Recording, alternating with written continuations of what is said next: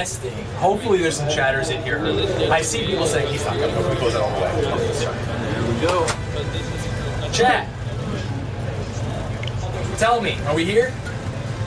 I think we're here. I know I'm here. I know you're here. I think we're here. Production taking a sneaky link side call. You get to see everything that goes down. You do get to see everything. Full transparency here at Tiger's Den. Yeah, exactly. We don't mess around. This has been a family effort. Everyone showed up and has tried to make the stream better. Weird Ari, Riaz, Shuko, are we live? How are we looking? We are live. We are live. I'm waiting for them to tell me. There we go. What's audio? What's video? Audio's the hardest, chat. Yeah, audio. Hey, audio has been. Well, video is very hard too, because we are, for people who don't know, at the GenG office in Santa Monica. You couldn't come, and if you're not here, that's your fault. But that means that we have to route the 80 people who are playing down there, the people who are playing on the stream setup across the room, down to this, the caster's room, with production, and it's been a little bit of a to-do. Yeah, definitely multiple links. So it's like we got this room here. There's another production room down there. Audio sounds like it's coming through something other than your mic. That's possible, because this is all set up by Peepaw. Is audio going through the right mic, you think? We can maybe just turn it down. Lower the gain on mic and then sit closer. Video great? Video great. That's the thing about us. Yes. Clutch camera. Very clutch camera. Very clutch camera. Shout to production. What's up, chat? You could be smoking? No, I mean, let's make sure that it's good. Webcam mic type energy. Tap the mic. Good call. Is it that mic? Do you see it? Do you see it jumping? Wait, is it using the wrong mic? Is this using the wrong mic? Webcam. All that testing we did. We unplugged the webcam. We unplugged the We webcam. did. I was like, we're gonna accidentally do this. Where's the mic coming through? Where's the mic coming through? That does not have a mic, right? There's no. Oh, it could, but That does have a mic. That shouldn't be on. that shouldn't be on. Noise of an AC coming through the mic. Now that's facts. You're gonna get a little bit of noise of the AC hot. coming through the mic. We can, we'll try and cut that. But this is grassroots. This is esports. You know what I mean? There we go. This is how it used to be. I showed production how I used to make overlays in OBS, and he cried. He actually cried. He said, "I don't feel comfortable doing it this way." Stanz came in with the grassroots tech. Yeah. Right? We have 700 overlay boxes all cropped differently. No Discord ping? Mods, can you Discord ping? We're out of pocket today. We're at the office in beautiful Santa Monica. It's sunny. We're in Los Angeles. I'm here with Charles. Sorry, Charles. Tell the people about yourself. They know me. They Hey, watch what's me. up? What's up? I'm Charles. I'm a Smash caster, and I just so happened I actually moved back away a little bit ago. I actually used to live in SoCal before, and I was just here for vacation. So GenG hit me up. I was like, Put him to work. Yeah, I'm down. I'm down to commentate some Smash. It's been a minute, so I'm excited. I mean, 80 players. That's 80 people. It's actually quite a bit. It's busting down there, as people would say. There's a ton of people here, which is very cool because people say esports is dead, esports winter. You know, what are people doing? There's like a ton of people here to play video games. People are just playing video games, man. Hell yeah. And at the end of the day, that's what it's all about.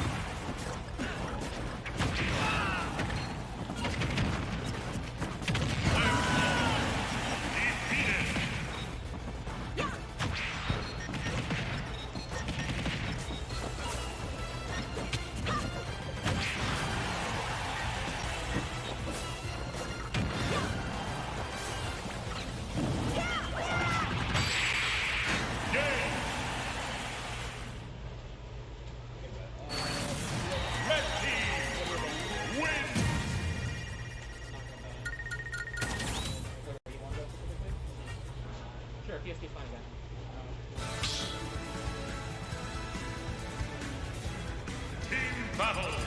Mr. Game and One. Zombie.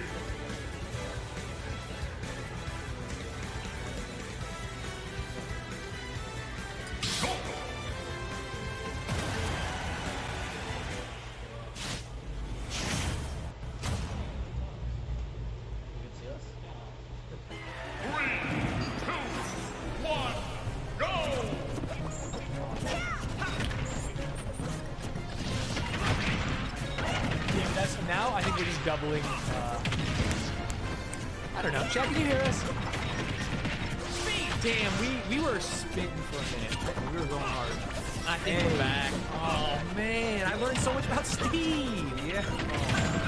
Well, it's good. So, Chad, did you not hear us at all? No, they definitely did. You guys have to say something. The game is loud for a while. Yeah, crank it down. Still loud. Yeah, right there. Beautiful. All right, Chad, you guys are the best at helping troubleshoot. Yeah. You're out on the battlefield. Actually, you're not. That's the thing. You got to be better. You got to be faster. You did? No, someone was like, is there going to be commentary was the only thing I saw. What a statement. It's crazy because we're sitting here talking about the game going, what the hell? Oh, I lost Twitch chat. We killed them. Oh, it's Twitch chat, come back. Because just tap the, yeah, click that and then tap the, yep, we're good. We're so back, all right. Oh, okay. Let us know about the balance. We'll figure it out, man. We did see Toon Link and Game & Watch kind of own Game 1. They actually played really well. Some good team combos at the end. Some great coverage. They look like people who have played together before. Because there was no questions about who was covering what on the ledge. Exactly, yeah. I mean, when you're playing doubles, I mean, you can communicate vocally, but for the most part, it should be by feel, right? Yeah. And just knowing your teammates so well, knowing what they like to do in certain scenarios, and kind of covering other options or backing them up. Mm-hmm. That's the main thing. And I think, yeah, Toon Link right now and the Game & Watch doing a very, very good job at that. And Steve already down to the last stock here, not able to grab too much materials, but finally does have the diamond out. But at a single stock, it might be a little too late. Okay, here's the grab. Oh man, what do you do? So much pressure on this platform here. It's another thing Game Watch is so good at is you can just set up these forward airs right by the platform. Tries to reflect the anvil, but Fat Rat not going to take the bait. The down smash so close to connecting. Oh, that forward smash, yeah. That thing is strong. The diamond forward smash. Oh, you're going to take so much damage here. Oh, unfortunate. Might have a chance. Shulk coming in with the backup, but Game & Watch such good edge guarding potential here, especially with the up special. Oh yeah, man, hits him with the chair. That move is so broken. Oh, I think, wait, they're trying to swag. I saw him throw out the pancake. I saw him pull out the side B. Oh no. They want something here. They're thinking devious thoughts right now. Yeah, don't let him do it, Shulk. Oh. Wait. Oh, tries to get a we can take game audio up like 10%. Shulk, get out of there. You gotta get out. Oh man, this is so hard.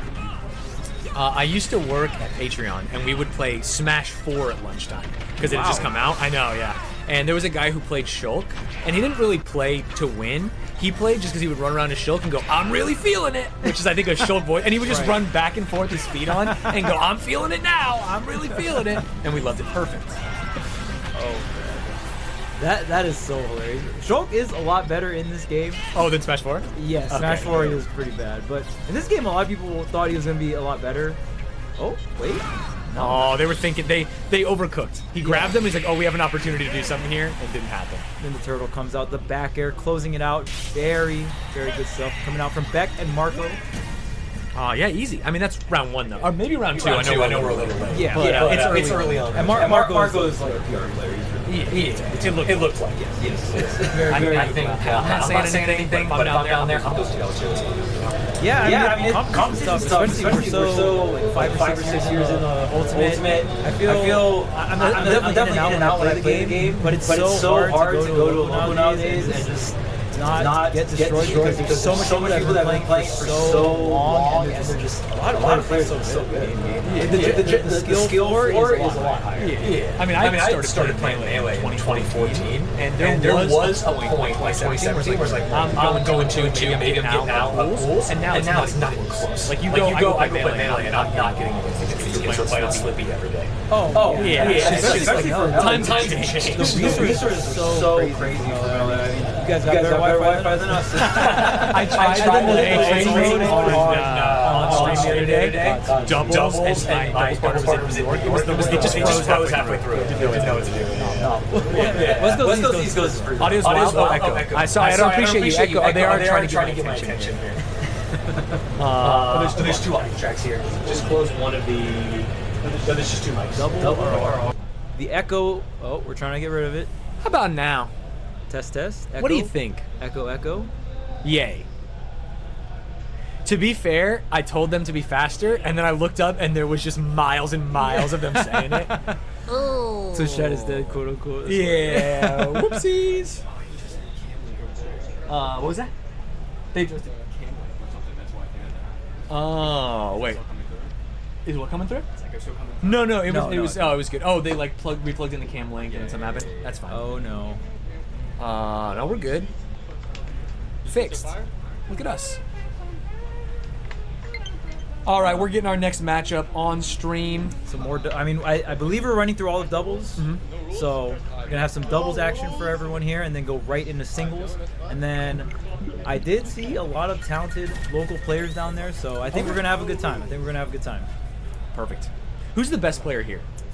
Maybe you don't want to say because you're like, oh, wait, that's like me making a decision. Yeah, I saw Shine. Shine's really good. I wouldn't be surprised if he's like one of the top seeds for sure.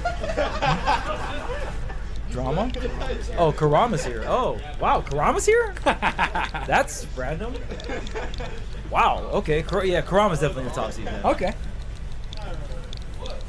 Wow, that's crazy to me. Why is he in SoCal? Damn, came down all the way for the Tigers Den. Hell yeah. Okay, we got a little pop bonus. Chad wants to know who the best character is these days. Oh, it's definitely Steve. It's definitely Steve? It's like easily Steve? Yes. I follow a lot of the Steve discourse because I think it's funny. Like, are we banning Steve? Are we not banning Steve? Where do you fall on that? I'm pretty anti-banning. But yeah. I also don't play the game, so it's unfair for me to go into the community and be like, you can't ban Steve when everyone's having a miserable time. Yeah, I think I live in a realistic world where we have to get licensing from Nintendo, and I don't think Nintendo would ever allow a character to be banned. Because I think it doesn't make the game look good or them look good in terms of, I guess, like a designer aspect or whatever, right? Yeah. They made a mistake. Right? Is Steve so broken that he could be banned? If that wasn't involved, like if I'm just making that decision in a vacuum, I say yes. Yeah, just for competitive. Yeah, literally just sheer competition. There's no other outside factors. I think the character's bannable. Wow. Because so you know how like Fox has 20XX, and it's like eventually if Fox players get so perfect and they it's impossible. It's never gonna happen. It's so crazy. Like the actual 20XX of everyone is a Fox in bracket. Right. But you think it could be Steve XX? There is Steve tech that is crazy. Like to the point where Steve could do tech to get hit on purpose, get hit, and then hit you back with a kill. Right, and it just confirms. Like it's like you get hit. It's guaranteed. Yeah, you're reducing knockback and utilizing various glitches in the game to do that. Right. And then there's also these other so Steve has defensive tech that's really hard, frame 1 or 2 windows. And then he has offensive tech that also makes it so he can do crazy combos with just his starting weapon. Oh wow! So he starts with wood, but on paper, if he hits you once with wood up tilt, you should just die. Really? Yes. That's sick. But I know I'm saying that's sick, and everyone else out there is like, no, that's sick in a bad way. Like that's. I mean the tech is crazy. Yeah. And it's called NIL, no impact landing. So whenever your character in Smash lands on something, there's 2 frames of lag, of impact lag, and it's probably also in Melee too. Yeah. But since there's a character that's spawning a block, if you double jump and you actually put a block down in a 1 to 2 frame window, Steve actually snaps onto the block and has no impact landing. Okay. So then he can so it saves him 2 frames, so he can do anything while jumping up to a platform. Yeah. Faster than any other character. So he just like ladders you up and then he up smashes you up in the air and you're good. Oh, that's so sick. On to game 2. I think we'd reset to 0-0. Unless we're jumping in halfway through. No, I think this is game 1. Okay, we got some very different characters here. I see Daisy. I see Mr. Mishima on the screen.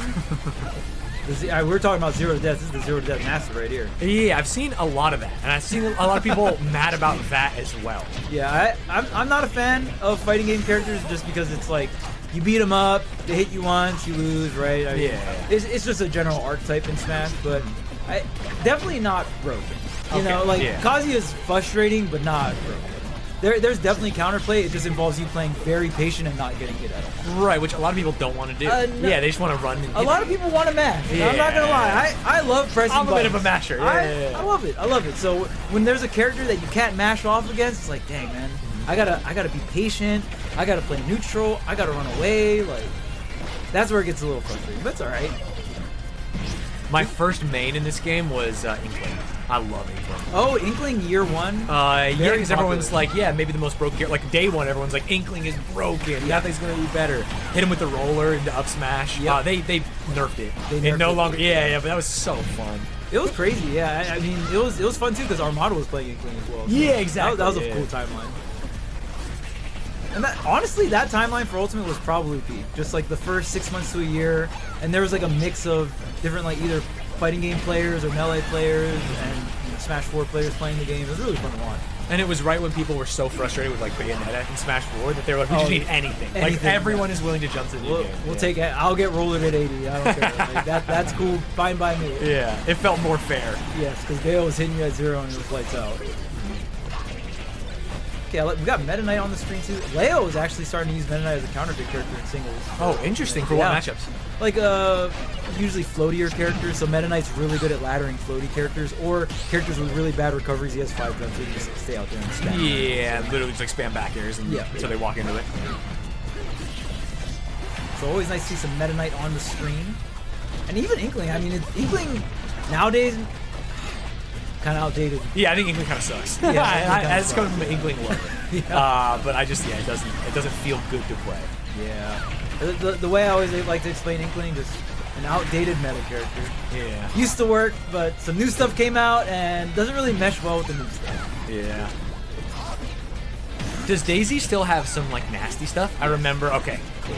Probably one. That's like one of those characters where. Super good, has a ton of potential, but you have to like break your hands.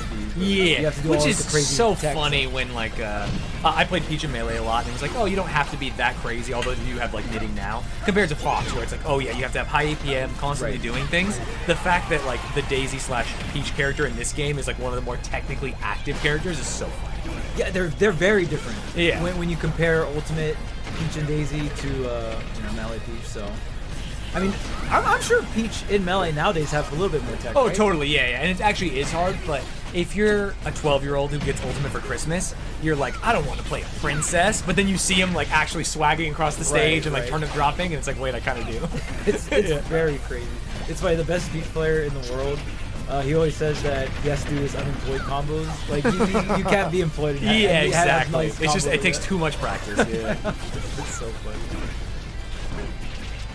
Okay, it looks like, wow, pretty close game here. At least Kazuya and Daisy down to the final stock. Oh man, right now Daisy just holding center stage. There's the rainbow, the up air. You can do a lot of cool stuff with the up air too. With in this game compared to Melee, you can do like the drag down multi-hit stuff. Yeah. Yeah, in Melee the hitbox starts so low, Peach just kicks her legs up, but like it's a little whack. Well, because I don't play Melee a lot, but when I do play Melee, I play Peach. Her up air is fun to use. You can do like falling up air it's stuff. Like swag. Yeah, but it's not swag. Necessarily good. It's you know not what I mean? good. Yeah, there's like other moves. But it is very hype when back you air covers like above you better than up air does a lot of the time. You're like, well, okay, this is kind of whack. But when you hit that up air, you do feel really good. Yeah. Oh, finally. Mr. Mishima going down. Kazuya is such a heavy character. Oh, no. Really? From the down throw. Okay, wow. That felt insane to me. Yeah, I mean, Inkling just getting a KO off throws, you don't see it too often, so Meta Knight, a little light, probably at around 160, 180% there. So it looks like Meta Knight Inkling gonna take the first game here. Was it? No, Daisy. Oh, Daisy Inkling. Daisy Inkling. Yeah. Unfortunate. I know you were excited to see the Meta Knight, but the Meta Knight was the one getting taken into the blast room, unfortunately. Yeah. Shouts to Meta Knight. I for some reason there's just legacy characters that I like seeing just win. Yeah. Like Meta Knight, DDD, those are like brawl characters to me. It's like seeing someone from your hometown be successful. Exactly. You're like, hell yeah. Yeah. You know, not these new guys. Yeah, Meta Knight's still going. Yeah, Like, exactly. hell Yeah. yeah. Good for him. Two Donkey Kongs, different teams? Okay. What am I looking at here? No, Wait, is this both the are- same? Is this the same? Did we get a new matchup? What is going on here? They went random game one? Random game Oh, one. the Meta Knight wasn't even real. Dang. That sucked. And so this is real mains? What the hell is going on here? Wow. Okay, so looks like Shine's Donkey Kong is very good. So he actually will use it in singles for a lot of different matchups here. So just watch the white Donkey Kong. Okay, but Palutena gonna definitely be really good against Donkey Kong. He's one of the meta characters still. I mean, Donkey Kong's weird because Donkey Kong shouldn't be a meta character, but even in Melee and Ultimate, we're seeing obviously Junebug do crazy good with Donkey Kong, right?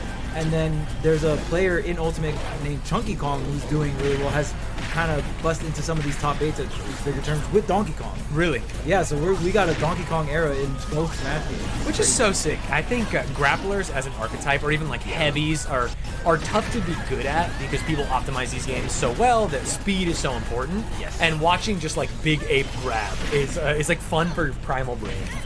It's crazy to me, particularly in Melee. Because for Ultimate, I can kind of see it where it's like, okay, well, as long as you play really clean neutral, you do hit really hard.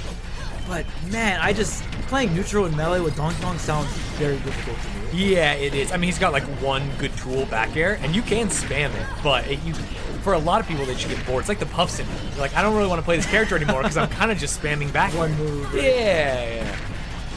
But now that more people are doing like cargo throw stuff with DK, there's like some fun things you can do even if you're not playing against a fast faller. It's still sick. Yeah, I just like, especially when I'll watch some of the matches with spaces, I'm like, man, what is this? Yeah, what is he supposed to do? What does You know, it's just Donkey like Kong up do, throw, man? up throw, up air, up air, up air. Yeah. Oh my goodness, the giant punch cleaning house here. Looks like this double Donkey Kong really working well. Oh, the back air, no punish though. Yeah, Sephiroth's gonna be pretty good here too, just because you have that long range. One thing that is tough about Sephiroth in doubles though, is you're very light and you're very tall.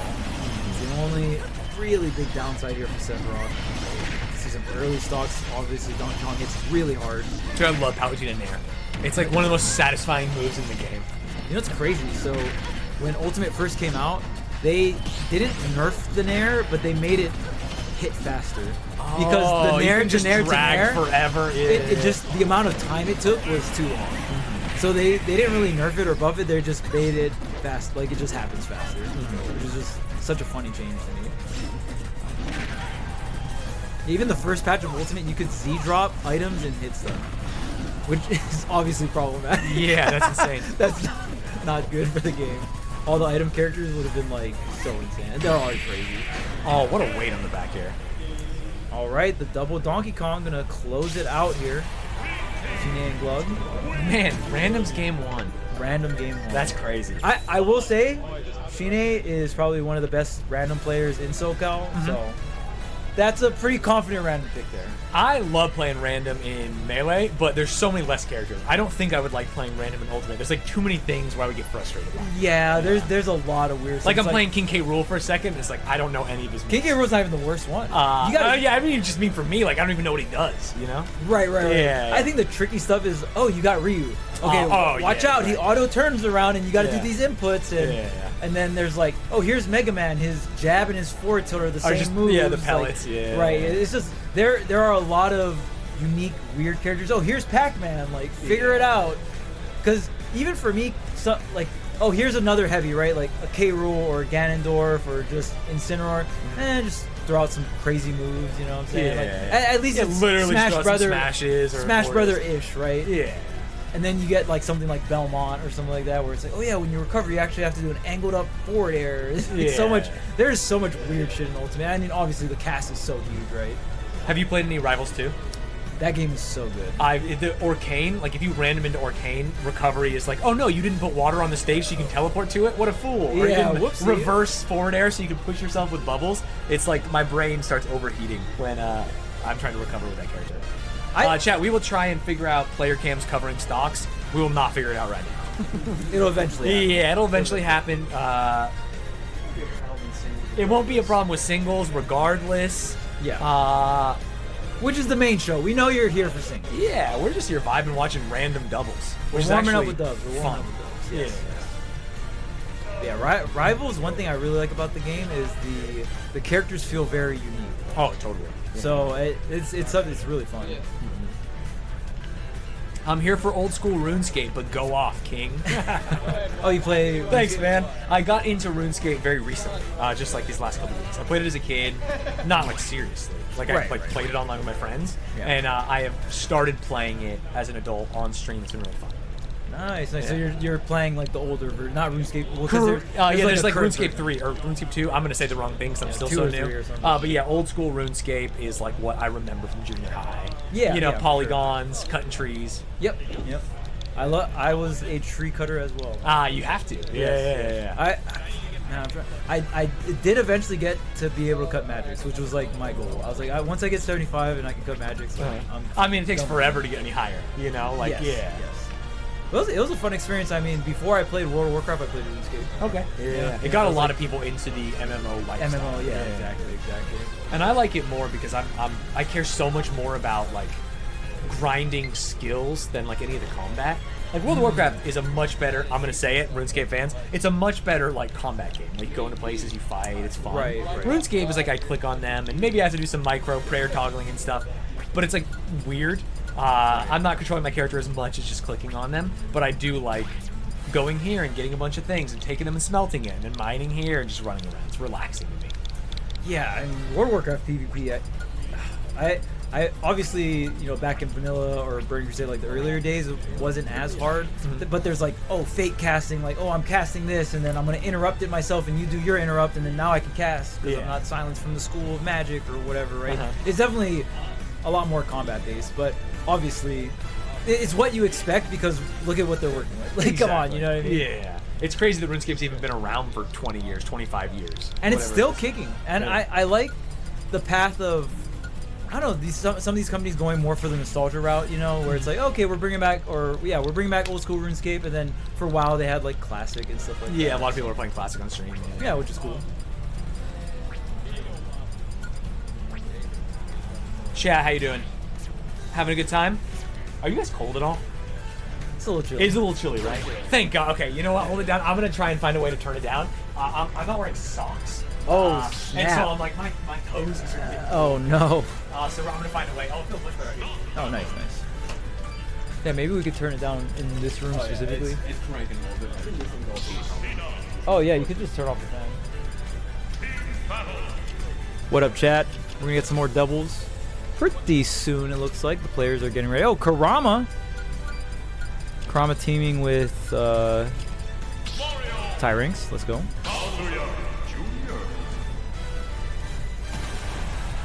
We got the Mario Lucina here. I wouldn't be surprised if this is the top seeded team of the tournament. So, let's see. Oh, it's Vlad. Not my bad. Vlad and Karama. Solved. Oh, nice. Alright, that should be much better. Alright, what are we looking at? Is that Bowser Jr.? That is Bowser Jr. on my screen? And probably the top seed for the doubles tournament. We got Karama and Vlad. Okay.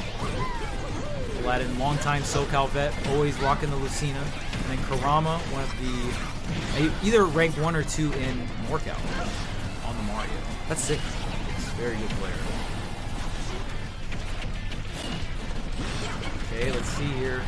The offstage is going to be really rough for both Junior and Kazuya. Okay, Vlad actually losing the first stock here.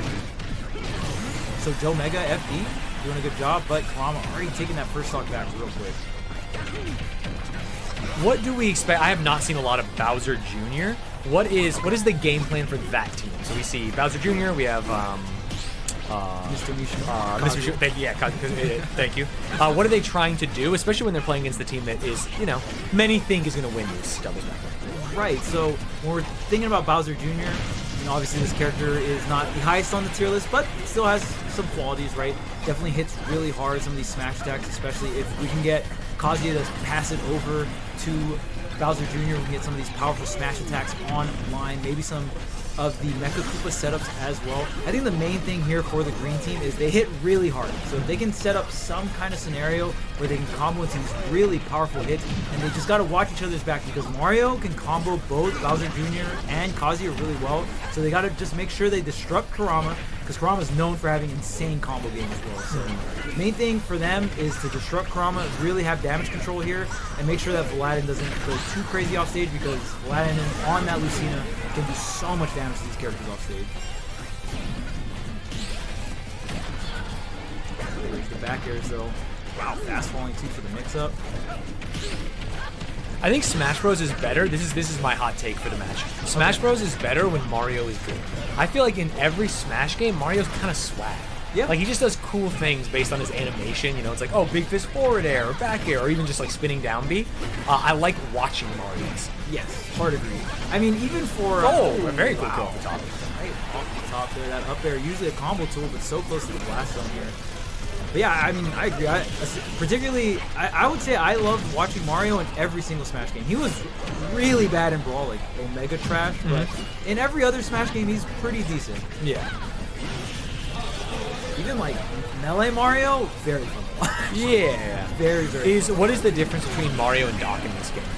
Like, is one better? I feel like I've seen a ton of Marios, and I've never seen Dr. Mario ever. Yeah, Dr. Mario, I would say Mario just has those universal stats, which are just better. So, moves fast. Oh, wow. Wow, that was very quick. Holy! You could still, you saw the two blast zones making an X right there. Yeah. Simultaneously. So, wow. That's a huge game one here for Jomega and FD, taking the first game versus Vladen Kurama, probably the top seed of this doubles bracket. So really good stuff, and really unleashing the power of Kazuya and Bowser Jr. I wouldn't be surprised if that was Mr. Mishima that ended that right there, but we'll see what Kurama and Vladen can do and adjust here.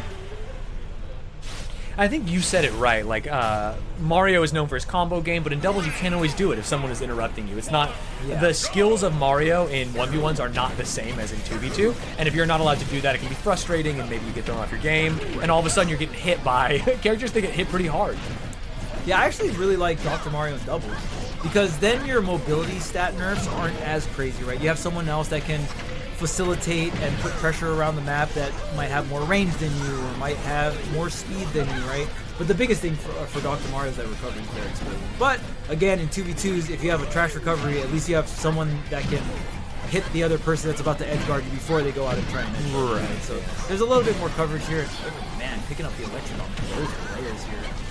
But yeah, one thing that is crazy about Dr. Mario is he has like a really good up B out of shield, because Mario and Dr. Mario, they both have frame 3 up Bs, but Mario's doesn't kill and Dr. Mario's does. So that's probably the biggest difference whenever you think about the characters. It's just the mobility difference and then the KO power Dr. Mario is insane. Okay, off stage here though. Okay, we're gonna get a punish. Yes. Oh god, man, that's crazy. Slam. Yeah, that command grab is so good. And Kazuya, I don't know what they did when they're making this character, but he is glowing blue or has super armor more than half the time. He's doing his moveset. That's so funny. Okay, but he's glowing red right now, which means he has the rage drive on deck. The double parry into that was sick. All right. Wait, they're kind of swagging on. Oh. Okay. A straight hit knocks him off. Yeah, I mean, right now, this Kazuya is going in. 3 stocks online, still has the rage drive. Okay, yep, still has the rage drive, so you're going to have access to that special move. Tries to do it right there and is going to lose the rage drive. But you also get passive buffs as well. 150%, and Kurama trying to set up the fireball. The Mecha Kuma coming to the rescue here. He's going to lay off some pressure, and now Mr. Mishima back on stage. Oh, he is living. Yes, this character, I'm not a big fan of fighting against this character, but the thing I complain about the most is I hate how heavy Kazuya is. I always call him Bowser in a suit.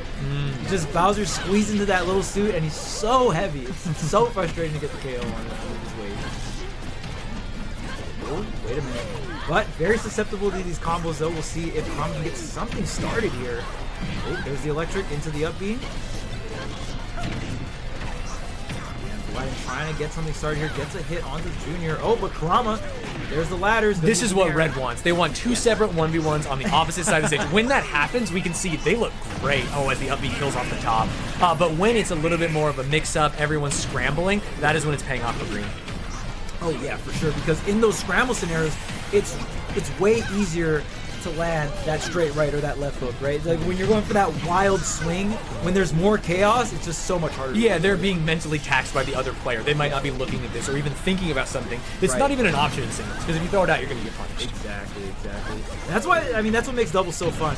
Especially when you're playing, it's so chaotic and your attention's getting split in so many different directions here, but do we just have a straight up 1v1 for this game too? We do, and it was a decision made, because he didn't have to command grab and go for the suicide kill. So he trusts in his teammate, trusts in Bowser Jr., this is a very scary situation to be in. Yeah, especially against Kurama here, from a very seasoned, very experienced player. Would argue probably the top seed of the singles bracket. Okay, Mexico does get set up, goes for the forward smash, right up and over. And that's something that works when your teammate's alive, doesn't work in a 1v1, just like we were talking about. 3K jumping over, Kurama just holding the center stage, not letting the reversal come through the jump, the 2-frame. Wow. Into the back, lives. Not enough. He uses the fireball, and yeah, just gonna go ahead and clean it up with that back air. Very clinical coming out from Kurama. And it's a little scary. Like you said, it was a decision made. Yes, exactly. So, I mean, maybe in that situation, like you were saying, the scrambles were so much in the favor of green team. Maybe you don't go for that trade, and maybe you try to really recreate these scramble and chaotic environments where you can get these wild hits. Yeah, and I'm going to go out there and try and adjust the camera so that we can move it up after this next game. It's going to be crazy. But maybe we didn't know, like maybe the percentage was beneficial, right? Maybe he's at 180% and the Lucino was at 10%. So it's like, you know what? This is way worth it. Let's get us out of the situation. I believe in my teammate. And maybe it wasn't. Maybe he was just like, I'm going to swag and I'm going to command grab suicide. I just want to take you down with. Okay. Yeah, which I love. I think it's so funny and so sick. I've played Crag in Rivals, and you can kind of jump off stage with command grab, throw him down, and some fun stuff. Okay, here's the back here. No combo starter. Ooh, right into the electric and comboing the other player. I mean, that's something you got to have a lot of awareness in doubles. Sometimes you hit one player and you just bait the teammate to come in and you just start comboing the next player. Oh, try to get the down air. Wow, great air dodge. Man, Kurama is just zipping all over the map here. Recovering his teammate Aladdin. Punish out of shield, gonna be the up special. Kurama's done a great job at like switching his aggression between characters to watch either his teammate or to continue a combo, as well as knowing when he doesn't need to. Like, oh, I'm just gonna ladder, I'm just gonna up air, up air, up air. And it's something that's really hard to do because you have to have so much experience playing the game, but also see the entire screen, which is something that like I can't do very well. Yeah, I feel like any combo characters, especially in doubles, the dynamic changes so much. When are you in it's singles and I'm just going for my combo mode? When is it like bait and switch? And then there's like these straight hit characters, something like a Lucino or a Cloud, where you can just go for these straight hits and be like, oh, well, I don't really got to think about combo. Yeah, exactly. Like, get my straight hit, reposition, get my straight hit, reposition. Falling out of the nair here. Rama a little sandwich, but fighting his way out, scrapping it out. Mario has such good hitboxes. He can just stand there and just throw them out center stage. Someone will run into these, right? And they did. There's a shield break here, and that is going to be the stock taken, but not from the player that got shield broken. Very great backup coming out from Omega here. I'm hearing from chat in that last game he was at much higher percent, so I think it was the higher EV play. Ah, I see. Uh-oh, wait, is that the stock? Oh, wow. Lucina actually getting hit on the stage is so unfortunate. Omega actually had a really good off-stage setup there going with the abandoned shift. Okay, a little interruption here. Oh, the up smash. Nice up smash. Enough, but dies to the F smash. Yeah. Oh, and then sets up an edge guard. Teammates there. Oh, little Koopaling. Oh, pops himself. Oh, can you interrupt the somebody? instantly using the rage drive there, and I don't think Kurama has a stock to spare. Wow, I mean, this is winner's quarters. It is best of 3 here, so Kurama's going to have to have the clutch gene to go ahead and, I mean, wipe 3 stocks at least. I mean, maybe Junior's hiding another one. Yeah, who knows? That's crazy. What an upset. Even getting a game 3 is cool. Oh, very cool. Up B, drops the cart. Doesn't kill. Oh, that's it. Oh, wait. Oh. Not going to get the edge guard, even with both players covering high and low here. No punish on the throw. There's the nair into the up smash trade, and that will do it. And Jomega and FD are going to move on and putting Kurama and Vlad in probably the top seed of this doubles tournament into losers bracket very early here. Oh, that was cool to watch. I have never seen this game. Bowser Jr. specifically, I don't think I've seen like any high-level footage of, and it felt badass. I liked it. Yeah, Junior, again, most people don't put him that high on the tier list, but this game, there's so many characters. Oh, are you right? going to move the things? Okay, thank you. Sick. All right, we are moving those. They were covering the stocks. I hear you, chat. We're going to figure it out. Your voices are heard here. Your voices are heard here. But yeah, I mean, there's just so much characters in Ultimate, so I just feel like every month, I mean, it's even crazy in a game like Melee that's so old. It's like, oh wow, look at Donkey Kong getting top 3 or top 8 with here no changes. That's what's really crazy. No, that's even crazier. But with Ultimate, it's like, oh yeah, by the way, apparently Bowser Jr. Discord like figured this out and went up the tier list or something. I wouldn't be surprised because there's so many characters that come out of the blue in Ultimate. I think the game is built like that because they did a lot of universal changes, right? Where it's like, oh, jump squat's universally 3 and they just did a bunch of universal changes, so it's just a lot more balanced. And there's so many characters that just come out of nowhere, you know, every couple months. It's like, oh wow, look at this! This character got top 8, and we didn't even really know this character was that good. And sometimes Bowser Jr. Discord finds out something. Bowser Jr. is now good. This character who has a good matchup all of a sudden goes up the tier list because it's like, oh, I have to have this character in my pocket to wait, deal I with can this. do what against Steve? And yeah, exactly. And all of a sudden everything has changed. It's funny because I am a brainless consumer. When I'm playing a game and I die to something, I'm like, this is OP, nerf it. And then sometimes developers do. People complain and like he gets nerfed. But then I look at Melee and it's like, wait, what if we just figured it out? Like maybe it takes 5 years or 10 years. Like would games be better if we just like let them live and found our own ways to deal with adversity in them? Yeah. I don't know the answer. It's tough. I mean, it really depends on what you want your experience with the game to be. Because I feel like I competed in Brawl and then Smash 4, but Brawl to me was, I don't know, they were both really fun experiences because Smash 4 was the first Smash game that we had that they started making changes. Right. And the fun thing about Smash 4 is they didn't give a fuck. They went crazy with it. They're like, all right, so Donkey Kong grabs you at 50, so before Donkey Kong grabbed you at 50 and just like not, it was whatever. Right? Yeah. Then in Smash 4, they made a patch where it's like, actually, when he grabs you at 50, you're dead. Yeah. You just lose your stuff. Yeah, they're just like a confirm. Yeah. Exactly, right. And they did that with Bowser, too. They gave him an up throw up here that killed you at like 50 or 60. They were crazy. In Ultimate, they were a lot more tame, which I think is better, but like not as exciting. Right. Because we'd all be like, oh, Ultimate patch time. Yeah. It's time. And it's like nothing. Yeah. Like all right, this got buffed a little bit, and this got nerfed a little bit. I'm like, man, where's like the crazy stuff, man? Yeah. Like, Donkey Kong kills you at 50 for gravity. Double the knockback on this move or something, you know? Like, let's get something crazy. And they were more willing to... There was a really big shield stun because beginning of Smash 4 was a hyper-defensive game. Shield was really broken and rolling was broken. But they made shield stun almost... Like, they increased it by quite a bit. So you could be like, versus one shield. Right. Which is fun to watch and play from most people. I think it was a good direction. But with Brawl or Melee... I don't know what it is. It just feels really satisfying when you grind something for multiple years on like the same version of it. And even though a matchup is really, really hard, it's like, well, if I play perfect and if I perfect shield every single X and then I grab and punish Y, I should be able to win. And when you actually pull it off, it feels really satisfying. Oh, I thought this was real. Sorry, I heard the announcer music and I was like, shit, we're missing games. Oh no! This is hand warmers. I'm going back. I'm going back to where we were. We're good. I got scared. It's warm in the hands. I think it also creates an opportunity. So that feeling you're talking about, if you are the guy who's grinding Donkey Kong or Wario and no one else is, there's no chance that a patch comes by that makes him good. And now everyone's playing him. And maybe they nerf your character. You it creates like a moat around you and like, no, you're the Donkey Kong guy or you're this guy. Because it's going to take years of people grinding to even get to where you're starting versus just the patch change. Right. Yeah. And it's like, oh, patch change. Oh, because that's what happened in Smash 4. So Donkey Kong got buffed. Yeah. And then all these top players just had pocket Donkey Kong. Yeah, exactly. And the Donkey Kong mains are like, well, this kind of sucks. You know? Like, exactly. And then everyone gets better at the Donkey Kong matchup, and it hurts you as the main. Right. Like, it almost is protection for the purists. Exactly. In a way, right? Yeah. And we like to reward those players who, play a lot, practice a lot, try and discover new things.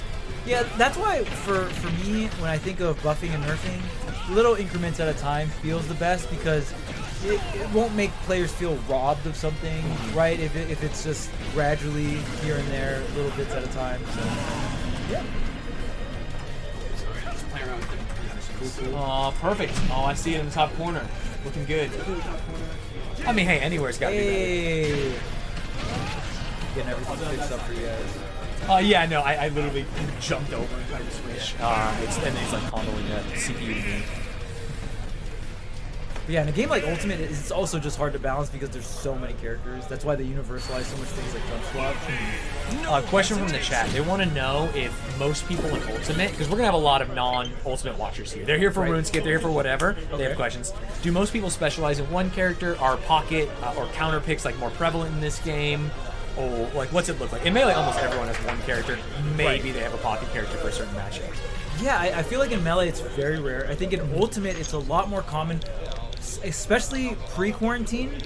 Pre-quarantine it was very popular because you got to think, because I view the Smash community in like two different communities. There's like the Melee community and then there's current Smash game community, right? Because I mean there are players that stick around and play Smash 4 or Brawl, and there's like really tight-knit small communities, but for the most part the Brawl community would just jump to Smash 4 and then they jump to Ultimate. Yeah, right? yeah. They So just it's like stay the with most recent game. Yeah, right, we're playing Smash so Bros. Because of that, a lot of those players are like, okay, I'm just fundamentally good and I'm going on to the next game.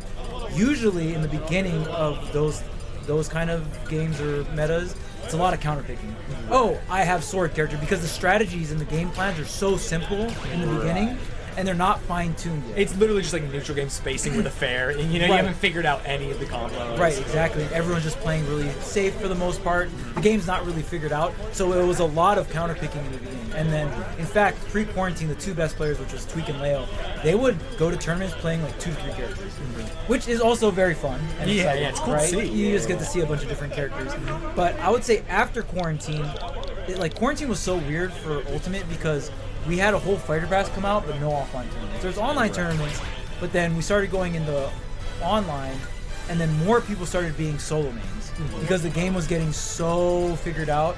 And I mean, I don't know how the early meta of Melee was like. Maybe it was something similar where like people just had pocket Sheiks and stuff like that. Yeah, people had pocket Zeldas at that time. Right. Yeah, right. it's like, oh, I'm playing Puff. My Zelda Fair and Bear is gonna be so good. Yeah. But I feel like as any game gets older and it's a lot more refined, it's like I don't know if I can get away with just spacing forward air and back air with Lucina Yeah, you need anymore. so much more knowledge. Yeah. Right, because players are just getting a lot better at the matchups and stuff like that, and everyone's kind of figuring out, oh, okay, well, in this specific matchup, I don't really play my character like this. I have to play it specifically like this against these tools. So everything just gets so fine-tuned because, I mean, even Melee matchups, I mean, there's not a lot of meta characters in Melee, but the matchups are so developed. Like, every time I watch a Melee tournament, the characters are playing so different depending on matchups, and that's just because it's just decades of development in these specific matchups. So even though there's less characters, the matchups are so much more defined, where I feel like Ultimate's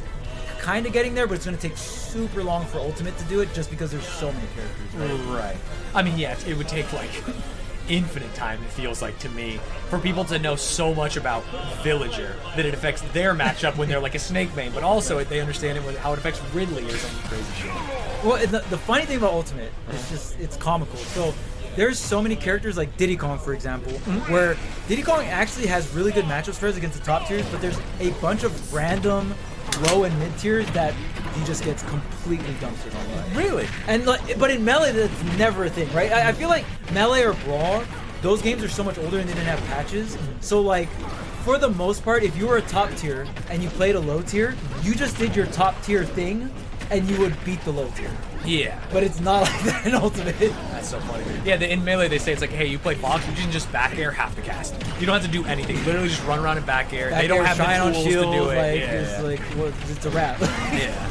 But then those mid tiers, like the ones that are advancing right now, are the ones that do have good matchups with like spacing. So it's like DK combo spacey's really hard. Yeah. So that's kind of like that example of a low tier doing something good to a high tier. Whereas I think DK has some pretty tough matchups in mid tier itself. Comparatively. That's so funny. Yeah. But you zero to death spaces. That's just comical. But there's so many spaces. All right, what do we got going on here? We got some animals on the screen with the cat, the big cat.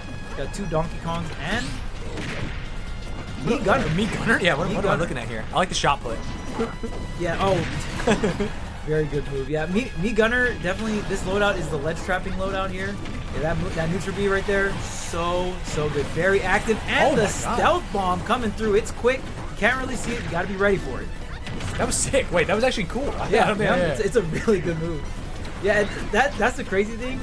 So in Smash 4, we actually, I don't know why we did this because Mii's weren't even good, but we made it so Mii's could only use their default moves. Right, you didn't do the custom moves, yeah. Right. But in Ultimate, everyone was just like, you know what, we don't care anymore. Like, yeah, no one's even using them. Yeah, Mii's, you use whatever you want. Uh-oh, Donkey Kong off stage here. Me Gunner on the ledge trap, but not going to be too successful here. Jania and Glug looking like no random for this game 1. Going straight to the double DK. It's serious business out here. Exactly. Oh, the up smash though coming through for Incineroar. Incineroar also very fun to play. Yeah, I think there's just some characters that are like, if you're playing with your friends, they're swag. And it's like DK, Incineroar. You're looking back to the old games, Ganondorf, exactly. It's like, who's just a big guy who's going to do a big hit and look cool? Yes, very fun to play. Oh, man, right now, Donkey Kong really holding on the stage, not going to have the distance there. Lammer's not going to be able to make it back on the stage here. Chowder going for the back throw, gets the double hit there. 1 Donkey Kong down. Man, Incineroar just needs to stay alive. It's going to be challenging here. If they can kill 1 Donkey Kong, I think they have this. I mean, 2v1 in doubles, a lot easier. As we saw with like Junior versus Kurama, it's very hard to do a 1v1 against a better player. Cargo throw takes him off stage. Oh, yeah, tough recovery for the big cat. The big cat is not too great at recovering, but the stealth bomb from all the way downtown. Catching DK, charging up that neutral B here, and here's the 1v1 situation, and good thing Lammers not having too much percentage here, so gonna have a little bit of an upper hand. Donkey Kong, a little bit taller of a character, so can have a struggle getting in on some of these zoners here. Lammers gonna set up shop, and there's the ledge trap going right, comboing right into the grab. Oh my god. Up air, barely missing. Oh, but 1 grab could mean everything for Donkey Kong. Gotta watch it. Oh, dude, that was cool. I've never seen Me Gunner played really. What the hell? That was badass. Yeah, it's cool. I mean, do people think it's lame? Like Ultimate's like, oh, you're using Gunner, like you're a lot of projectile, like playing against Richter or something. So, lame in Ultimate. There's so many different angles, right? Fair. Right, yeah. Right. So, I would say most people hate on zoners, but since Me Gunner doesn't really get used a lot. More people would think it's more cool. Right, the underdog outweighs the zoner. Underdog, yes. If it's a bad zoner, people are fine with it because you don't see him a lot, and they're probably going to lose anyway. Whereas if it's like a winning zoner, that's like the nightmare. Like this sucks. Exactly. It's almost like Steve would be cool if he wasn't as good because his moveset's kind of interesting. You know what I mean? Like the mining and the platforms, but he's so good that it pisses people off. So broken. And even character design wise, I think they knocked it out of the park. Sakurai and his team did an amazing job. Like, when you're playing Steve, it's like, oh wow, it feels like you're playing Minecraft, you know? And like capturing that feeling in itself is just insane. It's what makes Smash, right? But then when you get competitive, then you start nitpicking at like how strong is it and stuff like that. So, I mean, when I think of character design wise, I think they knocked it out of the park with Steve. Obviously, there's a ton of complications when you make a character that builds platforms, and it's the first time it's ever happened. The only other time I can think of is like pieces of terrain being spawned in is like Pac-Man Hydrant. Oh yeah. That's kind of swag. Hydrant into like the up B circle and stuff. It's some cool stuff. But maybe I wouldn't think it's swag if it was like, you know, defining the metagame. Yeah, I mean, even for me, Pac-Man used to get a lot of good results, and there's still really good Pac-Man players, but most people would call Pac-Man. Yeah, fair. But Pac-Man is a very good zoner. Like meta zoner, has like frame data and stuff like that. Yeah. That's like the crazy thing in Ultimate that compared to other Smash games, like in Smash 4, zoners had like really bad frame data. But in this game, zoners can just fight you. Yeah, which is crazy. Like they should. It's like Guile in Street Fighter. It's like, wait, he can throw all those booms and his normals are really good. This sucks. And Man. he just messes me up when I get next to him. Yeah, Where do I win? Exactly. It's like the exact opposite of Dhalsim. It's like, oh no, if I'm up on him, like I'm actually gonna fuck him up. Yes, exactly. And the great so Gunner is one of those zoners that doesn't have all those crazy spots. Exactly. If you can see, lose- a lot of the game plan was run away, set up some of the traps. Right. Yeah. And if they get close to me, I don't have the greatest moves. Dang, that stealth bomb is putting in work. Yeah, we've seen at least 3 kills with it. Yeah. I think in doubles specifically, we're talking about like the chaotic environment. How are you supposed to see an invisible missile coming at you, right? In doubles, when there's so much other stuff going on, you take your eyes off of Gunner for a second, and then just the stealth missiles coming. Oh, we tried to save Incineroar. You have to run off up air here. Oh, you can't because Donkey Kong putting too much pressure. That's the thing about Incineroar, specifically against Donkey Kong, you can just get the cargo, run off stage, throw down, and oh no, not at 20. Not at 20%. Wait, no, that's not gonna make it. Needs me Gunner. No, not like this. Me Gunner was supposed to up air there. Go to game 3. Oh, yeah, man. yeah, exactly. Just jump off. That's tough. Ooh, that hurt. Man. Yeah, you have to, if you're playing Incineroar, you have to stay center stage, you have to stay around your teammate. But when your teammate's a zoner, they can't actually get in there and scrap and help. You're going to get kidnapped and taken off stage so many times. Yeah, you gotta be so careful, especially Donkey Kong. It's just so random. There's so much specific interactions, right? Like, Incineroar doesn't have to worry about that against most of the cast, but specifically against Donkey Kong, starts up the cargo, walks right off stage, and that cat's recovery is not the greatest, especially when you get him to go down real low, really early like that. Oh man, it's so impossible. Yeah, when the game came out, I had some friends who played Incineroar, and it was like kind of fun, but it felt like it only took us bad players a day or two to realize, I think he sucks. You know what I mean? Like, I actually don't think he has any of the tools, and his recovery's terrible. Yes. Like, his neutral's bad, his recovery's bad. Yeah. I can maybe see it in doubles, but I didn't see it. Obviously, they won game 1. It just felt so... It's not even their fault. It just feels so bad for that to be able to happen to your character. I love... and we saw the switch to Greninja. Yes, oh, okay. The Greninja coming through. Chowder wants to be able to recover. Very respectable here.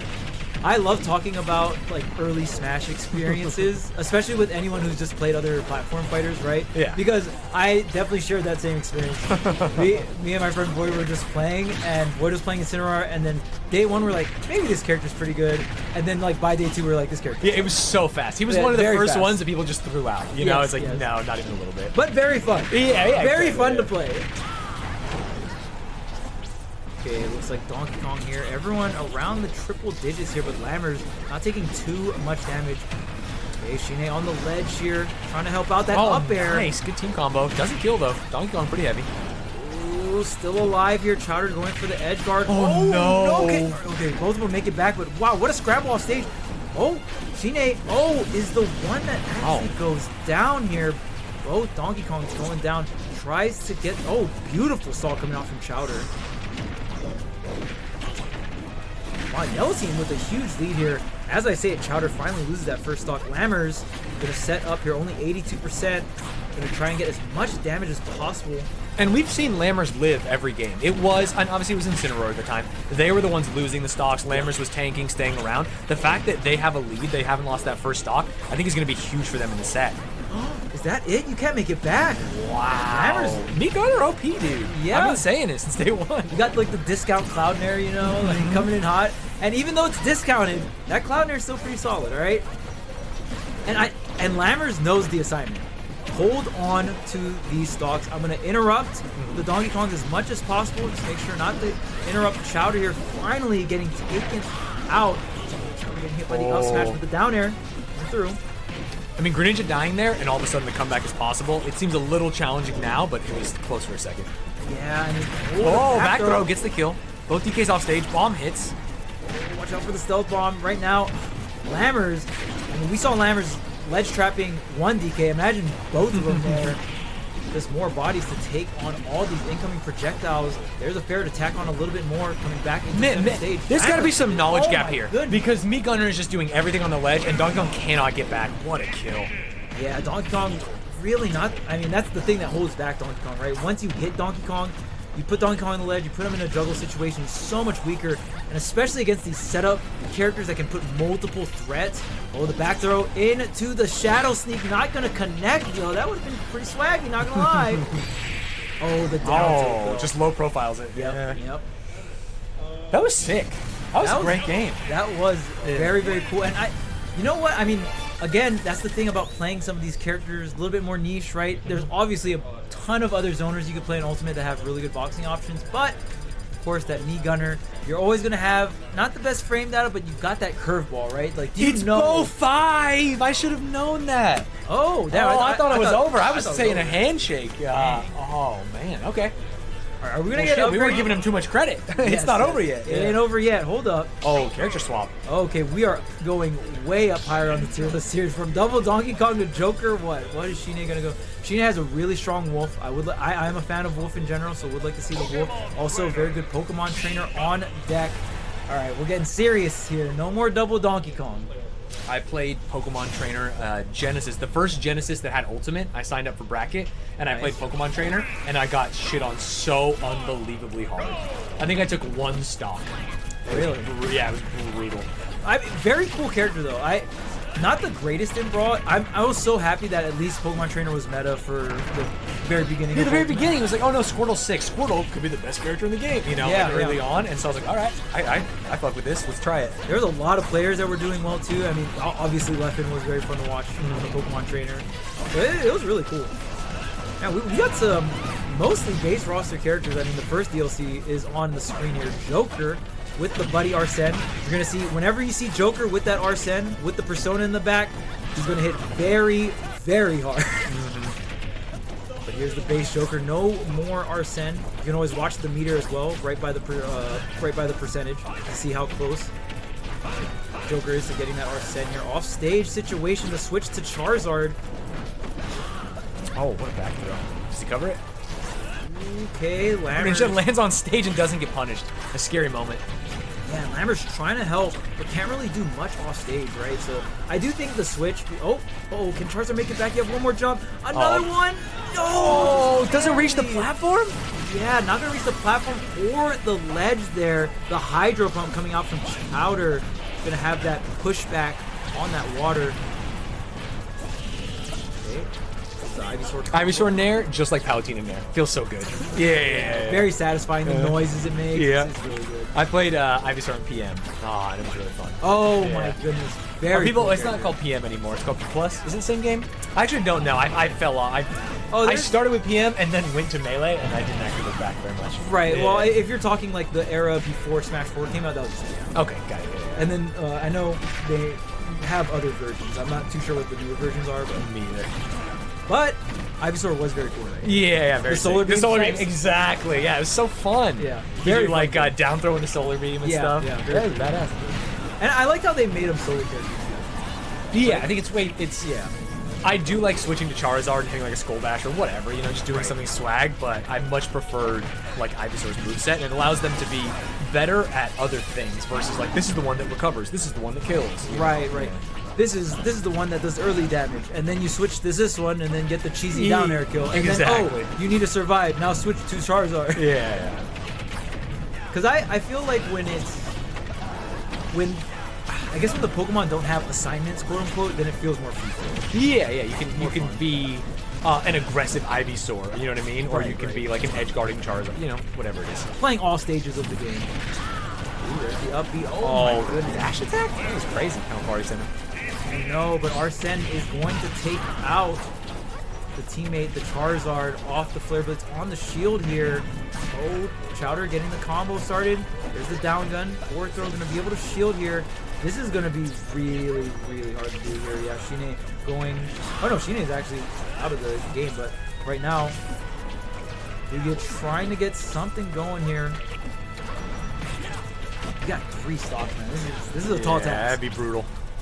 The Rebels guard just gonna wait for the down air, saves the double jump, gonna be able to make it back to stage here. Up tilt still not enough. Arsene, Big Brother, has arrived, but it might be too late. Down air tries to go for the up smash, but that back air should do the trick here. And just like that, Chowder and Lammer is going to take out Sheena and Glugs from the winner side. I would assume this is a upset in terms of seeding. Hey, it felt like it, but it didn't look like it in terms of gameplay. You know what I mean? Like a 3-1, like that felt pretty solid. Yeah. And the one they lost was a very close game, and the ones they won, they had a lot of stops. Yes. Yeah, and it always felt like, even switching from the double Donkey Kong, I was like, oh, okay, we'll see how this works, but didn't really feel that much different. No, right? no, and not at double all. Donkey Kong is the one that got them their 1 win. Yeah. I think the big choice was to switch off Incinerator. And that was the one they lost. Oh, wait, hey, Donkey Kong can do this to him. Let's just get you on a different character. Really, Lammers was putting in work. Just stay alive, recover, you know. Be there to down smash off my combos with Greninja or whatever. Shadow Sneak, it'll be good. Oh, yeah, for sure. And Lammers did. I definitely, if I had to give an MVP, it would be Lammers. Oh, for sure. The gunner was going crazy. Although you almost want to say, like, Lammers did everything right, it felt like it was a knowledge check. They were like, what do I even do on this ledge? Like, there's a bomb here, there's something flying, I can't process this My fast teammates enough. coming up to the ledge, too. That's a Exactly. very double-specific moment, because when you're grabbing the ledge in a 1v1 scenario, you don't have to worry about a teammate. Oh, like, you don't have to share the ledge with anyone. Right? Yeah. Like, this is my ledge. Like, I'm grabbing it. I'm gonna use all this invincibility. Like, hold up. Yeah. But then your teammate's like, get out of the way. I'm trying to recover. Yeah. You're like, dang, and there's wait. a bomb, and you're getting Oh wait, hit. so there's a Yeah. bomb there, and then the other teammate's there, and like, wait, what do I? And then you just get it. Yeah. And that's the crazy thing about doubles. It's so chaotic. You don't really have a time just to take a breather. You know. That's the one thing I will say, especially for newer players, when you're starting to play singles and then you play doubles, and you're just like, what is happening? Completely normal. Completely normal, because doubles is way harder than free for all, because free for all is like, okay, anything that moves, I hit. Just hit it. Just Yeah, hit it. exactly. Get Just away try from and stay me. center stage. You know what I exactly, mean? I don't right. want to die here. Yeah. But with doubles, it's like, okay, there's two guys I gotta hit, then there's another dude that I don't want to hit, and I actually have to pay attention to that my teammate, because what if he needs saving, or like, what if he's about to get thrown off stage? Maybe I can interrupt it, right? Maybe I can help him recover. So there's so much things, and it's happening so fast. Yeah. It's fun. I think it tests. It's unfair to say it tests skill, but it tests like raw Smash Bros. Like intuition. You know what I mean? Like, are you doing the right thing at the right time? And are you doing the right thing at the right time when you couldn't practice the situation? Because all of a sudden you're playing against me, Gunner, when there's a second person on the stage and you're doing this. It's like, okay, I have to figure out the solution to this problem in my head in this exact moment. I can't just. Like we talked about Daisy, like not being able to have a job and grind out like the knitting stuff, you know, Right, the turnip exactly. drops. You can't just do that in double at all. Yeah, it almost reminds me of RTS a little bit, because when I think of an RTS like StarCraft or something like that, right? The game is made to, you have to have really good micro, and you have to interact with the actual fight really well. But there's so much things that are in the game that are literally put in there to split your attention off of the really one hard thing you're supposed to do, right? Yeah. So I feel like doubles is the same way, where it's like, okay, well, you have to play Smash and it's already really hard to do, but we're gonna throw in like these two other variables. Now your attention's split, so you have to do that one thing, but now there's all these other variables that are now just dividing your attention. So how good can you play Smash while your attention is divided? Exactly. Which is funny because different people have different skill sets of that, which you see in RTS. It's like, hey, I play Terran, I'm gonna drop all your bases and I'm gonna pray that I can divert my attention better than you can, because you're so used to playing in this way. And hopefully that will give me that little advantage I need. Oh yeah, and I mean, there was so many players like the Zerg player, Idra. Yeah. Oh, Yeah, dude, yeah. Yeah, he was like, watching him was super fun, because it's like, okay, I want to go to late game because I have insane macro, right? Yeah. I'm gonna 3-hatch immediately and pray I can hold any push, and then I just wait. You know Yeah, what I mean? exactly. Yeah. And then get to late game, and then this is my strength, and I can split my attention over so many different bases and so many different armies, but I'm really gonna bank on that skill to be better than yours and bring it to that part of the game. So it was really fun. Mine was the opposite. I never went more than 2 bases as Terran. It's like, I'm gonna push with 2 bases, everything. Bunker if I lose, all I in. lose. Yeah, Yeah, bunker exactly. all in. I'm sending SEVs at the same time. Oh Yeah. snap! The assembly line coming Yep, through. you have to. Because if I lose, they already had an extra base, you know what I mean? Like, I would rather put my fight micro to the test versus theirs than my macro over time. Yeah, and that's just such a. I mean, for any game, right? Like whenever there's a bunch of different styles that you can kind of lean towards, and you get to see so many different creative ways to play the game. Tell me about Hero. I know he can select spells. Oh man, He has a 1-hit KO spell, right? I know very little. he's got 2 1-hit KO spells. Ooh. They're called Whack and Whack. Okay. Okay. So if you see ACK, you know. Oh, he got whack right now. Yeah, so, and then the main thing, oh man, I'm gonna have fun, chat. I'm gonna have fun, chat. Explaining all the wacky characters of Ultimate. So, in a JRPG, obviously, you have like different things you can select from, right? So, Heroes Down Special will bring up a menu, and it'll bring 4 spells out. But it's 4 spells from a pool of a bunch of different spells. Right, you don't One know which large ones you're pool. gonna get. So, if to be really good at Hero, you have to be really fast at reading. You gotta be a really quick reader. So the way Heroes played in 1v1 is you kind of fish for like some of these buffs. So he has like Psych Up, Oomph, Accelerato. He has another one called Bounce that gives him like a reflector, so his body's just he's just a walking reflector. Oh, that's sick. Okay. He destroys zoners. It's really good. So he can play that strategy where he sits back and he buffs himself up, and then he's like a boss creature, and then you just got to come in and try to take him out. And then he has all these like different wacky moves, like he has different slashes that freeze. Flame Slash with Psych Up breaks your shield, so you gotta watch out for that. So if he's glowing red, he has more knockback. If he's glowing green, he has more mobility. And then on top of that, he has one really broken spell called Zoom, and you can be anywhere on the map, and it'll just like take you back on stage. You'll fly upwards and then just be on stage. Oh, It's probably the best recovery move in the entire game. right. And it only uses 4 mana. All these things I'm talking about uses mana. So you have to manage the MP, which is above his character. Right. I remember seeing a meme in the early days of Hero that was like, oh, if you play in Japanese, it's better because your opponents can't see like which one you're selecting and stuff. Yeah. There was a lot of controversy on actually banning Hero. Really? Just because, I mean, imagine, there's a Japanese player that travels to the US, he has to play a Hero player, and everything's in English. Right. Quite literally a disadvantage. Right? Yeah. So there was a bit of controversy when this character first came out, but for the most part, if you see the menu pulled up, just respect Hero. Yeah. But it's just weird because sometimes he could go for an offensive spell or just something that buffs him. So it's a little mind gaming too. Oh, there's the snooze, going to sleep, forward smash. Oh, Fun. wow. Okay. Yeah. He literally neutral B hits snooze while jumping away. You do it while moving, or So if you're in the air, you can use bring up momentum. the, Okay, you yeah. can Because kind that of was usually he wiggle. picked snooze, turned around, used it, got the sleep, Yeah. jumped in the side, smash it. So it yeah, looked if you're, slick. if you're facing right with the menu, you can reverse it to the other side. Got it. So if he's doing the thinking emoji and he's looking to the right, he can still shoot it left. Right. Beware. Here's the up smash here. Hero, wow, this is a really close match. Bowser Jr. and Hero kind of bleeding out here. But Young Link, very, very healthy. There's the arrow, not going to confirm. Gets the trap though. And stage control. I mean, blue team holding center stage, using everything, putting more damage out. Okay, holding out right now. Hero getting the sizzle there. Oh, back to back. Okay. Abandoned ship. Junior's out. Tries to get the edge. Castle misses. Oh, but that up B coming out from Mr. Mishima. Still got the rage drive on deck, but just loses it here. Goes for the command grab on the platform. The downer after the boomerang is going to be enough. Great catch on that Mecha Koopa. 190% for Joe Mega. Oh, but Kairos, another very experienced player here. That up tilt is going to do it. Kairos, one of, if not the best Young Link in SoCal, and then Marco, very, very good, if not best, Toon Link in SoCal. Oh, interesting. We got Kairos and Marco here today. So all the usual suspects here for SoCal local. Stack SoCal local.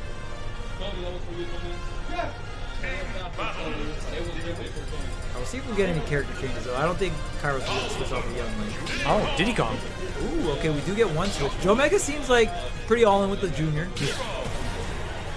And it looked good, like all in, and it wasn't an issue.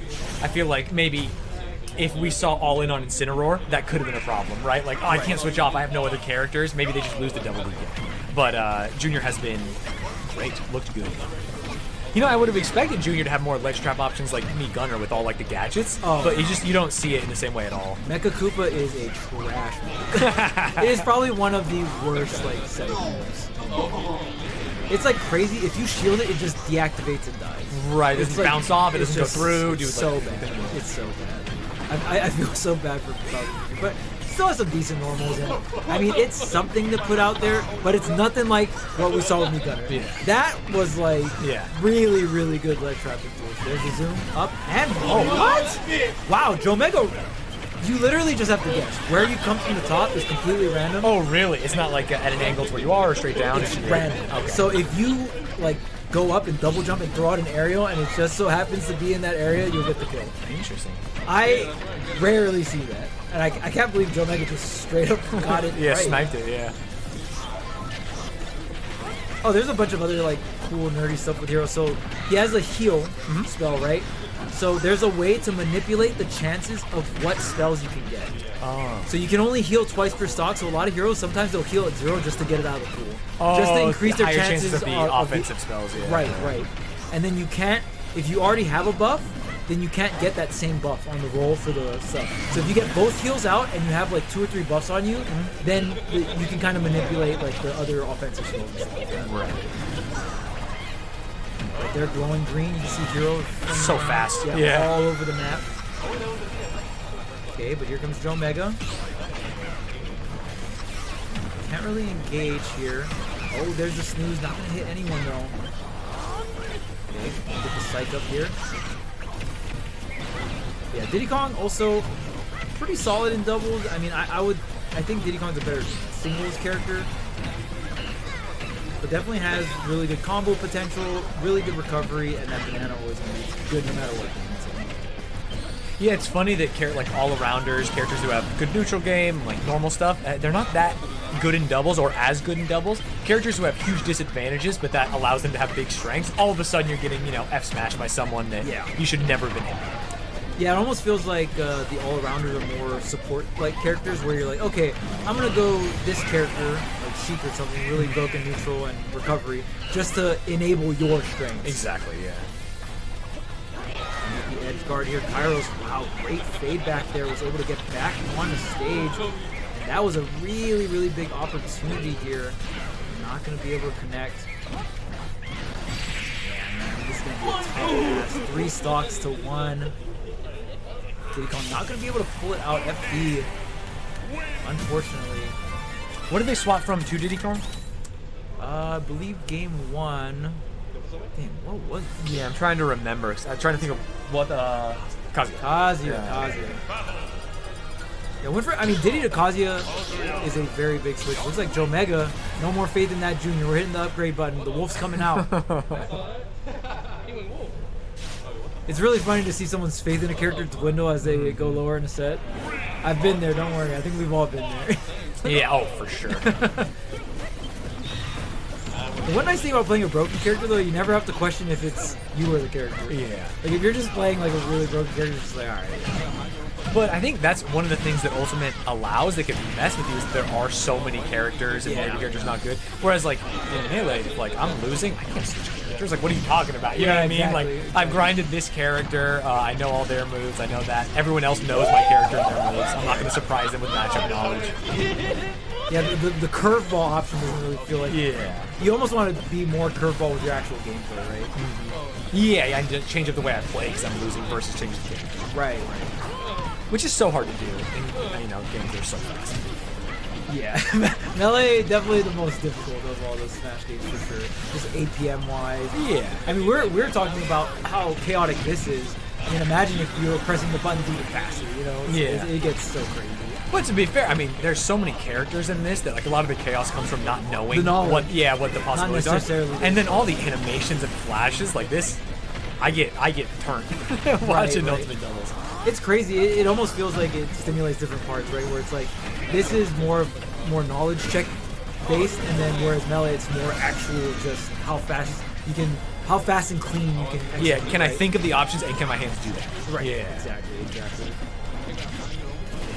Okay, scooping up. Ooh, nice interrupt from Joe Mega there.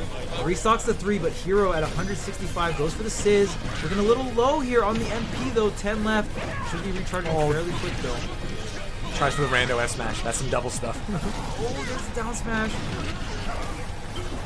Okay, I mean, still Hero 192. Surely after this electric, good thing Mr. Mishima gets the electric, has the base knockback. Doesn't matter, 190 or not.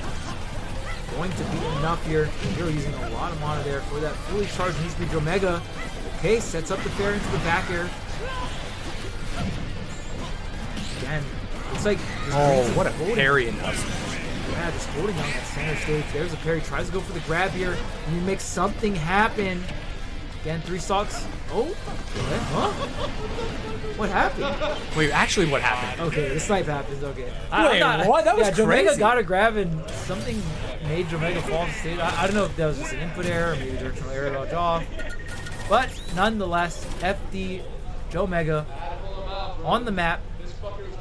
Got a game for this set here. Weird how that works after the upgrade button. Yeah, exactly. Junior didn't have what it takes. Yeah, it looks like switching off to the Wolf and the Kazuya. Again, Wolf going to be more of that well-rounded type character, so I think can support Kazuya, at least in the neutral, quite a bit here. And obviously, like, having a reflector versus, what do you call that, Hero is really nice too. Sometimes I won't even, I'll be playing Fox and I'll just see Hero pull up the menu. I won't even read what's on there, I'll just hold reflector. yeah. I'll be like, if you're planning on shooting anything at me, it's going right back at you. So.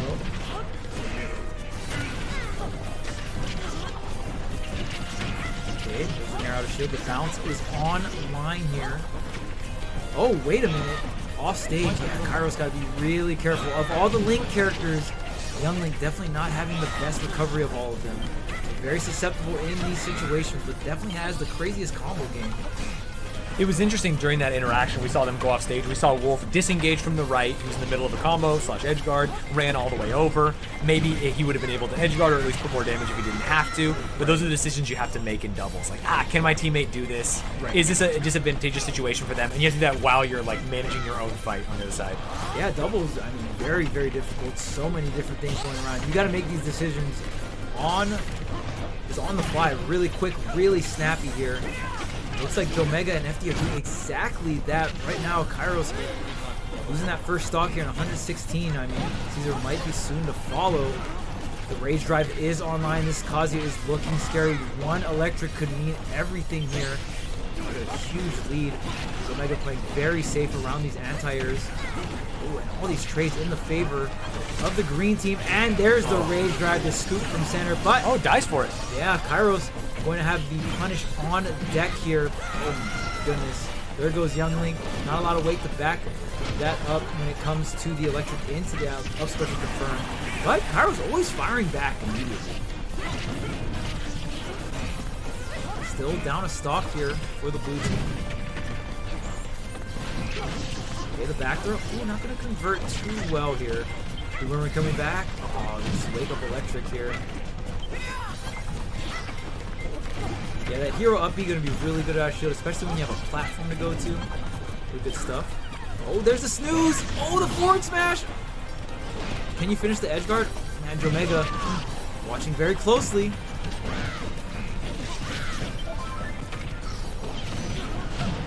Oh my goodness, what is going on the left side? Yeah, I'm doing too much.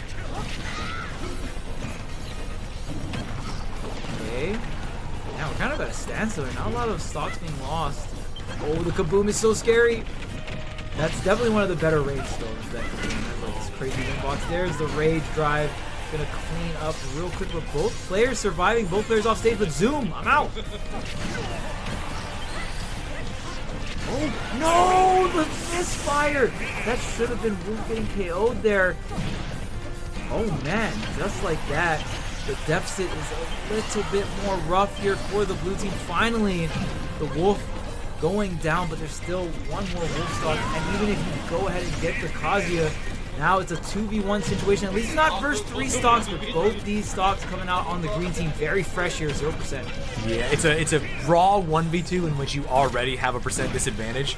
That's going to be tough. Yeah, Kazuya even getting back to stage is going to be tough. Oh, I guess not for Link. I forgot to grab him.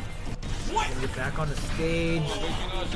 You gotta watch out for so many interruptions coming out from Jomega. And of course, if he gets any kind of electric that's going to be curtains at this point, 133%. There's the up B, out of shield. What a scramble scenario. And FD and Jomega bringing it to a game number 5. This Wolf Kazuya combo has been paying off. It has been. Man, Bowser Jr. was the problem. Feels bad to say. Yeah, feels bad. Yeah. Sorry, Junior. You didn't quite cut it. Not at this part of the bracket. I mean, this is winter semis, so. I love a skin Oh, change. did we get a switch? I think just the skin. Oh Am I no, crazy? we got Pit. Oh, I didn't even see Pit. I was looking at Young Link the Oh, whole yeah. time. Yeah. So we did get a costume change, but we also got a character switch here. Pit coming out, another character that a lot of people in the community didn't really have too much faith in, and then Zachary, one of the greatest Japanese players of all time, started playing this character. And man, this character is crazy. Like, obviously the character is not like a top 5 or top 10 character, but it is very fun to see someone that's very good at the gameplay fit. They can definitely make it work. Okay, offstage situation. Pit, multiple jumps with the angel wings here. Tries to get the trap with the down air, not quite hit the spot dodge. Going entirely through that nair here. Tries to get the reset with the jab. Okay, for another offstage situation. It is Dark Pit, so we see the Dark Arrow is not going to have as much control, but they're going to be a little bit stronger here. Swooping with the up smash, though, not quite enough. Oh, man, that command grab, so good. Starting out with the multiple jumps here, Omega trying to get the claws. Yes, so in Ultimate, you can actually throw hitboxes by the ledge, and there's a thing called two-framing. Yeah, they don't just snap, that you can actually hit them there. You can hit them while, there's 2 frames usually around that where they're snapping the ledge that you can hit them. So you see a lot of players in, Smash 4 Ultimate kind of go for those hitboxes right at the edge as they're grabbing. That's what they're trying to go for. Okay, there's the blaster coming out from Wolf. It's always weird too. I always give props to any player that can either play with a character that uses projectiles, or play with a teammate that uses projectiles. Right. I feel like it's a whole nother skill set. Because a zoner character in 1v1 is like, well, I'm just throwing this out here so you don't get to me, right? Yeah. But you gotta be way more aware of not hitting your teammate with the projectiles, right? Yeah, in Melee, my doubles partner plays Sheik, and in singles, like, you charge up needles, you let him rip. I've been hit by so many needles. I actually think he's a terrible doubles player because of reasons like that, right? You just can't do the same things. You have to have more of a brain to use the projectiles. Yeah, there's way more variables, right? And it's the worst feeling when you hit your teammate with a projectile and then the opponent confirms off it and gets a grab or a kill at that. It's just like, oh man, like, I'm really sorry about that.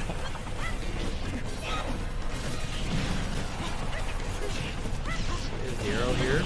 Nair. Tries to get the up special out of shield. Is going to connect here. 4 stocks to 4, and that command grab's crazy. Yes, it's very good. Yeah. It's very good. He has armor, by the way. Yeah. I mean, it looks. We were talking about characters like look cool, getting cool kills when you're playing with your friends. You know what I mean? You just grab them, slam them down, they die. Kazuya gets like all the close-up sequences, and if it's 1v1, you get a grab and do the down throw. The camera close up, close-up comes in, boom. I will say, a lot of the sound effects for Kazuya's moves are very satisfying as well. Okay. Off stage here, Omega. The get up attack, trying to create some space here, but ooh, the drag down forward air into the down smash, creating so much distance. Oh, there's a scoop again with the interrupt. What an interrupt. Yeah, to me the crazy thing about a grab having armor is that you're messing with like the holy trinity of fighting games. Right. Attack beats grab, grab beats shield, shield beats attack. Correct. Yeah. But when you put armor on a grab, wait a minute. Okay, so Kazuya, higher percentage here. You do have the rage drive. So you do have one really big hit. Oh, double kill. Yeah, I thought maybe going for the rage drive there would have been hit, at least cashing out the damage, but offstage situation. Oh, he gets it with the arrow! Oh my goodness. There was so much shit just flying at Kazuya in that moment. Yeah, and this is game 5. Oh, man. Maybe the first winnable 1v2 we've seen, based on percentages. This is very doable here. There's the wolf flash. Just goes for the Energems combo. No, you're sandwiched in between both players here, but the percentages are there. If you can get just one good hit. Wait a minute. I don't even know exactly. Friendly fire. Yeah, I think that was friendly fire. tries to go for the snipes. You're too Oh, he's too low. Way too low with Wolf. Oh, almost saw it. I mean, to be fair, they gave him a lifeline with the team kill. Yeah. That's literally the best Wolf ever played. Can't really complain, right? Yeah. I think the neutral air dodge wasn't bad there, but I think he might have fast because he kind of like sunk like a rock. Yeah. But that's how it feels. I played a little bit of Wolf. It sometimes feels like that. Like he just goes down. He's an anchor. Yeah. Those spacies, man. Fastball, straight down. Unfortunate, but no matter what, that was a banger set. We had 5 games. I believe it was our first Game 5 set. Yeah, for sure. Yeah, because we Game 4 win for the other team. Chat, how you doing? How you guys liking the doubles action? I know You said it there's was a lot like going on. watching a zoo exhibit, is what you said. Being exposed to this Smash Bros. Gameplay. Type 1 if you're here and alive. Is the pulse there? Yeah. I'm seeing we're talking about crossword puzzles now. Crossword could die. Yeah. Yeah, I will say there's a lot of characters here. Yeah. So it's a lot to take in. And multiple in each set. You know what I mean? They're like switching, which is crazy. It's a lot to take in. I promise you guys, singles, a lot easier to follow. A lot easier to swallow the singles. Yeah, I think events like this are really cool. Shout out to GenG. Hope they do well at Worlds. I don't know if you keep up with Oh, hell yeah. No, I'm a big Worlds guy. Chovy needs his Worlds, man. Give him a title. Yeah, it's deserves obviously he one. was like the non-winning. There's so much in LCS or even pre-LCS we had double lift, right? And he's in NA and he's like the best player purportedly, but he can't win anything. And then all of a sudden he turns it on and he wins LCS like 5 times. Chovy was that in Korea. This godlike mid laner gets all the CS on the map, but he can't win anything. Well, since he joined GenG, they won LCS what 4 times? Or sorry, LCK 4 times. They're going to Worlds. This is the best team that's ever been around him. I'm praying for. I mean, even just a grand finals. I would love a grand finals. If not the win. Chovy needs his flowers. Yeah, it'd be sick. He needs his flowers. Yeah. He's too sick at the game to not be a world champion. Yeah. So we'll see. I'm excited. Oh man, it is. Good. Playing stage is done, so now we have bracket coming up for League this next week. So Filler content complete. rest in peace, 100 Thieves. I think they lost, right, chat? I saw a lot of Sages in Discord. NA's feeling bad. NA can't get through play-ins anymore. Come on, man. No. It only gets worse. Yeah, it does Oh only my get God. worse. I'm scared because NA gets 2 just buys into Switch, right? So there's not NRG, maybe there's NRG, but there's 2 NA teams in there, and I'm hoping they don't just get body bagged, you know? Yeah, I mean, other than the finals, the LCS finals, like Team Liquid was looking really good. Like, Yeah, to that's the how point where they I could- always are. It's like, oh, Team Liquid, this is our year. They could maybe do something internationally, and they Yeah. never do. I mean, I'm very content if an NA team gets quarters. Yeah, of course, yeah. You make it out of groups. That's That's super our content. Super Bowl. Yeah, you know what I mean? That's what we need. Yeah. Just get into quarters. But it's super hard. I like that there's multiple Western teams that's possible for. Like G2. Yeah, G2 has done Yeah, it. yeah. In the old days, like Fnatic was the team that was doing it. Yeah. No, I love seeing Western teams get there, but it just feels like it's harder and harder every year. Yeah, it's just the game is getting. I don't know. The players are just so good. Whenever I watch someone like Chovy, I'm like, man, how do you beat that? You just gotta like throw 3 players at them. You know, it's like crazy how good the top talent. And then someone else beats you. You know, when teams are well constructed, it's just you're screwed. Or watching Knight's mechanics and stuff. Like, oh my goodness. Yeah, if it isn't Chovy, I'd be okay with that. You know what I mean? Like these mid laners that were heir apparent to Faker, but then Faker keeps winning. Yes. Faker just somehow keeps doing it. Yeah, I hate it, man. Oh, no, we didn't even see the Incineroar start on this one. They're going straight to Greninja. It worked for him in the last series. No more time for messing around. And, of course, we got Chowder and Lammer, so both these teams were able to take it in winter semis. Great sets, and the Hero really clutching out. And you know what I like about this? We got 2 different curveballs on each side. We got the Hero curveball, and we got the Gunner curveball, so some obscure characters. I'm the biggest Gunner fan after seeing this. I think the Gunner's ledge cool. traps are cool. Yeah, Gunner's cool. You know what's crazy? There's multiple options too. So you can see different builds of Gunner, which is crazy. But one thing to watch out here for Gunner is whenever you see that purple circle around Hero, that's bounce. Right, so that's the reflector. You That can't is throw the- stuff at him. And that's your whole character's archetype. So. Yes, literal passive reflector. Yeah. So Hero can just run at Gunner with that bounce, and it's not going to be fun. And Lammers getting another stock here. 4 stocks to 3, but Chowder coming back. And a great edge guard. Oh, he's gonna need some help. The wrong way here. Now 2 stocks to 4. Chowder looking really healthy on the second stock of the Ninja. Lammers, of course, does have that triple digit, but we've seen Lammers survive so long in these doubles matches. Man, that is so good. The bomb was still going off while the grab went off. Like that, if that ain't frame advantage, I don't know what is. I get stressed out when Hero's in his menu while like falling off stage. I'm like, no, you're gonna die. And I know they're not, but like as a new viewer of Hero, I don't like it. Oh shit. There he goes. So the main thing they're trying to fish for is zooming. You can cancel the menu mainly by jumping. That's like the most lagless way to do it. So, just holding them there. The forward smash connects, and Chowder knew the assignment immediately after forward smash to come through right after. Just like that, Chowder and Lammers. I mean, that was a pretty quick game 1. And that was 4 stocks to 0. I mean, obviously the team attack on the grab, you're going to die there, but basically 4 stocks to 0 at the end there, which is scary. Having to go into a game 2 thinking we didn't even really hurt him that much. Yeah. So, I mean, I didn't really expect the team with me Gunner to be just like looking so dominant here. And maybe being on the winner side of Grands. Yeah. And it's only game 1. We can't get too ahead of ourselves. Right. That was a very solid game 1 though. We'll see if there's any switches here. It looks like switching off Hero again. Yeah. No more Hero, going straight to the dark pit. And I mean, which is crazy. Maybe not feeling like you have the space to pull up menu as much. That's another thing that Hero does do. So when you like rush down characters, like traditionally like Fox or something like that, someone always up in your face, and you don't really have time to pull the menu and get the buffs, right? Yeah, you can just use your normals, and then it's like, why even have that whole system, right? Exactly. That's what makes your character good, and you're not allowed to use it. Looks like Lammers is back on the stage here. So this is going to be a very different playstyle coming out from this dark pit. Again, like you said, no more menu shenanigans. Going to be more of like a quote-unquote standard Smash character.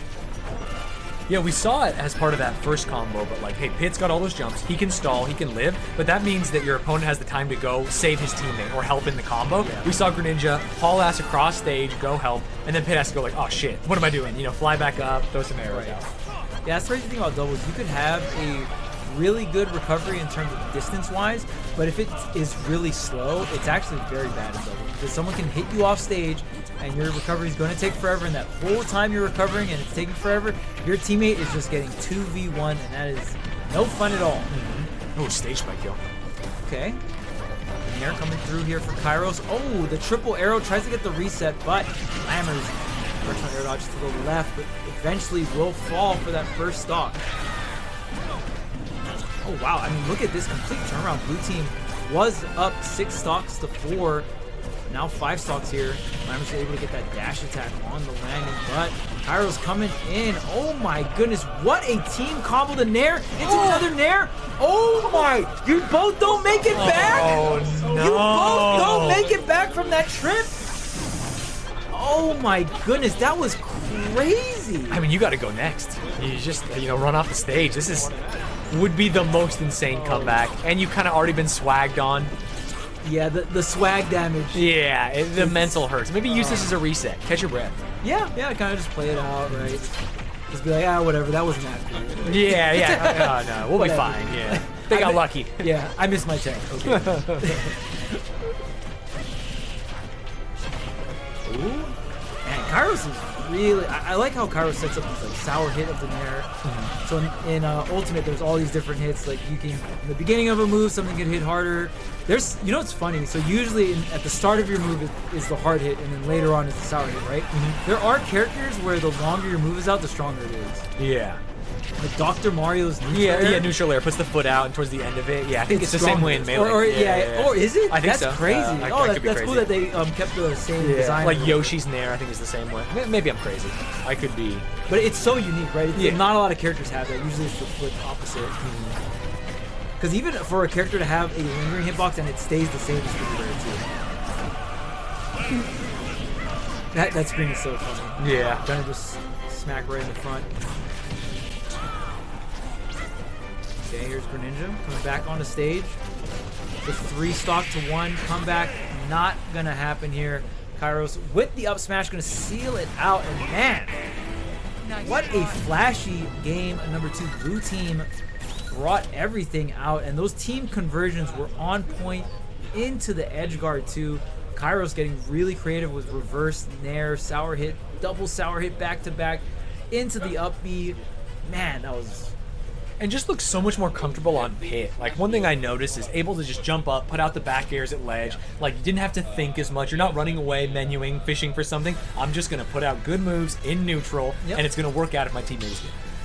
Oh, do I need to send an arrow to help my teammate across stage? Like, send me an arrow. Don't really have the speed, but that's one thing I will say, projectiles, if you are very aware, you could use something like a Falco laser to interrupt, oh, hey, my teammate just got grabbed. Like, let me send this Falco laser. It's faster than me actually running there, and it can interrupt the combo. The Incineroar is back. We're going all over the place with this roster. I'm not sure how much I believe in this, especially with how deep Dark Pit can go. Yeah, Dark Pit, that is a very good Just point. go out there, air, back airs or air. Literally just takes one of them, though. You don't even have to do, like, the multiple, and it's just too far. You hit Incineroar out of double jump with an arrow, that's great. Yeah, he just did. Doesn't matter the percentage. But we'll see if Chowder can stay alive with the cat, the big cat here. Trying to stay center stage.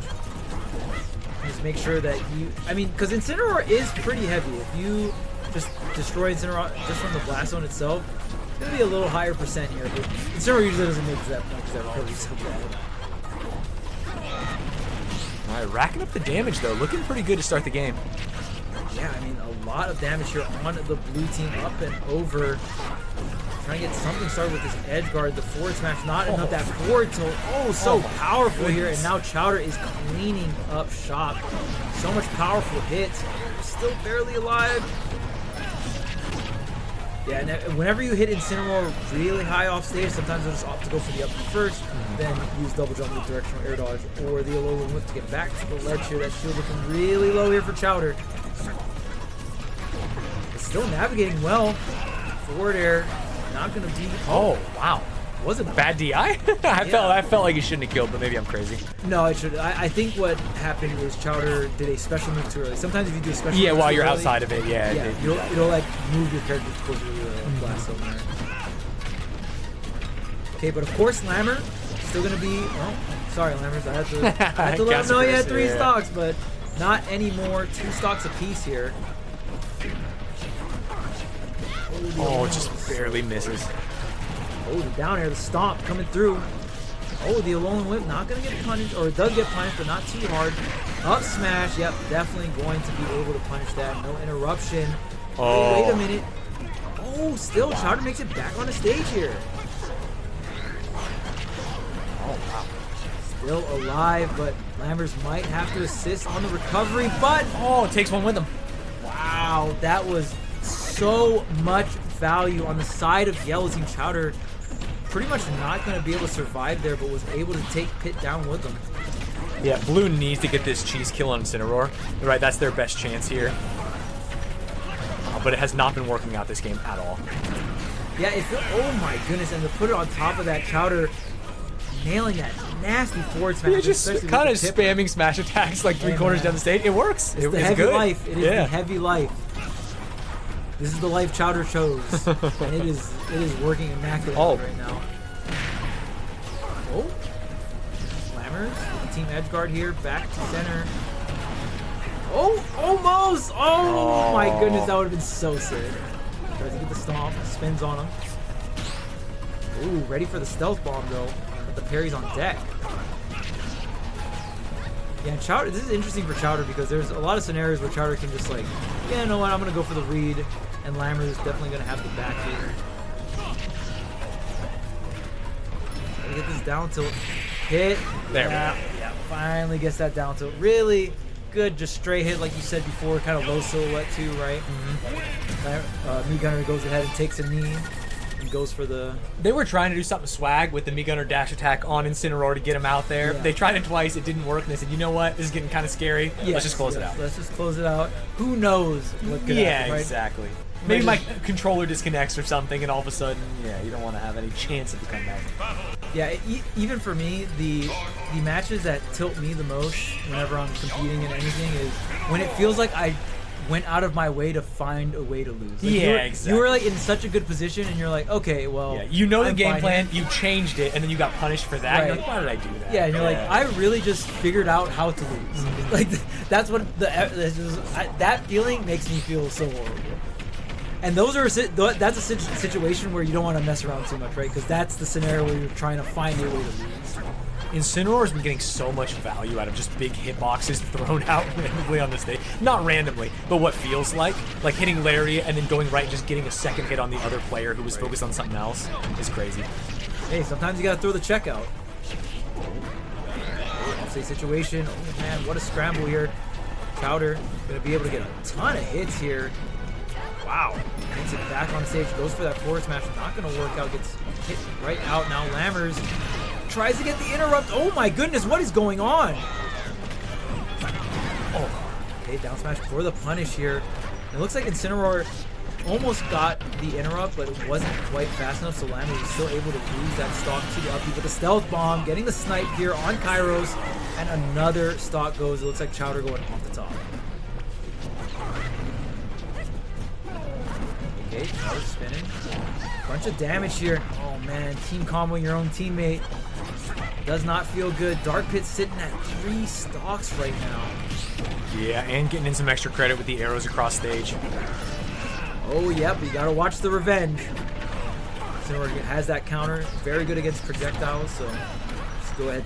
And one of the few counters that you can keep stacking it up. Revenge is just gonna be a buff that you get when you counter something, and then your next move just hits really, really hard. Got it. So you can keep stacking the revenge over and over again if your opponent keeps throwing out those projectiles. The stealth bomb trying to get some big hit here. Gets the snatch, the Alolan Whip, big damage, but the up smash for the punish. Well, Pit's out here though. Just gonna hold on, not gonna overextend too much, mainly focusing on these back airs at the edge of the stage. Just clipped by the up air from Link while recovering. That forward air is going to do it. Blue team actually just moving fast this game. We're not seeing a lot of different options. They're actually just literally getting out of shield faster, putting out moves faster. Oh. Yeah, I think the Incineroar might have to go away for game 5 if we get there. That's tough because their win was with the Incineroar, but I don't know. He is getting checked by these faster characters with projectiles that can just put out moves and run away. Yeah, I mean that's the part that really feels bad. Oh, nice my up smash. Goodness. What a Wait. charge and wait, hold. Oh. Are we just not having enough faith in the cat? Yeah, you almost just have to put out more disrespectful moves, especially when you're behind. It's like, hey, if we're going to win, something's got to change. Let me just throw these out here. Yeah, it's really... Those characters are so hard too, because if you have a bad recovery and you get punished, it can be devastating, right? Yeah. So that perfect balance. Oh, is my God. Such the hard part here. The up airs, the back airs. Oh my goodness. Incineroar has some of the biggest, fastest aerials in the game, so don't get it twisted. Doesn't have the best recovery, but some of these moves are really good. But there goes Lammers, and it's just the cat. Oh, he might have this. Oh my God, never mind. He's fast as hell. Gets away from the wall of projectiles. Oh man, this is going to be a 1v1. 140% on to Chowder here. There's a lot of rage in the tank. Dash attack barely falling short. Oh, man. Man, that was a lot closer than I thought it was. Yeah. I think stick with the Incineroar. Incineroar angle? Is it an Incineroar angle? I do think it is. It's an Incineroar angle. I feel like a lot of the success they were having came from abusing some of his strong hitboxes, like the up smash on the platform and stuff like that. What wasn't working was the blue team was so fast that we weren't allowed to see Gunner set up some of the ledge traps and stuff like that. Right. I almost feel like keep Incineroar switch Gunner. You know what I mean? Oh, Like I just feel like we weren't getting that much value. We saw the stealth bomb secure some kills, which we saw a lot earlier in bracket. It was just really challenging for Incineroar to get the space or the mental stack on the opponents so that he could throw out those moves that worked so well in game 1 or 2. It's like the mentality of switching off the hero, right? Like I don't really have the space. The pacing of this match is so fast. I'm not really being able to pull out menu, which is why my character's strong. And Gunner, like we said earlier, definitely not one of the quote-unquote meta zoners in Ultimate. Because wait, is this game 5? Or is this is game 5. Oh my god, what? Yeah, so we've had back-to-back game 5, good game 5s? Yes, incredible sets here with incredible characters. The Incineroar is getting locked in here, so it is indeed an Incineroar angle, and the Mii Gunner is staying. We'll see if Lammers can get a little bit of space to set up some of these, any kind of setup projectile, right? Because that's where Lammer really thrives here.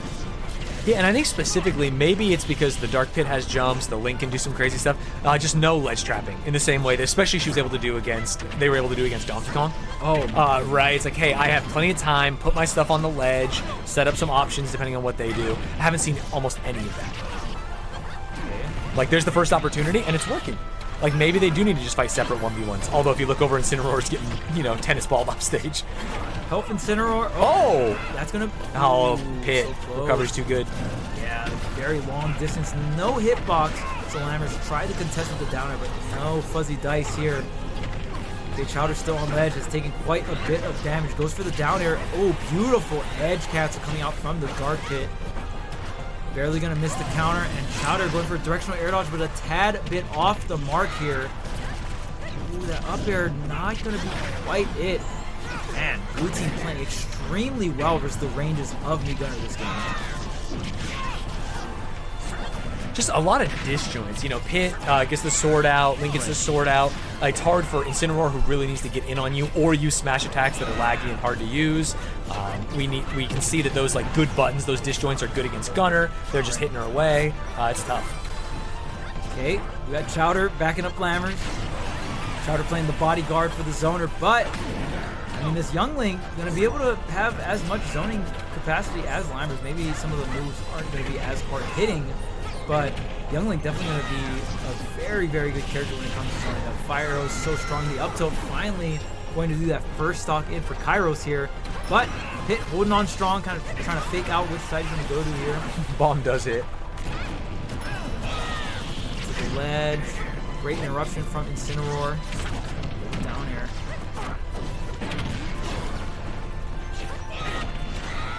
Here we go. Oh, just doesn't get that button. Yeah, I thought Lammers was gonna. Yeah. It seemed like they got exactly what they wanted, but the button didn't come out. Ooh, there's the alone look to the left and the stealth bomb for the punish. Great job on Chowder's end. And that's another thing too. I feel like a lot of people don't realize in doubles. There's sometimes when you're playing quote unquote the front line character, you can go in for a commitment, and if your opponent is in KO percent and you're not, maybe they do a punish out of shield, and your teammate then can get the KO move on them and punish their punish, right? Totally. We're seeing a comeback. I don't call it a comeback. I don't want to jinx them yet. But all of a sudden, they took 2 separate 1v1s. Lammers had time, set up the bombs, punished the young Link, got the kill, and they're up a stock. Yeah. It was looking pretty grim for them in the beginning. Okay, the arrow is trying to get something going here, but utilizing that neutral beam to kind of recover on top of, just to give Lammers a little bit more of coverage here. Oh, the animation covering the screen. You can't see what moves Pit's putting out. That sucks. I believe that was an up smash, triple hit. So Pit barely able to take that. Now we got 3 stocks to 2, and oh my goodness, God. that move is Coulda so killed. strong.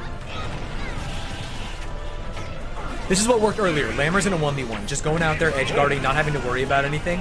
We did see you get interrupted with an arrow a couple times. Didn't happen there, and all of a sudden, game 5, a 1v2. Yeah, and Kairos actually got gimped off stage, was not able to make it back, and died at a pretty early percent. Had to go ahead and take one of the stocks from Caesar there. So now put into this 1v2 situation. You do have projectiles, so I think it's a little easier where you can kind of sit back, not really engage too much. Especially against another projectile character, because Mii Gunner has to put projectiles out. Maybe you hit your teammate. You have a chance of getting them higher percent and then getting a kill, but this is a tall ask. Oh, off stage, the Nair is coming, and that's it. Oh, I mean, would have been it. Still probably it. Yeah, that time, don't hit him. Don't even give him a chance. Let him fall down. Yep. And we have our first team in grand finals, Chowder and Lammers. Incineroar and me, Gunner. Did you think you'd say that today? No, I did not. Yeah, that's crazy. Especially when I heard the players competing today, I had absolutely no faith that a Gunner / Incineroar was going to be winner side grand finals. Wow, that is quite the characters that you don't see too often. But I will say Incineroar is a character you see come out a little bit more in doubles. Yeah, which makes sense because he covers up all his weaknesses, which are glaring in 1v1. He's like unplayable. It Very feels obvious, like, it's so hard, but you're allowed to play him in that. And then because you can't play him in 1v1s, people's matchup knowledge a little bit worse. How far does his F smash go? Can I stand here? And he was just able to use those F smash on platform and get kills. The charge on the up smash. Yeah, literally just standing there waiting and then killing them very early. Incineroar does look very cool when doing all this. I love how sometimes when he hits you, he'll do like a little pose. Yeah. It's like talking a little shit, you know? Yeah, I think like the luchador, the wrestler archetype is cool. It's not just a grappler, like he's a showman, you know? Yeah, exactly. It's really cool. And it's also funny how broken he is. I don't know if you keep up with like Pokemon VGC, but he's also extremely broken in Pokemon VGC. Really? Yeah, just like the 2v2. Yeah, he's Omega broken. Interesting. He's been broken since he came out in Sun and Moon, which was like, God, how many years ago? That was like Gen 7 or something like that? Yeah. It's Gen 10 now? Gen 9 or 10? Wow. Oh, no, we're Gen 9. But, so, long time. Huh, that's cool. I've played a little bit of doubles and singles on Smoke but I usually do like Ranbats, and so it like, takes all the stuff out. Because I don't have to think. I don't have to make a team. I don't have to. Right. You don't. Let me do research on. Yeah, what team exactly. I'm just like, give me a team. And let's see what happens. Yeah. It's fun. Has singles started yet? Not yet. We have our first team in grand finals for doubles. Yep. We are going to figure out who is going up against Lammers and no, I shouldn't have said it. And Chowder, of course. Yes, the Incineroar that we were just bragging about. Thank you so much. We will find out who is going to play them. And I am going to run to the pause. Yeah, we can pause. Quick break. We're going to take a quick break. Let's throw it up. Throw it to a break screen. We have a break screen! Yay! Let's go. That means I can run to the bathroom. Profesh.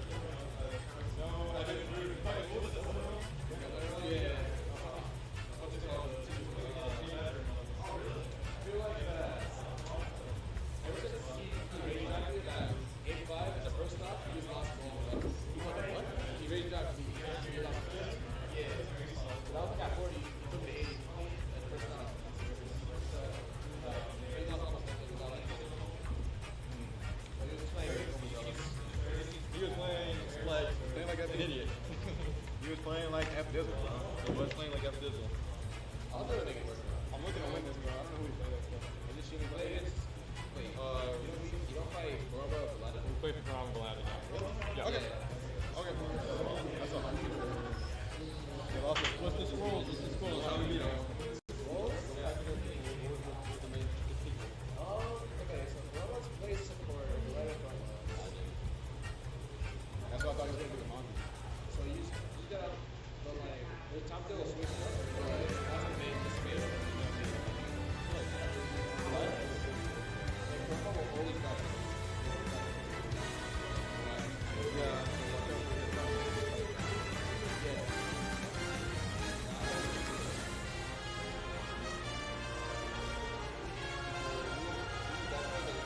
You go play it out here, you do. Yeah, because you can't call me out here.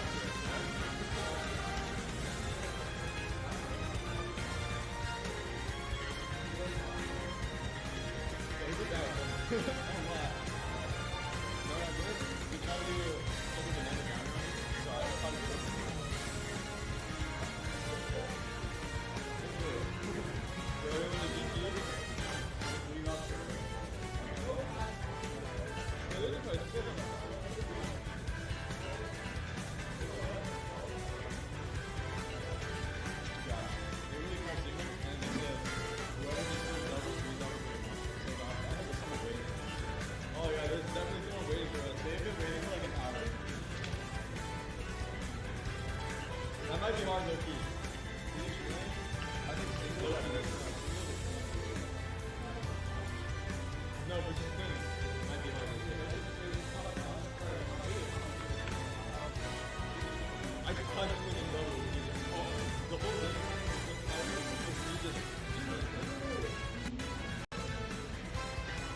is okay.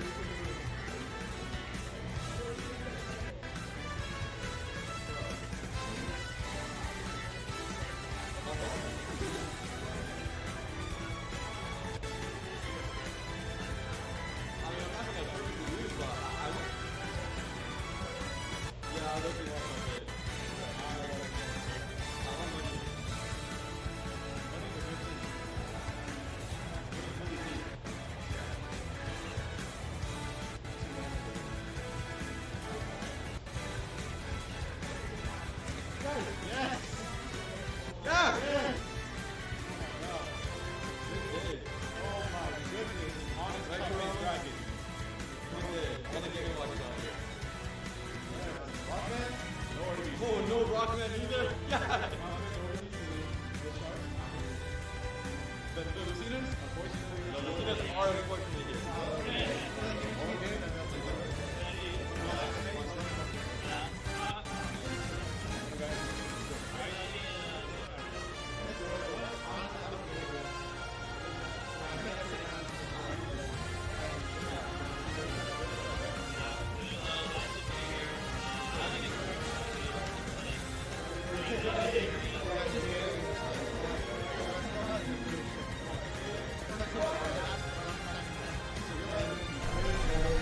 What up, chat? You having a good time? Are we getting doubled audio on this scene? What's cracking? What's up, 8th Arch? Single audio? Okay, good. That's great. Not you, but kind of on the audience mic. Yeah, that's fair. I think it's just coming into the door. We close the door. My boy Agumon on the chat in the chat. Don't talk about Agumon. There's a Digimon game, Digimon Survive, I think it's called. It's like so that's more of the recent one, right? Yeah, it's like a mostly graphic novel. Okay. I thought it was gonna be like tactics-based gameplay because that's what they advertised. I played for like 4 hours, going through the novel, didn't get to any gameplay, and just quit the game. And there have been a few chatters that are like, "You gotta finish the game." Oh, I see. So I ignore any Agumons in there. I know I'm not on cam. Our camera's gonna die, so we're going ghost mode. Digimon's a really cool franchise, though. I mean, Yeah, I wish it took off like as much as Pokemon, obviously, but agreed. Put it on there. Even though they're not doing anything, then you guys have something cool to look at while we're talking. Look, Hollow Bastion's in the game. Kingdom Hearts. Wow. Friendship, Sora, all in the game. I told myself when like Smash 4 came out, it was like Sora's gonna be a character. It never was. I was like, if Sora comes out, that's who I'm playing. I love Kingdom Hearts. And then he came out, and I never even played him. Like I don't even know if I own him. In the Do you like back. floaty characters? Not that much. Well, Like, so you main Peach and Melee. actually, I main Fox, but I play Peach in doubles. Oh, you Just play? 'cause- Oh, yeah, just for doubles. yeah, just for doubles, and sometimes in singles if I feel like they're bad and I can down smash them a lot and just like not think. But I mostly play Fox. Oh, okay. So And then in you probably- Rivals, I play Crag. I think like big grappler with big moves, I like a lot. And I think Sora's like kind of like Zoner-esque. He looks like using a lot of spells. I don't know. It just didn't look, and very floaty. he's very floaty.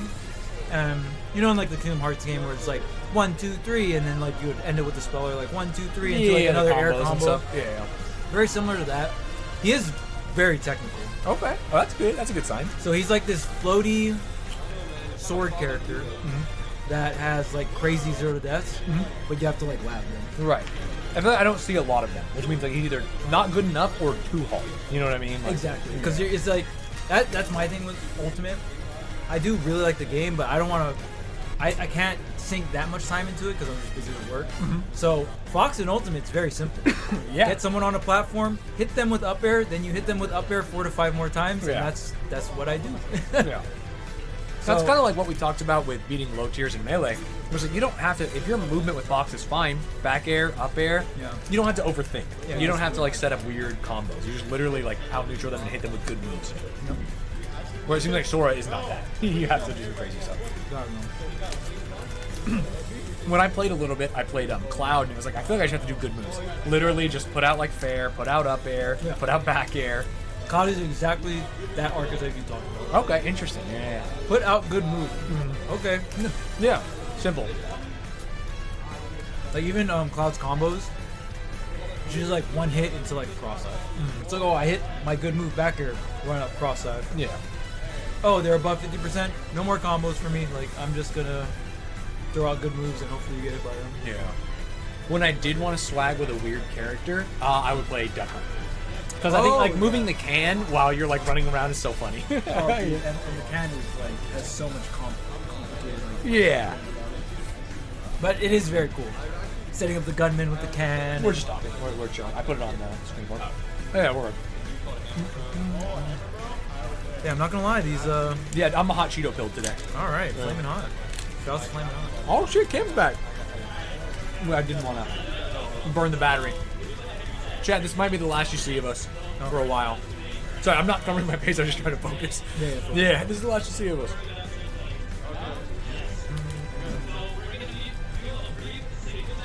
Nothing like White Monster and Flamin' Hot Cheetos to know that I'm ruining my diet and probably how my body's gonna feel in 2 hours. Right, right. We're definitely doing a deal with the devil. Yeah.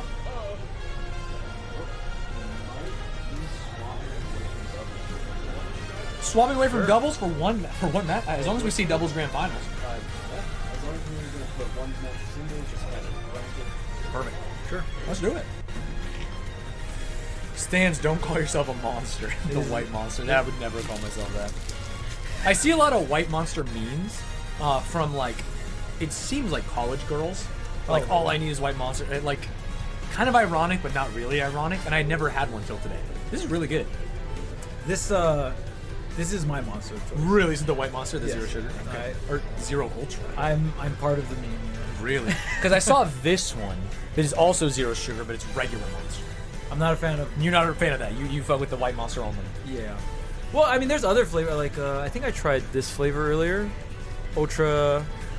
Oh, there's Fancy one. red. This was good. Shout out to GenG. I think it's a sponsor of them, so I'll help them out. Shout out to GenG and Monster. This is the Ultra Fantasy Ruby Red. They have one that's like orange and blue, like an island.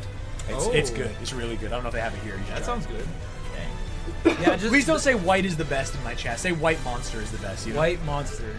Then you can be part of the meme. Yeah, exactly. Oh man. Yeah, so normally I'm doing stuff with Ludwig. He's sponsored by Red Bull. Oh hey, I'll drink a Red Bull. I like Red Bull. They sent me some free stuff, There you but go. today, fuck Red Bull. There you go. Yeah. Actually, about don't the clip M. that. Actually, don't clip that. I haven't hurt their feelings. Out of context. Oh no. Had Monster once 20 years ago and it tasted like gasoline. Never tried it again. I kind of like stuff that tastes weird. Yeah. You know what I mean? Like, give it a little twang. I even for me, I prefer bitter bites. Like when I drink coffee, I usually just drink it black. Right. Have you I like the ever bitter had bite. the drink Malort? It's a Chicago specialty. Malort? Malort. Okay, it is. A lot of people know it is like the worst tasting alcohol because it tastes kind of like black licorice and grass and gasoline.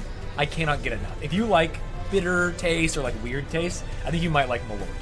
Wow. Yeah. It's known for being the worst. It's known for tasting being alcohol. bad. Like, so you go to Chicago and Chicagoans would be like, you got to try the drink, and then you drink it, and you go, oh, and they laugh. You know what I mean? It's kind of like a I meme. see. But some of them do like it. Okay. At least I like it. I need to try some Malort. Yeah. I've tried some. I've been to Chicago once for a wedding, and I was able to try a deep dish. That was good. That was exactly the reason I was there. I've only been to Chicago once for a wedding. I had deep dish pizza in the afternoon. I had Malort at the wedding. They call it a Chicago handshake. It's a shot of Malort, and a very cheap beer, like any cheap beer, like a Okay. PBR or something. Insert cheap And then you will have, oh yeah, you got some gear coming your way if you want it. He's Oh. leaving it for you. Perfect.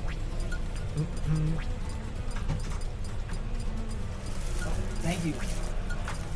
One time I had that Panera Heart Attack lemonade, but it was good. I would have loved to have tried that. You hear about that? What? Someone died, so it's actually kind of sad. Wait, whoa. Panera Bread had lightning lemonade, I think it was called, chat. It was lemonade with a bunch of caffeine, like green tea and caffeine. Oh, okay. But it was like the equivalent of 4 coffees. And so a college girl drank like 4 of them, which is like 16 coffees, and died. Wow. Yeah, so they don't sell it anymore. I didn't know you could like overdose on caffeine like that. Oh yeah. Dang. Yeah. It was not well advertised as being caffeinated. Yeah, they just called it lightning lemonade. And they thought that meant like lightning, like energy. And people didn't know it was like energy.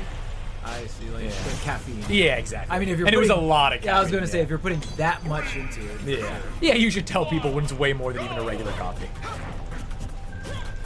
Because that sounds kind of like what was that one drink that was nuts? Four Loko. Four Loko, yeah. That hit real hard when I was in college, like my early college. So we were drinking a lot of Four Loko, and looking back, it's like I'm glad I'm not dead. Yeah. Yeah, it was crazy. Should have a shirt. I survived Four Loko. Yeah, exactly. It's like you're not allowed to have that much energy drink and that much alcohol in one tall can. We're getting going on singles, by the way. So I've been so like doubles coded that seeing just these characters actually like play neutral and combo each other is wild. Yeah, Mithra. Both these characters very meta in the tournament scene. So, Yeah. both these characters are very good. Mithra, Pyra and Mithra are probably better than Roy, but Roy's still very good. Yeah. A lot of the melee players I know go to Ultimate and play Roy because he's like kind of a fundamental character. Yeah. He's not doing anything wacky like a Sora and stuff like that. You learn your moves, put them out. You can actually combo people, unlike some characters. Yep. So I Because Zane was like playing. yeah, he's playing a lot of Roy. He was playing Roy when he was Yeah. doing the content stuff. That Yeah. was really fun. Watching that was just really fun because just kind of re-experiencing or like comparing your experiences when you first fought these characters. Yeah, like you and stuff. talked about earlier, like remembering like the nostalgia of learning about these characters, seeing them for the first time, thinking that they're good. Yeah. It's a little funnier with Zane because it was like these characters were already developed too, and he's like, Yeah. wait, what? Like you could do that and this? Like, it's like, yeah, it's messed up. Yeah, when this game came out, no one had 0 to deaths. Yeah. Right? You have to take time to learn it. Yeah. Even how the physics system works. You know? Yeah, just moving around and stuff. Early Ultimate was fun because no one camped each other. Everyone just ran at each other. Yeah. Great. Just pressed buttons and moved at each other. Yeah, right now, I was going to say, Lumok's holding on to that stock forever. They didn't really get too much damage out of it, though. Okay, there's in there. Yep, gonna go into a full string here. Oh, wow. Trying to get the up tilt there. Probably, I was thinking more jab. But you gotta be really careful with Mithra because Mithra has something called Foresight, which we just saw there on the up tilt, where you can kind of interrupt combos. Got it. Yeah, and that up B is going to be really good to see how Lumok's kind of tried to go off stage with it and reverse it. Really strong against Roy. I've seen Mithra charge up, or maybe Pyra, I actually don't know, just charge up a lot of smash attacks center stage and not get punished. I don't know if they have like really good hitboxes or just not a lot of lag at the end of them, but we've seen like F smash, we've seen the spin smash, and like nothing, Roy's not able to get anything off of it, which I'm sure is frustrating. Yeah, Mithra specifically has very low end lag. And then the general difference between Mithra and Pyra, so Mithra, shorter range, faster frame data, lower lag, but less range. So Pyra, her moves are slower but more active, longer range. Got it. That's like the general gist of it. To me, Pyra's more of like a classic sword character. And then Mithra is like, I don't know why you would build a sword character just like Sheik, but they did it. They did it. But they have bad recovery, so there's always a chance. You always have a chance. Both of them? So like if you get either Pyra or Mithra off stage, it's pretty tough? But the only crazy thing they have is, so in Ultimate, obviously you only have one air dodge, and it only gets the fresh when you hit the ground or whatever. But they can keep switching over and over again. So they have like infinite air dodges. Oh, when you switch characters, you get another air dodge? No, when you switch characters, you're invincible. Oh. So like your character disappears and they're still around. Oh, I see. And you can just do But- that coming back to stage. Yeah, and they still move when they switch. Because Pokemon Trainer, when you switch, you don't move. And your air mobility gets reset or whatever, right? So you're just kind of a sitting duck. Yeah. But they're like still moving while you switch. Oh, okay, this is close though. Yeah. See here, there's a forward throw. Tries to get the down air off stage, but yeah, I mean, Lumox has been doing an incredible job of recovering every single time, and Lumox gets the jab into the back air. The classic kill confirm here for Roy. So Caesar going to go down on that game count here. For a second, I looked at the player cam and saw hands behind the head, mouth open, and I thought it was like a YouTube thumbnail, like, no! And it's just a yawn. Like, I can't believe I lost! Like this still frame. Yeah, exactly. Oh, switching to Cloud. 3, 2, 1. Oh, this bracket website is nice. That is Start GG. It's been around for quite some time. Yeah, used to be Smash GG. Rest in peace. Yeah, the old heads know. The old heads know. Yeah. Man, how long has Smash GG been around? I actually don't even know like the year count. It's funny because to me, Smash GG is like, that's the new shit, you know? It's like we used to use Challenge and like those weird ass websites. Yeah.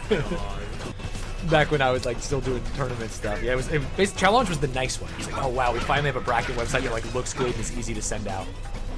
Yeah, because before, I mean, what was before Challenge? Because I remember Challenge, but I don't remember anything else. Me either. I literally, that was when I was doing tournaments. Yeah. I guess like you would just Paper play on brackets? game battles, you know? It's Oh, like game battles. Yeah, before. Oh my god. Yeah. They had like ladders too, right? Yeah, exactly. I played a lot of Call of Duty and Halo and game battles at that time. Yeah, that was cool. Dang, man, that's a throwback.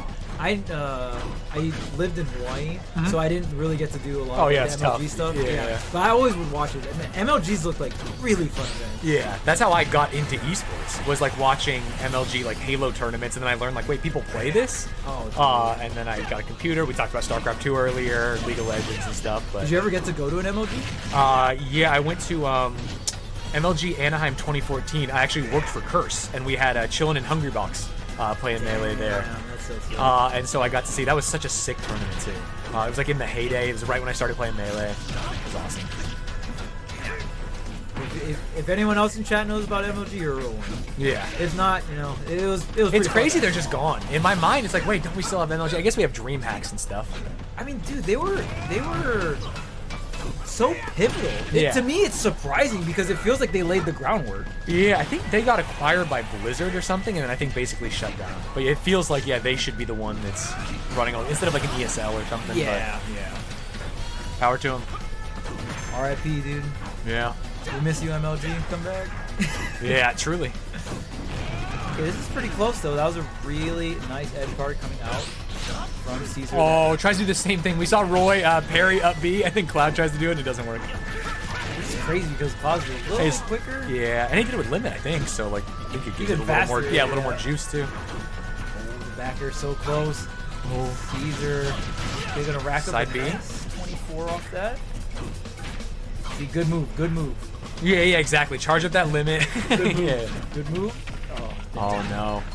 The good move was too close that time. Yeah, just can't get off the ledge. Rolls in, gets caught by Roy jab, and it's over. This is both 3, so it's actually over, right? Yeah. Yes. He's wrapping the controller. Yep. The controllers are getting wrapped. Lumox, clean 2-0 over Caesar. On the Roy there.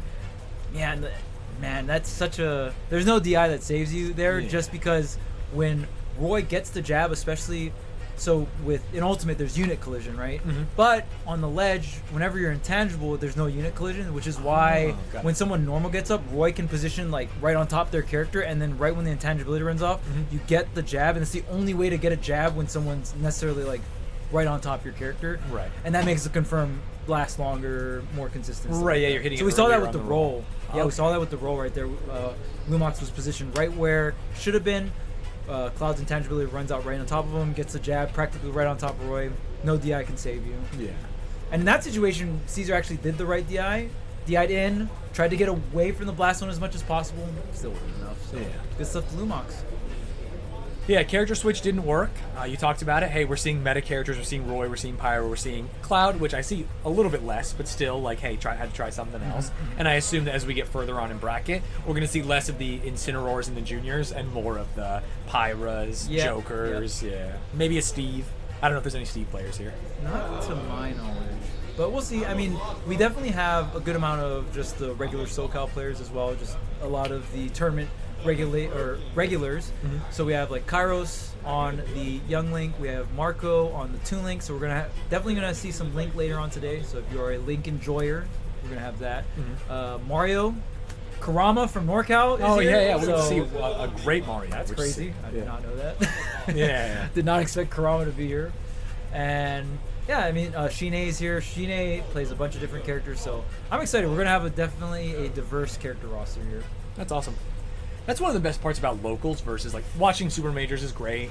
Sometimes you see a lot of the same characters. You go to a local and it's like, no, this guy's a demon. This like junior is actually so good here. You get to watch them do things you wouldn't get to see. Yeah, exactly.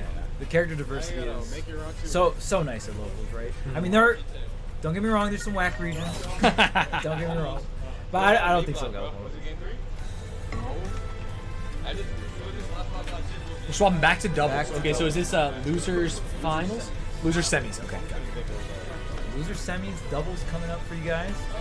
So you guys got to taste the singles, right? Little easier to digest. Yeah. Just 2 characters on screen. We're going back into the chaos. We're going right back in. We're diving It is straight in. funny how different it is, and even in the way you can describe it. Because you're like, hey, here's what Roy's looking for. He's going to stand facing this way. He's going to jab. He's going to confirm. In doubles, it's like, who fucking knows what's happening on ledge? Oh my! They're Both of gonna them put are out- dead. yeah, I they're don't know putting out what smash move they got attacks. hit by, but they're dead. We saw Link and Incineroar just do spins on ledge and pray they were hitting someone, you know? Like, I'm just going to cover as much as possible. Yeah, just pure chaos, which is what makes it fun, though. Yeah. It can be a little hard to track, but that's why we're here. Put some Exactly. guardrails on for you guys. It's a little easier. This used to be a legal stage in Brawl. Really? Rainbow Cruise? Rainbow Cruise. Yikes. Yeah, it was bad. It's crazy because I would counterpick people there and I would still lose this man. And I was like, damn, I suck. Oh, no, that's it was tough. Bad. It was bad. Yeah, I don't know. Did you ever compete in Melee like during the earlier days where they had like crazy rule sets? No, so the Smash Doc got me into it. Oh, you're so Doc kid. it was already pretty developed around that 2013 time. I mean, I played Melee as a kid, but I remember thinking Roy was good because his sword had fire. You know what I mean? Like, there was no frame data. I liked Game & Watch because of the parachute move. I was like, man, I really like this parachute move. This is cool. Yeah, exactly.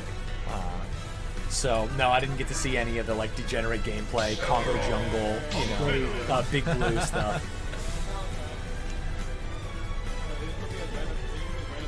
You know what's crazy? Have you ever played every single Smash game just like as a casual playthrough? Like story modes or anything. Yeah. I think I fell off after. As a kid, I played the N64 story mode, which was just like different games back to back, Right. hundreds, thousands of times. I was playing alone. I didn't have friends who played, who came over and played 64, so I would just play it and kill Master Hand and then do it again and again and again. And I kind of fell off after that. Oh, so you didn't play Brawl? No, I played Brawl, like a little bit of competitive. Man, but I never played like Subspace Emissary or anything. I would highly recommend Subspace. It's a very good playthrough. Interesting. In my opinion, when it comes to Smash Bros. Single player, it like super fell off in Smash Bros. I don't know why they went the route they did, but Melee and Brawl to me is the best single player experience. Got it. Melee was so cool because there's like the events Adventure were really mode. cool. Oh, yeah, Adventure yeah, mode. all Well, kinds of Adventure cool mode was like the blueprint to Subspace. Okay, interesting. So Subspace is fleshed out adventure mode with cinematics and stuff like that. Right. It's really cool. That's sick. Oh, we got Sephiroth. That always trips me out, the Sephiroth. Yeah, it's crazy. I remember Sephiroth, when they Sora, did the man. announcement video and it's like, he killed Mario. Yeah. That was so funny. It's crazy. Like, tonally, it's so weird. Oh, it's crazy too. So in the cinematic for Sephiroth, Pit is the last character that looks up at Sephiroth, and it's actually a hint because Sephiroth's the one named Edgel. Oh, God. Dude, there's like so much little things. It's really cool. I hope we get a new Smash title, man. I Alan, think they please. will. Dude, it's too much money, right? Yeah, There's exactly. It's like there's the no highest way- selling Switch, or one of the highest selling Switch games besides like Zelda and stuff. Every single Right. year, everyone buys it with their launch. I imagine there will be a new Smash title along with Switch 2. But because they've done so much work on like this engine with all these characters, I assume it'll be as similar to like Smash 4 to Ultimate. You know what I mean? It's not going to be like crazy. I wouldn't even mind a port. Give me a port with like 2 more fighter passes, or Dude, no, give me a port where online works. And Yes, the game would be that so would- sick. Yeah. Imagine a port, and man, I would love if they just. God, I know this is like the dream that will never happen, but like live service where they don't even have fighter passes, just one character at a time, Yeah. and it's like they continue to patch it. I just wish they would experiment and try it out. But I mean, they could go the Mario Kart 8 route, where it's just Ultimate Deluxe or whatever. Yeah. And they have the blueprint for Mario Kart 8, and that is, I think, their highest selling game, Mario Kart 8 Yeah. for the Switch. Or it's definitely like 1 or 2. Yeah, it's either that or Breath of the Wild, right? So. Yeah. Or Smash. I mean, Smash might be up there. It I feels think like the- everyone who has a Switch has it. You know I what think mean? the top 3, I don't know which order, the top 3 for sales when I looked like a month ago was Animal Crossing, Smash, and Mario Kart. God. Well, Animal Crossing just came out During COVID, yeah, literally, people who didn't even play So video crazy. games were buying Switches to buy Animal Crossing. Yeah. just so they could do real life chores in a video game. Yeah. Remember being outside, you know? Exactly. Yeah, Sephiroth's release was so sick. I just wish he's not the best though. I just wish he was broken. I do think it would, like, thematically be cooler if Sephiroth was broken versus Steve. You know what I mean? Yes. It's like this final boss of a game versus, like, goofy Minecraft Yeah, character. we're also just older, right? True. Like all the kids are probably like, "What? Steve's the best! Like Yeah. that's amazing!" Like, to me, I'm like, I wish Bowser was good. Like, when Smash 4 DS came out, I was like, I'm playing Bowser, I'm side B suiciding people, and I thought it was so fun. Yeah. But can't always get what we want. And 3DS was a vibe. Yeah. Playing on the 3DS with like no C-stick was very hard. Alright, everyone down to 1 stock though. Yeah, Sephiroth been tanking. He was at 100% way earlier than every other character and has not died. Although, teammates down. Gonna have to 1v2. Manageable. He's got the wing. Oh, shield break, but it was not worth it. Mario gets in, up smashes, closes out the game. Yeah, I think in that situation, probably just a little bit of a mistake from Sephiroth. You actually want to do the charge off the slash back into the ledge, and you just grab the ledge and have no lag. Yeah, exactly. Like, why land on stage at all? You know what I Right, mean? right, It you reaches, regrab, so you can yeah. just pop off, regrab. I think he just might have done the angle a little bit wrong there. So Yeah, it's also unfortunate. scary. You're in a 1v2. Your teammates watching. Teammates watching, down and out. You Yeah. got to clutch up. Okay, so Mario and Lucina working out. Yeah, but a close game, so don't have to change things up necessarily. Nah, I think this character lineup looks really solid. All 4 players look very experienced on their characters here, and always love seeing me some Sephiroth. So. It is a snap. Oh man, yeah, these long range posting is so good. I think sword characters in general, it's always good to have on your team. Yeah, they just give you, they're so much safer than having to like hard commit to anything. They feel very flexible, like they can kind of fill any slot. Yeah. There's so many sword characters in Ultimate. Like, coming from a game with a much smaller roster, it felt like, oh, you want to play a sword character? You're only playing Marth. Now it's like, hey, there's 20 characters that all have swords and different moves, and some of them also, like, Pyramithra, Corrin, or like have other wacky stuff they can do. It makes it really hard to Man, understand. that's crazy. Yeah, like Melee just has one. Yeah, it's like, you could play Link, I guess, but he's bad. You know what I mean? Like, it's tough. Wait, didn't someone have like a pretty decent run with Link at Riptide? I mean, it's Link Fox. Yeah, it was is it Aqua? Yeah. Yeah. Yeah, Link's cool. He's just not that good. I don't know if he lost to Zane. Zane beat him game 5. Yeah. It was close though. Seeing Link Marth was very interesting. But I assume versus a bunch of other matchups like Yeah. like I'd imagine spaces are probably just like running over, right? Yeah, it's almost the same as DK, where sometimes you watch a Link and it's like, oh, they can do crazy stuff to spaces. Less so than DK, but then like a good space. In the same way that Cody will like almost never lose the DK matchup. Right. Like we'll see the same thing where a Link can combo mid-level spaces and make it look miserable, but then you get like a good Fox and just running over, like you said. That top level execution matters. Yeah. It goes a long way. And that's where 20XX maybe is real. Like I don't believe in it. I think actually the barrier to that execution is too hard, and other characters are good, and players are human beings who can mess up. Right. And some characters are easier, but there are times where it's like, hey, my baseline skill, I am Cody Schwab, my baseline skill of Vox is good enough that like I do not have to worry about these other teams. Right. And I don't even have to do anything hard to do it. I just have to perfectly space and use my good moves. Yep. It's not like I have to get 3 frame 1 links in a row. Exactly. That's always, to me, I always love having conversations about, like, even tier lists where you're like, well, on paper, X, Y, and Z, right? But it's like, okay, well, what are the variables are we working with? Yeah. Human limitation, like how good is this character in a vacuum compared to, like, realistically how good is this character can be? Yeah, it's funny because I'm saying like, oh, I don't believe in that, but then you look at Yoshi, which is a character that for a long time people were like, theoretically, because of parry, the best character in the game, and I'm like, that'll never happen. And then Amsa comes out and it's like, wait, he looks nasty. You know, he's doing things that like we never thought were possible with Yoshi. He had a crazy streak for about a year or so. Yeah, right? Like, yeah, where all of a sudden it's like, wait, is he just up there? He's gonna be in grands every time? Just winning almost everything, or like at least like you said, getting a brand. Yeah, which is crazy for a Yoshi. Oh, the back throw into S smash doesn't quite hit. Yes, those characters that have really low profile back throws, like Ike, Cloud, really good in double because it's so easy to pass off. Dude, you said Ike and I had a visceral reaction. I talked about that Genesis. It was an Ike player who absolutely shit on me. Oh. Just like got me on a platform, spammed up air and nairs. Yep. Yeah, destroyed me. It's so crazy because so many explosions. And what do you Palutena. do? Yeah. Oh my god, what do you actually do there? You get stuck on ledge and just look at it as it kills you. Jeez. Man, well that was very pretty fireworks. Okay. All right, I like that. Okay, that was a really nice setup. We're going 1-1 now. Vlad and Kurama. I mean, man, blue team had some really nice edge guards that second game. So see if they can do that. Some more here. Get some more games on the board. Maybe even take it.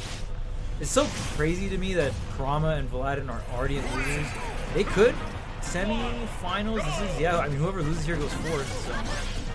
Yeah, that's a real possibility. We talked about it earlier, but like Mario's great.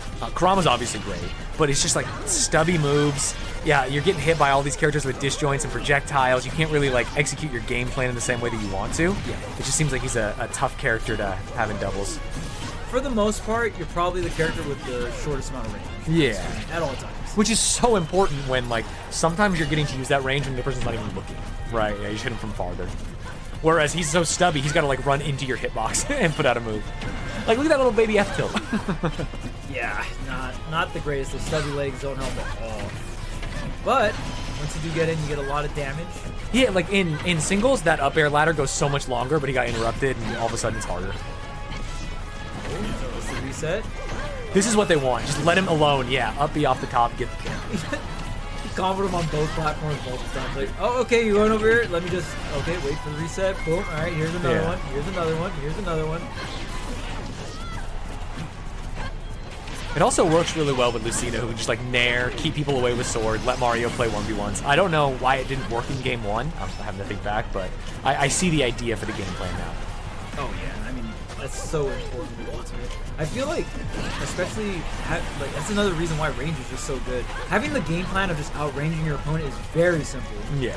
And especially when there's not anything like no crazy movement tech or anything that you have to compensate for that, I feel like range is just more valuable in this game too. Totally. Okay, ball stays in there, fighting back, Aladdin. Spot dodge, spot dodge, spot dodge. The triple. One of my not so favorite things about this game, how broken spot dodge is. It's funny how good it is. I feel like we haven't seen that many compared to like what it could be. Like low level melee that you play Slippy, like dude, some people are just spamming spot dodge, praying they can get like a shield grab after or something. Oh really? Yeah. It's like a bad habit of mine. Just like literally spot dodging and hoping that when I come out of it, they will be in lag. Right. But you don't have frame advantage or anything. No. Okay. It's literally just like because in Ultimate, if do you know about spot dodge canceling? No. So in Ultimate, if you spot dodge and you do an attack if you buffer an attack during your spot dodge, your attack will come out 4 frames sooner. Then like if you were just doing it out of neutral? Or like if you waited for the spot dodge. I see, yeah. Okay. You can cancel like frames of your lag. Yeah, with the lag buffer system. With attack. Yeah. Interesting. So people love spot dodging because you can get harder punishes. Yeah. There's actually moments where it's not scrubby and it's like, well, I'm gonna spot dodge your falling back air, so I'm not in shield stun and I have more time to like hit you with a smash attack. Yeah, that makes sense. And we saw the comeback, man. Sorry, the run back, right? Game 2 didn't look as good. Right. 2v1 now. Sephiroth. I mean, that's gonna be so tough. He doesn't have wing yet either. So yeah, and game 1 where we thought it was possible because both of his opponents were like around 100%. This time, Lucina's at 0. Mario's at 50, just spamming fireballs. Okay, but Sephiroth can plank the ledge for quite some time. Plank meaning just re-grab the ledge over and over again. He has the charge octo slash. He has ledge drop, double jump forward air. So these things are really good, and you kind of see that you just gotta kind of respect it here. As he can just fade back. Now he's got the wing, so he's got that extra jump. He's getting tacked on. The fireball tax is here, but you notice Kurama doesn't really want to fight Sephiroth in that position. Great stuff, very patient, tacking on the damage with the fireball, waiting for the opportunity. Paladin sets up with an attack, and Kurama just able to combo it into the up smash there. All right, 2-1. that's exactly what you talked about earlier. Finding a way to lose a game, they didn't. They literally kept it simple. Yes. Fireball cycles, make sure that he's just going to stay planking on there, get the damage in. Eventually he's going to roll in, you can charge up, smash, and kill him. You're not going out there. You're not trying to like two-frame him on the ledge or do something crazy. Tap it in. The way you lose that game is trying to fight Sephiroth on the ledge. Yeah. Because Sephiroth can be on the ledge for a really long time and throw out a lot of hitboxes, but in Ultimate, if you grab the ledge 6 times, you cannot grab the ledge anymore. Interesting. Okay, there is a limit. You can't just keep doing it. So yeah, eventually Sephiroth has to come up. Alright, so going into this game number 4 here, we'll see if Paladin and Kurama can go ahead and close this one out, but could have a game 5 situation. The Sephiroth, the Palutena could bring it back here. Already taking a bunch of damage as Palutena though. And he tried to get the alley-oop there with the back air. Not gonna connect. Oh, but wait a minute. You don't want alone time with Kurama. No, not at all. Kurama's Mario with a platform, 1-up air, and that could be your stock. And that's why Lucina just has to stand under the platform, zone out Palutena, let him do his thing. Yeah, literally, yeah. And when she's under the platform, you can't even really get down on her. You know, you're kind of trapped between ledge and her. She's got a sword. Sephiroth getting back on the stage, though the wing is active. So with Sephiroth, has to take so much damage depending on what the stock deficit is, and then Sephiroth will go ahead and get the one-winged angel, which you can tell obviously by the wing on the back there. It gets an additional jump, and all of his moves become a little bit more powerful. It's a little passive buff. Think like Cloud with wing. Right. Ooh, okay. Gets the up air, the wings connecting here. A little bit of friendly fire, but not too bad. And just a little too undershoot there, and that's a big deal because he threw away the wing buff as well.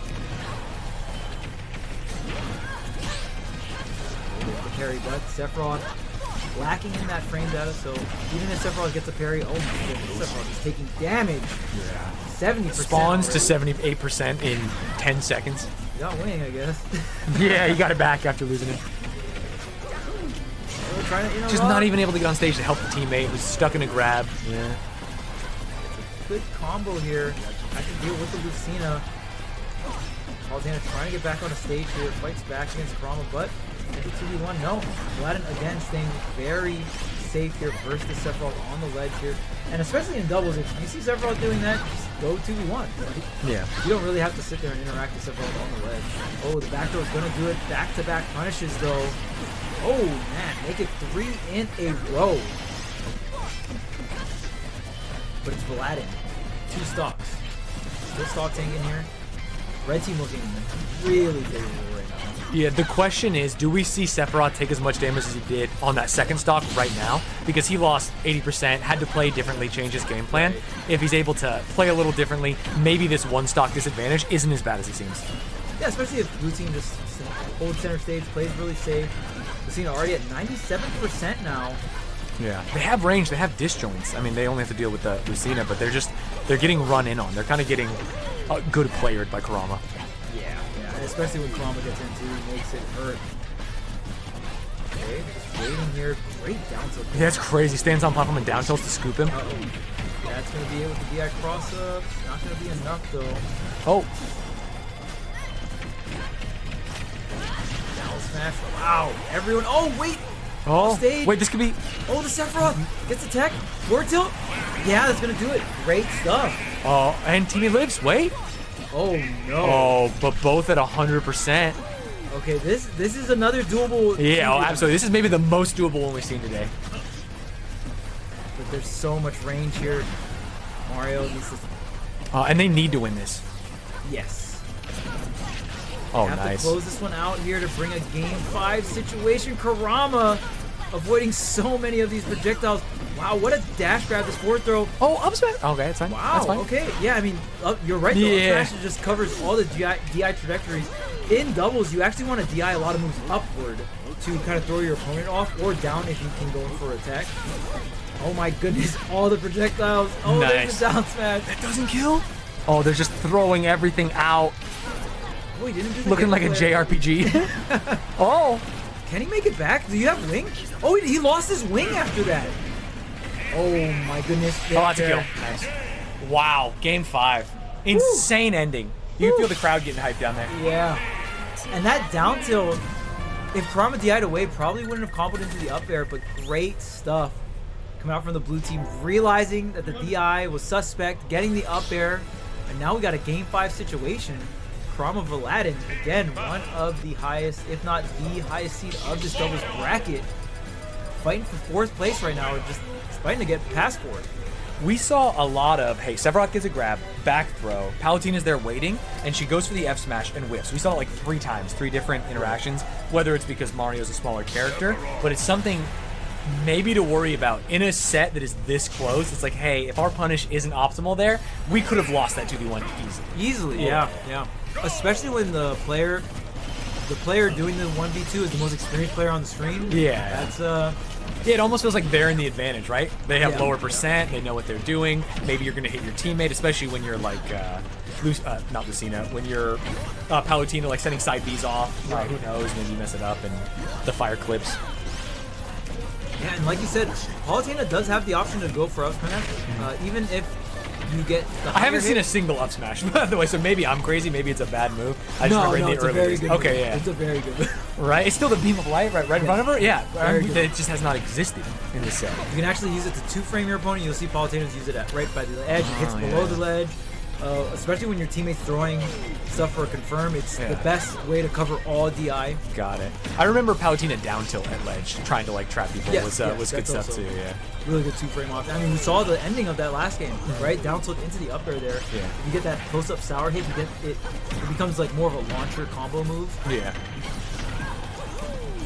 Right, so wow, Sephiroth already losing this first stock, so gonna get wing a little earlier. You gotta get back on a stage though. Lucina gonna get back on first here, gets the down tilt, and wow, Kurama covering so much options, and you went into the light, the up smash, charged for so long. Like you see that and you're like, I can hit you first. So yeah, this is looking very grim for the blue team. The forward tilt gonna be able to get Paladin's first stock. Great Oh, recovery. unsafe recovery, but not get punished. Teammate comes in. Hey, there's the up smash. Hey! Hey, finally. I was looking for it. So it's 1 of 1. Yeah, it works. That's what I'm trying to It tell definitely him. worked. Yeah. 100% success rate. Oh my goodness, Kurama does another 3-second charge up smash, and it works. I think Kurama's got the blue team a little shook right now. Yeah, for sure. It's like one of those things when you're competing, sometimes you feel obligated to get certain punishes if you technically could have got them. Yeah. But there's sometimes where you're just like, you know what? I wasn't ready for it. Like, I'll just Yeah. reset neutral. I don't have to punish that every time. And I feel like right now the blue team is playing like they have to get every single punish. But it's like you said, the pressure of fighting a more experienced player, sometimes you are going to feel that way because you feel like the experience gap is too large, right? Yeah.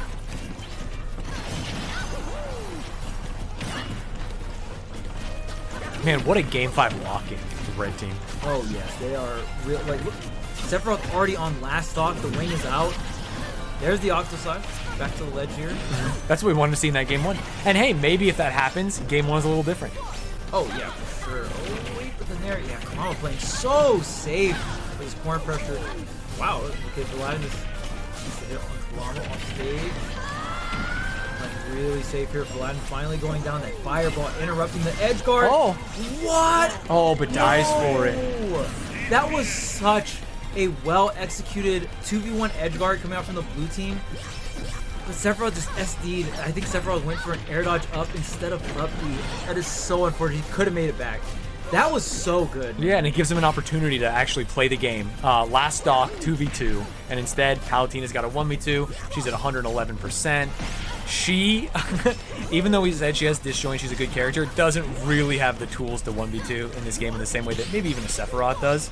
Yeah. It's going to be quite challenging. Oh, and... Oh, okay. I like the angle there. But how long can you last in this disadvantage here? Just so many things hitting your shield. Now Paladin up to the plate when it comes to the ledge trap. There's the forward air. Okay. Oh my goodness, you're getting hit in so many different directions. Top of your shield, the bottom of your shield, 160%. There's the nair, and there's the punish. Oh, what a set! We've seen a lot of game 5s.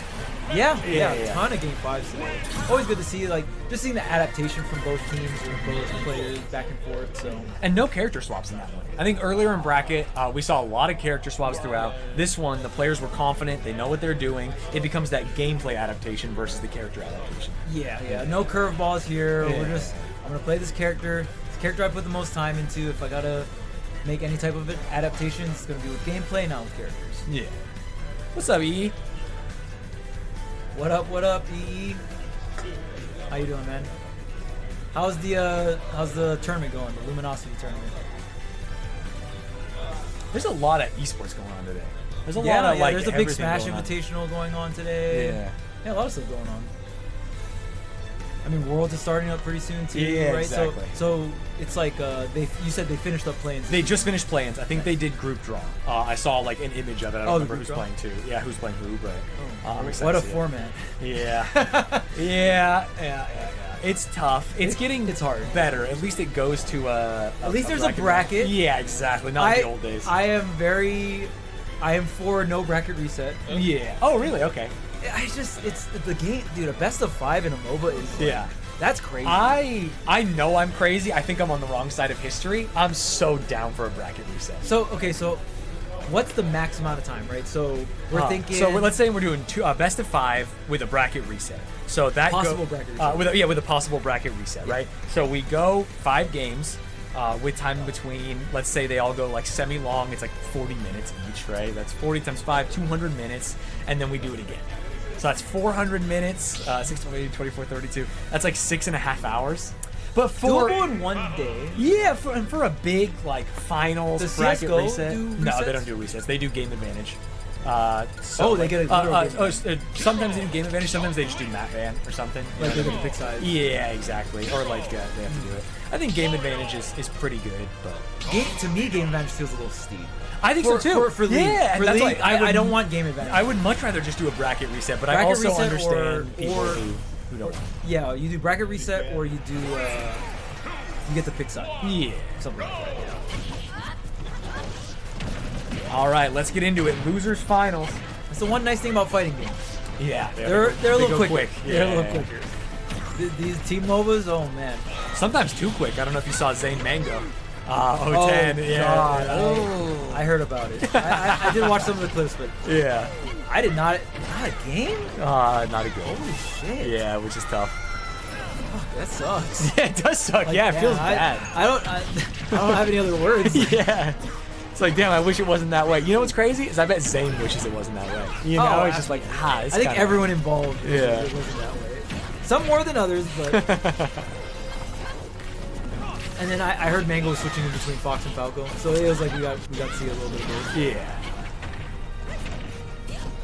Yeah, it's weird. I mean, you see so much more of the Falco nowadays, you know? Yeah, I'm a I Falco. actually just want to watch him play Fox. I miss watching Mango's Fox. Yeah. Because really, it's only against Jigs. We get to see it. Basically, yeah. He plays almost all Falco. And I love Mango's Falco. I hate almost every other Falco in the world. especially at my level, like low to mid level, they're all so lame and they all think they're so good. But I do love watching Mango's Falco. I heard spot dodging Falco is like a thing. Yeah, oh yeah, of course. Yeah, spot because all you need is like one hit and then Falco can do a lot. But the biggest problem isn't like spot dodge shine, it's just, all right, they're gonna laser, they're gonna cross through dare. I know what they're gonna do, but I'm mechanically not good enough to stop it. Oh, one of those. Yeah, things, it's just like they have very simple tools that they can rinse and repeat. not the boss battle character. I like to call those the boss battle characters. Like you know what they're gonna do, but you're like, all right, I don't got the mechanics yet. Like I gotta rinse and repeat over and over and over. But I know what they're gonna do. Yeah. Ooh, it's okay. We got the Dark Pit coming back out. Yeah, and we liked the Dark Pit swap last time. It allowed him to do moves that he wasn't able to do with Hero. But it's not working out in Game 1 of Losers Finals. I prefer Hero, but you know what? Pit, I'm down for some Pit. Dang, someone said mouth open from Game 6 onwards. Yeah. Dang. Zane is nuts. Yeah, I mean, it's... Gaming. Yeah. Fair. Oh, wow. You know what Mario's feeling themselves when they start hitting those fairs. Yeah, exactly. They start We're dribbling talking him about- off the court. Yeah. We're talking about that. That's a timeless move. Mario forward air, Yeah. timeless move across all Smash games. Oh, that was ugly. I'm going to say it. Wait, 1, 2, 3, 4, 5. Is that 6? I think that's 6. That was very, very tough. Lock in. You look at the player cams, they're looking at their fingers going, hey, I don't know what happened there. All right. Dang, Paladin and Kurama. Like I said, probably the first seed of this tournament. It's already surprising to see them in losers. Anything. Losers anything. The fact that they're just in losers is weird, but I feel like they might be ramping up. Yeah. They might be ramping up. And I don't know how often Paladin and Kurama team together. Paladin is SoCal and Kurama is NorCal. So might this be a temporary alliance type thing? Oh, you got your wish. Hero's back. Hey, it's Hero, and we got the Christmas colors going, the green and the red. That's what you want to see. Oh man, throwing the purple too. We're buffed up. Oomph. Yeah. Oh, shield break. Yes, and the crit. Oh, just let it rip earlier, right? I mean, going for the full charge gets interrupted. Definitely wanted the full charge crit to get the kill at like 20. Yeah. I mean, and even if it's not a kill, get the damage, send him off, 2v1 the opponent. You got greedy. So it's crazy. There's two different types of red buffs. There's Oomph and Psycho. So Oomph is just a passive, like during this time, you do extra damage.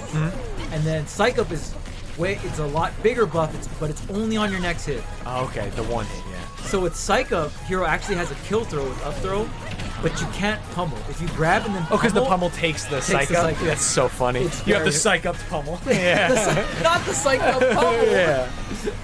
But Oomph is just passive, so you can. Yeah, just do everything. Just makes everything better. But they do stack, which is messed up. Yeah, that's crazy.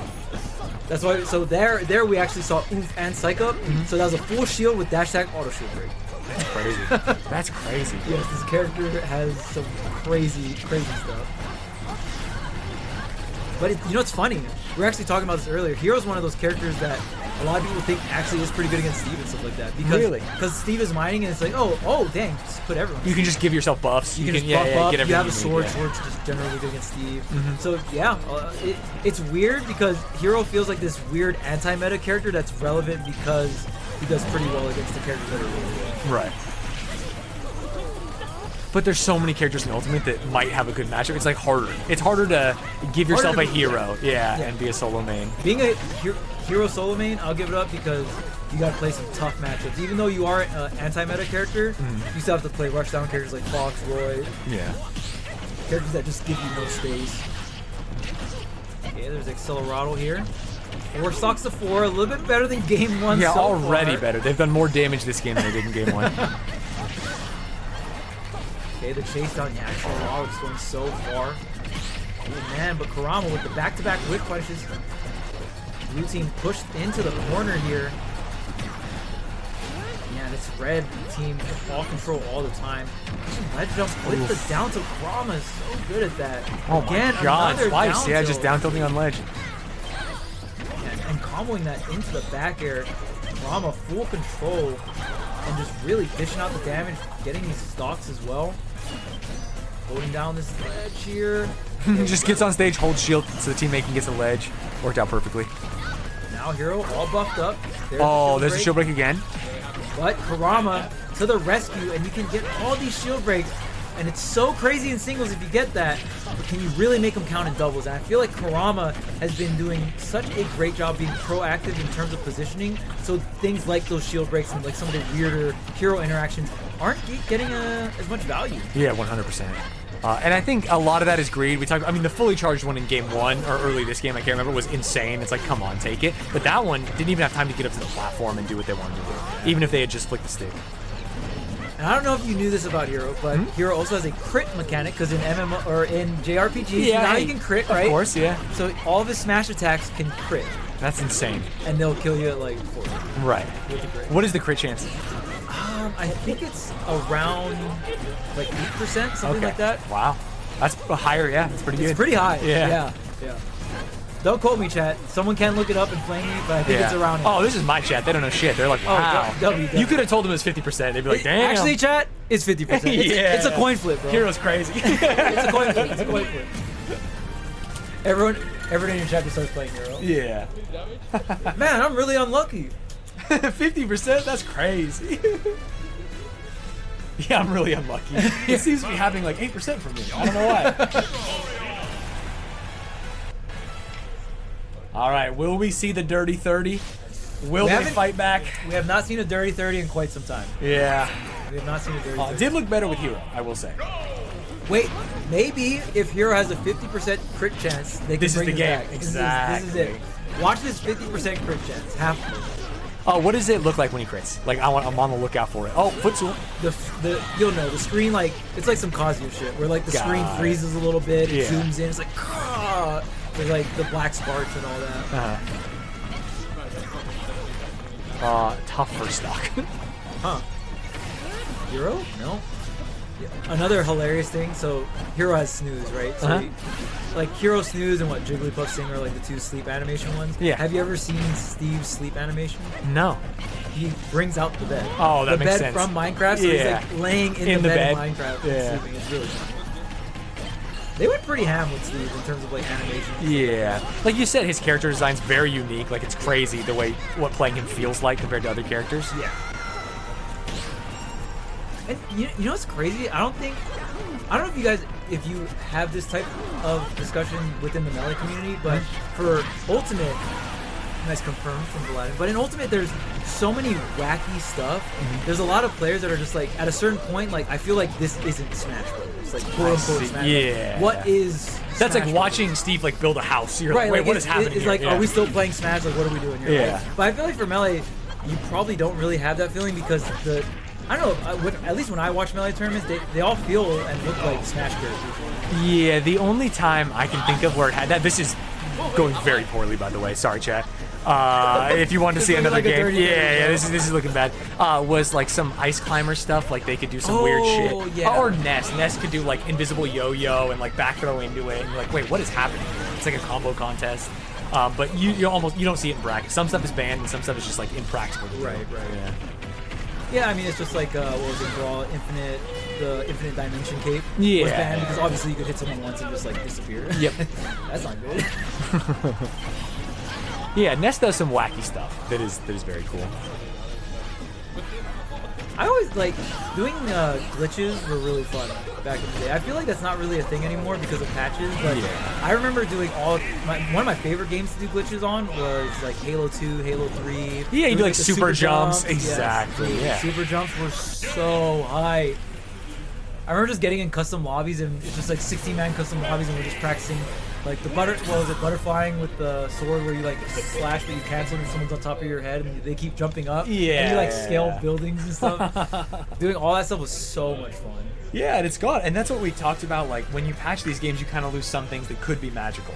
Like the fact that Melee is still played. Like all these games have glitches that, like, create communities of people doing things. Yeah. Yeah.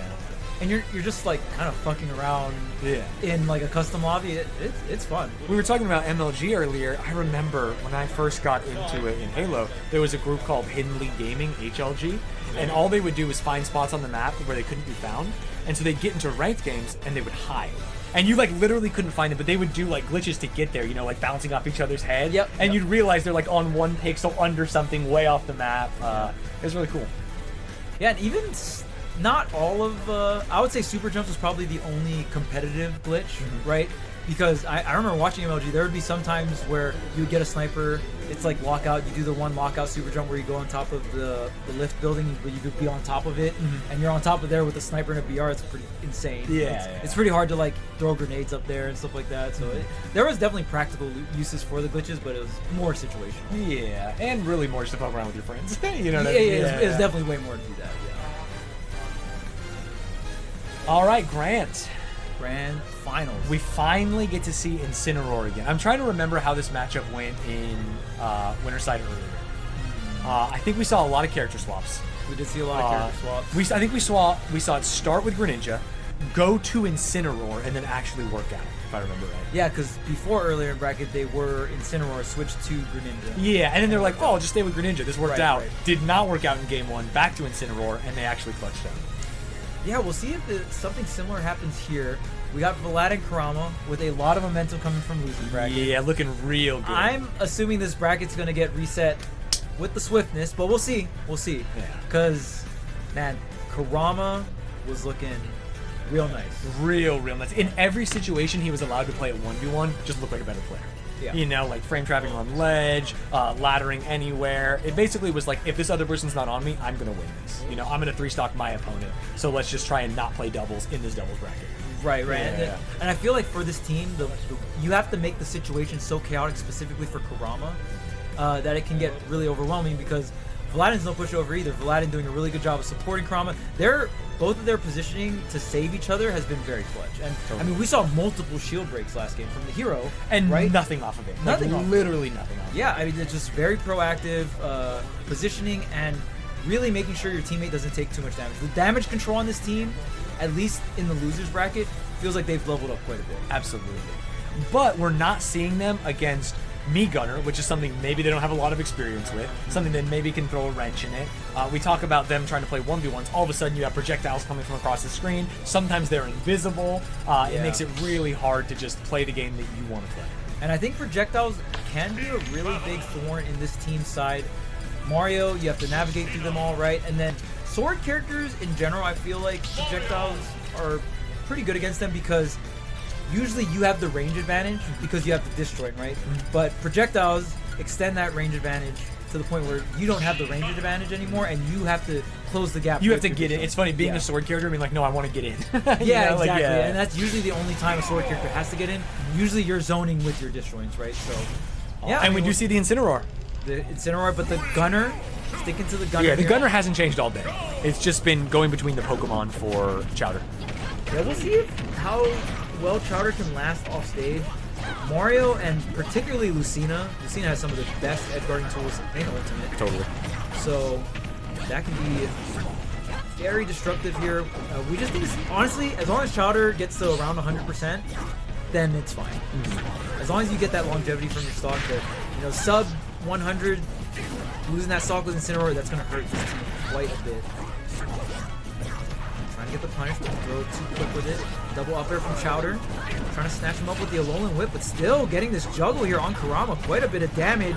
Gunner really getting back on the stage. And okay, the reversal come in. Chowder finally getting hit. And we're watching that all the while. Lammer's sent off stage, having a hard time recovering, not able to help. That's why Mario is able to do this. It just gets really tough. We have not been giving enough credit to Lucina during this because, not only we're like, oh, it's a bodyguard, oh, they're just zoning. It's like, actually, they're kind of winning a 1v1 on their own on this side of the stage. Right, at least winning or going even in terms of stalemate. Yeah, hey, not losing. You know what I mean? Because Because if you do try to interrupt Kurama, Vladim's going to be there to intercept you regardless. Yep. Right? Oh, goes the other direction. Wow, still at the farmer. Yeah, and this is something you mentioned that was a very big deal too. With Kurama on the opposing team and you're a meat gunner, if you don't have a really quick projectile, you can't really save your teammate from the ladder, right? Especially most of meat gunners' projectiles are more horizontal rather than vertical. And slow moving. You know what I mean? Yeah. So, I mean, we already saw Chowder get laddered once and really couldn't really do much against it. So I don't know if Lammers being on the meat gunner is going to be a thorn in their side, but 4 stocks to 4 here. The percentages are looking mad different though as Chowder and Lammers. 4 stocks to 2 here. Yeah, very quick. Very quick change. And Yeah, I mean, I just feel like Kurama having his way with any which one. Because another thing about Incineroar is you are slow. You're one of the slowest characters in the game. So you hit really hard, but again, I don't know if both these characters can support each other, especially when you got someone as big of a threat as Kurama on the other team. Totally. Okay, there's the up air. Getting into enemy lines. They gotta take their time though, gotta go through all the projectiles. Oh, there's a snatch. Oh. Oh, great defense coming out from Kurama. Vladen had to burn that double jump really early. Oh man, there's the 2-frame. I don't even know if you can make it back at this point. That's going to be it unless Lammers can get the save, but yeah, just trying to stave off all the pressure here from the red team. And yeah, this game one, like I said, this reset might be pretty quick. Yeah, you were looking very right. And lean back there. Really great stuff from Kurama. In that situation, you can't even throw the opponent. Yeah. You just have to keep pummeling. Hopefully they break away and you're hoping that the teammate hits the teammate, but Yeah. That's tough. 4 stocks to 1. Yeah. I think we were talking about it last time, but it was like, hey, they won that. And the Incineroar was doing fine, but maybe the Gunner was the problem, and it did look like that again, where like the Gunner was not able to get anything going. They didn't have the space, they didn't have the time. I'm a little bit worried. It's a character who almost is like worse than anyone else in the game at saving you from the ladder, as you called out. It's like they physically cannot get there, and they cannot use a projectile to do it. It makes it look very, very difficult. Yeah, Vladen is covering so much space. I mean, Vladen is Kurama's range, right? That just has a very large bubble in terms of what Vladen is controlling in neutral, and as long as you have that, wait, is that Kurama no jump? Wow! It's him. And this stage layout actually much better for Gunner. So we've seen the central platforms really helping out Incineroar, right? He's able to charge up smashes. He's able to like force them to do weird movement that his smash attacks cover, and that's actually been bad for Gunner. But now Gunner has all this space, can kind of play 1v1s and also edge guard, especially with the platforms as wide as this. And we saw it work out to great effect. Yeah, Kalos is the definition of a defensive stage. You have these platforms you can retreat to that are very high up in the air, so even if you're cornered, you can kind of back up onto that platform, wait a little bit. You have the walls down the side, so if anyone goes for any kind of down air or spike, you can tech off of it, and the blast zones are gigantic. So yeah, I mean, in every way, shape, and form, a very defensive stage. And I think if you're Gunner, you're going to want that kind of landscape, right? Yeah, for sure. One thing I did notice, that stealth bomb not really hitting as much as before. I think we have some experienced players here going up against that stealth bomb. Ooh, accidental throw on teammate set up the kill. Yeah, that always hurts.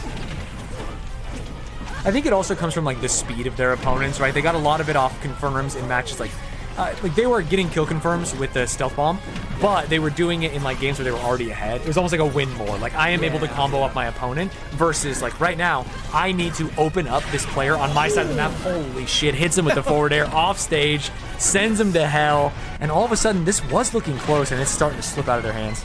Yeah, I mean that. Oh, nice back air. Okay, the back air is gonna get the stock. And man, what an incredible setup. That was a true combo into that forward air. Getting that landing back air onto Incineroar straight into that dunk. I mean, we're always talking about we stand Mario forward air, right? Yeah. No matter the game. Yeah. Okay, but Mario finding himself off stage here, goes for the early up B, and Lammers trying to cover low, and there was no double jump. That was a pretty much 50-50 shot there coming out from Kurama, and that early stock would have been just a 2v1 already, so good job on Kurama surviving here, but they still got a long hill to climb. They got to take Lammers out 122%, and still not enough. Still living. Oh, and the stealth bomber. Wait, all of a sudden, this is... I mean, if they get the Lammer stock and the Incineroar stock at the same time, they force the 2v1. So it's possible here. I would give a slight advantage over to the blue team. It really comes down to if Lammer can hold this down, the stock. Okay, Vladen getting swatted away. Great stage control. No, it hits. Oh, and almost gets the combo off the platform when he lands. Stealth bomb. Oh! Wait. Oh, I don't... Oh, no, that's definitely worth it. Yeah, oh, wow, hey, he lives. lived. That's crazy. Oh, that's so heavy. Mega worth it. Yeah.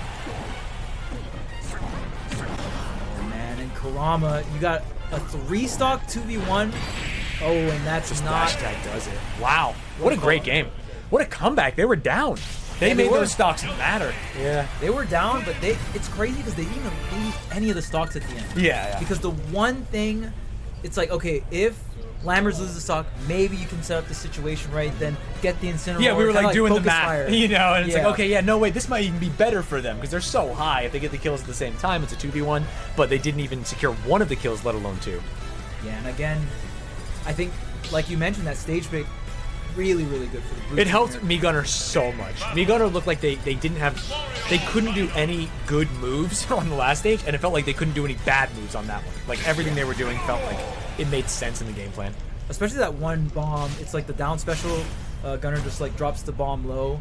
That is so good on Kyle's, especially if you're on the side platforms, you can just start chucking those things, right? Start chucking the neutral bees. But small battlefield here. Yeah. We're gonna close up some of these platforms a little closer to center stage. And of course, Mario gonna love any kind of stage that enables platform extensions for these ladder combos off the top. Okay, here's the up air already starting on its tip, but Lammers front and center interrupting the combo. And I think Lammers has to also do a better job, and I think we saw that in last game, but a better job of like, sometimes you don't always just have to keep chucking the projectiles and setting up. Sometimes, even though you don't have the frame data to do it, you gotta get up in there, you know? Yeah, totally. Because otherwise you just have an Incineroar getting comboed by Mario for 10 minutes. Oof. Okay. And died. Not the best start here for the yellow team. Honestly, they didn't really get much damage either. This is looking pretty grim here. We've seen the yellow team bring it back Yeah, up. last game was a comeback. Yeah. But it was on a stage that is a lot more suited to them. Right. This one seems challenging. We'll see. Grab tech here. Oh, beautiful parry. God, on these platform stages, we've seen so many times where Me Gunner and Incineroar are just like on top of each other. Neither of them can put out a move. It's easy for Lucina to like disjoint, just put out any sword move there. There's the forward tilt. Lucina getting back on the stage, and the big swing from Chowder off the top. Oh, that kills too. Yeah. All right, back-to-back stocks. We're even here. No cross-up on the down air. Oh, is that the double jump? Yeah, no, still going to be alive. Same thing. Nair covers it twice. Oh, but Chowder looking Dead, yeah. in trouble here. Incineroar just not having enough oomph to get back to that ledge there. Great punish, and the back air immediately, man. Really with that intuition of just like, okay, I know you're coming in to punish me, like, I still have more frame advantage you think. Here's the back air. Oh, gets the reset. Oh, Oh, that's no. in trouble. Another reset.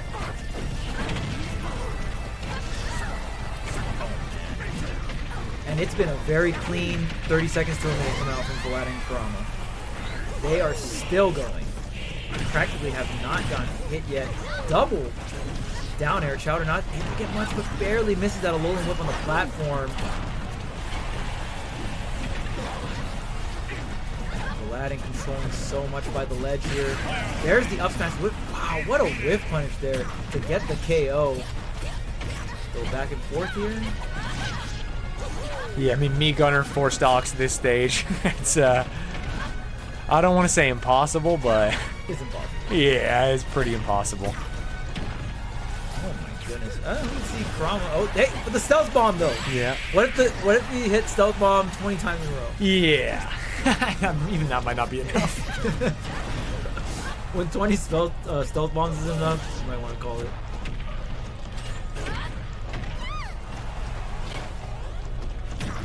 It's back on the stage, but still not enough. I mean, realistically, you're kind of hoping for a quadruple SD at this point. Yeah. Okay. Throwing out the stealth bomb. Oh, it was on. Mario, Come yeah, on, that's crazy. Doesn't just charge the S smash. Okay, that's one. Now watch it. Oh, no. 162. Oh, dash attack. And if that still works at like 160, 170, man. Whew. That just looked like a true combo. That looks miserable to play as them, that stage. And it's just like, they're on top of each other, can't All use the projectiles, time, can't yeah. use anything. We saw Incineroar grab teammate like twice on the throw. Right. Man, really tough. And they instantly go to a better stage for them. Oh, potential swap? No. I mean, at least Chowder and Lammers know what they have to do to win, and they know what stage they want on. So, you know, you can pretty much emulate that, right? Yeah. Okay, I thought we were actually going to go to Town and City, but maybe Town and City was banned. Smashville going to be one of the smaller stages, but the platform going to be dead center here. So maybe that will make a big difference.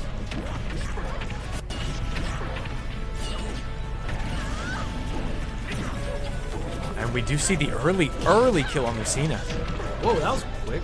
I'm not sure what happened. It didn't look like anyone else was off stage with her. I don't want to say a tech error, but I looked up from scratching my butt and she was dead. Dang, the swiftest stock taken, but maybe an SD, but it might not even matter. Aladdin putting in so much work off stage, trying to get this back air on the high cross shot there, not going to work out.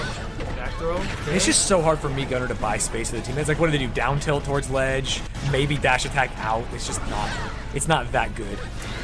Yeah, and it's crazy because Lucina's not even the projectile character, but I feel like Lucina commands more space than the Niga. Oh yeah, by a lot.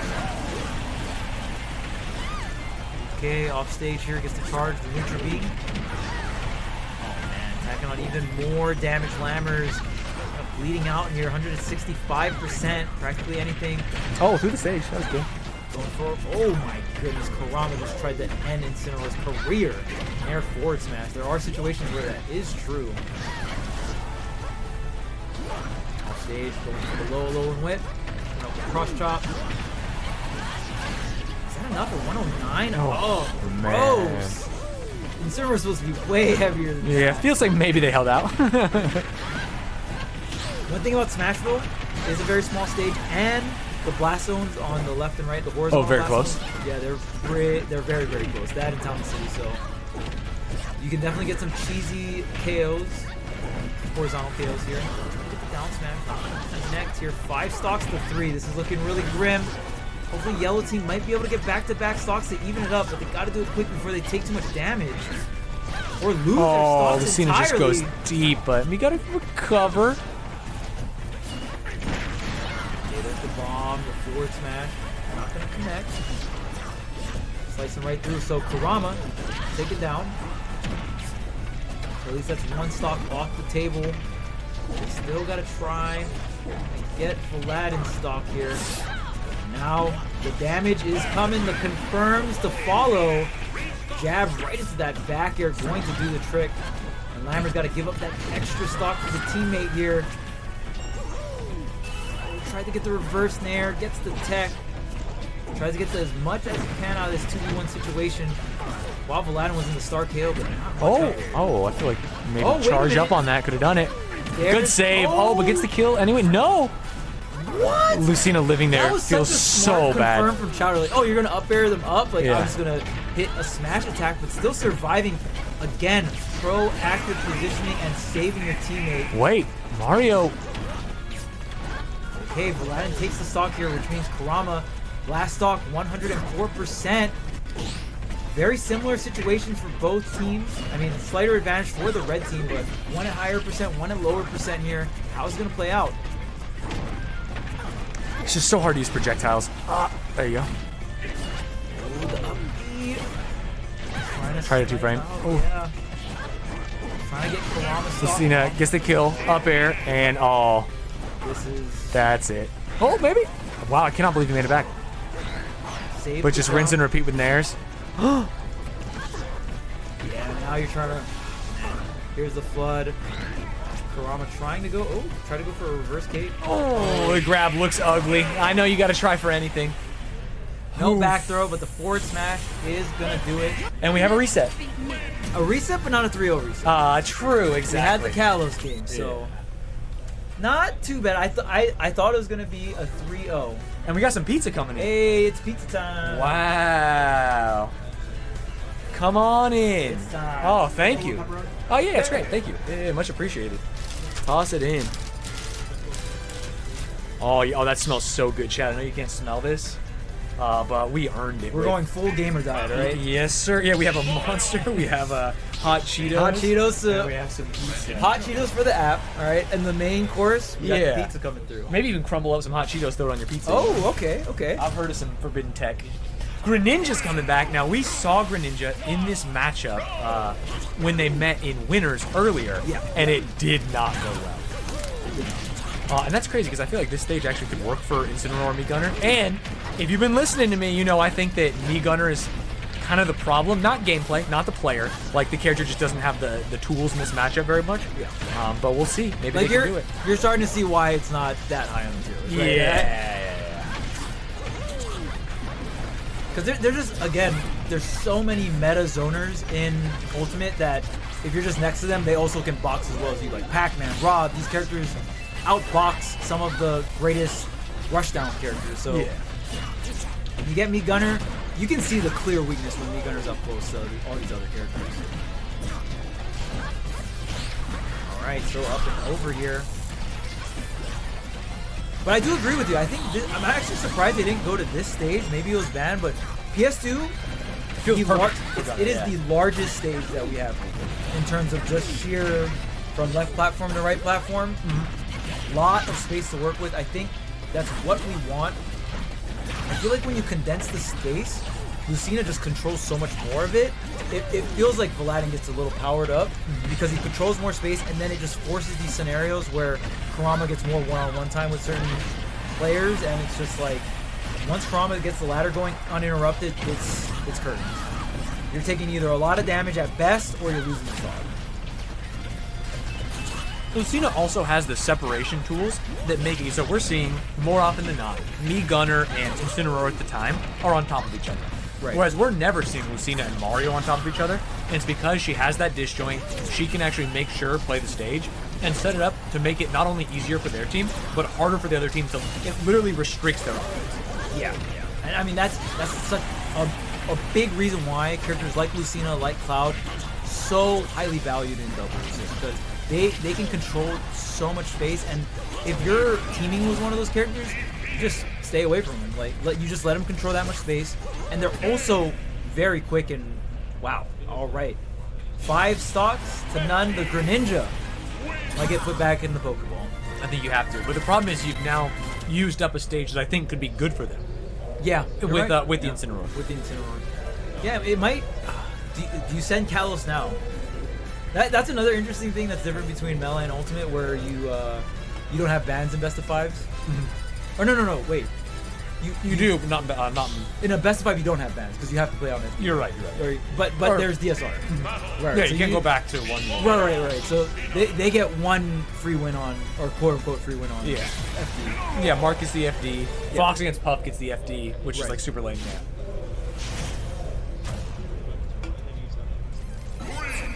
All right, so we're going back to the Kalos. Incineroar's back and Kalos. This is their best match and their best characters, theoretically. Right.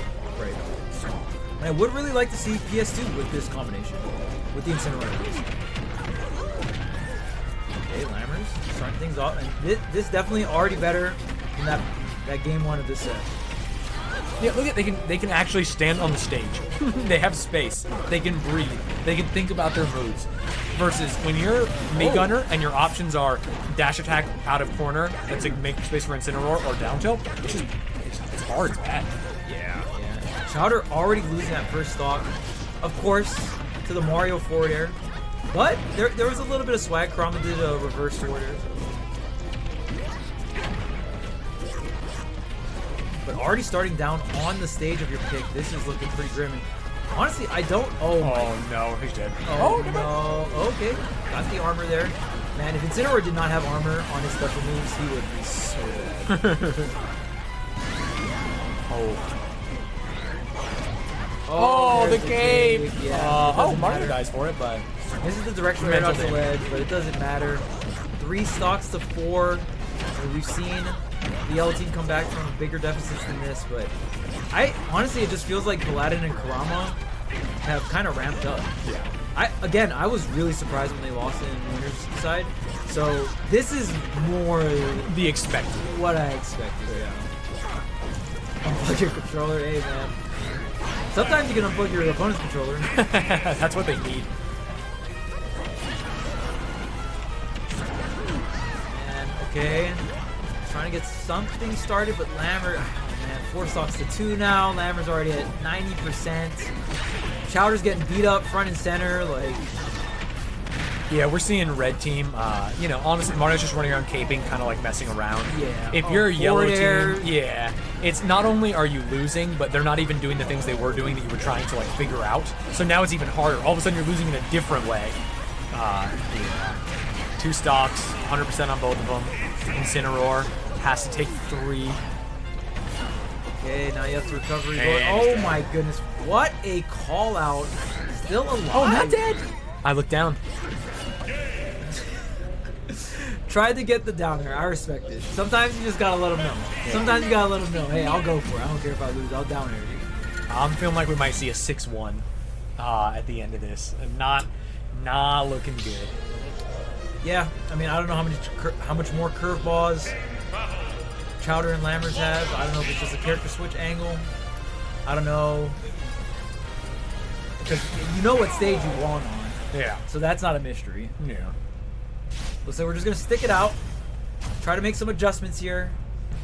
But you know what's crazy? It feels like as every game goes by, the ramping up of Aladdin and Kurama, it's getting steeper and steeper. Yeah, it's getting harder and harder. You're not making progress anymore. Like, if you want to feel like you're climbing a mountain, you're figuring them out, and eventually you can overcome, and it feels like they're actually sliding down a hill, which Exactly. is such a nightmare situation. It's like, why? So we're making adjustments. Why is this getting worse? Yeah. Why has Mario forward Yeah, air they like shouldn't 3 be times? allowed to learn like us, right? We should just be able to improve. It should be a single-player game. The PvE. Yeah. Oh my goodness, Chowder coming in with a drop kick to the face there off that air dodge. Amazing punish, getting that early stock off Kurama. Definitely something they need after going down. Chowder, man, losing that first stock almost every time these last 2 games here. Lammer still holding on at 120, but Aladdin gets another back air here, already 130%, and Kurama racking up so much damage on the cat right now. This is what we need to see. In the games they won, even earlier in bracket, it was Lammers, stock tanking, throwing out projectiles, buying space and time. We finally saw at the beginning of that, although Chowder not in a good situation and, gonna die, right? Yeah. You can't do anything there. And man, we were just about to say, like, hey, they're doing it. They started to turn it around, and they're immediately down 2 stocks. One thing, a huge adjustment that I'll shout out Kurama for is he is destroying Incineroar off stage, and obviously you usually do that, but he's doing it specifically with wall jump nair, and that's so good for covering Incineroar that's going to Alolan Whip low, because you are able to jump off the wall and then just throw your neutral outward like that. You can't really get an angle like that without a wall, so Kurama making very, very great adjustments, and because that's just so consistent, these Incineroar stocks are just melting. Yeah. Game. And they give up. Yeah. And there it is, the 6-1. The 6-1, I think we all saw it after the bracket reset. They needed to at least get 2 in that first set, build some confidence, understand. Ladies and gentlemen, we're staying on the game screen. The battery has died, which means we can eat pizza in peace. And that is the end of our doubles run. Wow. Yeah, shoutouts to Aladdin and Kurama. They brought it back from losers. They lost in winter semis, but yeah, just kind of had a crazy tear. I think the most challenging loser bracket was probably loser semis, because I believe that went to game 5. Yeah, it did. So that... It went to like game 5 last stock, it felt like, right? Yeah. So it's crazy that match affected the tournament so much. Yeah. Because, man, Aladdin and Kurama started ramping up real hard after that. Yeah, they looked good. And maybe it just took an extended warm-up. You know, maybe they're thinking about singles a lot.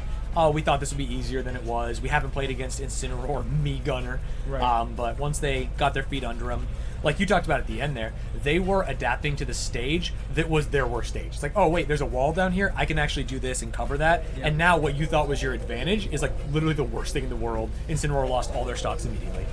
Yeah, Incineroar just got KO'd sub 100 so many times. Yeah, which is kind of what you expect. It's those problems we see with him in singles. Yep. And again, Me Gunner just lacking certain things, and Lucina kind of just outclassing. And really, Me Gunner can't help Incineroar in those situations. Mm-hmm. Yeah, Incineroar has to win the 1v1, if not win the 1v1 and help, and Incineroar's not that character. They're like there to charge a smash attack in the middle and hope your teammate knocks them into it. Like Incineroar Lucina would be great.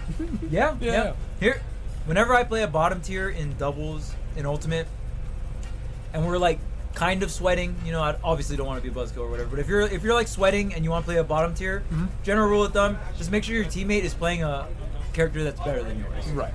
As long as that's the case, you'll probably be fine. But sometimes you gotta fuck around and play double Ganon, you know? Sometimes you gotta let them know.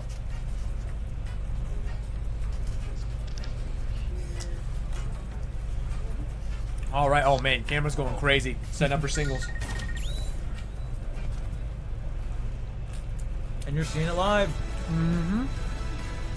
You're seeing under the table or something. I don't know what you're seeing. But There's you're a seeing it. ventilation system here at the GenG facility.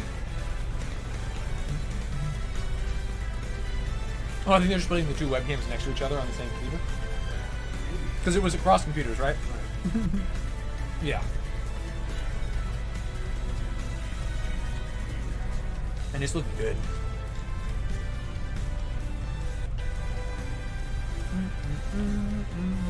Did you end up lowering the temperature in here? I put it higher, and now I'm cold again. Are you cold again? Are you hot? I actually am pretty cold. Yeah, me too. Okay, I'm freezing. Yeah. Because it only, I just started feeling cold. Right now, yeah, just Yes, get back just on. now, yeah.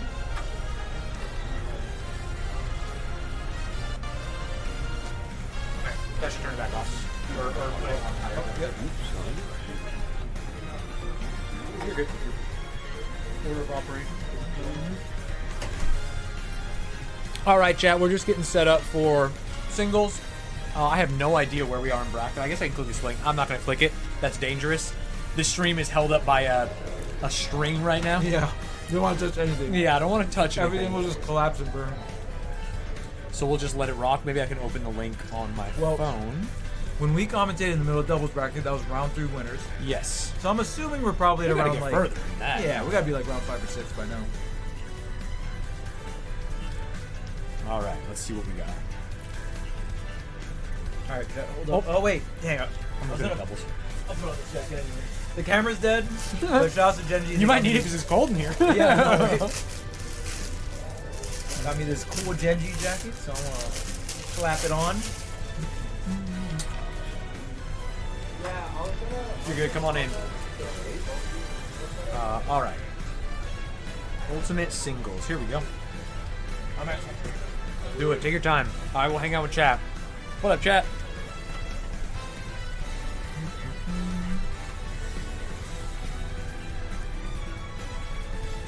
We are just trying to figure out where we are in bracket.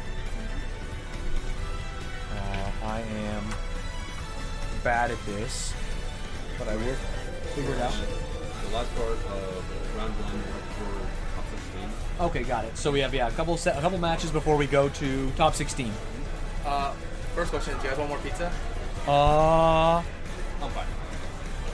Probably good. Okay, just let me know. And then also, we're gonna do singles now. Yeah. So there's just gonna be one. Perfect. Yeah. So let Thank me know you. if there's anything wrong with the camera, and then I'll go. Oh no, looks great. Thank you. Oh, thank you. We guys. saw you drop it though. I did drop it. What's up, Snazzy boy?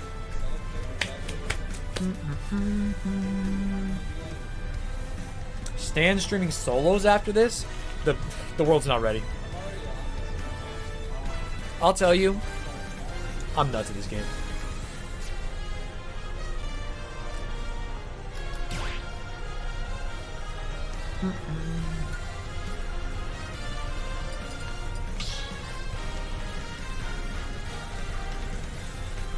Start battle.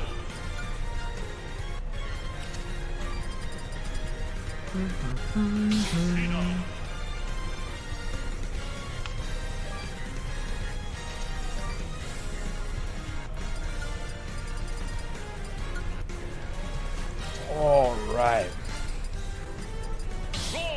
Roy versus Lucina. So the first singles match we saw was what? Roy versus Pyramithra. Now we see Roy versus Lucina. Get to see some swordsmen. And as Charles was saying earlier, swordsmen are good. Swordsmen are just good characters, especially in singles. Hey, we got a match. We do have a match. Ooh, we got 2 two different sorties. Yeah. Although I think we were watching same Roy from earlier, right? Yes. He's our hero in this bracket run. Oh yeah, he is. I mean, So far we've so only good. seen him. Yeah, win. I don't think it's still winners round 3. I could. Well, I think the last one we did was winners round 3. But all right, who knows? Yeah, we'll figure it out. Lumox still on this Roy here, up against Paladin. These are both sword characters, but they want to be at different ranges. Roy obviously has the sweet spot closer to the hilt of his sword, so you can. There are like some sour hit confirmed, which are really cool. Yeah. General rule of thumb, Roy's like the rushdown swordie. Yeah. I think that we talked earlier about like, hey, a lot of melee players play this game and they want to play Roy. He feels fast and heavy. You can actually like run around and move, rush down, and that's why we see them play it. I also think that's created like a lot of Roy bad habits, and we're gonna see actual Ultimate Roy players just play better. Yeah, I mean it's hard. I feel like with Roy, it's like very pick up and go, especially for what melee players like to do, right? You want to move, you want to have really good hitboxes and stuff, but then navigating with those tools, navigating certain matchups in this game, it's so much knowledge checks, right? And I think that's where it gets really hard. I like both. I mean, both of us said, Ultimate. The hard part about it is so many different knowledge checks, right? Yeah. And then melee, the hard part is like, can you execute what you want to do? Yeah. Like the engine is fighting you half the time. Like the way you move in the game is not what they intended. But that's what makes it so sick, right? Yeah. I think when it comes to watching melee, one of the such enjoyable parts is when you watch someone play melee that clean. It is just. Yeah, it looks that amazing. alone is impressive. Plus, there's all the swag and the money. Yeah, and another person trying to stop you from doing it. You know what I mean? Right. Like, it's so hard. We have not seen a Minecraft Steve in singles yet. We saw one early in doubles. He did not make it out. Drowned in pools. No. R.I.P. Steve. Yeah. I'm sure we'll see. Actually, I'm not sure. Like I said, the only Steve player that I know of in SoCal that's really good is Rockman. Rockman also plays a bunch of different characters. I don't know if Rockman is at this tournament. If Rockman's here, he is one of my favorite Steves to watch because he's really, really technical, which is always fun to see. Oh, 2-frame, okay. Or that was a regrab, so just a down tilt for damage here. So Lumox doing a really good job here against Paladin. Paladin going to be one of the higher seeds of this tournament for sure. I think the one thing about Roy in this game that melee players like, it does feel very flowcharted. You know what you do. Like you talked about, all right, they're on ledge, I'm going to stand here, I'm going to jab. All right, in neutral, this is what I want to do. Yep. And it's like really easy compared to floatier characters or characters with more options. You're like, I guess I could open them up in a million ways. Roy is like the simple gameplay. Yep. And again, like the speed. Movement with Roy is very fun. Like the way he dashes, it's so quick. Really, really good moves. Yeah, Roy's a very, very fun character. It seems crazy to say. I feel like he's not like melee players are playing it. He's like more similar to melee Fox to me than like swordsman, because like a Cloud might be more similar to Mark or something where it's like I'm gonna space out with bears and nares. Roy is like, no, I'm gonna run at you and I'm gonna try and execute my game plan and you have to stop me. You have to prove that what I'm doing is unsafe. Exactly. Do you know how to deal with this pressure? If not, I'm just gonna win. Yeah. Which is kind of what I complained about earlier with Falco, where it's like, hey, do you know how to actually stop this? You know, can you power shield lasers and or like do something out of shield? If you can't, I'm just gonna beat you. Yeah, but you're doing it in like not your main platform fighter. You know what I'm saying? Yeah. You're mainly doing it because it's like, okay, well, I spend all my time playing these other platform fighters. I play this one for fun, so I'm just gonna play the boss battle character real quick. You know what I mean? Mm-hmm. I actually think a lot of melee players would like Ultimate Fox, but I think playing the same character, it feels so weird. It's so weird. weird, It's like you're in a dream. Like, you're in Bizarro realm. I want, like, when I play melee, I want to play Fox because I've heard like even if you don't do the technical stuff, it's still really good. But I'm not technical at all. My brain would just be so mixed because it's like I see Fox on the screen, but it's not Ultimate. You know what I mean? So I always try to play different characters for different game titles if I'm gonna play like multiple platform players. Yeah, one of the things I did was in even in PM for a while, I would play Wolf or like an Ultimate. It's like, okay, he's not Fox, so my brain isn't gonna like be in knots, like not comprehending what is there. Yes. But it's similar enough and different enough that I can remember that this is actually Wolf. You know.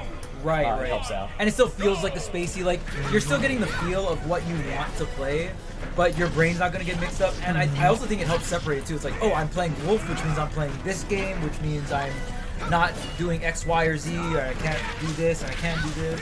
Yep.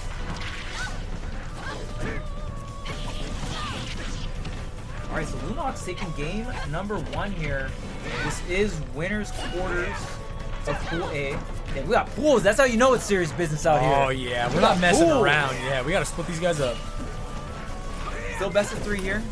I'm assuming best of 5 will start in top 16. Okay.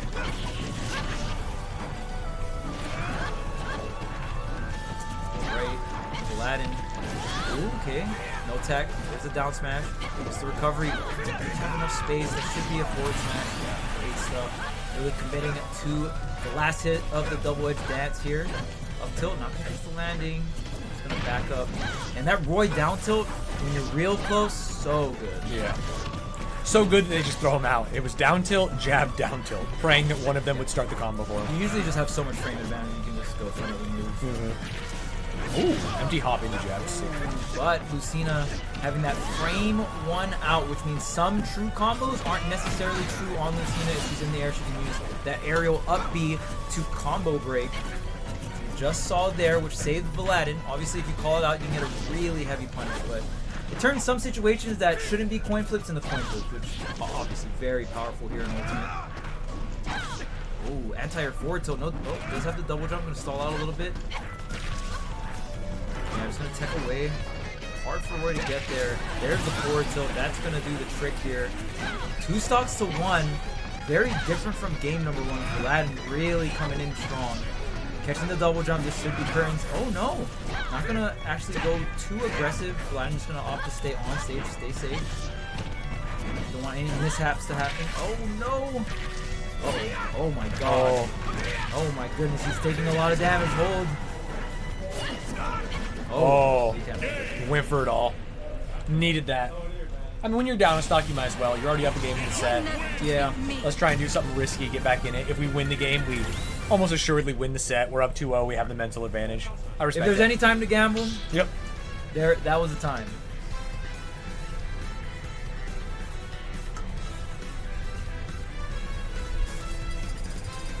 What up, Biggie? Thank this up.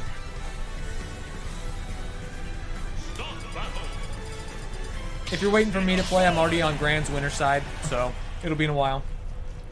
Just straight up floated there. Do you remember when some TOs were trying to do this thing where Top players go to top 48 or whatever? Yeah, that's crazy.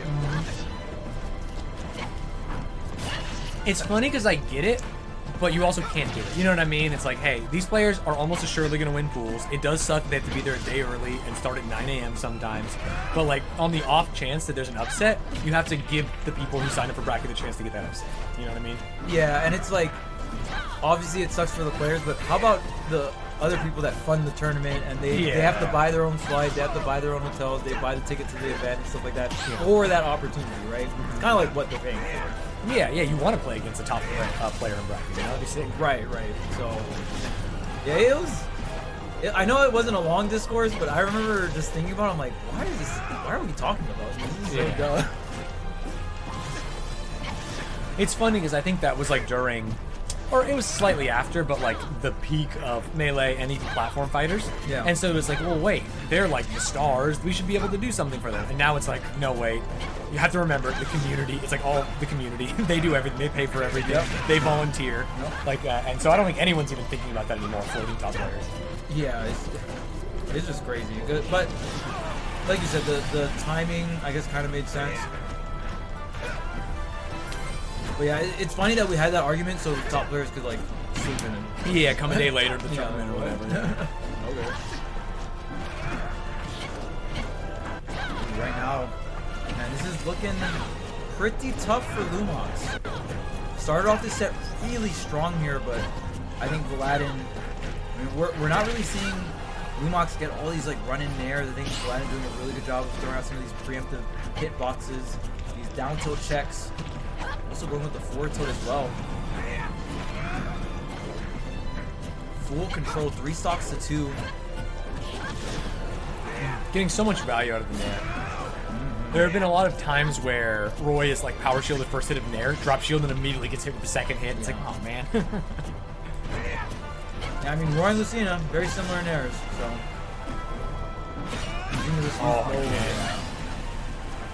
The offstage is just so rough. Man, and that game one looked dominant, but adaptations happen. Yeah, it just doesn't feel like Lumox is able to, when he does get these openings, they're not super meaningful. Especially the game when we saw so many Nairs connect and just go all the way to the side, into a meaningful ledge trap. We're not really seeing too much of it now.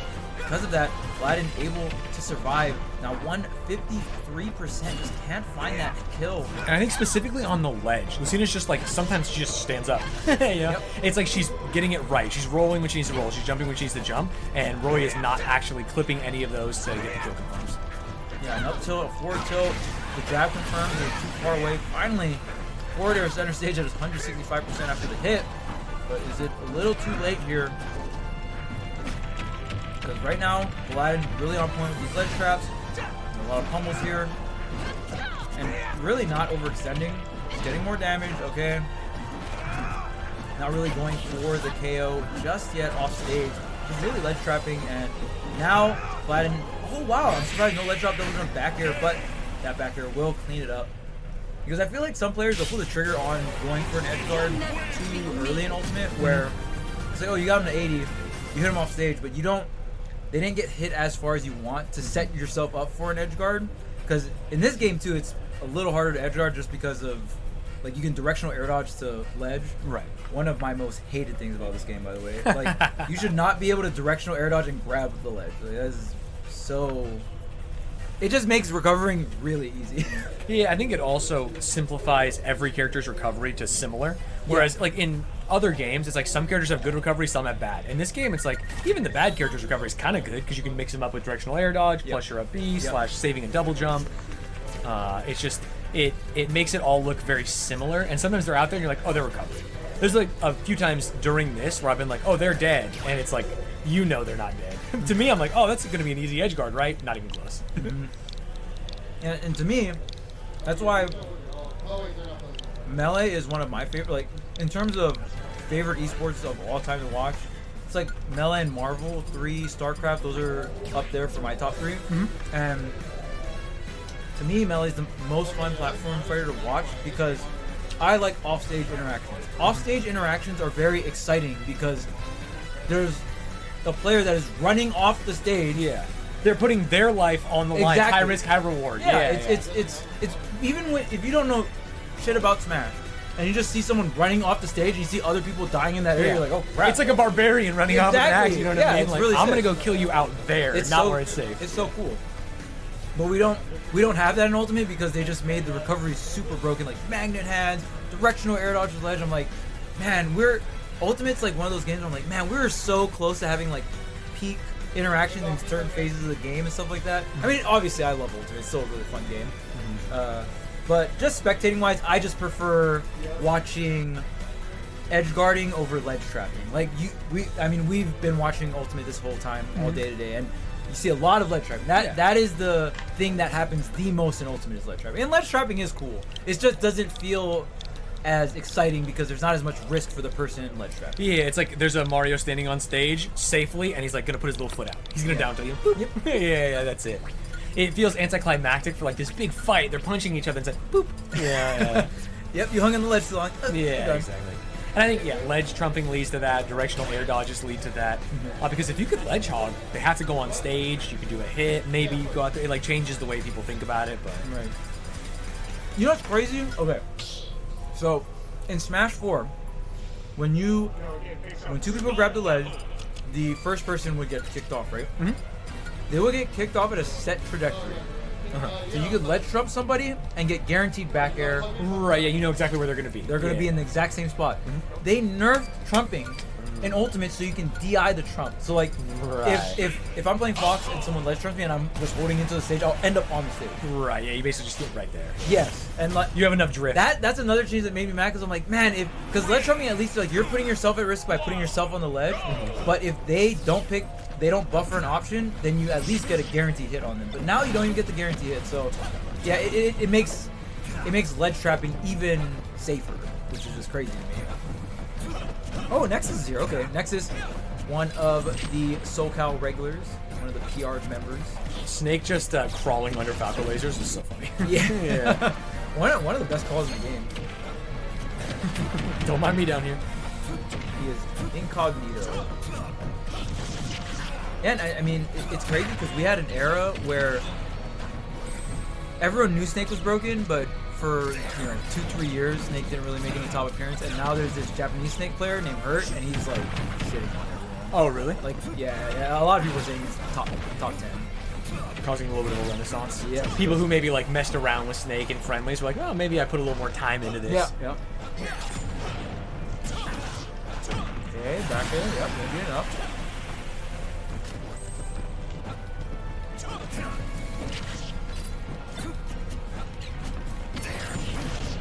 This is a big combo start, okay. So Snake's interesting because he's like kind of clunky, and a lot of the heavier characters have worse air dodges, but he can pull out his grenade frame rate. Ah, interesting. So his combo breaking tool is just pulling the grenade and hoping that you go. Yeah, it's like get out of jail. Yeah, You know what I yeah. mean? Like, hey, it doesn't matter, but you're not going to continue to combo here. It's just trade tactics. Yeah. Just want to get those good trades because Snake, very heavy, has crazy survivability. Oh, just whips. And we're talking about how broken directional air dodge is. Yeah.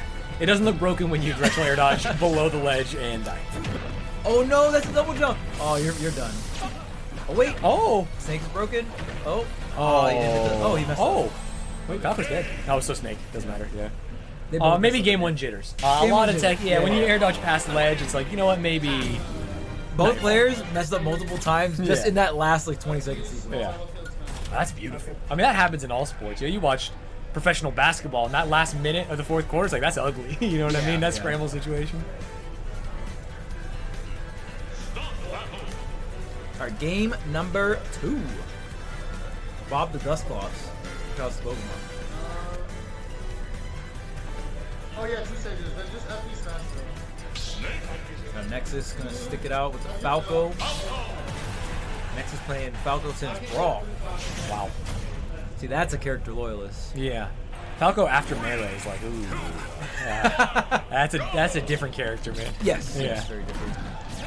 And even like Fox. Fox is super different in Brawl. They changed. So Fox got his new back air in Brawl, but Falco kept the old back air in Brawl. Right, yeah. But then the laser was different. The reflector was different. Yeah, way different. I mean, Falco kicked it away from the Yeah, and I mean, like, the shine is such a key part of, like, melee spaces, so. Yeah. I mean, just the shine alone on both spaces, it just feels like a completely different character. So they gave Falco that weird fucking forward air, like the... He lays down and kind of Yeah. spins? Yeah. Dude, Snake is a meme. He's so funny. Like, sometimes he just lays on the floor, and he's a human being. And we're watching him fight like a cartoon bird, and this is just a human man just laying on the floor. Next to a grenade. Yeah. A live grenade. Yeah, it just feels crazy. Okay, gets the down tilt here. Nexus, just gonna directional air dodge onto the platform. yeah. And once you call it out, you always see it, and you're like, damn, this is weird. It's funny because he does it for like a second or two. Yeah. He just like stops moving. It's like he won't see me down here. Yeah. Yeah. I wonder if you noticed. Yeah. It's so broken, so you can like, if you have tilt stick, you can be crouching like that, and then just flick up on your tilt stick and just do up tilt. Oh, that is wild. Yeah, it comes out the same as if you're standing. Yeah. So that's what he did right there. It was like earlier he just got the up tilt, got the trade. Oh, wrong move. That was. He covered that spot on the ground with 2 explosives. Okay, there's the dash stack here.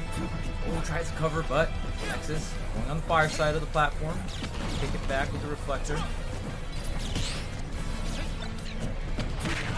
Yeah, that reflector very good in this matchup. Oh, yeah. Seems like very tough for Snake, who wants to get used out of his projectiles. That's like the entire ethos of his character. Yeah. And when it comes to using reflector to actually reflect projectiles, Falco's is the best because one, the reflector frame is frame 1 that you can reflect things, and then you're also kicking the reflector closer to them, So the point of reflection is technically closer to less time for them to react. Exactly. And you can start moving earlier while it's out versus like having to hold it on the ground. Yeah, it's crazy. Yeah, Falco specific. There's so many zoner matchups that they just ate Falco. Yeah, it makes sense. Ooh. Side B is a combo starter. Love to see it. Yes. And it's the quickest illusion of all the spaces. So Oh, really? That's like Falco's dash attack in this game. Got it. He just does either like the insta short hop illusion or just illusion on the ground. Because his actual dash attack is ass. Right. Really bad. Yeah, it seems like all the spaces like run and then and slowly put their leg up. Yeah, it feels really bad.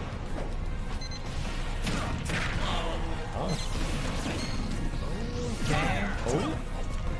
No punish. There's a trade. Okay, forward tilt, directional air dodge. We're not gonna connect the back air. Oh, tries for the up tilt twice. Almost gets the up tilt. Yeah, that. In this game, Falco pretty much just won up tilt. Gets so much damage in combos. It's like there's a million combos that would be up tilt. Oh my goodness, jumped over everything. Oh, there it is. Yeah. Wow. Broken move. Damn, when it works, it works. That side B into instant jump back air like felt like it hit very quickly. Yes. Whereas a lot of moves in this game will like leave you in a lot of hit lag, and it's like they have time. Right. That one was like, holy shit, wait, this game's fast. I hate getting hit by that. Yeah. Confirm it. He was center stage too. Yeah. And it was like a little bit of a mix of which way he was gonna get back aired. Like, dang man, standing laser puck. Hey man, it's ultimate, all right. We don't have like the cool like single laser lagless. Yeah. It is funny, the little brother bullet. It feels so bad to do it in Melee. You're just standing there like an idiot as Falco, and he puts the gun away versus canceling it. Yep. What's crazy in because even in Brawl, you could do a lot of. Well, Falco could double laser lagless, which is crazy because you could either mix up with single laser or you could do double laser. I think there's sometimes where you could even do triple laser if you were like rising, but those mainly like you really mainly just early. want one in short hop range and one in like rounded range. And then Smash where they're like no more projectiles being lagless when you do them in the air and you hit the ground, which I think is healthy for the game because, dude, like Falco and Brawl, you could legit just time people out because the illusion still went through people, so you're just like laser, like double laser. Yeah. Oh, you're close to me, Side illusion B through. Yeah. Double laser. Yeah, it's so annoying. And then he also had a chain grab. Oh, really? Yes, I hated Falco. He had a chain grab that he could chain grab you, and if he was close enough to the edge, he could just finish the chain grab off with a spike. And if there was characters that just didn't have good enough recoveries, he would just spike you once and grab the ledge and you couldn't do shit. Yeah. And the chain grab would work all the way up to like 50, 60. It was some shit. When you say like Brawl and Melee Falco are completely different, you're like, what they do is so different. It's crazy. Like, I guess the only thing that's similar is like the laser, but even the laser was different. Alright, so next up we got FD versus Pop. I believe we saw FD playing earlier in doubles with something Omega. So FD, I think FD played Kazuya, if my memory serves me right. Was the screen size wrong all day? Did you see that? I guess so. That's crazy. It was on 95% screen size? That's so funny. Yeah, I mean, we didn't notice. Chat didn't say anything. Chat, how'd you not see that it was 95%? Yeah, that's crazy. In the beginning, we said chat. It's like, Yeah, we said everything is their fault. If there's anything wrong, and to be fair, we fixed the cams. God. You think it was Kazuya? Ooh, maybe they swapped the Diddy? Yeah, I don't, or maybe FD was the demon player. Oh, we did see a Pokemon trainer earlier. Kazuya Did I just is see like a Bayonetta in Ultimate? I don't think I've ever seen this. Oh, Bayo is super sick in this game. Really? Totally not cool in Smash 4, but Yeah. very cool in this game. Before It's she like the got whole broken super thing. lame in Smash 4, I liked Bayo. And then eventually she was just like taking everyone off the top and it was a little annoying. But I thought she was pretty cool. It's funny, a common conversation is who was stronger, Smash 4 Bayo or Steve in Ultimate. I shit you not, overnight people were, like, people that would go 0-2 or 2-2 were winning locals with Bayonetta. That is actually insane. Because they're not doing that with Steve. You know, you have to have like some skill. But there's some context though, because Steve came out during quarantine, so we never saw offline Steve until like Steve got a little bit more developed. Yeah. But I also think Steve wasn't as like pick up and go. Yeah. Like Bayonetta was like, oh, this move's like is a crazy burst option that makes me fly across the stage and I can kill you off of it. Okay, cool. What's the combo? Downward ABK, up B, oh, you're dead. Up there. It was like super cookie cutter and easy. Yeah. It's hard to say, but I will say I've never seen a character like Bayo literally turn people into top players overnight. But this is a good matchup here for Diddy. Was a pretty good matchup in Smash 4 as well, but Bayo. Yeah, this was like a grand finals in Smash 4 a lot of the time. Yeah, Diddy Bayo. Okay, there's the heel slide here. Not going to connect with the backside of that up tilt. There's the witch twist. Oh, that looks like Smash 4. Except, Oh, you know, it doesn't. It doesn't finish. Correct. Yeah. See, in Smash 4, you were dead. Yeah, exactly. Yeah. Oh man, that looked really familiar. Yeah, and then just the up air, whatever it takes to go on top. Yeah. It's crazy. So if you up air someone that high, like they never die. Oh, up air really? sends like at a really. It It's almost like sends you at like sideways like almost. sideways. Yeah. You actually kill off the top before it. Oh, interesting. Yeah.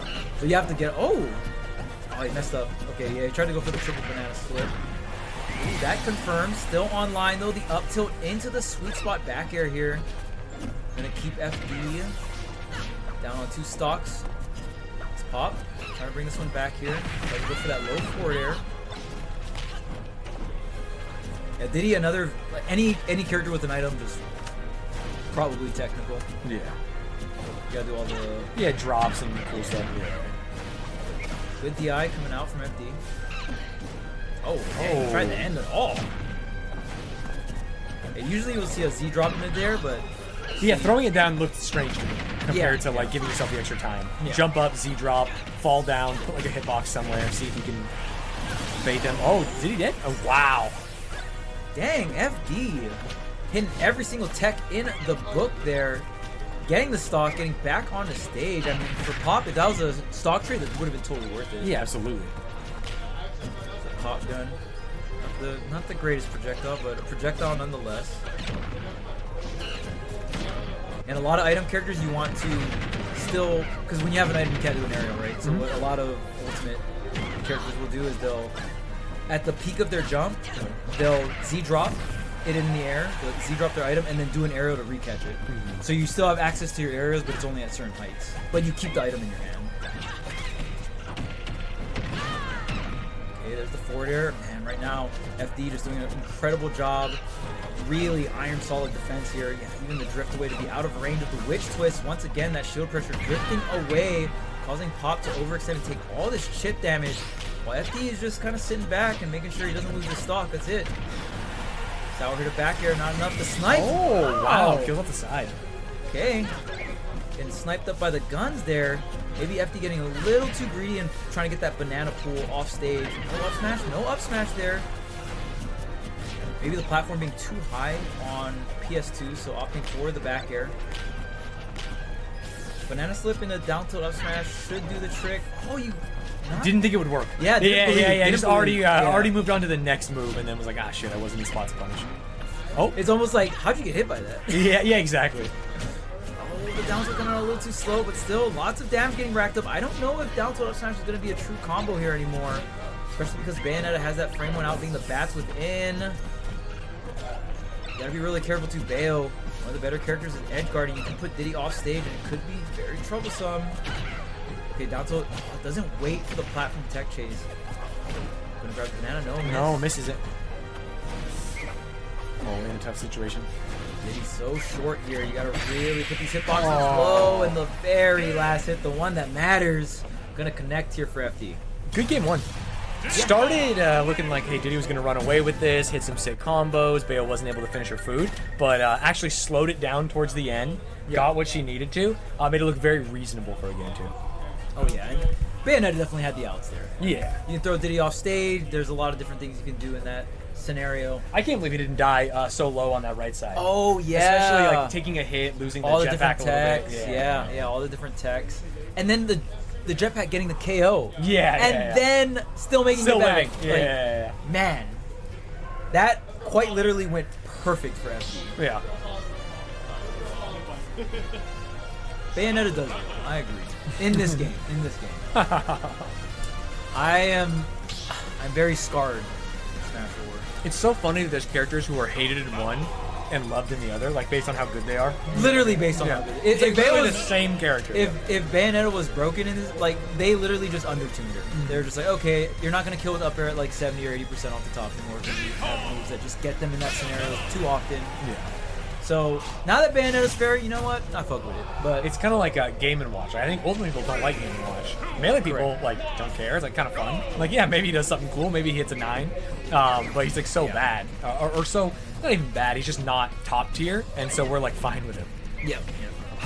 But in this game, he's like crazy. Oh, he's bro. sick. Yeah. I mean, sick to me as someone who like enjoys playing him a little bit. Maybe oppressive to other people.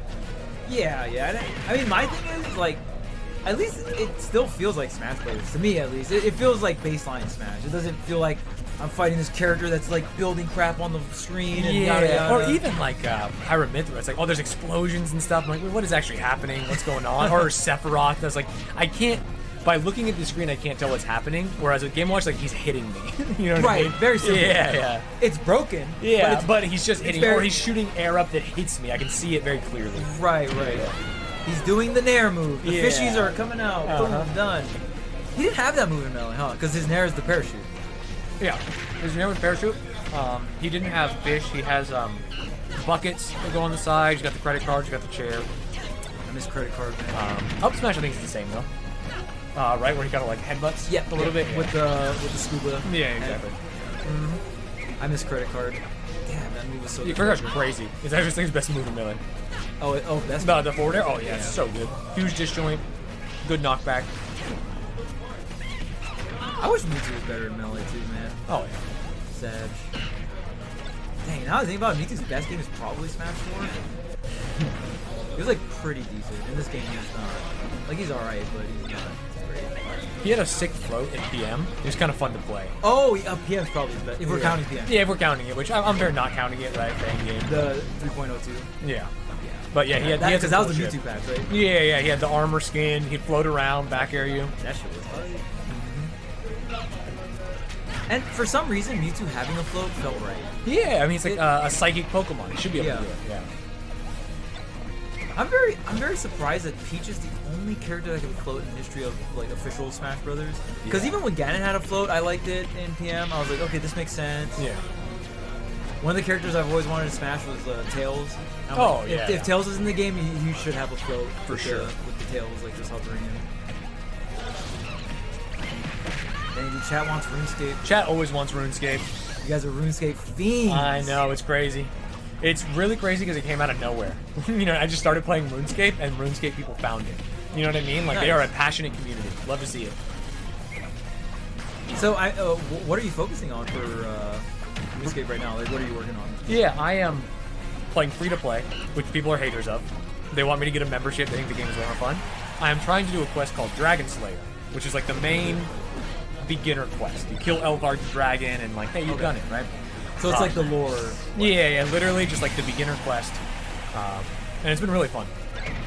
So I'm like grinding skills in the game that will allow me to get the right armor or get the right thing to kill the dragon. Oh, so you're not like hyper focused on one thing, or you're not like playing a pure or something. You're just like literally, exactly. Yeah, it's like, okay, I need to get 40 attack to use this mace. Okay, so I'm gonna grind 40 attack. 'Cause I need now this I have mace to to do take it, out the dragon. I'm gonna need salmon to fight. I'm probably gonna need salmon, so it's like I need to get fishing up to 25 or whatever. Right. Like, what kind of food are you gonna bring? Exactly.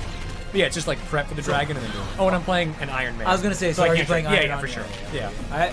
I have a couple friends that are super hardcore in RuneScape, so I know what the Iron Man is. That's hard. Because I was gonna ask, like, okay, so can you buy stuff? Like, are you playing Iron Man? So Iron Man, free to play.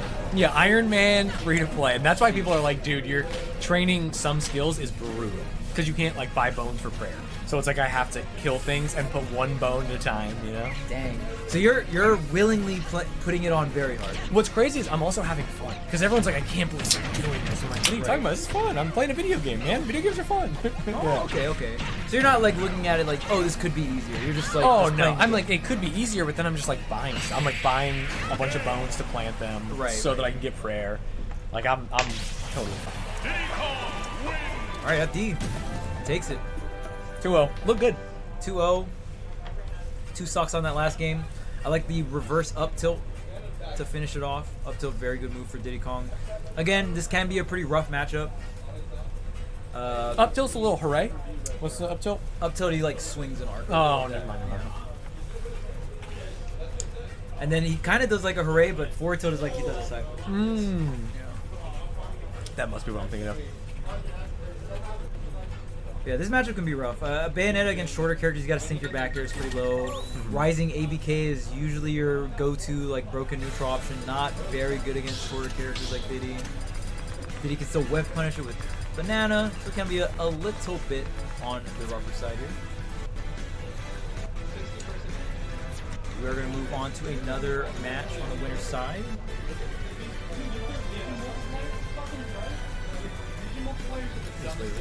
Ultra. That's Ultra Fantasy Ruby Red. Sheesh. I think I would love to have another monster. Like, I'm even thinking of the taste right now. Yeah. 2 energy drinks, that's crazy for me. I'm getting old. I think I would regret it later. I'm definitely going to. I just want it for the flavor. I don't even want the energy. It just tastes good. Yeah, I wonder if an energy drink company would ever do that. Yeah, Have their just be flavors. juice. Yeah, just zero juice. energy version. Yeah, I think zero they like should. caffeine or whatever. Yeah, I mean, it took a long time for soda companies. Like, they obviously had diet soda, but like zero sugar versions. It's like, hey, you just kind of want to drink something that's not water, but I don't want it to have like calories or caffeine. I would definitely drink.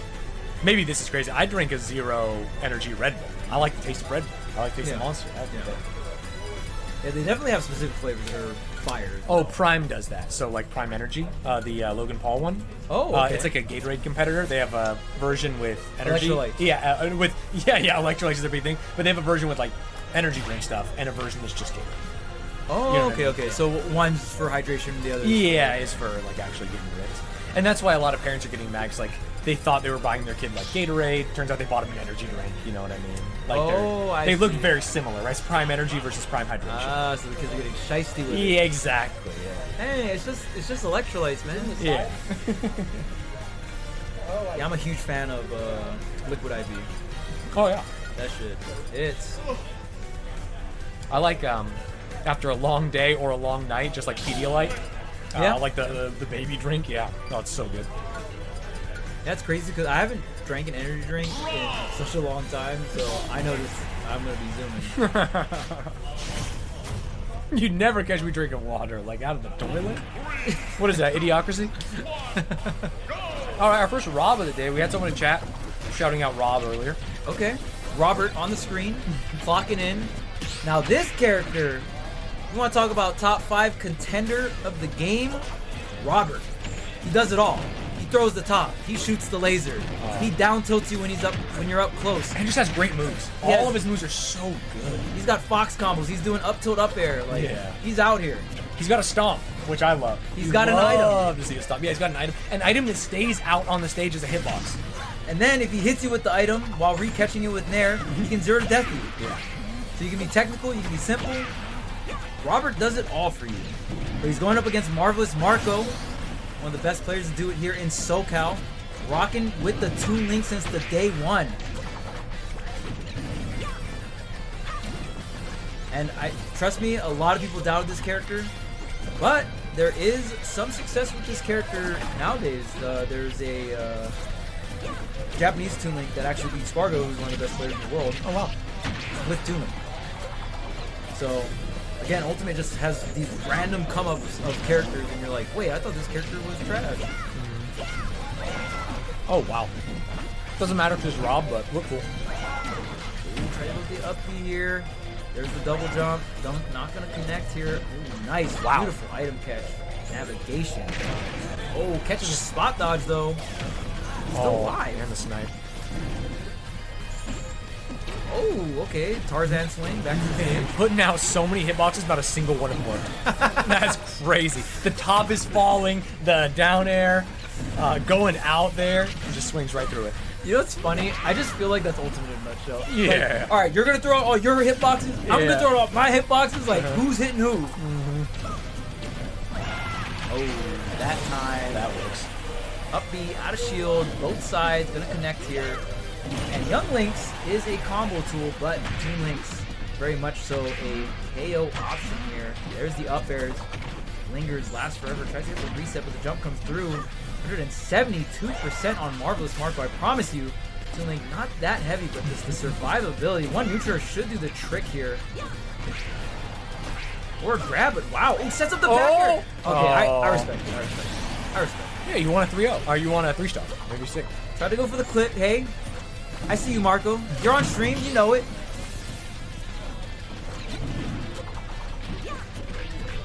Oh, the boom. Sorry, is Rob's name Stream IHC? Is that I Hate Chat? What are we looking at here? Stream IHC? What's IHC? Is it a game? No one has any idea? I have no idea. I saw it right now, and I'm wondering. Insane Hound Flossy. That makes sense. Oh, true. Stream, like music stream. Yeah. If it's Smash, something K-pop. That's so funny. Because that is not a Melee thing at all. You know what I mean? I guess that's big in Ultimate. Well, especially when you think about the two different Smash communities, like I said earlier, there's Melee and then there's like current Smash. Current Smash community is a lot younger too. So, I mean, just like high schoolers / college kids. K-pop's the thing, man.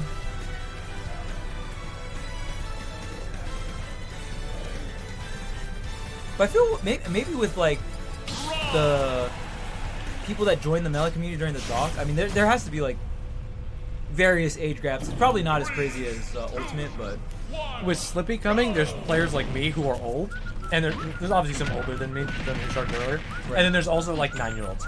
It's insane. that's crazy. yeah, Maybe K-pop will come to Melee one day. maybe.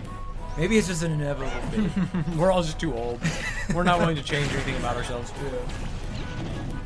I refuse to listen to K-pop. It's funny because I'm actually starting to learn Korean, and I'm like, man, maybe I gotta listen to K-pop. I don't know. That's funny. That or K-dramas. Watching content makes it a lot easier to learn a language. Yes, I've been going K-drama route. Dude, Rob is trying to do it all off stage, and it's just not working. Did somehow get a stock. I actually missed how Marcus Marco lost that first stock. Oh, same. Shit, maybe it is working. Maybe Edgard. Yeah, but I did see him go real deep for that last one, and nothing hit. It's alright. Rob's got a great recovery. Ooh, wow, great DI on that boomerang. That was boomerang fair. Should have worked this up. He shouldn't do it, but great amount of damage. Setting up the bomb. Laser interrupting everything. The arrow almost connecting here. Wow, able to get through everything. All 3 hitboxes. Oh. Thought he was gonna do something sneaky with that bomb. These nairs are not working out for Robin. Yeah, Rob's weird, so... Just kidding.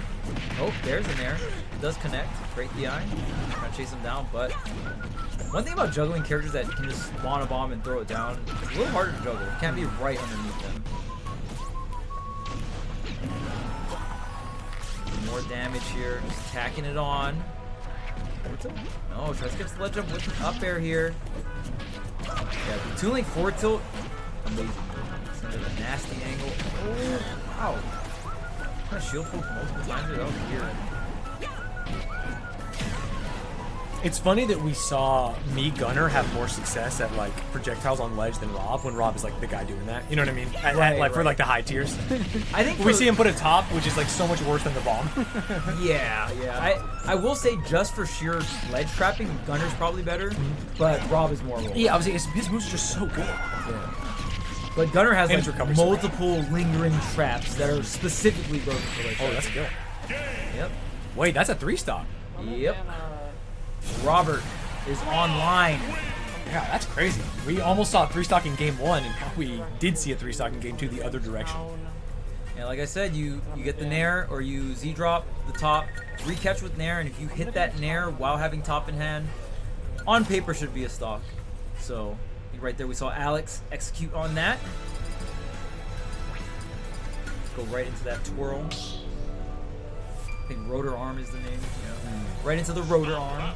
You know what's funny? There's a lot of moves that were just Omega trash in Brawl, and they just sucked. They were troll moves. Like if you ever used them, it was either an input error or right, like Luigi troll. dash attack in Melee. You know, Yeah. it's actually the worst move in the game. Yeah. Yeah, so Luigi dash attack still trash in Brawl. Rob side B, the rotor arm was trash in Brawl. Really? Snake Nikita was trash in Brawl. Ah. All 3 of these moves are like really good now. Right, core to the characters. in Yes. Ultimate, yeah. Which is crazy. Like some of their most broken moves. are the moves that were just just omega really bad. trash. It's so ironic to me. Alright, so this time, Marco. Oh, don't get zero to death. I mean, that was another thing that might have happened too. Yeah, I think it was, what is it? Is it Rob's down tilt where he kind of like pops? Yeah. He hit like a triple down tilt, pushed him across the stage, and then went out and edged over. I remember it. Okay. Yeah, I literally watched it happen, didn't say anything, and then 2 minutes later forgot about it. But I do remember now he just down tilted him across the stage. It all came back. Yeah.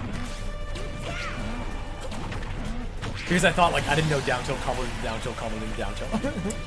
Yep. Oh, when it doesn't combo, tech chase. He's good. Nice little tech chase. But yeah, it's crazy. There's a specific window for Fox that you can actually get down tilt in the up smash, and it's a true combo. Really? It's like a 5 to 10%. It's fucked. Yeah. Because that move is so good. Down tilt is so good. Oh? Yeah, it looks like Marvel's Marco having all the control here for game number 3. Yeah, Rob would love to shark with that up air, but you said against a character with a bomb, you just can't do it. Yeah. It takes away like a huge part of your kit. You can't be right underneath it. I mean, if you're Game & Watch and you have a projectile that you can throw upwards, then juggling everyone is easy, right? Even if they have some kind of thing to throw down at you. And then Game & Watch also could just reflect it too. I mean, hey, all we need is another 0 to death and it's even. Even game? You gotta spawn top. Oh, he threw away the one thing that could make it an even game. Alright, so Alex down an entire stock here. 0 to death is not offline just yet. As long as he's got a top in hand. Marco taking that away immediately. I like the throwing it upwards, just taking it out of the picture as long as possible. Ooh, Man. I like the And this is reset. all off a panic roll from Rob. Literally, Link just stood there, he rolls through him, and dies for it. That's crazy. That was so clean coming out from Marvelous Marco. I love the double jump back air. Lands back onto the stage, but just goes with the boomerang throw. It has enough of a delay to pick up the directional, or to pick up the air dodge there, and then you just convert it into nair, into the forward air.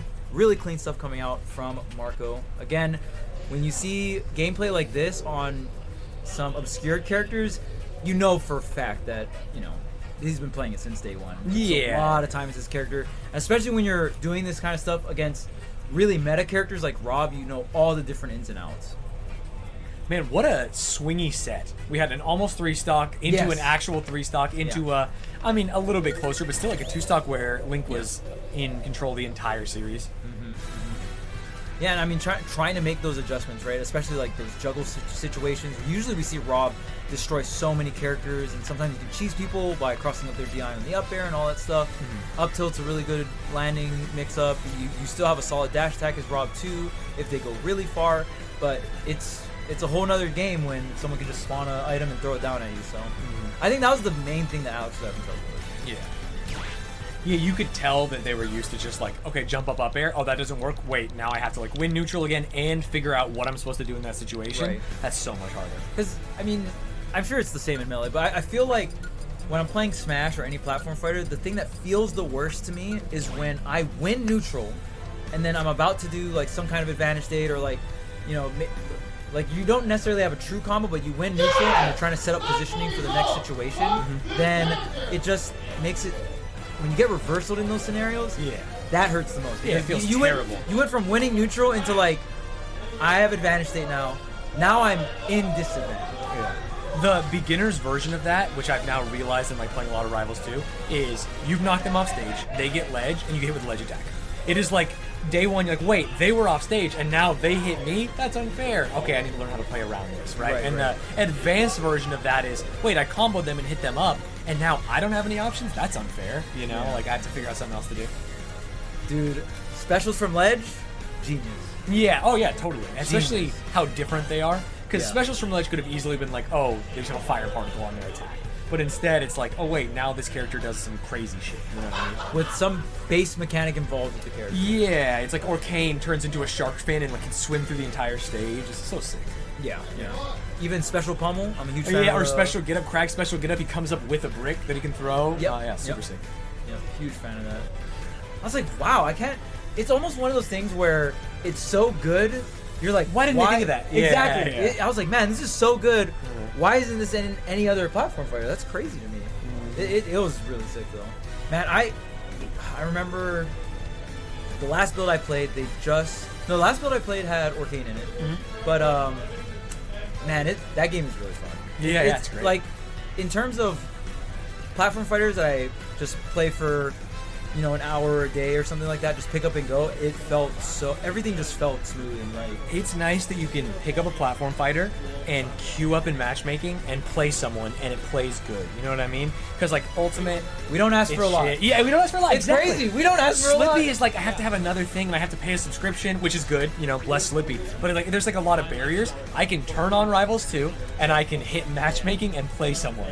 It's so sick. And there's crazy a ladder, to say, it is so sick. And there's a ladder. Yeah. Because I just feel like even in today's day and age, so much people are so busy, right? Where it's like, man, if I can get home from work and just play a game I like on some kind of ladder matchmaking system, the connection's good. Yeah, I don't have to join a Discord and like message someone. Or I don't have to drive to someone's house that's 20 minutes away and there's like 20 minutes there, 20 minutes back. Like, I can just play with random people around my skill level, and I go up if I win, and I go down if I lose. Yeah, and it's such a simple formula, but that's all we want. Yeah, and it's crazy that it doesn't really exist. It yeah. And then when it did exist, like I really liked early Garfield LeBron game when they put it out 2 years ago. Multiverses. Like early multiverse, I was like, oh, that's cool. I can queue up into someone and like just play them. And then they took it away for a year, and it came back and was the slowest game in the world. It's like, why are people doing this? Yeah, it's not I really enjoyed the beta. Yeah, the beta of the game. exactly. And they tried to go for like a different angle too. They tried to make it more doubles focused and stuff. So Which is sick. Yeah. I like, and then the I guess the non-beta or like the regular version of the game came out. Definitely not moving like before. Yeah, it's not for me. Well, and you know what's crazy? It's not even, I wouldn't have minded if they tapped it down. They it was like a 180. Yeah, it's like 50% speed. Yeah, it feels like. Yeah, it was crazy. Oh, we got the classic though. Brother! So, both these characters hit each other really hard, but Luigi's more like Zero to Death vibes. Yeah. It's funny because this is like Fox Falco before Ultimate, right? Where Luigi is Falco, Touch of Death, and Mario is Fox. But it's like they're a little bit floaty, and also they're the Mario brothers. It's so funny for a casual viewer. Oh, are you dead? Oh, the combo. Oh, he didn't actually do the falling up air there. Maybe he just didn't know what side he was on. But if you get sent down from the two stomps, the two down airs, you should be dead. Interesting. Because after the second stomp, you can come down with a falling up air and then combo it into the up. But what you're trying to do is you're trying to SDI so that you get hit by the hit of down air that sends you to the side. Oh man, that coverage is not going to make it back here. Dang, let's go Kurama's in chat, alright? People know. Dude, chat, I don't even know why, but Kurama's here. All the way from NorCal. One of the best NorCal players to do it.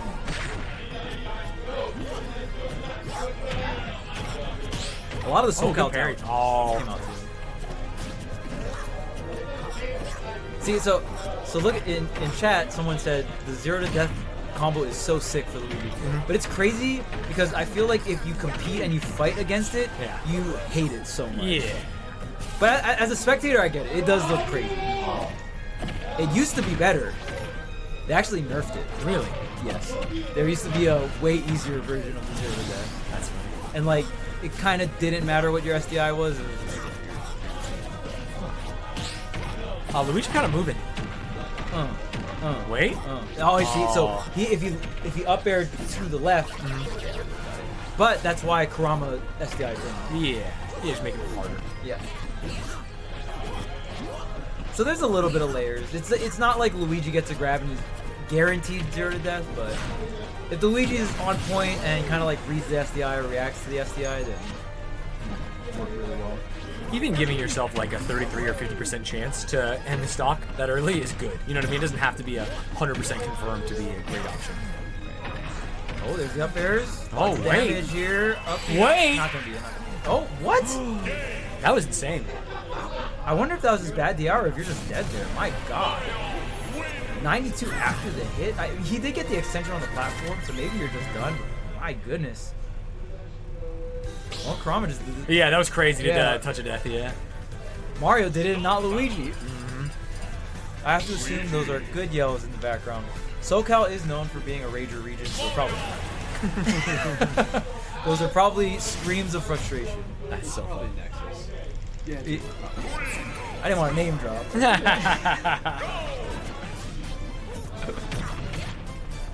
All right, so Kurama, Willow, back at it. Honestly, Willow felt like they had control most winning of the time. until that final, literally the final interaction, not even the final stop. It's crazy because Willow is getting so many grabs at zeros. This is, for the most part, if you're a Luigi player, grabbing a top player at 0% with Luigi is got to be like one of the hardest things to do. Right, because they done it know that's what multiple you're looking times. for, yeah.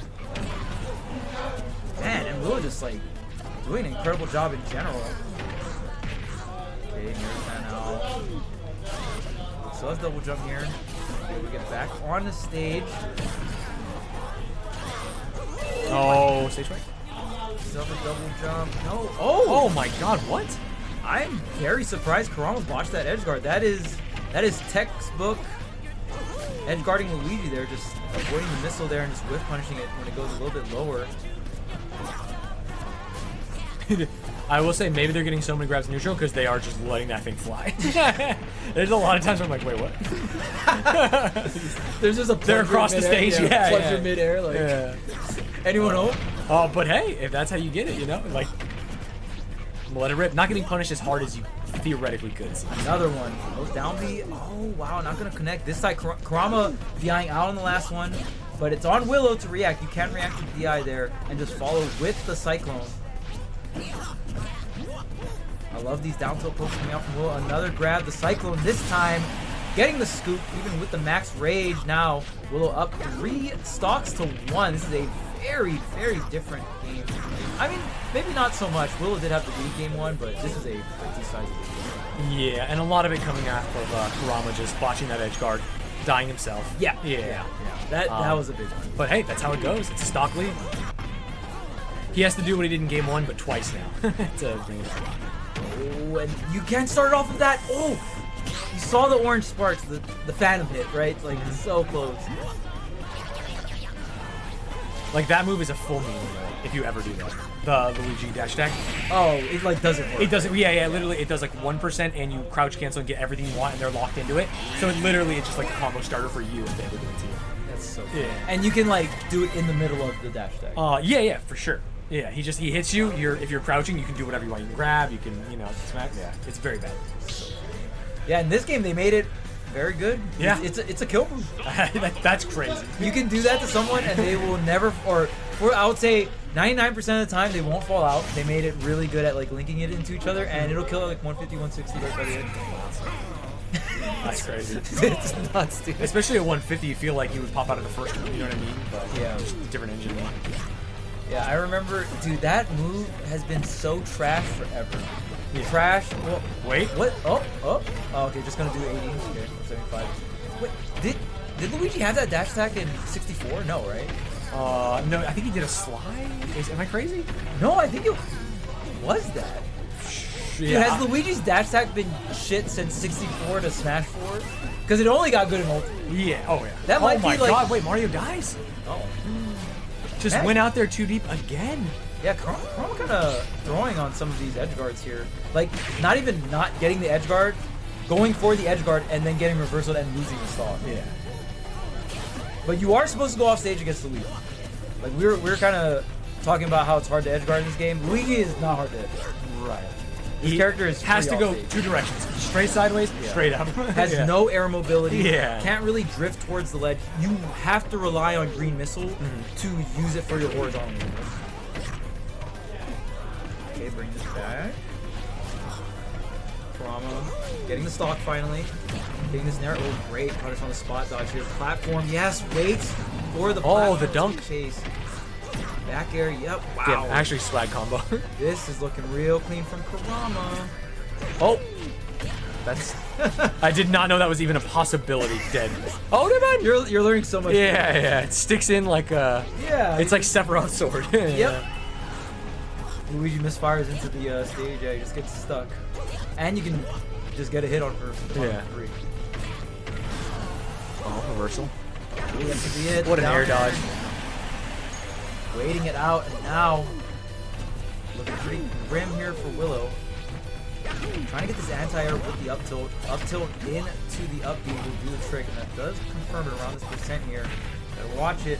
The fireball kind of making the hitbox last a little bit longer, just for the damage or for the stock as well. No, 84%. The grab from that top platform, Mario's comboing you, crazy.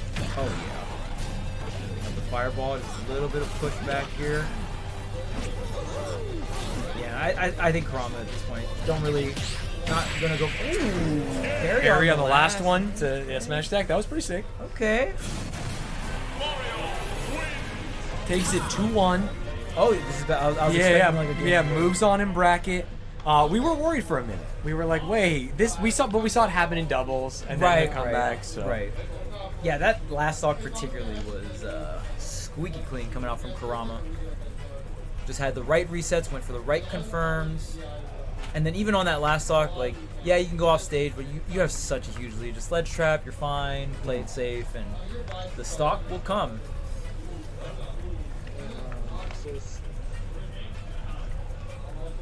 Oh, we're seeing Rob again? Oh, Rob is back. Oh, we're actually taking a dip to the losers bracket.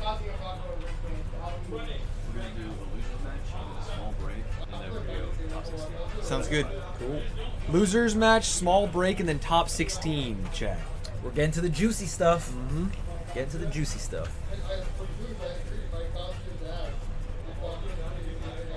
So it looks like we got Alex returning. Yeah, that was our Rob hero. Against Dorb. We'll see who Dorb plays.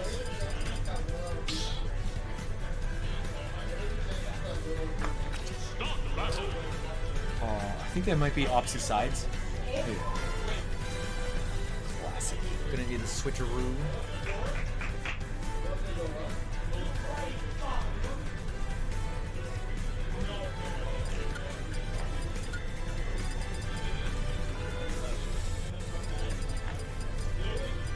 Falco? Dorb on Falco? Wait, Dorb on Falco? Changing it up? Oh, wait. Yeah, Alex the Rob. But wasn't Stream IHC Rob? Or was it the Falco we saw play the Snake? Am I losing my mind? No, Nexus was the Falco we saw. Okay, got it. Yeah.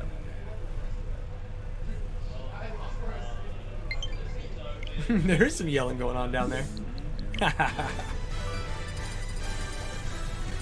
Oh, ZSS. Oh, okay. Unless? Nope, just kidding. It was me. ZSS is another one of those characters where you have good matchups into some of the top tiers, but then overall it's a pretty hard character to make work. How do the Mii characters work in tournaments? Do you spend the time choosing their kit, or are there pre-made Mii character profiles?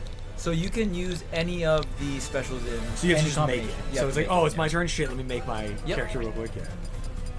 And there's specific times in which you have to tell your opponent what set you're going to use. So you can't just be like, okay, cool, we're going to play on Final Destination. Your character is this. Now I'm going to tell you what my Mii set is. Like, Right. when you pick, whenever the order in which you have to pick your character for the counter pick, you have to also let them know what set you're using. Right. It's not just I'm using Mii Gunner with these four Right. specials or whatever. And it's just the default side of what you use. Lucario. Ooh, Lucario's fun. Furries, get in. There. Talk about characters that were fun in PM. Lucario was a nutter butter in PM with all the cancels. Yeah, so it was like a fighting game character. Yeah, pretty much. yeah, it was insane. There was so much craziness you could do. Okay, up throw. Okay.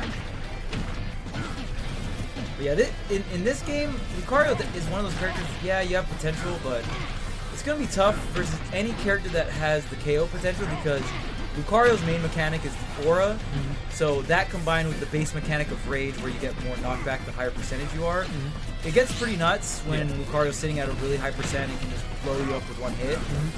But when Lucario's at lower percent, not really too big of a threat here. So yeah, if you're Alex, you're kind of chilling right now. What is the number at which you're like, wait, this might be a problem? It's like over 100, yeah, over 150 around, even? I would say like around 100 is when it starts becoming noticeably worse. You got it. But that's the thing about Lucario. If there's a character that KOs you at around 100% pretty easily, that's when it's going to be tough. Like, see right there, that back air, if he was at 100, would have been Omega dead.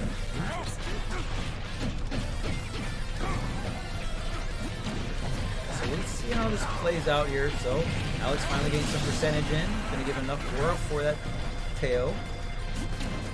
That mechanic, the aura and the rage, makes it feel like if Lucario gets ahead, very scary to do it.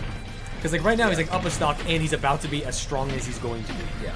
That's what took a stock earlier, by the way. Yeah, that's exactly what it was. Yeah. And you just see Rob. There's like no cooldown. Yeah. Does Rob's nair like auto cancel? Because I saw him do some like nair into immediate move on landing. It felt crazy. You know, it's even crazier. If you up B first, then you nair, you even have less lag. Really? Yeah.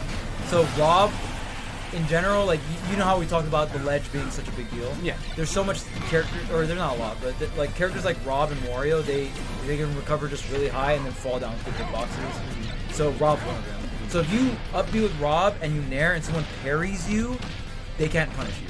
Right, even if they parry your nair. Yeah. Right now, Dwarf doing a really good job. Yeah, Lucario can get so snowbally in both directions, like, because if they get the lead on you, you're like, so bad, right? Yeah, because then you're dead. You have if no you aura lose the anymore. first dog, yeah, exactly. It gets pretty grim, pretty quick.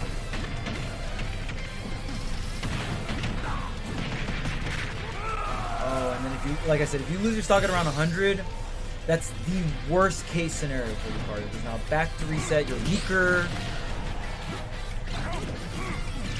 Yeah, you have the stock disadvantage, so yeah, that's a bummer. I mean, you get no rage, but you do get a bit of aura from being in stock.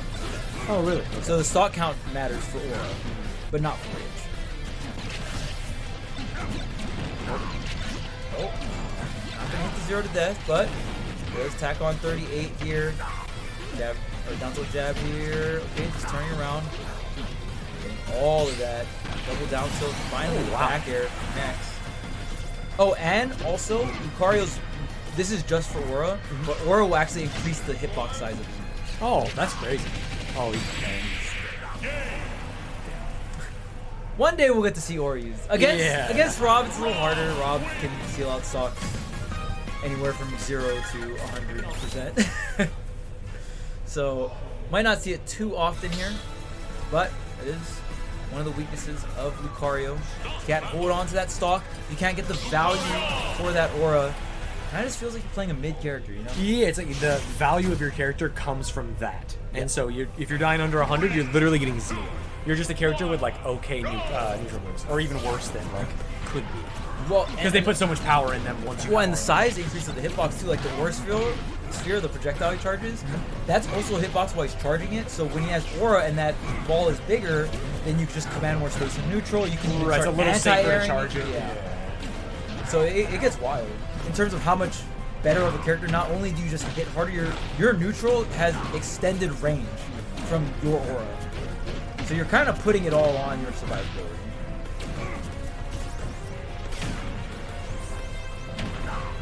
Okay, getting swatted out of the air here. Yeah, even that 4 air is such a quick move for someone like Rob to have. A really great way to just throw out a hitbox in the air. Ooh, great punish. Alright, we're seeing the opposite side of the snowball this time. Yeah. I mean, we were supposed to see that in the last game, right? He got first stock, but... Oh, true. But it did not happen, yeah. Oh, don't get crossed. And it's not going to happen again. Oh, no. Yeah. Not the upper. I think you even DI'd that correctly there. That was it seemed like he went as far to the side as he could have.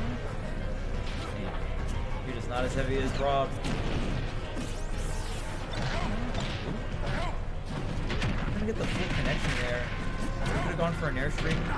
Or trying to get the reverse landing, but the anti-air from Alex with the up tilt going to connect. Great swat. Oh, into the... he's getting a lot of damage there. Great awareness too, delaying the hitbox coming out from Alex because Lucario is so floaty. You gotta wait a little bit more before he gets to the other ground. Oh, that was cool. Yeah, you can actually confirm that charge and you cancel it into other things. Lucario, I will say Lucario is very fun to watch. A really good Lucario player that's doing all the cancels and stuff right. Yeah. But you can get that charge into a back air. Crazy. Yeah. If Dorb secures this kill, then it's like he has exactly. Oh wow. Is that down smash? Down smash. Yeah. Okay. That's good awareness. I thought he was going to up smash, but he actually ended up behind him, so he had to drop for the down smash. Yeah. And this is where you want to be as Lucario. 132%. Yep. I mean, you're up stock, so you don't get that. But you get bigger hitboxes, more knockback. You should not die. And the crazy thing is, Lucario's air mobility is so wild. He has one of the best wall jumps in the game. That gets more range, so that's also a command grab if you're close. The side beat? Is that what it is? Yeah. Yeah, it's a command It's grab. crazy you can jump at them and charge your Aura Sphere. Because of the hitbox, it's like, wait, what? Yeah, and you be reversing too. Yeah. So there's a lot of cool. Oh, the smash. big kill. Dang. And I didn't see any travel time on that. Rob just got teleported to the blast zone there because that aura was stacked up and looking dangerous. So Dorb getting on the map here, and again, all comes down to that survivability, right? Lucario can hold on to this stock. We saw things like the Force Palm, which is a command grab, but if you don't hit the command grab part, the rest of it is just some kind of disjointed hitbox, right? And was able to hit Rob almost halfway across the stage with that. So all of that coming from the aura. Yeah, it's a different range character increase. with Aura. Yes. It's crazy. Yeah, Yes. And even the way that Dorb played it, like so much more confident. I can do these moves now. You know, I can be reverse the Aura charge and try and hit him with it. Because the aura charge is actually just bigger, it's actually so big. It like covers your body versus without it doesn't cover your body at all. It's like having a character that I hate when you're trying to play a character that your hurt box extends farther than your hit box. Yeah. That sucks. And it's crazy that he needs to take damage to like fix that problem. But like I get it. Get the back air here. Okay, just a little tick for tack. Both players going back and forth here. Nothing too crazy established. Item does get picked up, but not too much. Wall jump here. Does get the roll by. Ooh, almost gets the delay. It's so important in Ultimate. When you hit someone on the platform, you don't press the trigger immediately. Just skip a beat. Skip a beat, and then they're going to have to either do some kind of like tech or no tech on the platform or tech roll. And you just cover one of those options. Yeah. Ooh, almost gets the top. Oh, beautiful. War charge, single hit right into the up smash. And that back air, doing it all the way from the left side of the stage, that had to have been bad. And this is the stock that matters. If Lucario secures it here, probably going to win the set, has aura, has everything they need, but by dying, it's anyone's game again. You have to do all that work just to get back into aura range. Back to square one for Yeah, you, Lucario. exactly. It sucks going from a strong character to a weak character. You're like, no, but I finally got there. Yeah. After all the build-up. And you have to play differently, which is crazy. Like, you have to use different approaches. Yeah, hard character. That's why it's like playing two characters. Kind of like Cloud with Limit or Sephiroth with Wing, right? Kind of swapping in between the two. Such big differences here. But Rob, you're broken all the time. Yeah, he just does it all. He starts that way. He was born that way. Yeah. Some people are just built different. Yeah. Okay, the fair. Not gonna do much here. Let's get the charge right into the shield there. Oh, That's wow. the nice thing about the charge, so you can cancel it in the shield, which is just so nice. Sometimes you can just bail. Like, oh, hey, I'm looking for a hit. Actually, no, I'm going back in the shield. Barely gets the air. Oh, I love. Yeah, going for it. Yes. Sometimes you need it. Yes. Try to wipe that stock.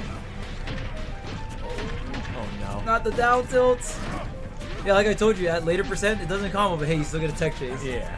Which was very important to how Alex actually got that stock, first stock off. There's the force bomb, the cinematic, the close-up, take a pick. Ooh, was it fully drifting in? Can you get the combo off the horse here? Yeah, easily. Man, and I just feel like Alex is doing an incredible job of losing that stock, but not letting it get too out of hand. Yeah. That, with Lucario with the lead, you're playing damage control.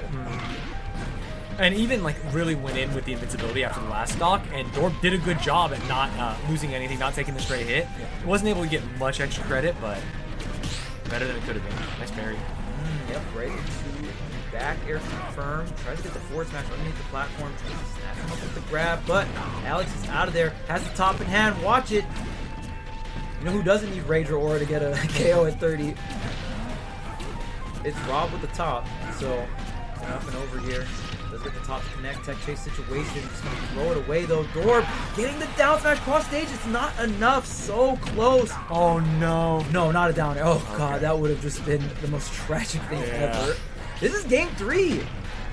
In losers, loser goes home. Yes, this is down to the wire here. Oh, There's no. not a lot of rage on Dorb, so if Alex can try to make something happen, get him to around like 80 or 90, this is a perfect percentage. You can get Wow. one crazy hit. What tricky recovery. Just up being into the stage, bouncing up. Oh man, this is so close. An air and a side B will do it. Oh, an unsafe air dodge. Down tilt tech chase will do it. Oh, just Gonna be- spamming down tilt. Dorb, what is Dorb gonna look for here? The Aura Sphere connection will do it, but the top can body block. But watch out though. Oh, the pivot grab, not gonna connect. The upper trade is going to do it though. Wow. Dorb barely taking it over Alex with the trade. There's so many scenarios where Alex had the ledge trap. Didn't really throw out that many backers. Backers feels like the go-to good move to throw out. Hope you get hit by it. It's Yeah. very active. Got the range. Did not opt for it. Tried to go for some more of these like down tilt or down smash reads. But just like that, Dorb gonna take it. What a close set. That was what a crazy last night. It got a little scrambly towards the end there, right? yeah. We saw a bunch of moves getting thrown out, just praying someone was going to run into it. Eventually, it ends with a trade, but Lucario, obviously with Aura, obviously with Rage, is going to knock them off the stage way faster. Down for that trade. Yeah. Lucario easily. always wants trades. Yeah. Lucario and Snake, you want trades. As long as they don't kill you, you want the trade. I think that was our last match before top 16. So we will be switching from Bow 3 to Bow 5. We are going to be seeing the best 16 players here, ladies and gentlemen. And I think we're going to cut to a quick break. And when we get back, top 16, I'm going to go grab some water, go to the bathroom. See y'all soon.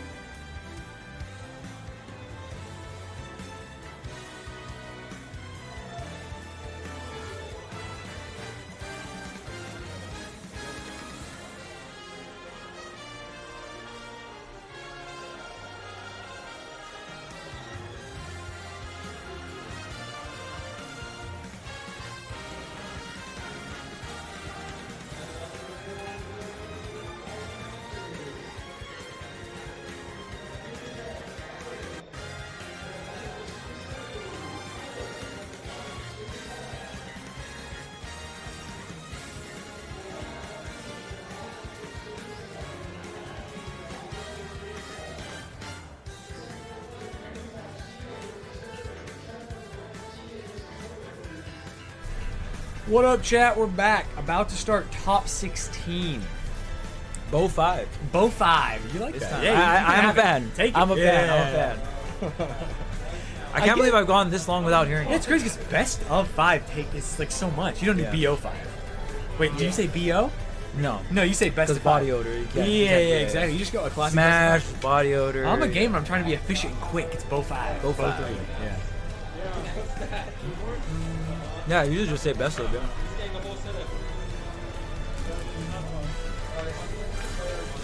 I'm excited to see some good games. Yeah, and the set gets so much different when it's Bo 5 compared to Bo 3, right? Yeah, it changes A everything. lot of information going on, or like information becomes more long-term usage. Like you can see something in game 1 and use it in game 5, right? You might not even have the time to notice the thing in Bo 3. And then it's like, not only can you notice it, but maybe even implement something into your game plan Right. for best of 5. And this tournament, I'm gonna keep it a buck. This tournament's a lot more stacked than I thought it was gonna be. So we got some really good players here. Yeah, that's sick.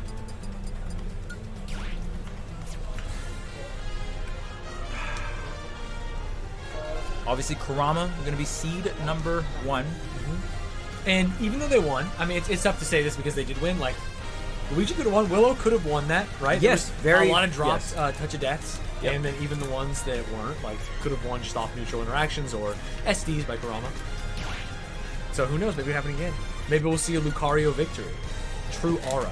The aura Yeah, coming exactly. through, defeating Robert and all of his top tierness. Yeah, Rob's out. Damn, Alex, our friend Alex is out of the tournament. Alright, we got Tyrant versus Valadin. Lucina Ditto? I think both of them play Lucina. You had talked about like how some shorter characters it's tough to like drop. I think it was with Bayo, like low back airs. One thing I noticed from Vladen was absolutely insanely low back airs with Lucina, like catching everything even late, sometimes off a double back air, like while floating. Yeah. And it was like really catching at the time me Gunner and Incineroar by surprise. Yep. This It's is very Lucina important. Ditto. Oh, change skin. Someone go. There's a blonde Lucina, right? Someone go blonde. I can't tell the difference. Yeah, these are very similar. Yeah, that's. I guess the lavender purple is like the only thing different. I guess kind of lighter hair. Wow, these skins are very Yeah, similar. about as similar as it gets. Yeah, we'll see if one of them changes the color here.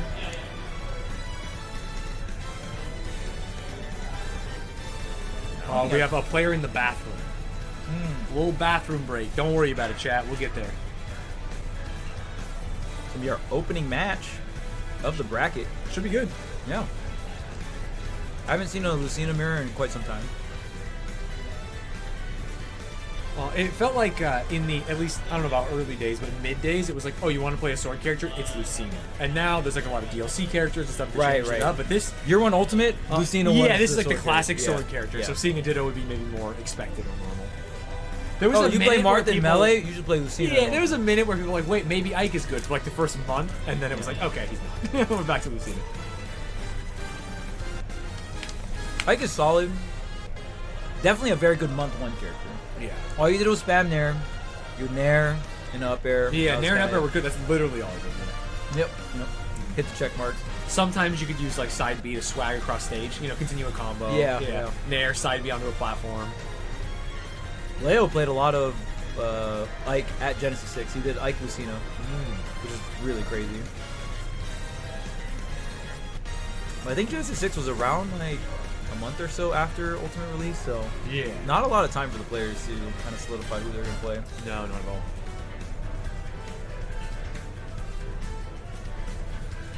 I can't believe Steve's still in this game. Just like in terms of IP, or even Sora. Sora's probably even crazier.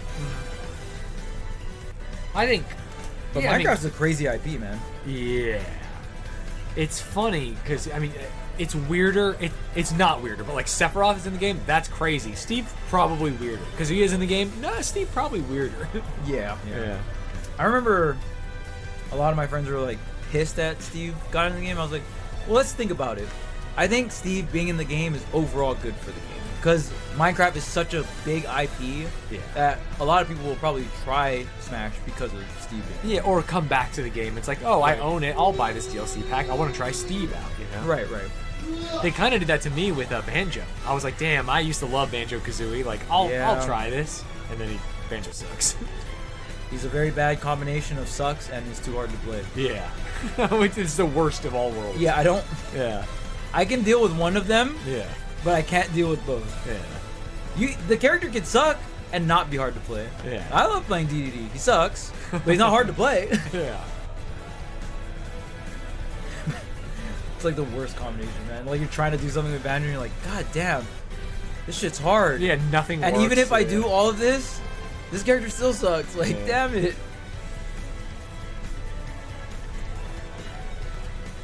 His trailer was very sick, though. I was a fan of his trailer. Yeah, for sure.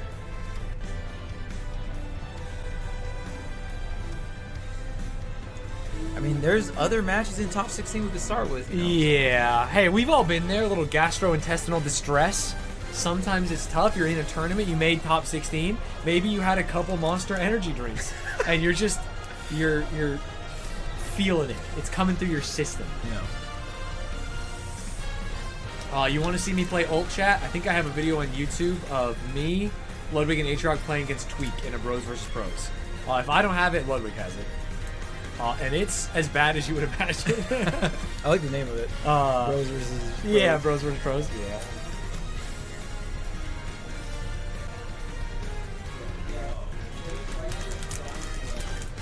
A nice bidet would make the whole process faster. I don't know what you're using a bidet for. It doesn't make the process faster, just cleaner. Cleaner, yeah. Yeah. Cleaner. In fact, it would be going the other direction. It would make the process slower, theoretically. Unless it's just a cleanup job. Right. Yeah.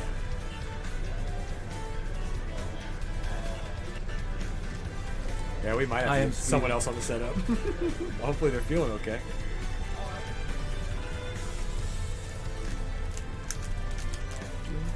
And if you guys are in the area and you've never been to a Tiger's Den, I mean, there was 80 entrants, quite a bit. Yeah, out in Santa Monica. Want them to maybe even up it next time. You know what I mean? Oh, was it cap to 80? Yeah, it was capped at 80. Wow, more people want to come. I think, right? It was capped at 80. Because I saw it at 80 like a week ago. Hey, there's no chance no one was capped at 80. It might have been. Oh, I see. Got it. Yeah. It's pretty cool because they were doing before top 16 started. They were doing giveaways for like keyboards and stuff like that with raffles. Awesome. Yeah. And there was free food and drinks. Free pizza. Yeah, actually crazy. Free pizza's crazy. That's a deal. You know, you come in, you play a bracket, you get some pizza. We've been eating 100 bags of hot Cheetos. Free hot Cheetos and pizza.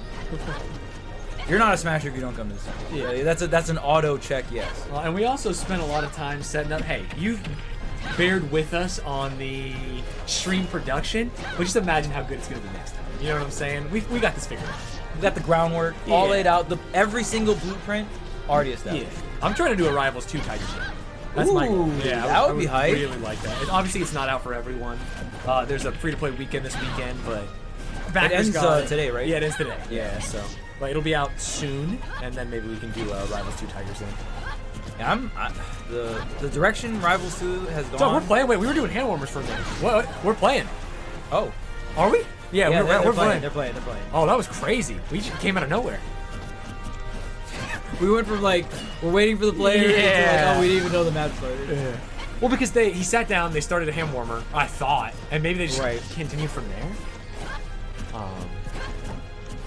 What if in the middle of the hand warmer they're like, fuck it, you just want to run? Do you guys use a timer and ult? I didn't even think about this. Yeah, it's on the top right. Oh, it's on top right. Oh, I was like looking. Yeah, okay.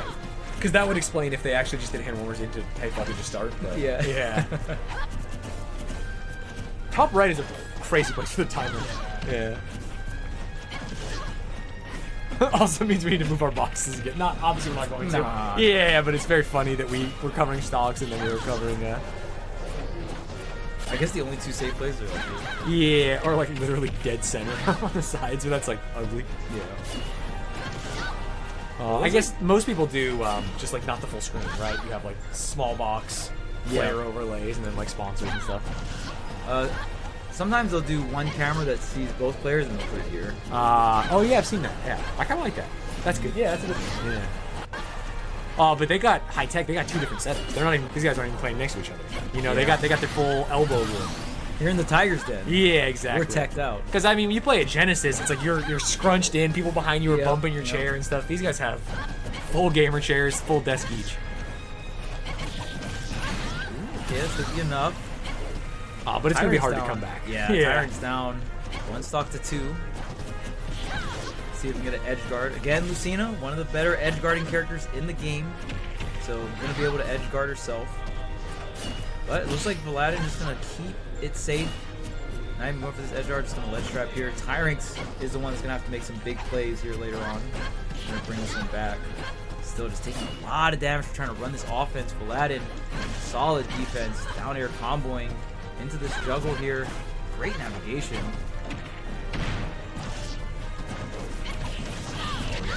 Catch the spot dodge. So something starting up here for Tyrant. Yeah, every comeback has to start with 1 hit, 1 combo. Coming through here. Ooh, empty line down tilt, fade away, but going for the burst. A lot of spot dodge down tilts from both players. It seems like a good opener. See, now you know why everyone goes down tilt into attack. Yeah. Spot dodge canceling. Oh, just that's sick. Yeah, it's the first time in any Smash game that they gave like some weird frame advantage to spot dodge. Which is crazy because spot dodge should be like, it shouldn't be advantageous to you. You are getting invulnerability frames. You know what I mean? Like you are. And there able should to be a dodge window in which you. Yeah, it can be punished for doing the thing. Correct. Yeah, in the same way that, like you said, shielding, like you can get grabbed. Spot dodging, you should have like a couple frames, something where you can get punished. Being able to like open by run up, spot dodge down tilt. It's like, wait, what? Yeah, I don't know if this is in Melee, but I know in Brawl there were some characters that had broken spot dodges because when they were supposed to be tangible, their character was accidentally on the Z-axis. Yeah, that happens. Yeah. That happens in okay. Like, it's funny there's even a Z-axis in those games. You know what I mean? Yeah. Some characters can not hit. Rip Yoshi's grab. Yeah. I saw like a slow-mo video. I was like, man, that sucks. Yeah. It's like so messed up. Or like Puff trying to hit a rest on someone. Like some of the sleeping hitboxes have them like falling over and stuff. Yeah, it's just there's some wacky I did not stuff. know it was off of like sleep hurt boxes. Like when they're in the sleep I believe so. animation. Yeah, the start, like, only the start of it, but like stuff like that. Yeah. Oh, I see, Yeah, I see. yeah. And then after. Yeah, then it's normal. Yeah. Yeah, there's some weird stuff. It's funny because it's just so the animation looks nice. You know what I mean? Yeah, but like, why'd you put that move the hitbox up? But to be fair, that's a big reason why a lot of people love the game. Like, Yeah. Whenever you think about Smash, it is such a polished looking platform fighter, right? Yeah, It totally. looks amazing. Obviously, the IP helps with that. But then it's just funny that in competitive, there's like certain things because of that polish that you take hits on, like Z-axis, like Yeah. some really weird shit. Or even like we talked about earlier, like the star KO where they hit the screen. And in doubles, it's like, wait, I can't see what is happening behind this. You know, and it's so annoying. Yeah, it's covered like Incineroar's covering up 3/4 of the screen. It's even funnier when it's a bigger character. It probably doesn't matter, but just like imagine DDD's fat ass. just be like, "Bop." Or staying up there and sliding down. Or something, yeah. That would be really funny if it was like, and then slide Yeah. down. Okay, Hollow Bastion, game number 2. This stage makes me a little seasick. A lot going on. How much it moves and like while the platform's staying the same. Oof. Yeah. And it's like diagonal. Yeah, you know what's crazy? There's stages worse than this in terms of like the visual in the background. Oh yeah. This Sephiroth stage, Northern Cave. It's literally it's crazy because it has spoilers to the ending of Final Fantasy VII. So the ending of the game is happening right before your eyes in the background. That's so funny. And it is That game nuts. came out before a lot of Ultimate Kids were born. Yeah, and they're like getting yeah. it spoiled on stage. So that stage is nuts. A lot of people wanted to replace it with Kalos, Okay. but the visuals were too much. Really? Like, Okay. people were saying they were getting headaches and stuff. Yeah, this is doing it for me, man. I think I have to ban this thing. Just hit it with the band. Yeah, I just sorry. have to. For me, yeah, it's like, hey, I'm gonna use it. It doesn't matter if it's good for my character. Like, I cannot focus on the things I need to focus on. It reminds me, one of my friends that played League like back in season 1 or 2, their computer was so bad that there were specific characters that he had to ban because there were skins that would lag it. Oh. So Warring Kingdom Jarvan. Yeah, or Jin Zhao. Yeah, it would like have too many animations. Yeah, so it would lag his computer. So he would burn all of his bans on characters that had the Warring Kingdom skin. That's so funny. And Vayne for some reason, because when Vayne would ult and tumble, his street or Or just lose a lot of frames or something. Yeah. So his 3 bans were Xin Zhao, Jarvan, and Vayne, because that was before when the person picking first got all the bans. Yeah, instead of distributed. Yeah, people probably don't even remember that. Dude, that was so You'd be begging, please ban this person, please. Please ban this. Yeah. Like, imagine if he wasn't first pick, you know? He's like, hey man, could you please ban Jarvan? Dude, it makes my computer lag. It took League so long to have role select. Oh, yeah. That's something like when I was playing. Yeah, pick order mattering, you know what I mean? Yes. Like, you're fit, it's like, I'm playing support again. I literally main support because I was like, well, if I never get it get every support, game. You yeah, get it like literally at least I'll get to play the role consistently. Yeah. Yeah, if you at that time, if you played mid, you'd never get it. You get it like 1 in 5 games. You know what I mean? Yeah, legit. God, solo queue was so different back then. You literally couldn't one trick unless you one trick support. Yeah. Support was like the only thing you would one trick. Or you would just grief your team. You'd be like, hey, I'm playing this. I'm 5th pick. I'm playing jungle this. Like, you can go with me if you want, but I'm going to do it. Yeah. It's crazy, yeah. You have to give in to terrorism. They always win, man. Yeah. God damn it. Yeah. Nothing's changed. It's always the same. War stays the same. People do that with selecting roles, apparently. Yeah, it's like, oh, I got auto filled. I'm gonna do this anyway. Yeah. But at least it happens to us. It does happen. Alright, so Tyrant's down 0-2 here versus Paladin. Paladin still looks like has a lead here. There's the grab. Almost releases. And it really comes down to who can fare who. Uh-oh. Legendary grab. No punish, though, coming out from Paladin. Both of them just staring at each other in shields. Spider-Man meme. Are you able to figure first? Because, I mean, Lucina does have really good out of shield, but it's going to be hard just depending on the range, right? So, Yeah, if where both of they them are are in relation spacing. to you, Yeah, if they're both spacing well, it's going to be really hard to be out of shield. I will say this is a very close stock one. Tyrants has a lot of rage here. This throw is going to do a good amount of damage. Oh, forward smash. Wow, very risky coming out from Vlad and going for the get up attack. How do you get this KO? Wow, very aggressive from the ledge. Oh, reverse up tilt. Trying to hit this nair. Tyrants is not budging on the shield, dude. Tyrants is like, oh, wait, shield poke? God, still not enough. Oh, hey, there it is. Up tilt cleans it up. Tyrants didn't get too much damage either. It's a little concerning. Had such a big lead, was able to survive for so long, but I was just getting smacked around the whole time. They didn't really get the opportunity to do too much damage. Oh, falling out of the nair feels bad.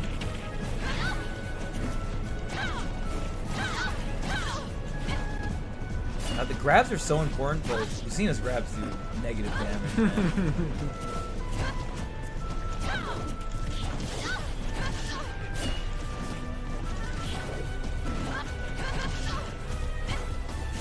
Such an even game here. Tyrants.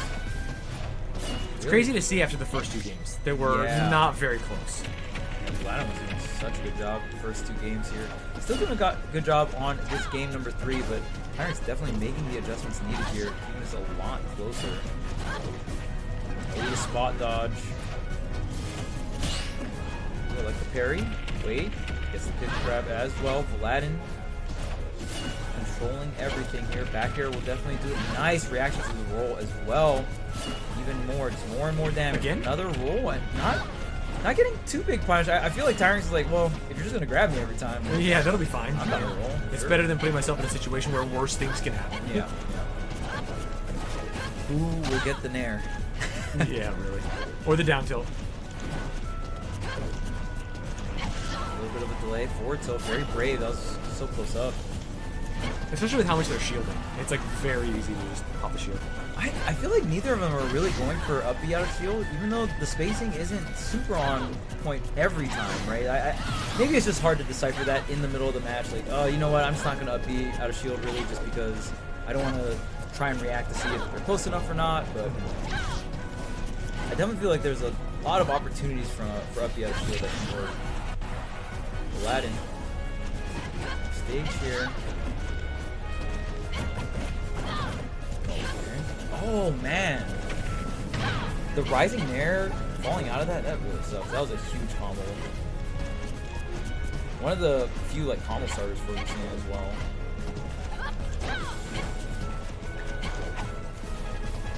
Man, this game has slowed down to a crawl compared to the first two. Yep. The Lucina mirror.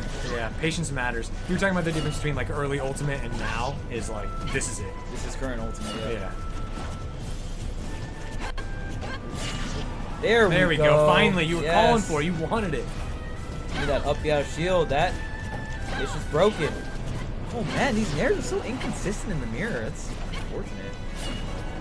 I haven't seen this mirror in quite some time, so seeing like the 2024 version of it is interesting. Yeah. Maybe you can't really do rising air against the grounded Lucina consistently. Maybe you have to delay it. Oh, there's the get up attack. And out. Can you finish the stock here? Oh, okay. Oh my god, just jumps right on. Nothing. Still alive though. Oh, that was... Got a little scared. And that was after Tyrant kind of backed off, so maybe just a jump scare, knee-jerk reaction from Aladdin. Will lose the stock, but Nair doesn't work in this matchup, so gonna fall right out of the combo here, outranging the Dancing Blade. All right, Tyrant slowly tacking on this damage, down about 50% here. Ooh, try to get that falling backer into the dash grab that's covered in the roll here. Okay, there's another up B. Great damage. The neutral was so close to connecting. 142%. Forward air backer will do the trick. Forward tilt. Still not enough. Oh, see, like that's what you wanted. The up B had a shield. Oh, you're done. That's. Oh man. That was robbery. I'm so surprised after that nair there was no uppy. That probably would have got the KO as well. So Tyrant actually going to get on the board here with the shield break at 50% max rage. Charging up the shield breaker at the end there to finish that game. And they keep getting back on the roller coaster, dude. This is going to be the third Hollow Bastion in a row. You think so? Oh, I did just like it, yeah. Okay. I got my Hollow barf Bastion. bag ready. Hollow Bastion again. Yeah.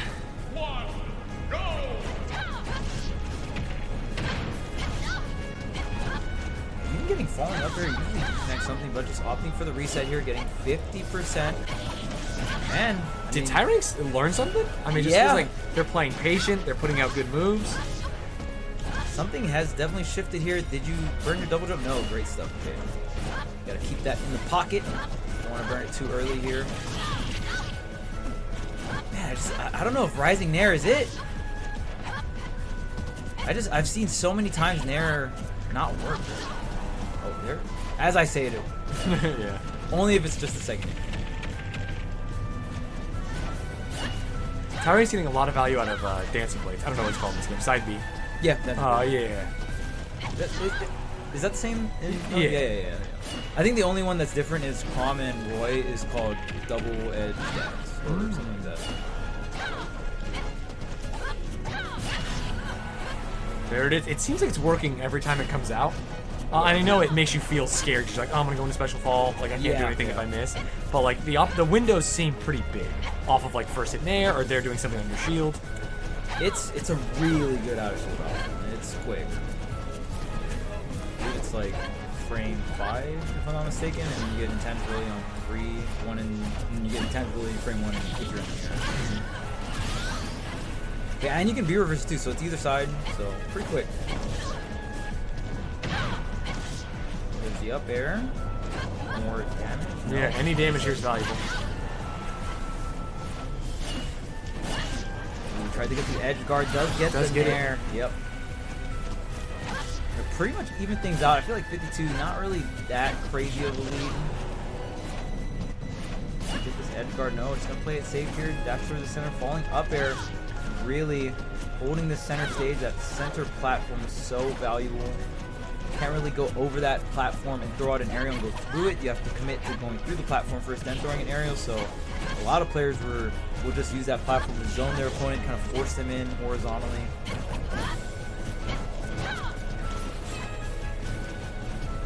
Rising back airs out of field, not gonna do much here. Still high on the positioning there, punching that forward tilt. Yeah, a lot of run-up forward tilts. And it seems like, it's funny, they're using that as if it's the safe option, and we're saying like, up B, and the up Bs have worked, and the forward tilts have not. Yeah. The irony. Yeah. Getting something started, a trade back and forth here in the favor of Aladdin. Oh, down tilt tech chase. Oh, try to get the tech in. Oh, everything's just safe. You see both players just taking their turns.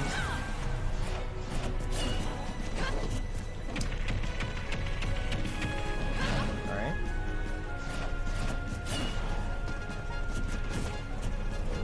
Yeah, the ledge is tough in this game. It's like it doesn't feel good to watch someone stand there as the other person slowly just goes to ledge and then has to like pick the options. I will react. Yeah, it just feels like there's a lot of room for the game to be played out there. Yeah, exactly.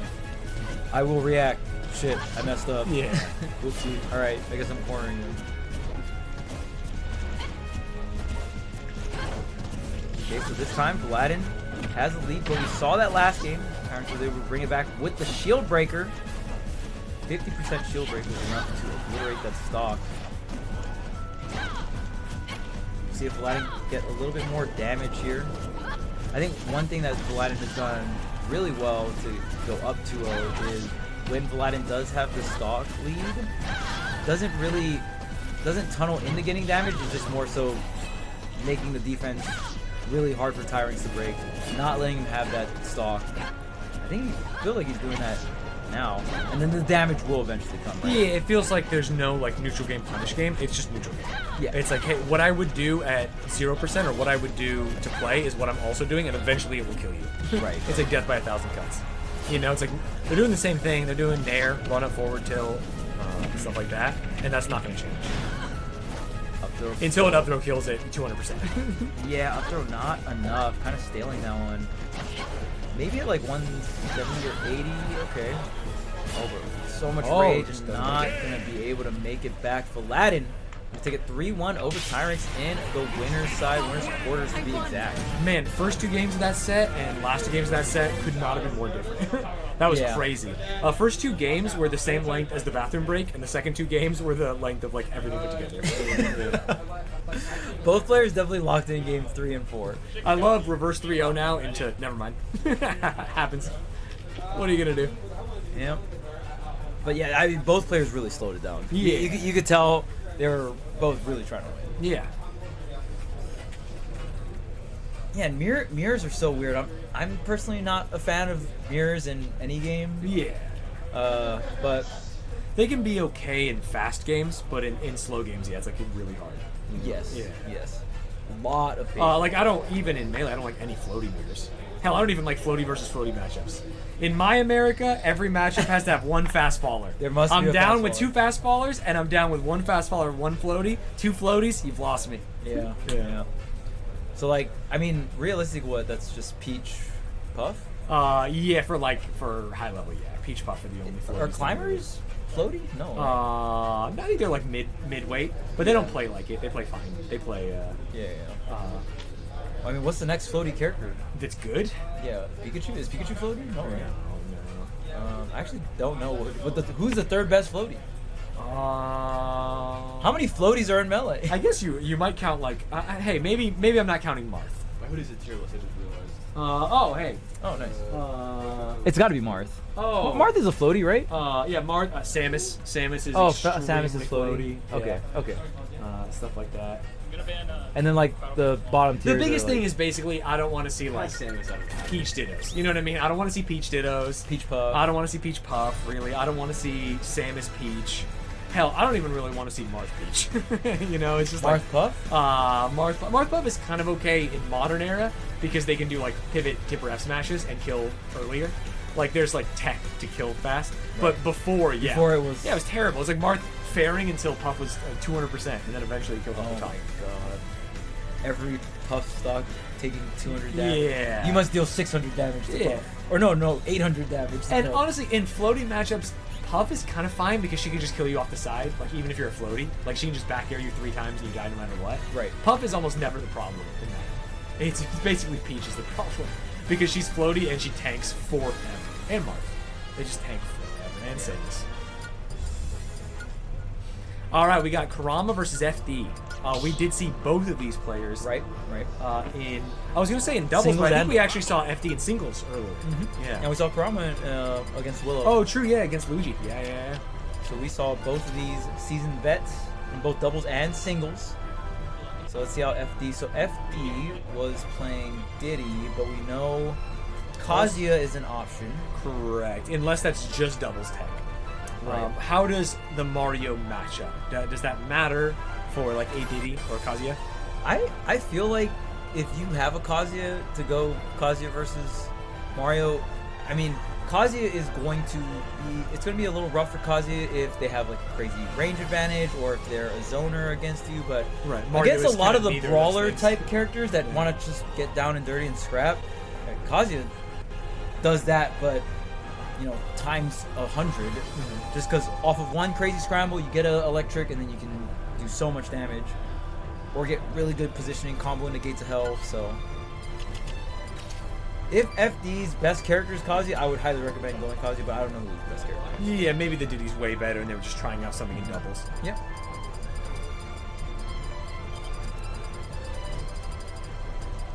We're about to find out. Of course, Kurama on the Mario. All right, Mr. Mishima, put on the suit and tie. We're going to work. And now that it's singles, we'll see more zooming. You know what I mean? We'll see more. Oh, yes, we'll get more more of the fun stuff. We get to see more of the cinema.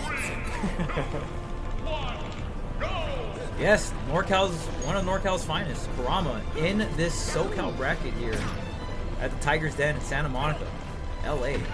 I was. Oh. I think you make it. No, you don't. That is a tough start. Okay. Shoutouts to Hold Buffer. Worst buffer system in Smash history. It's brutal. It breaks my brain trying to play it after playing that. I remember when almost any other game. Yeah, when the game first came out and we were trying to figure out the buffer system. Oh my Okay. goodness! Hey, No, go next. Okay. No JV4. No JV4. Okay. Okay, there we no go. JV4, baby. Okay. 3 electrics and you win. Dead.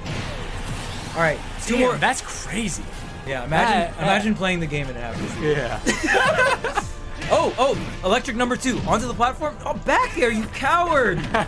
You gotta do crazy things to No, win this one. yeah, you. USD'd. No. Oh. Boom. Okay. One more electric. Wait, this is wild. What the fuck Is is this your first time seeing this? Yeah, Oh, for sure. dude, it's fucked up. That's sick. I want to play this character. You gotta do inputs, man. That's bonkers. Oh, okay, good. DI to the platform here, but you're going away. Oh, but he went off the stage. That was perfect coming out from Kurama. This could be it. Oh, the auto turnaround. Dude, you can SD and get dunked at 0 and still win? Correct. What? Yeah. It's got so many home run back mechanics. And now he's even stronger. He's got rage. Oh, yeah. Okay. Yeah, but like that was crazy. Yeah. Wow. It's fucked up. It didn't. This is not me attributing any value to it. It didn't look that hard. That's what's crazy. Maybe it's way harder than it looked. I'm getting a lot of. Yeah, caught. That looked like it was like just a couple hits. Okay, here's what I gotta say. Yeah. I think it is very accessible because you don't need a training mod pack or anything to do Kazuya combos. Right. So I don't need to get like a modded switch and be like, all right, I need this thing to SDI away and DI like in and out randomly, and then I can learn how to like react to DI and blah blah blah blah blah. Yeah. You can literally just go into training mode, practice Electric Wing God Fist, and once you know how to do Electric Wing God Fist Nair into whatever, like you're good. So you can just sit there and lab, and then you go to tournaments for neutral, or you play online for neutral, or play offline for neutral, and just learn that. But I will say, that's why I said in this matchup where you're going up against a brawler character, you definitely want to be Kazuya. Yeah. But you are not. Kazuya doesn't have fun when there's like projectiles and like swords. So you're definitely seeing Kazuya in the environment. Oh, reflects the lightning. In the matchups that he wants to play. Yeah.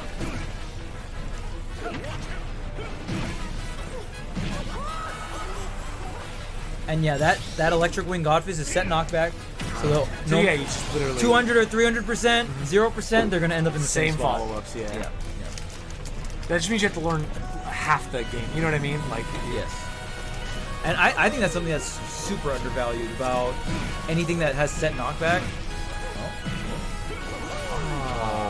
Should have probably done crouching jab again. Oh, and you just do a lot of damage. So even if you drop the combo, yeah, like, I looked up and Mario was like at 100%. You know what I mean? yeah. So it's okay if you mess up. Like, it's okay, baby. Oh, this could be it with the cross up. No cross up. Oh no. Oh, good DI. Dude, that move looks cool. Oh, it's sick. The rage drive. Yeah. All of Kazuya's animations are crazy. Because they even have like the Tekken animations or like the hit animations. It's really sick.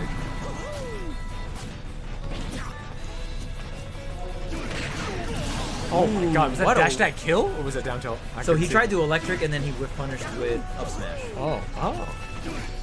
Very difficult to whiff punish electric. And you know what's crazy? Kazuya is like a spot dodge abuser. You can like spot dodge into buffer electric. It's so crazy. Oh, good combo. Is that it? Onto the platform? Fair? Yep. Wow. Damn, that was cool. But Mario can do Kazuya stuff too. Yeah, but it looks hard when Mario does it, to be perfectly honest. You have to like follow DI. You have to have a platform somewhere to reset. In that situation, FD could have DI'd in the whole time and not given the scenario. Because you essentially just DI in, so you take the ladder up. But since that stage has a high ceiling, you won't die off the top. Right. But if you DI out and give him the scenario where he does falling up air and you DI away from the ground, and then he just gets the fair, then you it's just Sheesh. But with electric, everything's set knockback, so you don't have to worry. Yeah. You are right. It's crazy, because I feel like since you play melee, because the counter argument for Kazuya being harder now is like, oh well, I got to do inputs and I got to like hit this. Dude, that doesn't mean it. That's like you have, Well, right, you have to play the game. Well, right, but it's just funny because you play melee, so you're like, oh, okay, wait, I just have to execute. That's it. Yeah. And we're like, yeah, we just you got to execute. You're That's like, crazy. And then you're like, wow, that's easier than the Mario combo. Well, it'll be way easier. You know, and it's the whole thing about platform fighters is that like you have defensive options. Sometimes there's too many defensive options, and that's why games slow down. Right. But like right. you can do something. The thought that you are taking away like player agency, like oh no, this guy hits you and like you don't get to choose, he gets to choose, is crazy. Yes. It means that you can be an unemployed guy and just like crush, you know? You just grind out your combos. Yep. I mean, okay, so there is, so you see the blue line after he gets hit by the electric? Yeah. So you can go forward or backward. Okay. You can control where you go. Okay. But there's also a visual for the opponent. So when I get hit by Kazuya, I just start rolling my stick and I'm like, I don't even know where I'm going. Right. If you don't know, they can't know. Yeah. And then maybe they have to follow up like regular platform. But the only time that matters is if you're near a platform. Because if you're near a platform, it's either like I'm going to electric you and you end up on the platform, or I'm going to electric you and you're not on the platform. Yeah. So Kazuya's best stage is Final Destination. Yeah, they have no. That's like auto ban that stage person. Interesting. But there's even option selects that Kazuya players figured out that if someone ends up on the platform, you like these series of inputs and it covers every option. Which is crazy.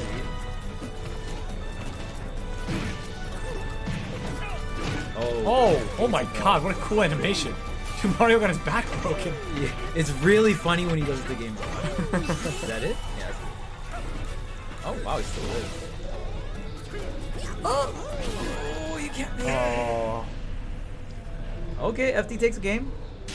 That's crazy. We've been talking a lot of shit about the character, and it's like, hey, he was down 2-0. You know what I mean? Like, oh, it's so easy. Oh, he's just doing all these things. Right. Yeah. I just think it's every time I explain Kazuya to someone that just plays platform fighters, I always just think it's funny. Yeah. Because it's so different. You can definitely tell. You can definitely hear the salt in my voice. But like I said, Kazuya is not like a top 5 or top 10 character. Really? No. He's just annoying to people because he can do that. Yeah. Yeah. It depends on the matchup, right? Like if you play Samus, you don't care about Kazuya. You're just gonna shit on him. You just like shoot a crap ton of projectiles and he gets fucked. Or if you're a sword character, you just keep slashing at him. And you're like, yeah, I don't care. Just keep doing your bullshit. Yeah, Like, he is slow on the ground. Like he has those command dashes, but that's like that's it. So he is pretty slow.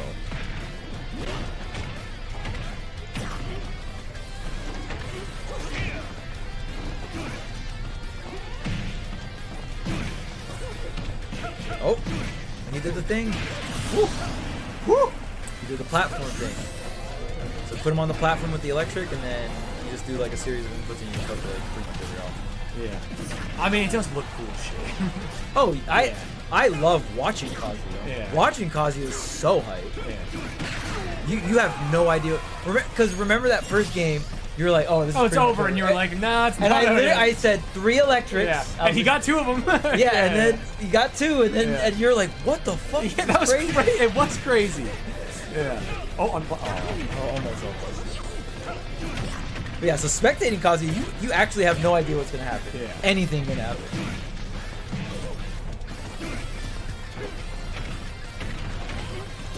Yeah, even the sounds like the electric connecting. See, if he DI'd in, he would have ended up on the stage instead of away. Yeah. And maybe you give up Mario resetting the ladder and going off the top, but it's better than just dying with a dump. Yeah, there's so many. It's weird because DIing in is generally considered bad DI, but there are scenarios where you should do it. Yeah, so I don't want to combo DI for this guy. I don't want to put me in his mixtape, but Okay. But I will say the command dash and the electric, they both have intangibility. okay. So that's like, Wait, the dash does? yes. What? So like, if there was Task Kazuya, he could like, oh, you shoot a projectile, like, intange dash through it. Yeah. And that's why electric's really frustrating as a brawler, because sometimes you're like trying to like throw out an aerial with, you know, if you don't have a sword and you're using your hurt box, and they just do electric, and his upper body's intangible. So he does the electric, anti-airs you, you don't even get a trade, and he kills you. So you gotta be like really careful. A lot of it is like kind of baiting out the electric and just shooting it.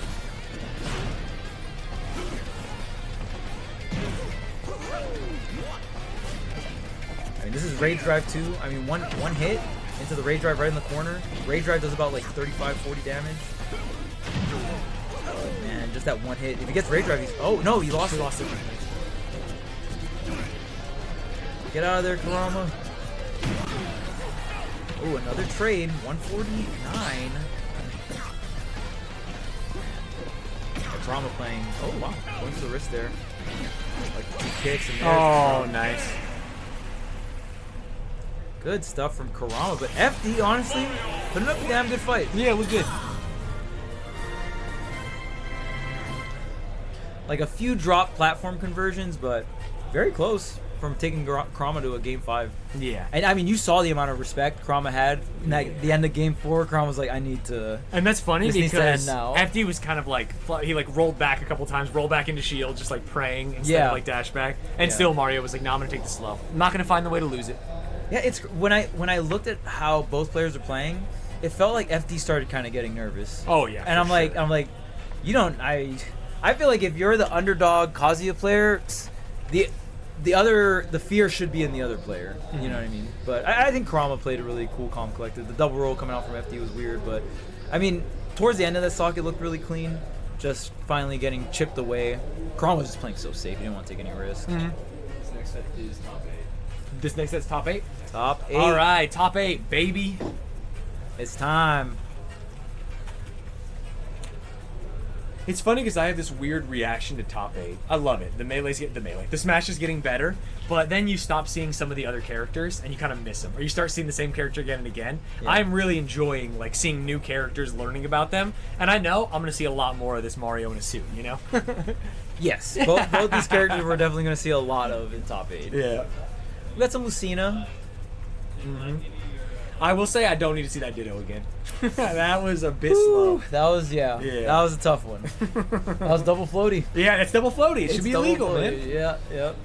Sorry. Can't put 2 floaty players on the same side of bracket.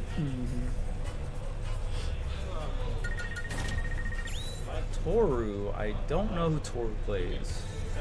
So we'll find out here. Vlad going to be on the Lucina. Lucina someone. Kurama moving on. Top 8 winners.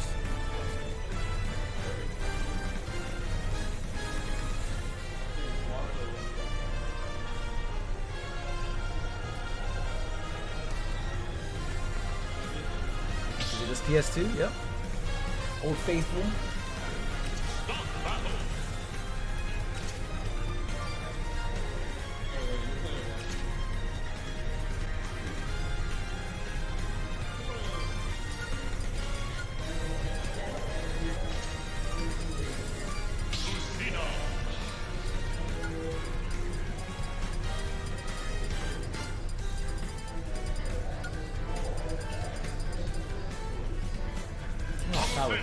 All right, Palatana. We did see. This might be the Paulo that was playing in doubles. What's crazy is I don't think it was it? Leave 2? You don't know. It feels like the same colors. It is? Okay, no, okay. Hey, fair enough. Might be. I liked him. Didn't see enough up smashes. Oh, that yeah. I do love those nairs. Nairs into the And double airs, up air. yeah. Yep, big damage here. Yeah, this is some classic Ultimate right here. This is year this is one. year one. Yeah. Year one. And that's when I played a little bit of Ultimate and watched a lot of Ultimate, so this is very comfortable. Yep. Got the Lucina, got the Palatana. Very meta character. Catching the ledge roll here. Getting some damage. Oh. Try to get the downhill. Oh, the jab with the roll through here. Back air, gonna connect. I always get scared. Stage, yeah. I think Tor wanted to end up on the stage there. Probably could have kept everything going, but still gonna pick up the grab center stage. Oh, Oh, nair enough? perfectly No. spaced as the move to be. Oh, that And nair. nair just kills. Don't matter the staling. Yeah, Lucina seems to have so many good options when opponents on the ledge. Yeah. It doesn't matter if they stand up, roll, jump, can cover a lot of them. Obviously, gonna need to react, but doing a very good job at it. Okay. Ooh, nair, fair. Oh, waits spot dodge. Doesn't pick it up with that nair, rising a little too high. Ooh, I like that. Gonna throw that panic option out. You have the iframes.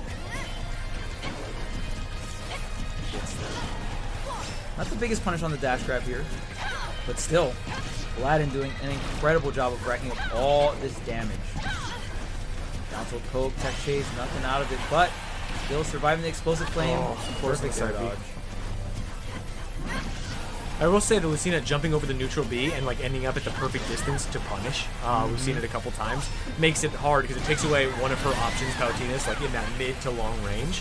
And all of a sudden, what you thought was going to be safe and give you breathing room is like something they can use to punish.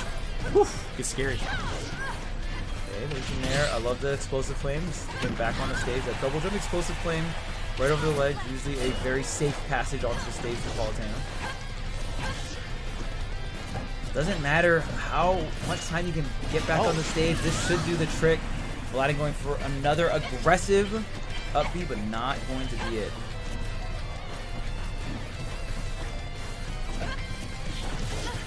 They're just fading back here. Toru's definitely going to need some kind of big opening. Need some kind of nair. Gets the dash attack, doubling it up. Tripling it up. Dang. Saying if it works once, it'll work twice, it'll work thrice. I mean, Palatina's dash attack is very broken. The dash attack and the backer can have that shield attribute, beat out different attacks. But I feel like Aladdin doing a really good job of staying away, lining up these things. Another uppy. Wait a minute. Toru definitely finding some damage to get back into this game. I think he's found the answer. Send dash attack. Yeah. Okay, there's the up air. A little bit more damage. Still on the ledge here. Just having so much trouble getting back from ledge. Oh, trying everything. Jump up, air dodge through. Just brutal. Okay. Back air was so close, but the shield barely coming out. Back throw. It's an offstage situation. Doesn't get the double jump high. So Toru just staying on stage. Does connect the back air, and we do have even stocks right now. It's possible. Oh, but And it's not possible. oh, wait, hold. But like we've already seen, we've seen Paolo on the ledge has not had a good time this game. Needs to be ahead in a game to take it home. I won. All right, so I like the adjustments though. Dash attack, spamming back air, no longer doing neutral B. It felt like on stage everything was getting better. It's just off stage, nothing fixed. Yeah. And the lead was so big that even with the adjustments. Yeah, it wasn't enough. Yeah, maybe some side B to clear some land directly on stage. Right, I don't know what the end lag is at up B. It's probably bad. But, hey, going to ledge was not working. There are angles. Palutena can actually like ledge drop, double jump, and then teleport. And she has almost different shortens because if you go straight left, you'll end up kind of like by the Pokeball. But if you go left and down, you'll kind of cut it in half. Okay, so you can mix them up a little bit. Yeah, a little bit. It still is like has a decent amount of lag though.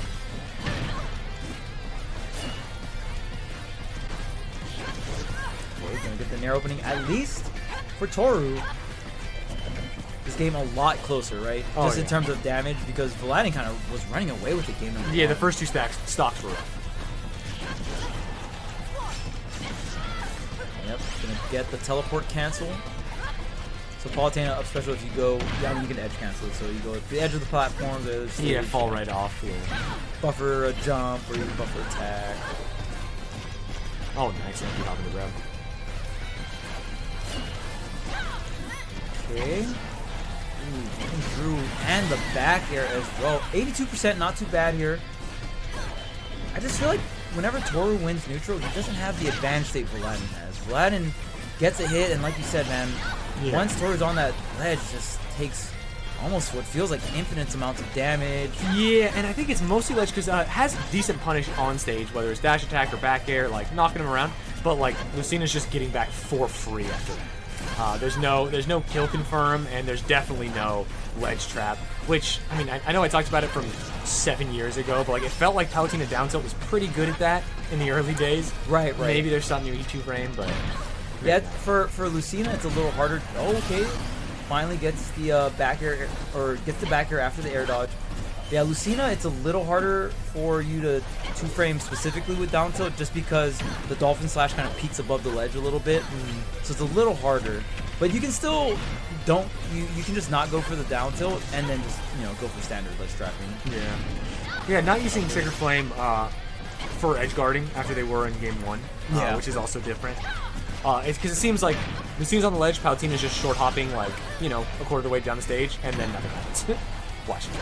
Oh, Oh, okay. Well, at least this time keeping the stage control, trying to snatch the grab up. Oh, yeah, I actually really liked the neutral movement and then going for grab. Didn't work out, but I think it was better than what they were doing for. The teleport high on stage, does not lose the stock, goes to ledge here. And this is the nightmare situation where they have been. I love teleport straight down. Yes. And then eventually just dash attack out or something, It's the noob option, but it works. Well, yeah, I mean, there's definitely... Oh, love the weight to grab, too. See, here it's like maybe side B, maybe literally any move. It feels like to try. Oh, okay. Look at the edge cancel into the counter. Oh, that felt possible. So close. Oh, but the back air Vladen clutching out the second stock. But Toru, honestly, these adjustments have been great. Yeah. Waiting out for these air dodges. Jumping over and even noticing when someone is clearly not going to commit to you in the corner. Like just teleporting straight down or like landing back down. You don't have to move closer to your opponent every time you move. Sometimes you just land straight back down. Even if you only have a little bit of real estate, you can just dash back a little bit or just stand your ground. Because there's just some opponents that are going to say, hey, I'm going to stay center stage and that's it. This area is mine. Oh, that was so sick. Down tilt got the opener, side B gets the kill, and all of a sudden it's a real game. It's only 44%. Yeah, it's going to be one Palutena Nair opening. We'll see if Toru can get it here. Yeah, the problem is at this percent, like every hit sends off stage, and off stage is where Palutena's had the worst time. You don't have the opportunity of like taking a weak hit and okay, maybe I can land, reset, play some more neutral. And now all of a sudden you're at 108% against 0. Have to clutch up. Oh man. Love the Nair, dash attack. Oh, another neutral air. Oh, Okay, wait to dash attack. So wait and dash attack and waiting to grab on land have both worked. And I hope they've noticed. Oh. Oh man, I think that was a roll to the right as well. So yeah, not going to help out there. Kind of moving a little bit closer to the blast zone as Vladen puts the nail in the coffin with that rising back air. Such a powerful tool and definitely not very stale either. I feel like Vladen doing a really good job of waiting when to use the back air, saving right? it, yeah. Saving it for the KO. I feel like a lot of on stage we're seeing a lot of nair, a lot of down tilt, stuff like that. I mean, essentially the name of the game is to make sure that you bring out a move that's as fast as Palutena's nair, but outranges it. And I think Vlaadin's doing exactly that. There's so many times where we see Vlaadin sub 50% and just never gets hit by neutral air, and that's 0 to 60, right? Yep. So really damage controlling that is so important for Vlaadin, and we'll see if Toru can find a way to get that nair opening. Oh, well, as you said. Just wait till There the we spot go. dodge, then you 0 to 60. then you twirl the wand. There you go, or the Yeah. staff, I should say. Exactly.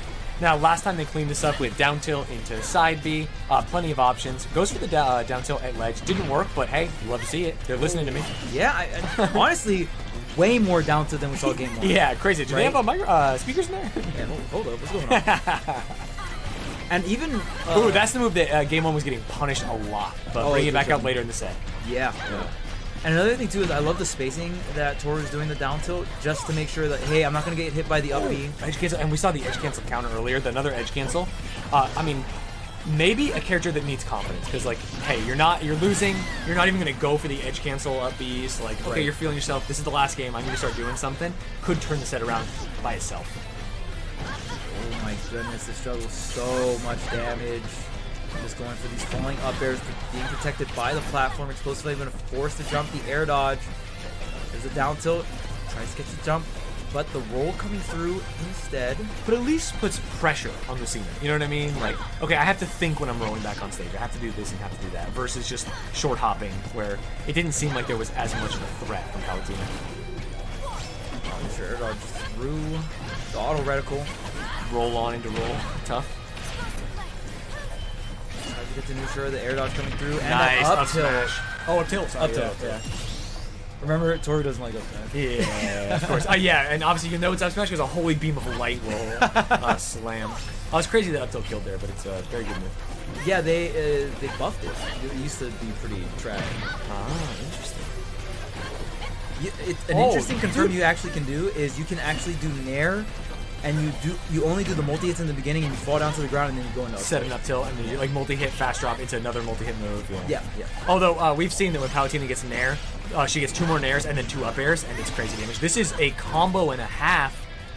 75%. The up smash! It did not work. I apologize. I'll say that we have seen so many. That's why empty Toru hops. doesn't Yeah, I up know. smash. I'm so foolish. So many like empty jumps and even like dash waits into grab. That it's gotten so much for Palutina. Yeah. Just literally waiting and then going for it. Oh, man. But if that up smash hit though. If that up smash hit though, we pop off. Yeah, exactly.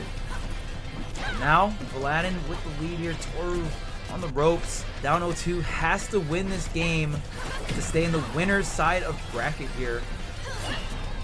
The winner of this will face Karama, I think. oh. Or maybe not. This is Unless they're already played, or they already played semis on the other side. another up smash as a hit. Almost broke shield though. Oh, spot dodge does not get punished. Oh, there we go. Use side B. Protect your landing space.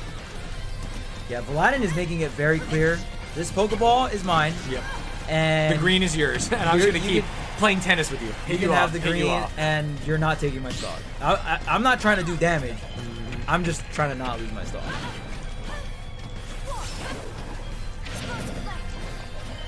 Oh, tech chase. Oh, tries to get the grab. He's back here. There's the air dodge. There's Nice, the there's a punish. kill. All right. Okay. 100% is tough, but not tournament life. Sorry, winner's bracket life on the line. Send nair. Oh, Yep. Oh. Another one. Oh, air dodge, and then dash attack doesn't work, or dash grab, whatever that was. yeah, dash grab not gonna connect here.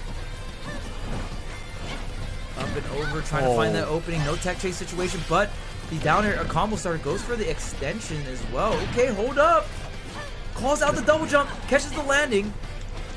At center stage, but man, these nairs are doing so much work for Vlaadin. There we go. Oh, the grab was there. What's the punish? No punish. Oh, no, not like that. And was already standing up. yeah, that's tough. Yeah. New. That's a bummer. Went for it all. tough. And it's crazy too because Palutena's counter is so trash. But sometimes you gotta let him know. Yeah, exactly. Sometimes you gotta let him know. I mean, it worked once in the set, right? Off that edge cancel, which was sick. Yep. But needed a miracle. Down 2-0. Was last stock, high percent. Couldn't get it done. Still alive. I like watching Palutena. I'll say it. Yeah. I would love to see them make it further in the bracket. Palutena's a fun character. More on the fast fall side, combo orientated. Yeah, Right? Like, and gets to put out like not necessarily projectiles, obviously neutral beat, but like the side beats, like set up a hazard and then maybe even combo off it depending on where they Right, go. right. Feels like you can kind of like big brain people sometimes. a little good mix of both. Yeah. Of course, we got Kurama versus Marvelous Marco. So we're gonna see Toon Link versus Mario here. This is the other side of winners semis. So whoever wins this will go ahead and fight Valadin. Now it'd be pretty crazy if it's Kurama versus Valadin winners finals because that was their team. That was their team, yeah. Although that's the way it goes at locals a lot of the time, you know what I mean? The best players team together and then they play in bracket. Split the pot, split the you pot, know. you Hey, already- I know you how know it the drill. goes. Yeah. Not that any of that goes on here at Tigers Day. Yeah. We wouldn't talk about it if it did. All right, so we'll see. Kurama gonna have to weave and bob through all these projectiles here. Marvelous Marco gonna be thrown out. Man, it's funny because we talked about how, like, man, Mario does have some tough matchups. Like, because that's a tough matchup. It's like projectiles, he has cape, but that's kind of tough. You know what I mean? He's got to get in, he's so stubby. It's crazy, he's good. You know what I mean? It's crazy, Kurama's good. It's crazy, Mario's good, because it feels like he doesn't have the tools. Besides, like, all right, Yeah. if I get a hit, I can combo, but I have to actually be really good at the game to do it. You know what I mean? There's so many characters like that in Ultimate 2. It's like, yeah, these guys suck in neutral, but yo, if they get a hit though. Yeah, exactly. If they get a It's like, hit, well, and okay. also they like read you right, or at least they're like have good enough reactions to follow the DI. And Okay, stuff. now try to hit this character Steve. He builds walls between you two, and then you have to break the walls down. But when you break the walls down, he builds more walls. Yeah, I'm actually sad there's no Steve. There's no Steves anyway, right? Yeah, we got nothing. Nothing. I wanted to see it. I like watching Steve. I'm Steve is another character I'm down to watch. exactly. It's, I I'm don't down like to playing watch. against it, but Playing watching against it's it, kind of fun. it's No, I don't like it's Steve confusing. Dittos. I've watched some Steve Dittos before No, online. that's not No, it. that That's fucks not me it. up. Yeah. Yeah. Is it what was worse, the Steve Ditto or the Lucida Ditto? Lucina Ditto was awful because they had the same skin too. It's like they look the same. It was a defensive gameplay. There's no kill confirms. Literally fair. Man, that was brutal. I'd much rather watch two Steves play. And it's not the players. The players are cool, man. Yeah. It's just that Sometimes was- when there's two floaties on the screen, you can't do much. yeah, it's right? awful. It's a universal rule. Double floaties, no go. Alright, so right now, Kurama getting some damage in. Has the cape. Oh! It's the up tilt, but doesn't want to pursue afterwards. Rather would set the bomb up in hand, gets backside of the neutral air. Oh, I don't know if he moves back. Yeah, directional air dodge. Wow. So laggy here for Mario. Mario, not the greatest amount of vertical on that recovery. Let's get the up smash, but Marco just dipping out of there. Back air going to be enough. Wow. That's crazy. Is that what parry into down tilt into back air? Yeah, man. Down tilt back It all air. happens so fast. Yeah, we've been seeing Kurama really consistent on these down tilt back airs. Yeah. No matter the DI, just straight up follows every single time. It's funny because I don't know if it's the nature of the character Mario or if Kurama actually is just the best player here. But man, he makes the game look fast and his confirms are on point and he's parrying things. You know what I mean? It's like, Yeah. oh, it looks different when he's playing. I can confidently say Kurama is Seed 1. Yeah. Seed 1, and I wouldn't say there's a crazy gap between Seed 1 and 2, but there is definitely a gap between Seed 1 and 2. I would be very surprised if Kurama does not win. He is using his character's good moves and game plan well. Yeah, and he's not trolling and going like secondaries or anything. Yeah. Like, he's going his best character. He's definitely playing like. Besides maybe going a little deep on some edge guards, he's There playing, yeah. has been some scenarios where I'm like, oh man, Yeah. he's really feeling himself.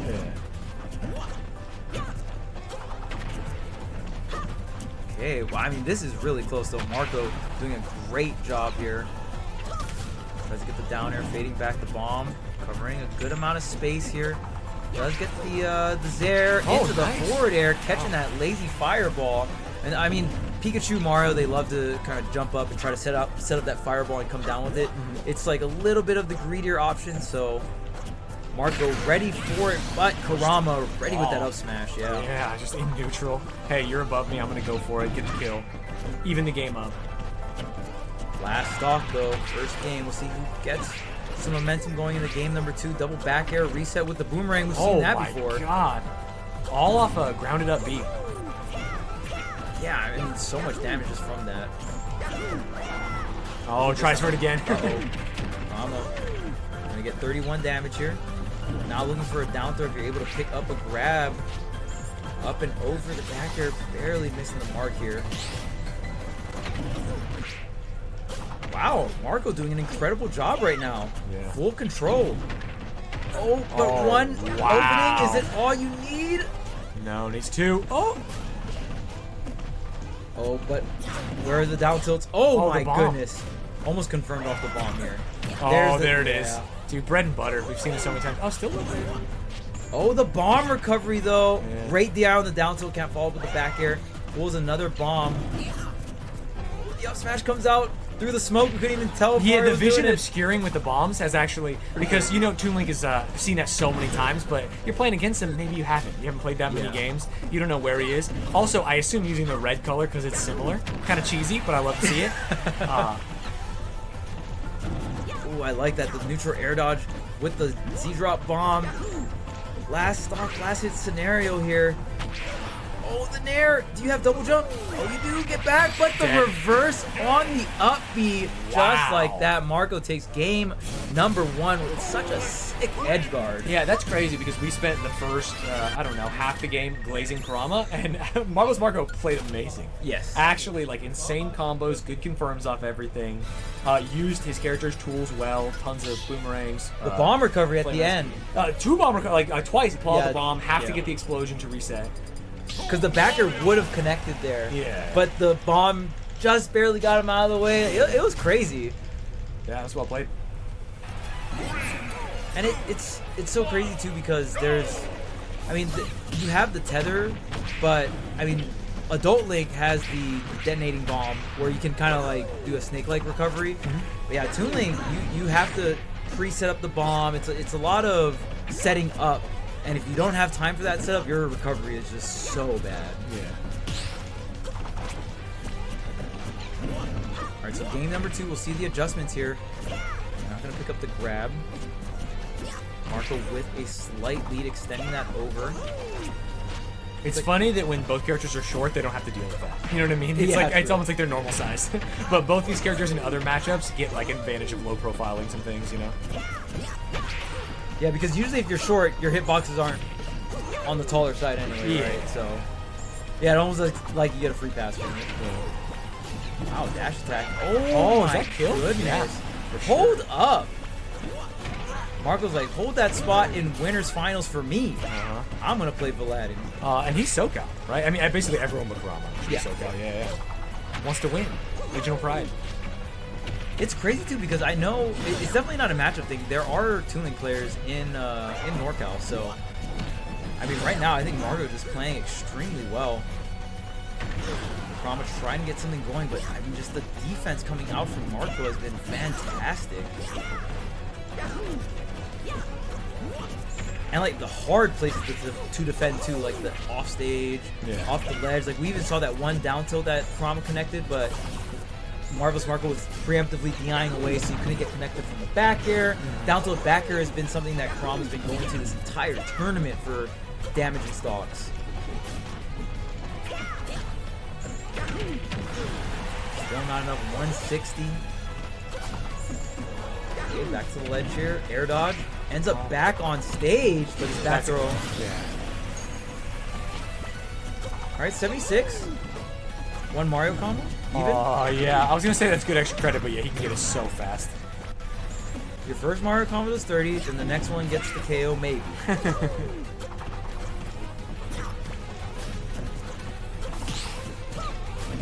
Okay, just waiting. Wants to set up with that fireball over Toon Link's projectiles. Missing the full hop there, but this could. That's good. Yeah. Wow. Beautiful. Well done. Kurama loves his platform. Yeah. especially these higher platforms, the PS2 platform, a little bit higher. Oh, great 2-frame, but the bomb is set up here for Marco. Oh, waits for it, but doesn't. Oh, the weight was good, but didn't get much off of it besides the grounded up B. The smack here to 129. Air dodge does get punished, not too hard. Eventually able to make it back onto the platform, resets all resources, rolls through. Oh, wait a minute. Great DI coming out from Marco. You do not want to end up on a platform and getting reset there. Oh, no, but calls out the jump. Oh my goodness, still hanging on, but Marco taking so much damage at this point. The up air is going to get the sour hit. Tries to get the cape. Not going to quite work here. Just going to shield that. And yeah, this is looking pretty grim for Marco. Really needs some way to get this stock. Your grab, your back throw is a KO, but it's just hard. To grab. We've seen him whiff it and get punished hard. Yeah. I mean, it's pretty much like you lose the game. Yeah, just like that. Yeah. If you whiff it and you try to just do it, and we were just talking about it. So good stuff. But remember, Marco won Game 5. This isn't up 2-0. This is going back and forth here.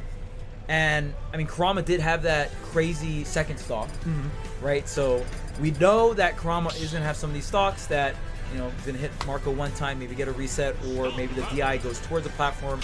But Marco, I will shout out incredible DI earlier and knowing kind of when and where to DI. I mean, did get death comboed once, but just in general, I will say doing a great job of avoiding the platform. You never want to give Mario the platform reset. That's the stock.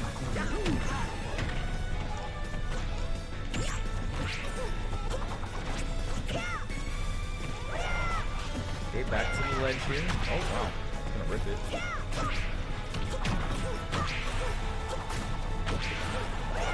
Oh man. Oh, you have one more chance to up B. Oh my goodness, up B versus up B? Stalling? Oh, okay, that's not gonna get through. Oh man, but Kurama almost lost the stock, but Kurama still took a ton of damage. Yeah, 125 and dead. Okay, I mean, this is a fantastic spot for Marco to be in. Yeah, especially after such a close game, No almost have the way. comeback. Yeah, if he did any worse, he'd be dead. Because you want to give yourself breathing room. Okay, wait, no, I am meant to be here. I did win game 1. I did first stock. I have low percent, not as low anymore as it was. But it really helps with the reset mental. Okay, you're gonna get some damage. Yeah, single hit, fair into dash dash super sick. Yeah, smash not enough. High ceiling on Town and City. Yep, again, so the scenario is really different. Wow, air into the back air. I am so scared because it seems like Toon Link's recovery from above is literally pull a bomb, fall forward, and then try and air dodge through it. And it's like, oh, if Mario catches on, or literally like punishes it once, like, oh no. Or oh yes, depending on who you're rooting for, you know what I'm saying? But that was a tough one to see. Yeah, I mean, I love both these players, so I'm definitely rooting for Marco. Let's go SoCal, but man, it is looking rough because Kurama is still going, and is that going to be the stock? Oh, no. The high ceiling is definitely helping out, 91%. But yeah, that double up air into the fair almost feels like that sealed the deal here. We'll see if Kurama can close it out or if Marco can claw his way back into this game. And it was looking so good in the beginning. Yeah. Hey, he ain't Kazuya, you know what I'm saying? He ain't coming back. All right. 2 bombs. Yeah, imagine. I just thought that interaction was so funny because I didn't believe I was like, he thinks I'm trolling. Yeah. That was the funny part. Yeah. And then 2 happened. Yeah, and it looked so easy. Yeah. Oh man, it's so, I love those interactions. Or even talking about Kazuya with people that have no idea what Smash is funny too. Yeah. It just looks so different. Yeah. They're like, really? He could do that? I'm like, yeah. See, that's what I'm talking about. That fall straight down and trying to air dodge through. Like, you catch on to that, that's pretty easy kills. Dangerous. You're gonna get some big hits. And he's done it like 10 times. I'm like, oh no. Yeah. Oh no. Because I feel like this is where the experience really kicks in for, you know, players that have been globally ranked, like Kurama against Marvelous Marco, who has never been globally ranked, at least like in the top 50, right? Yeah. So I feel like that's where the upsets can really happen. You know, best of 3, more like less room for the more experienced player to adapt, right? But when we go into best of 5, Kurama gets more data, and now we're gonna see some of these harder punishes. Oh, yeah. Especially when Kurama's playing a character like Mario. Yeah, he's And you can really make some of these the best punishes hurt. in the game. Yeah, Yeah. you can touch of death them sometimes. Yeah. Right, right. Or at least two touch of death. Yeah, and even that last game, Kurama got 2 hits. It wasn't electric, but Yeah. might as well have been, right? Start battle.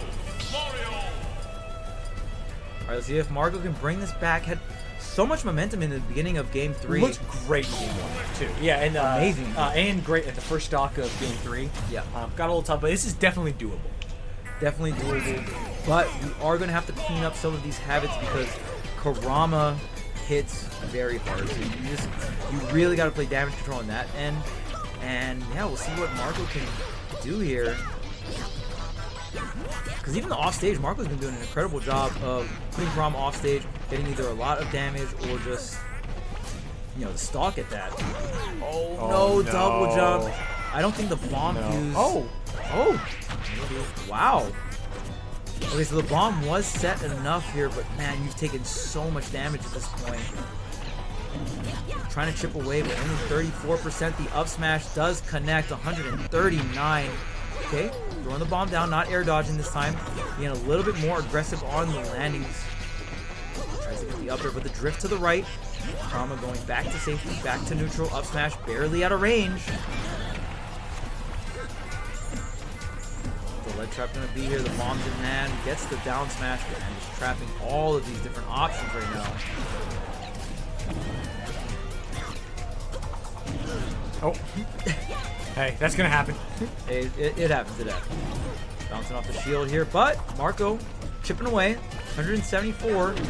Oh, finally gets hit by the very, very last hit of that down air. Is finally gonna end the stock, but tacked on a good amount of damage. I thought it was gonna be a lot worse. Yeah. And if they can clean it up. Ooh, love the bomb on ledge. Okay, gets the up there, that center platform. Everyone wants to go to it. Everyone wants to reset to it. Oh, this back throw should... Oh, wow, not even close. Maybe he has to be right at the edge. And a little still, no rage here. Tries to get the forward tilt with the bomb back up. Yeah, but kind of covers the same option that the bomb does. You know, Yeah. you really need to cover roll in there. Okay, we're trying to get the parries on the projectile. There we go. Breathing in that forward air. Great whiff punish onto the back air there. 39%, not too bad. Yeah, not at all. Close game. Although, reset on the platform. Lots of damage. So much damage here. Throwing 2 bombs on the way down, but Kurama, immaculate timing, waiting it out. Oh, yep, in the air dodge. Yeah, and I mean, even if Kurama doesn't necessarily get the stock, Kurama's just, every time he gets a hit, there's so much damage that's just dealt. Yeah. Versus just like straight hit. And we're seeing Right. Toon Link do it early in the stock at low percents with less knockback, opening up with like even grounded up B into Right. boomerang and stuff. But then once it's like 50 plus, it just gets so hard and you're like fighting tooth and nail for every 10%, like every straight hit. Kurama's just has the reflector, has the parries on deck, Yeah. DIing away on some of these projectiles. So you're not even getting your 2-piece combos from Yeah. bomb to fair, boomerang to fair. And that's going to be a real big issue moving forward here. Any move at this point feels like it'll take the stock here. Toon Link not the heaviest of the bunch. I like that. To the up air though. You got the max rage on deck. Okay, the Zair, the boomerang anti-air, has the bomb in hand. Just weaving past each other, the sour hit of the back air. Oh, hip attack. Tough. Just a little fade in, fade out from Kurama. Not gonna connect off that bomb. Tries to get the forward, tries to catch the landing with the boomerang dash attack. Covering more options, grabbing the bomb though. Throw it back. Oh, I like that. The Nair, and it is enough here. Getting both hits of the Nair and then going straight into up B. I mean, a riskier block string, but I feel like Marco kind of has to take some risks. Yeah, it's funny because we've seen it work a lot, but we've also seen it like full hit on shield and then get punished for 40% from Mario. Right. But like you said, you got to take some risks. You're behind in the set, and hey, it managed to bring you back last stock. Although you are taking damage and having a hard time getting backstage. Yeah, I mean this feels like the story of the set. Kurama puts Marco on the ledge and anti-hopping grabs. you just take 100 plus damage. Yeah. And then at that point, Kurama just is chilling because like, okay, you're gonna chip me to 100. That whole time you're chipping me to 100, I'm trying to find the KO. Yeah, I'm just gonna have so many more opportunities. I'm gonna have so many more rolls that like one of them's gonna hit. Yeah, the math checks out here for Kurama. We'll see if Marco has enough in the tank to push it to game 4 here. Would love to see it, honestly. Yeah, I feel like Marco, and this matchup is just fun to watch as well. Great spot dodge. There's the air dodge with the bomb coverage. A little bit of horizontal zoning with that Zaire. Okay. Hey, the damage is there. The chip is coming in. It's not an alarming fast rate, but it is coming in. And so much of it has come in that, hey, maybe Kurama's going to play a different way. Never mind. Just runs up and up smashes. I don't even think that was necessarily a bad dash attack because Marco hadn't really gone for any of those, right? So No, I actually think it's a pretty good call-up, but it was more so Kurama made it look so juicy, right? Just moving around, not showing shield, and right when he saw the dash in, just immediately winning the shield. We barely even saw that shield pop up. And then up smash out of shield to clean it out. Great stuff from Kurama, the bait and switch at the end there. 3-1. Marco gets game 1. You think, hey, maybe something's happening here. Kurama says, no. Yeah. I mean, again, just the advantage that was so clean from Kurama. It honestly, we probably had like 3 death combos, right, in that set. So to me, the MVP of that set was just Kurama's ledge trapping. Yeah, exactly. Every time Marco got put on the ledge, he was taking 30%, so much damage. And just after everything is said and done, you're off the ledge 110, 130%. It's like, man, that is so much damage. And it's not even from one straight combo, which is the crazy thing. Yeah. Oh, Snow. Snow is very good. I'll give it up to Snow. They both have their different strengths. Snow has been getting better results. He's a Japanese Mario player, but I don't know. I want to see Kurama and Snow at the same events and see how well they do side by side. It's funny because, like, in this room, I'm like, ooh, I'm rooting against Kurama. Like, SoCal, right? We're here. But then, like, against anyone else, it's like, well, no, he's California. Like, I want to see California win, you know what I mean? Yeah, so, true. I'm allowed to be not even a hater, but I'm allowed to root against him right now because I know that, like, next week I'll be like, fuck yeah, Kurama, that's my boy, you know? California. yeah, exactly. All right, so, Vladen, Kurama. Oh, once brothers. The duo. Yes, the doubles winner team right here, Kurama and Vladen, now face each other off in winners finals. It is destiny.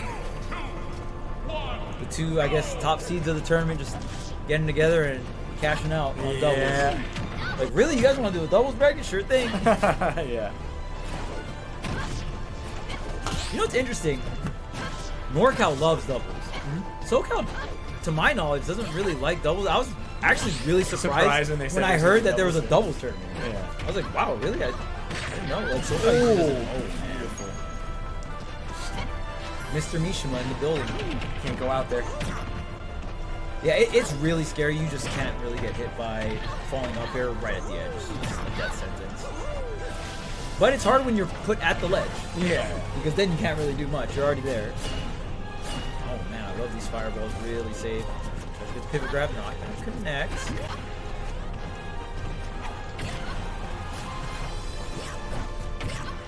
Back here. Oh, and this should be a punish. Oh, just one jab.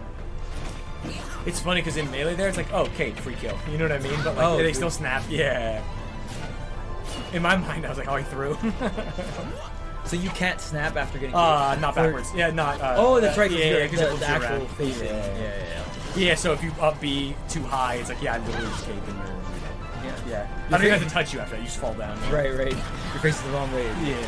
Yeah.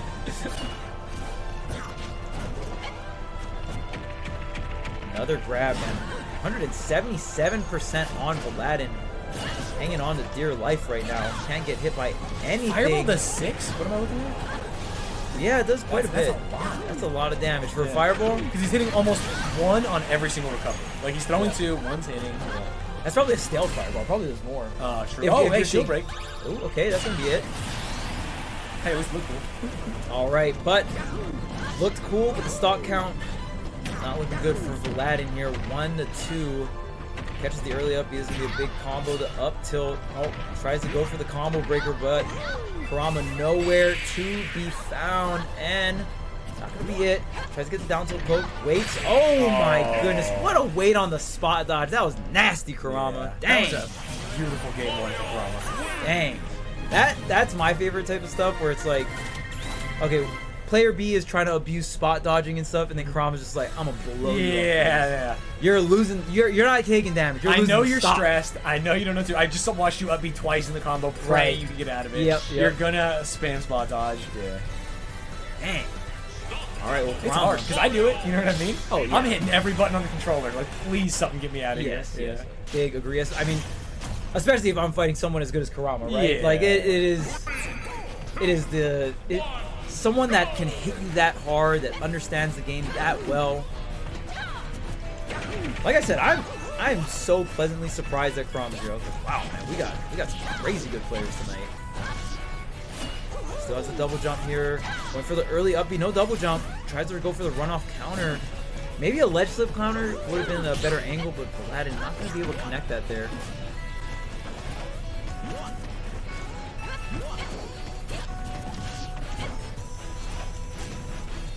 So this time Paladin with the lead. Ooh, that grab not going to be quite it. Gets the parry. A little bit of whiffing here and there.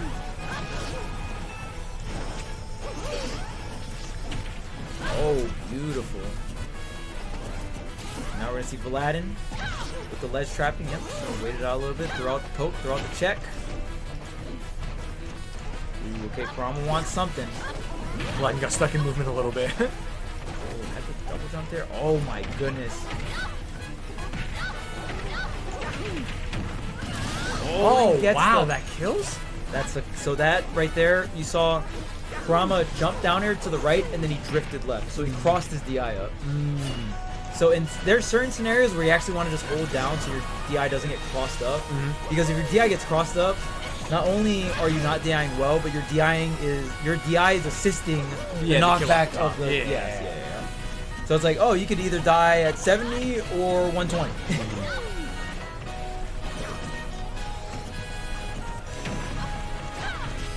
Man, and Paladin was able to get such a good lead, solid neutral, but you give Kurama that one opening.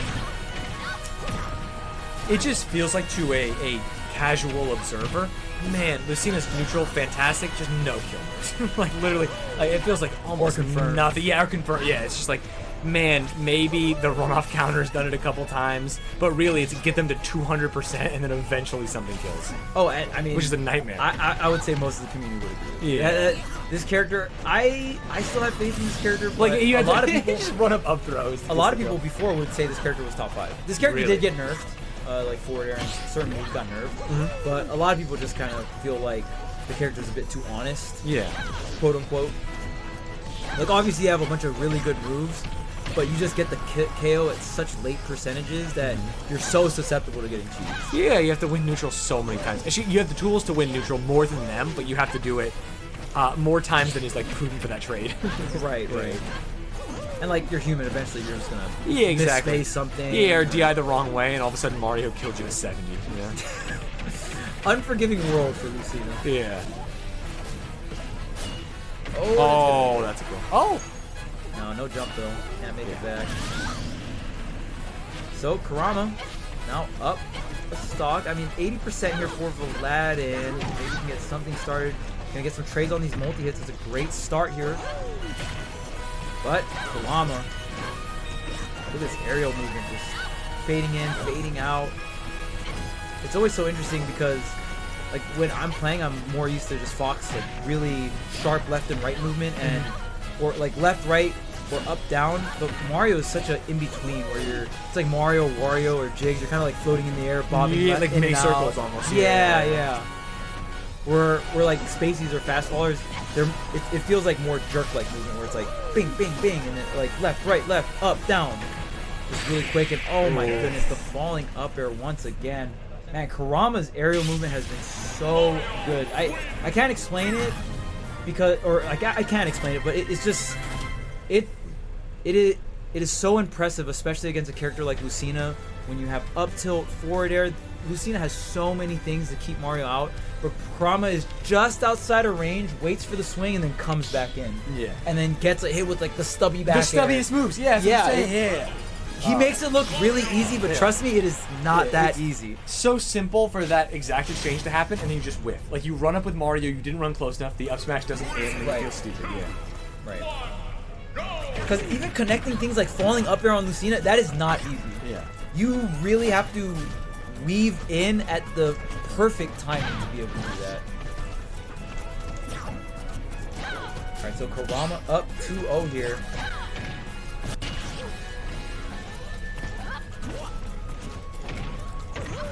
Is Marvelous Margo the only person? No.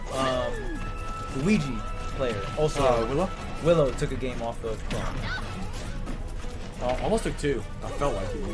Yeah, that was best of 5 as well. That was a really close set. Kurama did have some close calls this tournament so far. I think looking pretty commanding versus Vladen right now. Yeah, it feels locked in. Ooh, almost gets the back air punish. Snatch. Down throw back air. Even the fireball just right over the ledge, forcing an option, getting the up smash there. Only 33% on Kurama. Yeah, tilt. Oh. Yeah, the tilt's coming in. The I'm over it spam up. Yeah. I've been there. It's tough. I've been there too, yeah. It's just hard. You get frustrated. Yeah. 1v1 games, we were talking about StarCraft earlier. 1v1 games, you got no one to blame but yourself, and it feels bad. You know? Yep. Just spawn in on your last stock to spot and you start spamming up smash on shield and you're like, oh, Yeah. just lose your stock. Yeah. And Like, lose your stock and then I'll care. Until then, I don't care. I think Vladen trying to get back on the stage here. Man, what a... Kurama's movement just feels so snappy. Yeah. And he gets more time for those punishes you were talking about because the parries are so on point. You know what I mean? It's Parrying is such a big deal in this game. That's one thing I will say. Perfect shielding as a mechanic, I do miss it, but it is broken because it's like, oh, you were gonna bring up your shield anyway. Oh, you brought it up at the right timing. Now you have no lag on everything. You can get a really good punish. At least parrying, it's like, okay, you're dropping your shield, so there's a risk involved, right? Oh, did you like do it too early? Okay, you're getting hit by this back here. Okay, we got one stock. See if Aladdin can bring this to at least a game number 4. Quite the uphill battle ahead of him. Oh, doesn't get the punish on the nair. Again, falling out with the nair, but on the platform, Kurama making these aerials really safe. The fireball, jumping away, beating in that up air as well. The back air. Oof. Wow, dropping so low for that fast fall. Kurama. Oh my goodness, the parries, like you said. Yeah. And it's like, when if you're a Lucina and you see that happening, then you kind of get scared to throw out an air, right? It's like, which is you're neutral. Right. It's like, man, if he's just on reaction parrying the second hit of my nair, dang, what do I do now? Trading fair dodge away. Okay, gets the second hit of the jab here. Kurama finally on the ledge. Can Vladen make it count? Oh, the flood just canceling out that edge guard. Not even if you wanted to.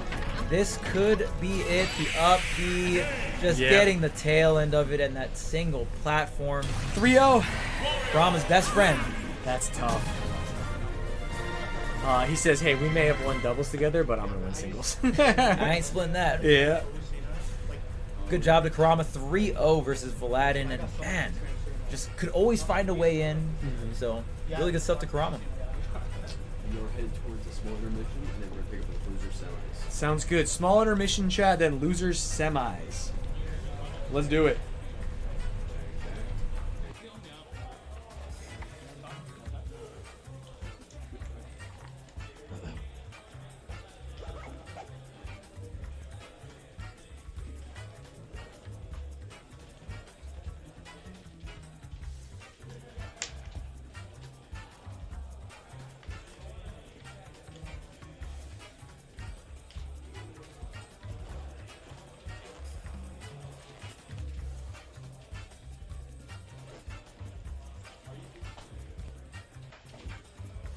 Back when's roundhouse?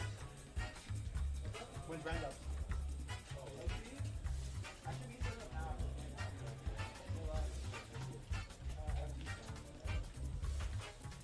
Just give me like 5 minutes, I'll be ready. You guys DM me or something.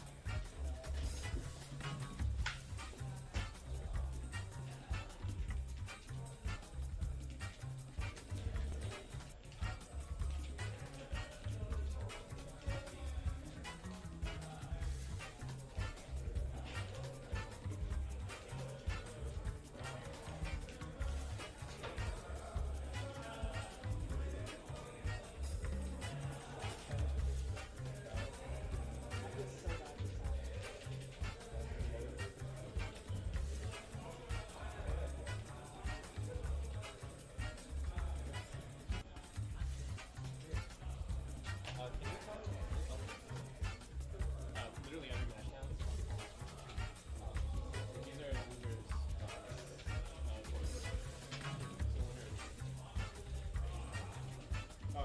Whoever wins. I mean, if you're gonna leave.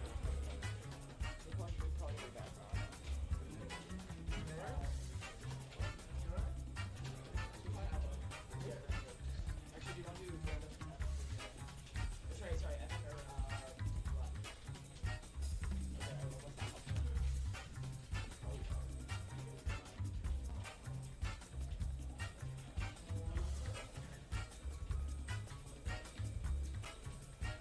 Which is that favorite?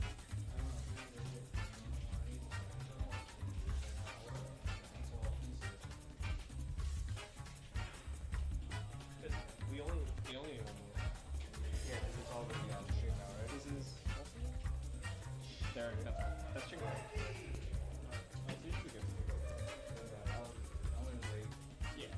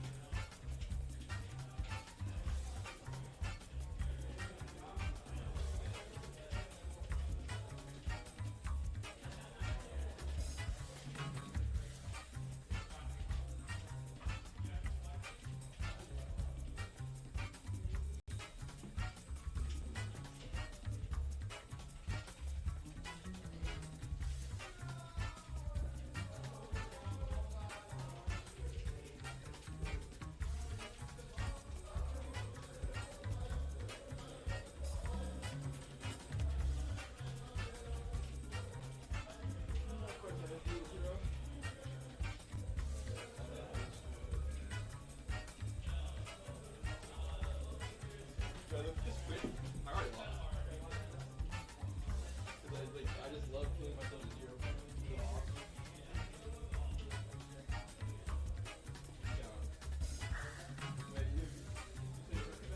Depends on when you bet. The bands of a lifetime.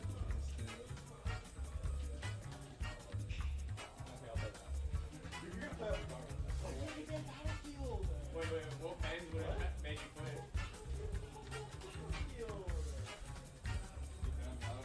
Wait, actually? Oh, but you hit them all. I don't even remember that. Oh, you do? Gaslight. I keep trying. Hey,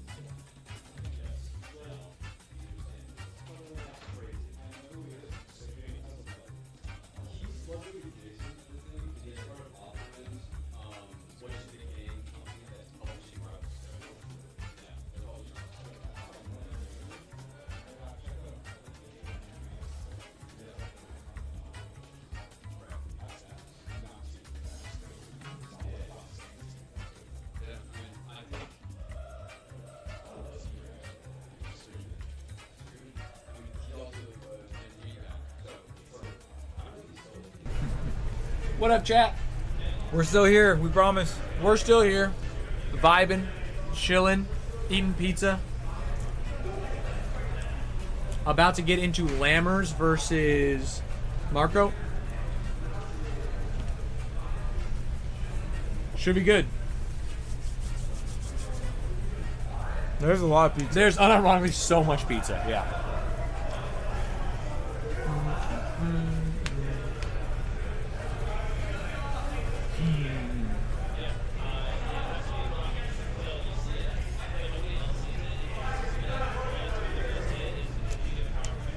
I think players are just eating, chilling, going to the bathroom, getting ready for the final stretch. Yeah, we got top 4 incoming.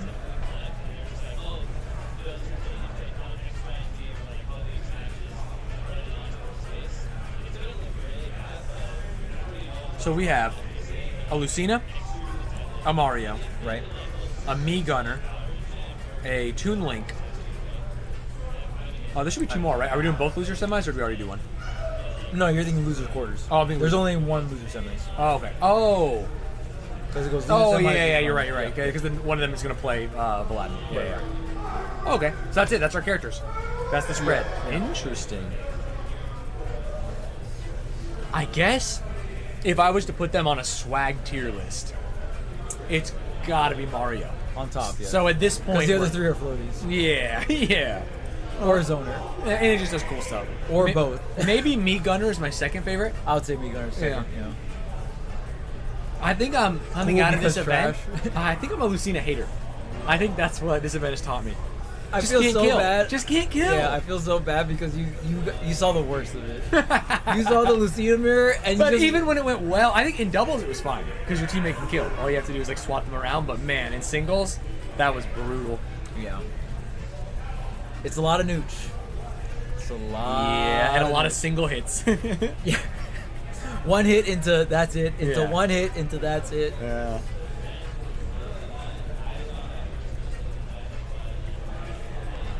It's crazy because I feel like I miss doubles. Doubles, there's a lot more action. going on. Yeah, it's just a lot going on. You know, Yeah. my brain is happy with all like the colors moving. In singles, there's certain scenarios that can kind of slow down to a crawl. Yeah. I think the worst part is there's some scenarios where you know what's gonna happen, and you know it's gonna take long to happen, and then everything happens exactly. Yeah, exactly as you thought. predicted. Yeah. Yeah. I wish Kazuya was still in the game, man. Or still in the bracket, I should say. Because that Yes. shit was truly, pardon the pun, electric. Like, it was like, wait, he can win at any point, no matter how many stocks he's down. Yeah. No matter the deficit, Yeah, he could just do. he could be his a little winner thing. out of nowhere. Oh, man. So I think we at least got one of the players up here. Yep. Our Me Gunner hero, I think.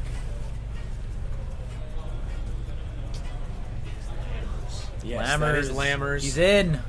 Top 4. And we will know Marco's here when we see his curly hair on the stream. He might be warming up in the background. Wait, I can't tell. Yeah, I don't know if Marco. That might be the match that they're playing. That might be the tournament match. Oh yeah, it's probably Marco Tyrants. Oh, so he's waiting for him. Okay, that's Yeah, the other side of Losers Right, Quarters right. door. So it's Lammers versus Someone. either Yeah, it might Marco not even be or Marco. Tyrants. Okay. Oh, so Well, we you want love Lucina. Yeah, we want Yeah, Lucina you love out. Lucina. This is, hey, no shade to him. No I just- flame. No flame. Yeah, I don't want a Lucina Losers Finals. We'll be here at midnight. Yeah. Yeah. Game 5. Yeah. Last stock. Uh-huh. Last hit. Timeout. Yeah. Goes to Karama time. goes back to NorCal. He misses his flight. You know what I mean? It's like, that's just brutal. Damn, that is going to be a whirlwind, though, for the Losers Quarters player to have to, like, finish the set, turn around, and immediately jump on main. Oh yeah. But I think they can do it. And go up against Me Gunner. All right, Yeah. congratulations, you're done. Now go fight Me Gunner. Yeah. I mean, I think it'll be so much easier, though, than in doubles. Because you can see what they're doing the entire time. Yeah. No. I actually wonder if Lammer uses the stealth missile in singles.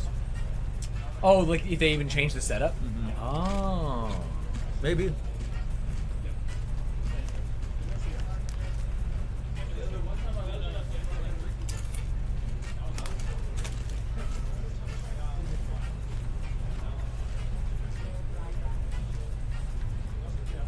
All I know is they're playing on Kalos. Yeah, I'm trying to figure out what it's I don't know what game. Oh it is. yeah, zooming in on the background.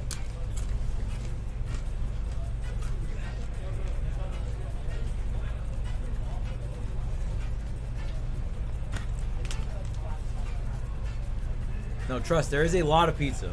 I think there's like when I went down there, they still had 4 pizzas. Yeah. So chat, feel free. Come on down. That's the game that's happening.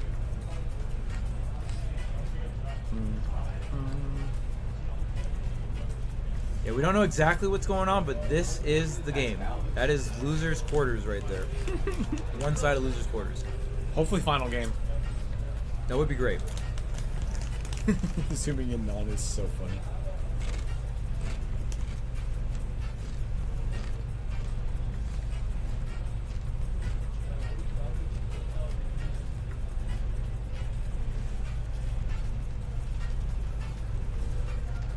Oh, something happened. Oh, controller's down. Headphones off. Who looks happy? Are they rolling the controllers up? No. Oh, this is going to game 5. Hopefully it's not going to a game 2. Oh no. I'm gonna go take a peek. Oh. Be right back, chat. Yep. Scout. Yeah, let's see how we're doing.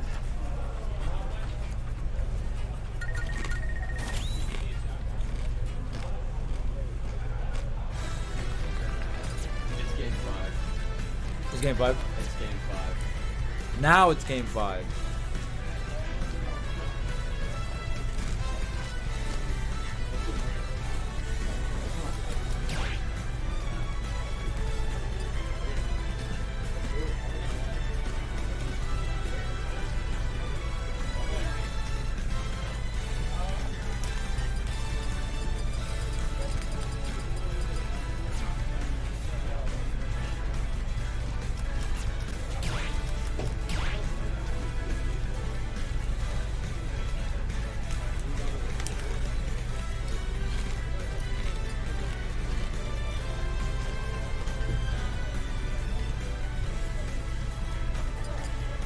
Hammer's gonna make a new me.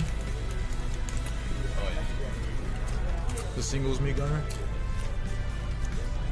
What's the rules like?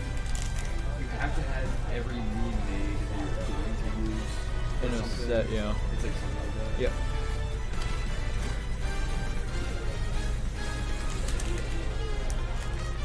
It just saves time.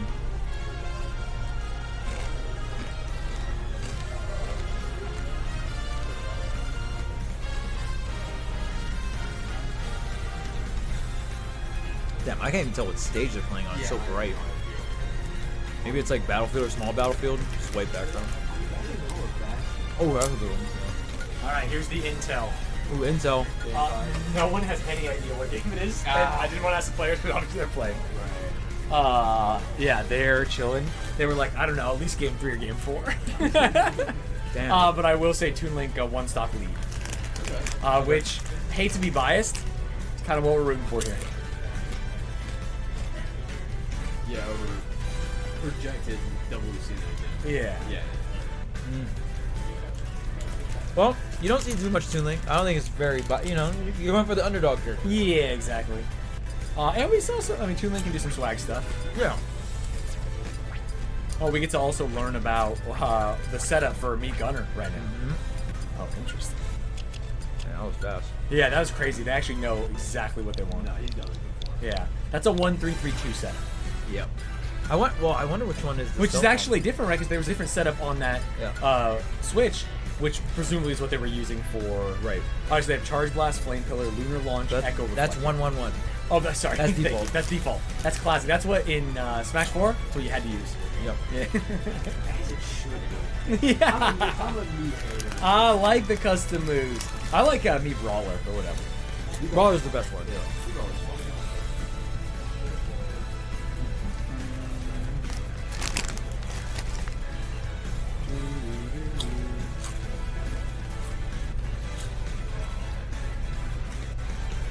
The worst thing is if there's a character you want to smash and they get announced as a me costume. Yeah, they're not in. No over. Waluigi, Yeah, no it's over. songs from Undertale.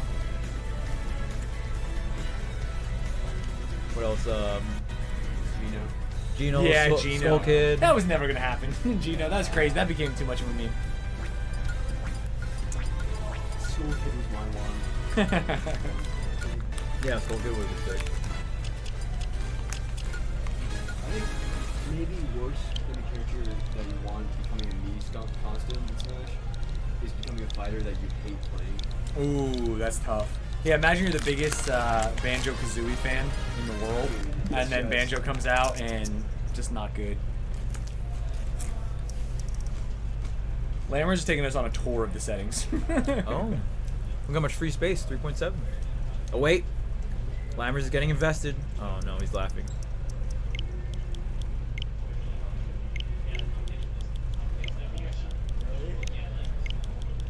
You can just remap it? That's crazy. I did not know that. He's remapping player 2 right now. It's gonna be a nightmare. Yeah. Oh, he disabled his taunt buttons. Oh, interesting. Smart. I guess in case so you don't accidentally, like, on a pro Yeah. controller, maybe it is easier to hit those. Yeah. Gunner missile. Down his gunner missile. Oh, 3-3-2. Grenade launch, gunner missile, arm rocket, bomb drop. Classic. Bomb drop, I think, is the one we saw in doubles. You should not either have grenade launch on bomb drop together. Because bomb drop makes a little projectile that moves on the edge, and grenade launch is like an arcing projectile that explodes at the edge. Oh, Yeah. interesting. The grenade launcher. I mean, charge shot's pretty good too. Captain CP uses charge shot. Grenade launch is so like cookie cutter ledge trapping. Yeah. Yeah. Damn, Lammers, we can't even see the match anymore, man. I know, this is crazy. Hey, what are you gonna do? Now we can see the different Mii gunner setups. Oh, see, there's Mii Brawler. That's what I'm talking about. Smiley face build. That's my guy.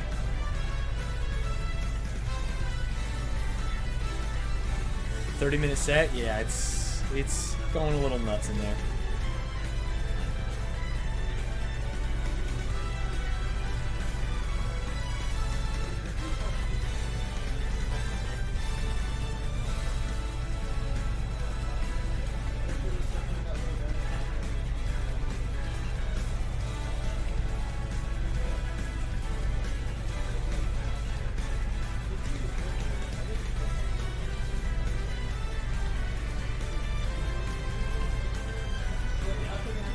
Hopefully this is a game 5. Yeah! Lammer's turning around.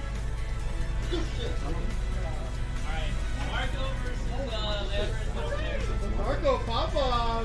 Oh yeah. Oh yeah. Yes, yes, we did it. We did it. We did it already. Hey, don't wrap up your controller. Yeah. Turn around. Plug right in. No, Lambert is looking mad weird in the camera, bro. Yeah. No, you're on the full screen just going. Like, you're on the main camera. Wait, do we have a mic in that room? I think there's actually been some radio Yeah. I think there's 2 cams on it for Hot Nights. Wow. Yeah. It's been very faint.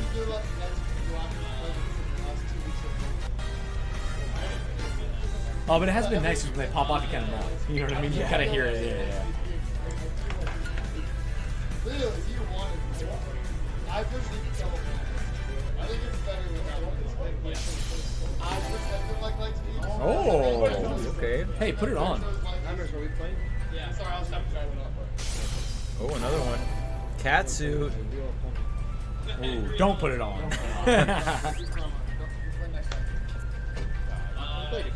Remember, just use the headphones as well. If you want to use your guitar. No, I lost the card. Honestly, all I really did today was the, all I really did today was the character. Yeah, right now, we're basically I know people, maybe they can hear it through the stream, but this whole building is like shaking in a rhythmic pulse because the AC. Oh yeah. Yeah, and it's like freaking me out. It's been doing it all day, but just like I feel like I'm attuned to the nature of this build. Yeah.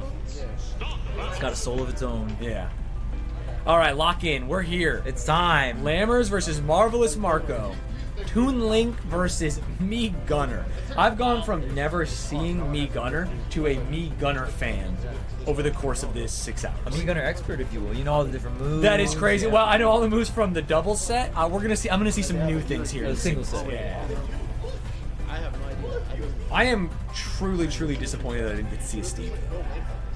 It is comical. Which is what makes me think. I know that it's like, hey, Ban Steve is like in the air. If we're at a local with a cash prize and there's not a Steve, isn't that much of a problem? Oh, he goes. Second? That is second? Oh, I'm sorry, we're mad that a Steve got second? And we're not banning Game & Watch. All I know is we didn't ban Bayo when all the majors had like 5 out of 8 players Bayonetta, and then we don't. Like nowadays in the top 8, you'll probably see one Steve player, maybe 1.5. That's what I'm saying. One and at a like half. At a P tier, yeah. That's less than Fox's, man. Yeah, it's not crazy. Yeah. It's just like for me on paper he's really broken, but like the community right now, the Steve players can't really do like not even half the shit. And that's what I'm saying. Wait for him to be able to do it, and then I'm willing to hear it. Yeah. The fact there's not even a single Steve here. We saw one. So you want them to grind out all that tech, and then we're gonna take it away from him? I don't even want to take it away from him. That's the crazy thing. Me, I want to see 8 Steves. All right, we're here. Zoner versus Zoner. Yeah. Although I feel like Toon Link has not been as zonery as maybe you would expect. But Me Gunner was in doubles for sure. Yes. Me Gunner is more zoner than Toon Link for sure. Yeah. Alright, get ready. 12 damage, 7 damage.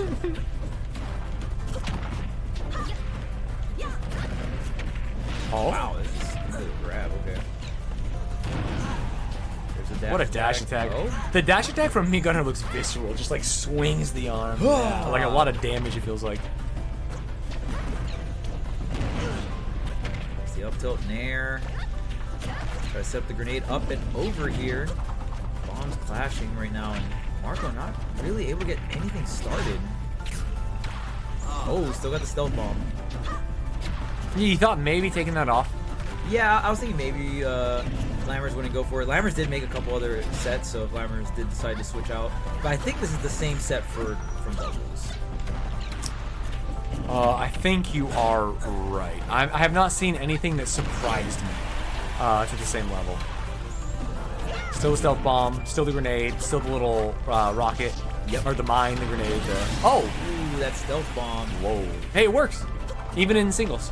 And cross stage. Yeah. It's just there's too much stuff to focus on, you know? You can't see it coming. I think I fuck with Mii's because they just look like little dudes, but not in the way that, you know how Snake was like unnerving, that he looked human? Yeah. Mii's look like what humans should look like in the Nintendo world. Right. Like if I was in Smash Bros, I would look like a Mii. I wouldn't look like a photorealistic human, you know? That'd be weird. Yeah.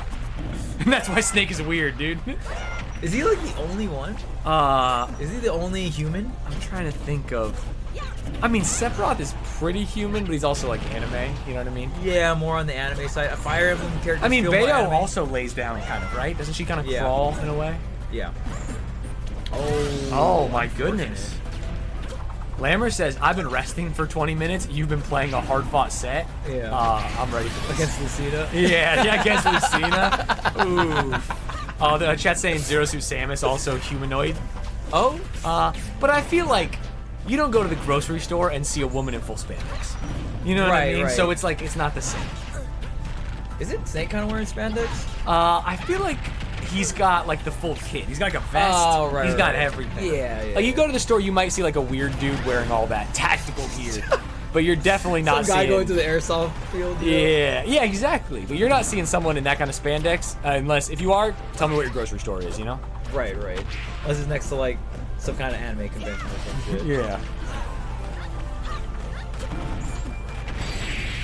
Oh my goodness. It just feels like Toon Link can't really play the zoning game. Yeah, exactly. It's like they're you need to switch characters to like a rushdown, or you're just gonna get out zoned by like the true zone god of this game. Right. Yeah. I wonder if Marco does stick with the I think Toon Link, you he's said gotta he was an rush out. early Toon Link, right? Like like for the whole. Yeah, I don't think you can switch. Yeah, I think you you just change your play style. Just rush him You down. you just have to like go in, maybe more fairs, maybe even like shield roll in, grounded up B, just Yeah. like anything to put out a hitbox near me gunner. Yeah, because every time you fade back and pull a bomb, I feel like by the time you pull that bomb and you're ready to Two are throw on the it, screen. Yeah, there's yeah, already you're two getting yeah. out bomb, and look at we're seeing it. Dash attack, jump in, forward air, dash attack, forward air. I think this is the. I don't want to say I predicted it. Dash attack. I think that you could win this way very easily. In fact, stop pulling bombs. I want to see up tilts. I want to see up airs. Just run at me gunner and make me gunner prove that they can scrap, which I don't think they can. Yeah, and then boomerang at mid-range isn't too bad, right? It's not like, because bomb you gotta pull it out and then throw it, right? Yeah. At least boomerang's like one fluid motion. Oh, unless you have the And bomb look, like that. how much Wow. easier that looked. It looks like a different character. This is night and day. Yeah. The problem is if you've been playing Toon Link for this long, you're gonna fall back into your habits, and so you have to remember how that first stock went. You're like, okay, yeah, no, I remember what to do. Don't pull anything out. Oof, good coverage. Neutral B right into the smash attack, gonna do the trick there. Okay, falling. Yeah, I just think the sword moves are good. Yeah, Yeah. no, they're solid. I mean, it ain't Cloud, but Oh gets, yeah, gets but the job done. You're you know what I fighting mean? against a character that like doesn't have True. any of those Yeah. tools, so yeah, it's gonna look so good. Against mean, me gunner, yeah. This looks crazy. You know what I'm Yeah, saying? yeah.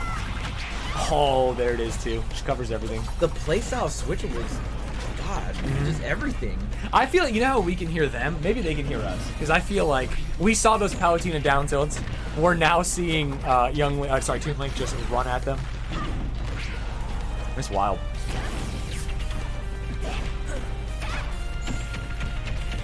Okay, the back throw. Okay, no, not going to be enough. Not close enough to the edge here. Marco with a really good lead. Stop pulling bombs, stop doing airs. I feel like it's easy to forget what got you there.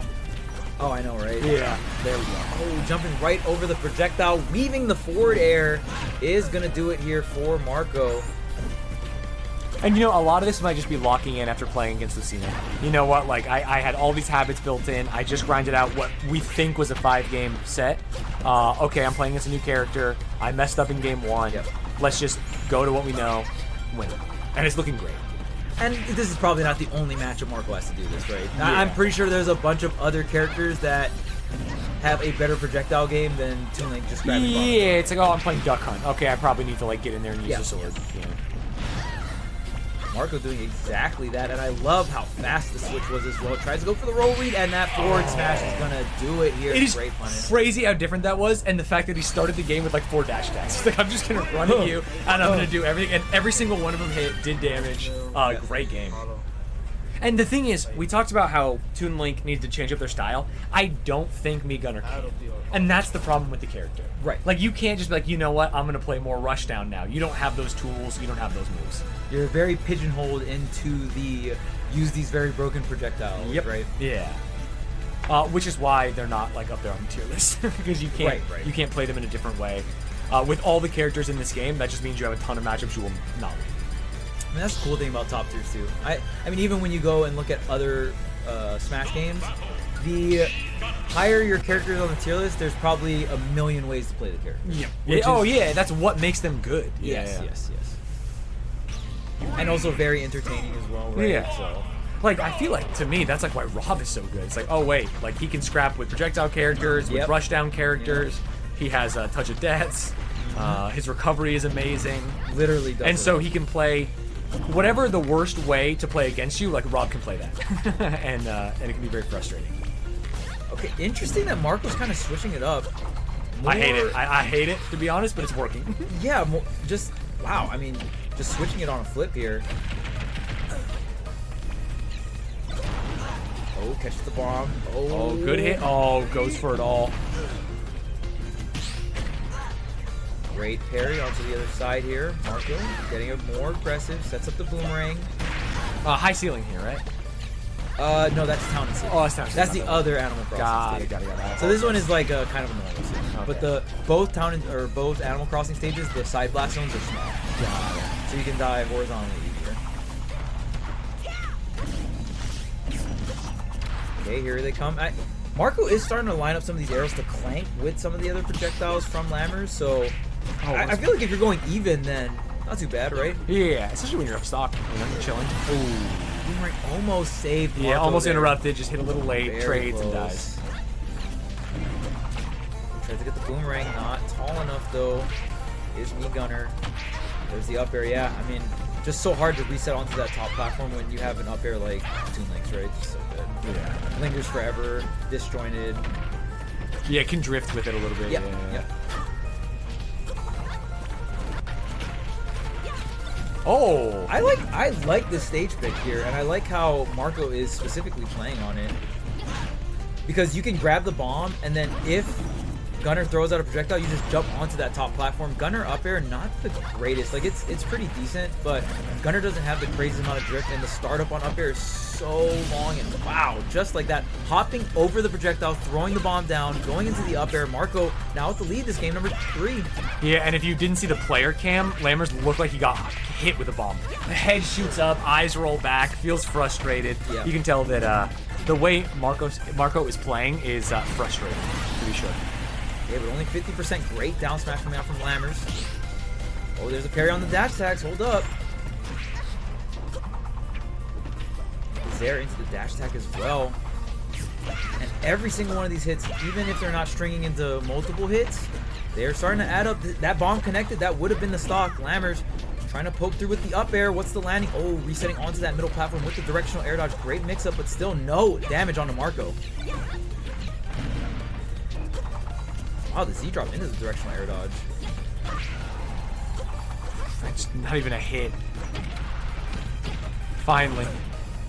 Yeah, the sound that Toon Link. Oh, Wait, my all of a goodness. sudden, from 0 to 65, and Lammers looking like they're controlling the stage, throwing out projectiles. This has been the one disadvantaged state, but it doesn't matter. Toon Link jumps at Lammers, throws out the hitbox, gets the kill. And just like that, Lammers going for that air dodge onto the middle platform gives Marco enough time for that forward air to come out swinging. Now, I mean, after that game 1, it was kind of like, dang, how does Toon Link do this, right? And then you kind of like devised a little plan, and it just worked right off the bat. Yeah, it did. It That's actually was crazy. mind-blowing how different it looked, because like I thought of it as like, hey, maybe this works, but Marco also thought of it like it was the right idea. He thought of it without getting frustrated after playing this long set. I mean, we've been here a while. He's been playing in bracket all day, and enacted it, and it looked so great. It feels too good to be true. Against you know? Lucina, of course. Yeah, yeah. That means game 5. I mean, you saw the pop-off. He was just happy to be out of there. Yeah. Get me out. All right, Smashville once again. Lammers counter pick. It is an air. Okay, we got the 4-piece combo from Me Gunner. I love putting the mine down, turning around, and shielding. It looked like Me Gunner was just scared. Get me away from the mine. Yeah. Okay, trading projectiles here. Oof, dash attack. The dash attack has missed a couple times, and it feels like Toon Link is punished every time. Oh, yeah. Yeah, waiting for the bomb. Getting around that, navigating through the ledge there. Yeah, and getting so a hit back with the bomb. Not only did they get back on stage, which we've seen has been a problem for some players, but getting damage out with their own projectile. And I mean, that's really where Lammers has to make the money in terms of the damage, Yeah, right? like right there. But then going and getting hit by the FB is tough. Getting hit by the bomb on the recovery on the last one was tough. Waits for the air dodge, the bomb in hand, but it does not matter. Lammers connects the back air, gets this first stock. Could see a game 5 brewing here with this lead Lammer has. Okay, trading projectiles of damage. Dash attack coming through, setting up a bomb, setting up another one. Jumping over. And you can tell Marco has experience versus these moves. Oh, yeah. Up and over, but now Lammer's starting to get the traps, and wow, really desperate recovery here. They're trying to get down to the ground, the forward smash. Oh my god, just raw forward smash. Oh my god, just sits in shield forever. And it works. Like every second that goes by, it just gets more intense. You're like, you're still shielding, you're still shielding. Yeah.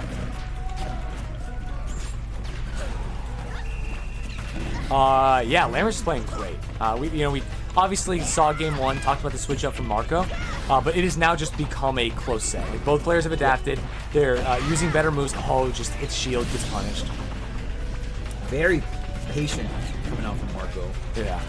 Just waited for the swing, got the up smash out of shield. But needs to live here. 121%. You need to get a lot of damage done, if not a kill. Okay, back throw not gonna do it. A little aggressive here, hitting the bomb. Reflects the bomb back. Oh, wait. Nice. Oh, the air dodge, man. Crazy that it goes through the up air, because that stays out so long, the hitbox, yeah. And it goes pretty far, too. I mean, Lammers kind of ended up on stage there. Marco trying to pull the same maneuver, but Lammers with the correct positioning. Up throwing the bomb. Get that extra damage here. Dash tag. Full space. Oh, wow. Another F smash. I actually like that adjustment, because it does feel like Toon Blink jumping over the bombs, trying to get in to use those moves. Like, raw smash attacks can work in that situation. Up throw, up air. Oh, the bomb kind of breaking it up, but you're still taking so much damage if you're Marco. You're still down an entire stock, and all this damage is really going to start adding up. Oh, that's it. Oh, maybe not. Trying to use something, but like you said, you pull one bomb, you throw one boomerang, and there's 5 all things of a sudden, already. that was crazy. It was like the U.S. military just absolutely glassing the corner of the stage. Right, like in terms of APM when it comes to projectiles, Lammer's got it. You know what I mean? Like just the amount of projectiles or things you can set up on the screen is just gonna be way fast over rate here for Lammer's on that knee gunner compared to Marco. It's funny because we've talked about how, like, man, ledge play in this game, maybe not my favorite. Doesn't feel like they can do anything. Lammer says, watch me. I'm going to throw 100 bombs there, and they're going to have to time their invulnerability perfectly and or get off and get on stage, take a hit, and it worked out. It felt like it was easier to edge guard with those from center stage than almost any other move. Besides maybe Kurama's, like, down tilt or something. Yeah. But it's actually just... Well, Kurama down tilt makes it look so easy. So but that's it's why hard. You time it perfectly. Yeah. But then, or you can have 5 things on the ledge, and you know, and you're literally just sitting there like, all right, spam, spam, spam. Yeah, and then you're standing by roll. Like, okay, well, what's next?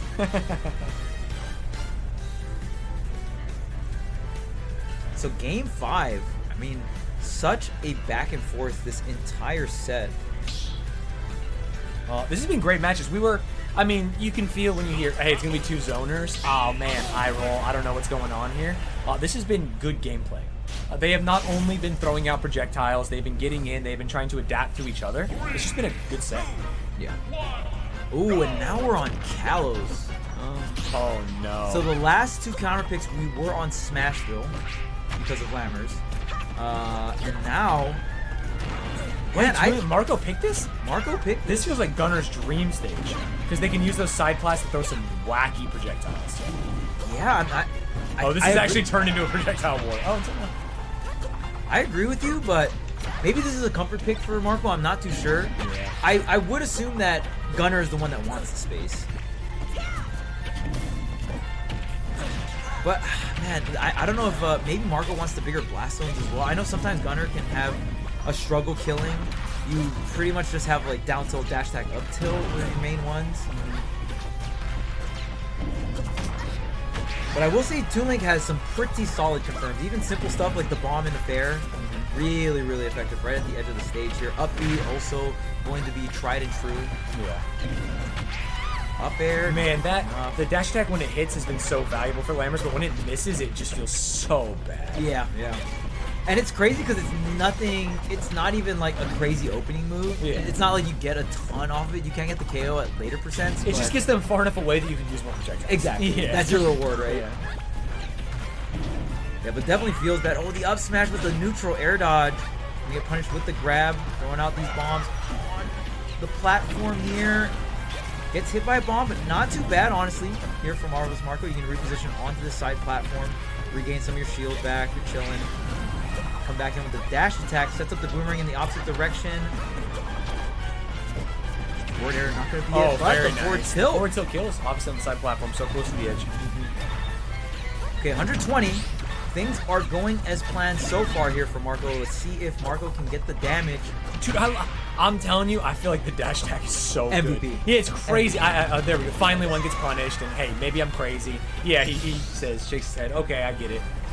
But he was getting so much value out of it. Yeah, and I mean, it's like you can't not do it, right? I mean, Oh, imagine though.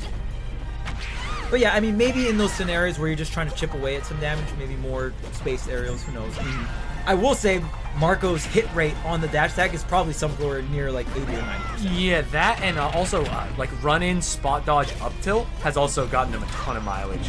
I love when Marco runs in and does like the turnaround up tilt. He'll reverse it as a mix-up.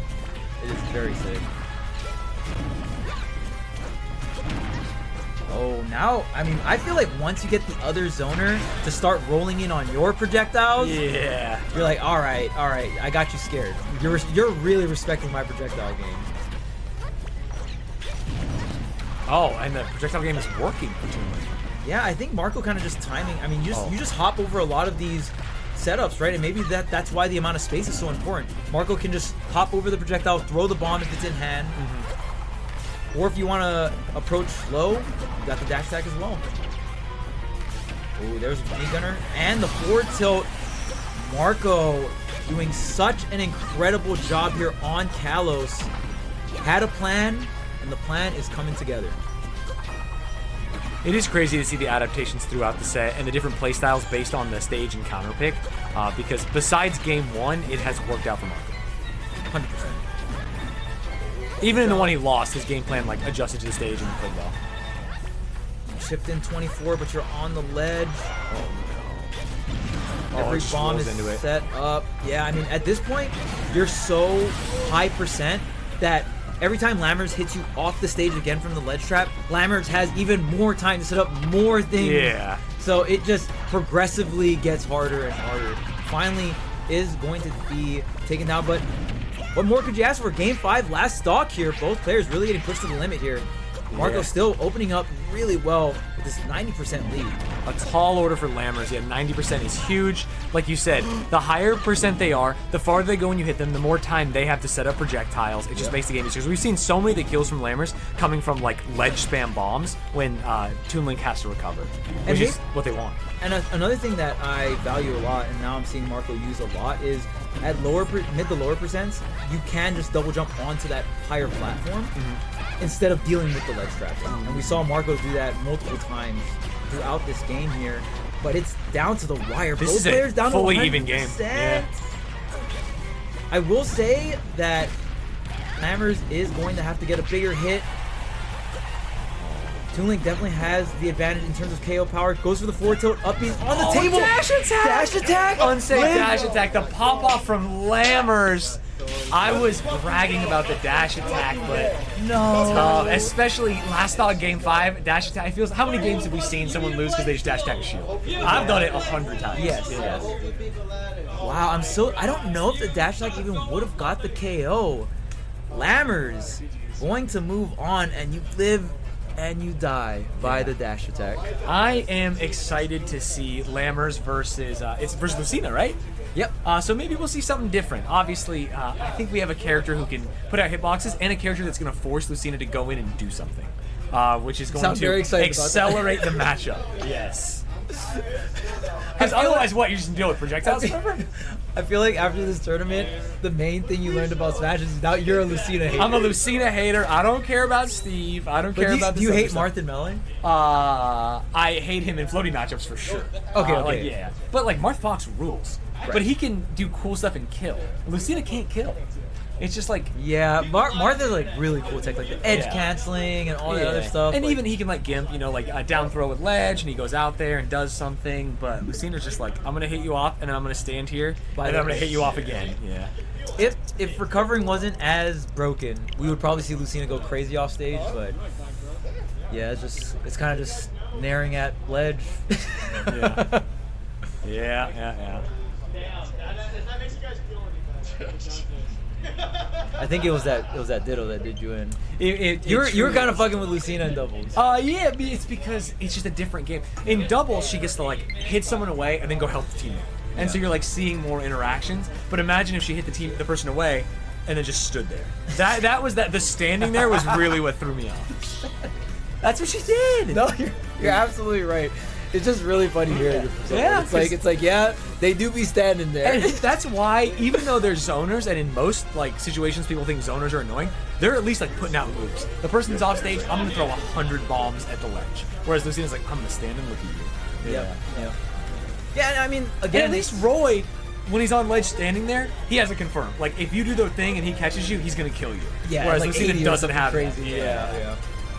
And even with Lammers, again, even kind of breaking down the things where it's like, oh, he's higher percent, so he gets set farther, and then Lammers can set up even more things, and it becomes even more of a dangerous situation. And even though Lammers has to rack you up to 150 to get the KO, it just becomes more and more probable. It's more and more snowbally, right? Whereas, again, when a character's just standing there doing nothing, it's like, man, all right, I guess this is it. But we'll see how this matchup ends up going. Aladdin versus Lammers. I think I saw someone in chat say that this is relatively even for SoCal. Like, they play, and it's gone back and forth. But they were saying that if Marco won, Aladdin kind of wins. Now, that was just one chatter saying that, and sometimes chatters are wrong, but I'm going to take that to heart. Oh, I thought chat was always right. Oh, yeah, how much I love them. Thank you. Oh, yeah, chat. And you know what's funny? It's just one person, so they could be lying. Oh, they could all the time. I always But get guys in chat, yeah. I feel like if you're gonna go out of your way to say that, you're probably right. Yeah. I'll believe you. It's probably some guy from like Nova Scotia who's never seen these players and just made it up. Chatter was wrong.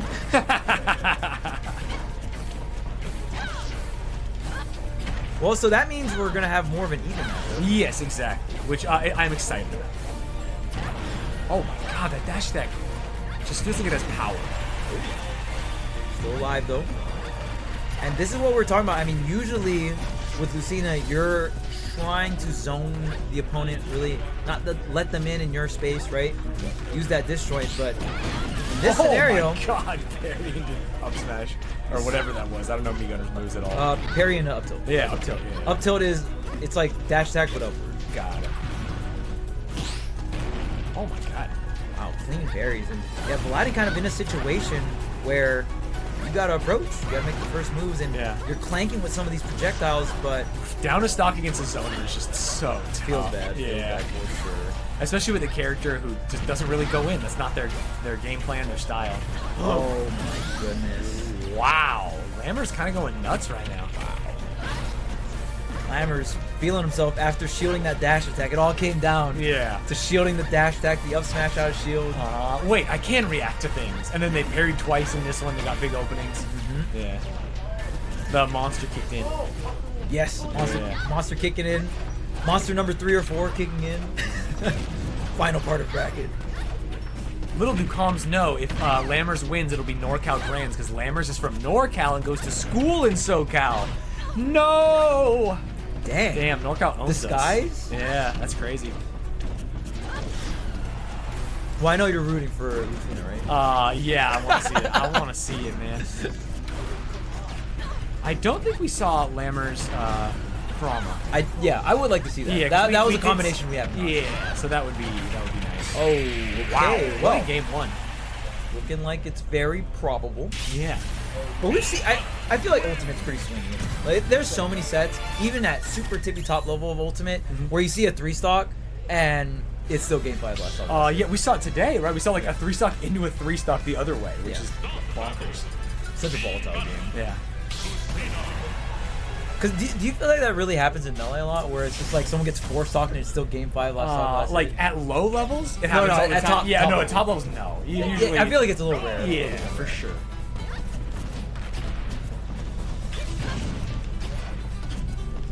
Alright, so here we are, small battlefield. Ooh, gets the parry, but multiple hits on the grenade there. And the first stock is so important to Lucina because it sets the tone for how you have to play the rest of the set. Am I ahead or am I behind? And so getting behind on this stock, which they already are, Mii Gunner going out there doesn't feel like Mii Gunner should be allowed to. Oh, taunting. I mean, as taunting as you can get when he unbound taunt on his controller before this game, for those of you that didn't see it. Yeah, he unbounded just to make sure he's not disrespectful. Yeah, but he wanted to be disrespectful in that moment. Just walking around in circles up there. I feel like Vlad is trying to like stay back, maybe get some parries, find a very correct opening, but really fading backwards or like jumping in place. Yeah, this is like the exact opposite of what we saw Marco do, right? Where it was like, hey, game 1 is bad, I'm going to need to change up my playstyle for game 2. Lucina is not able to change her playstyle in this situation, or at least Vlad is not able to change his playstyle to make it happen. Air dodge. Oh man, now Oh, that was clean. Oh, man, dude, what do you do? Yeah. I don't know if This is crazy. I don't know if Aladdin's just not holding W. Is it really that simple? Oh, yell W there. I was gonna say it was for Toon Link, but it wasn't. He ended up losing the set. You know what? You know what Lucina doesn't have? What is that? Quick dash attack. Yeah, that is You the need thing. you need that quick dash attack, but it's slow. I mean, it's the same one for Melee where it's like the little delayed swing. You know? Yeah. I mean, I guess. Yeah, I mean, I feel like it's like run in, shield up tilt or something, or like spot dodge up tilt, but even that's not that good.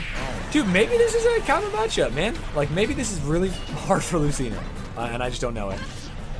I mean, it's definitely looking rough. All right. Yeah. Could have been a 3 stock. Hey, it wasn't back-to-back 3 stocks at least. On the board. No JV, right?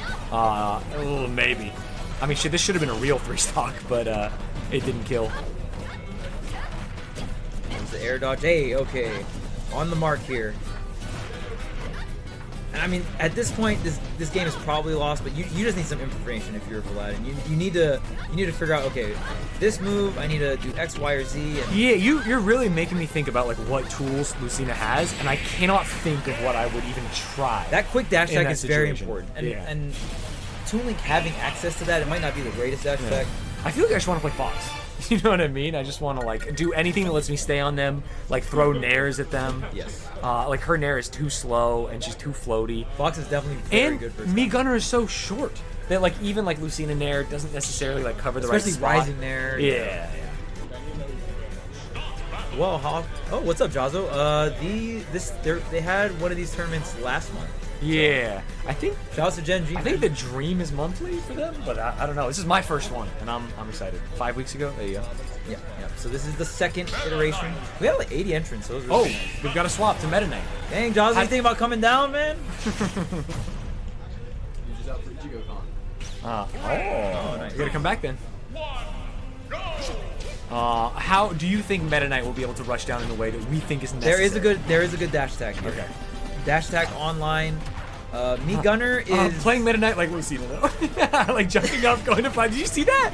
He's like jumping up to platform. Yeah. It's a play style versus a he just wants a lot of jumps so he can not be on this horizontal plane. You're right. I think it's funny because it was a character swap to get a new tool, but I don't believe that new tool is the right tool.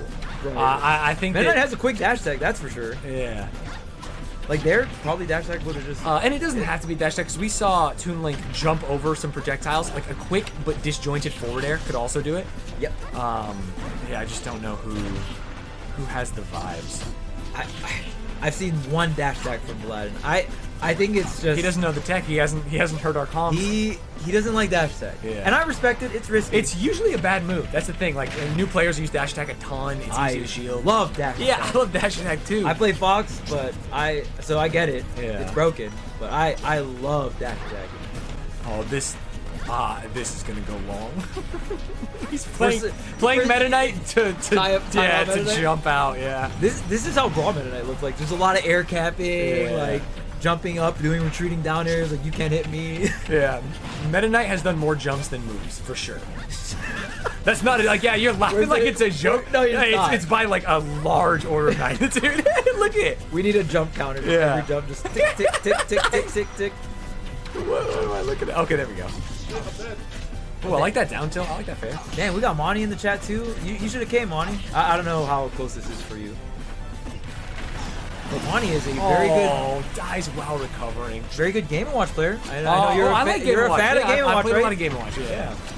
You would have liked it, a Monty game. Monty's very good. Oh wow, there wow, it off is. the top. Yep. So I do feel like it seems like Me Gunner is a little bit on the floatier side. I don't think Me Gunner's like really floaty, but any floaty character is going to be susceptible to the up air ladders. So I think he was just scared of dying off the right, Yeah. and held a little too far. oh, up air? No. Oh, okay. There's dash attack. Okay, and Finally. oh, you needed the nair there, or you need a fast fall. And Yeah, Meta Knight there's is the pretty- dash attacks, the nairs. Meta Knight's so weird because there's sometimes where when you ladder upwards, you gotta like jump up air, and then you need a fast fall back down so you can get back underneath them and do another jump up air and then fast fall back underneath. There's a bunch of different routes you can take, and you gotta like react or guess DI in a lot of ways.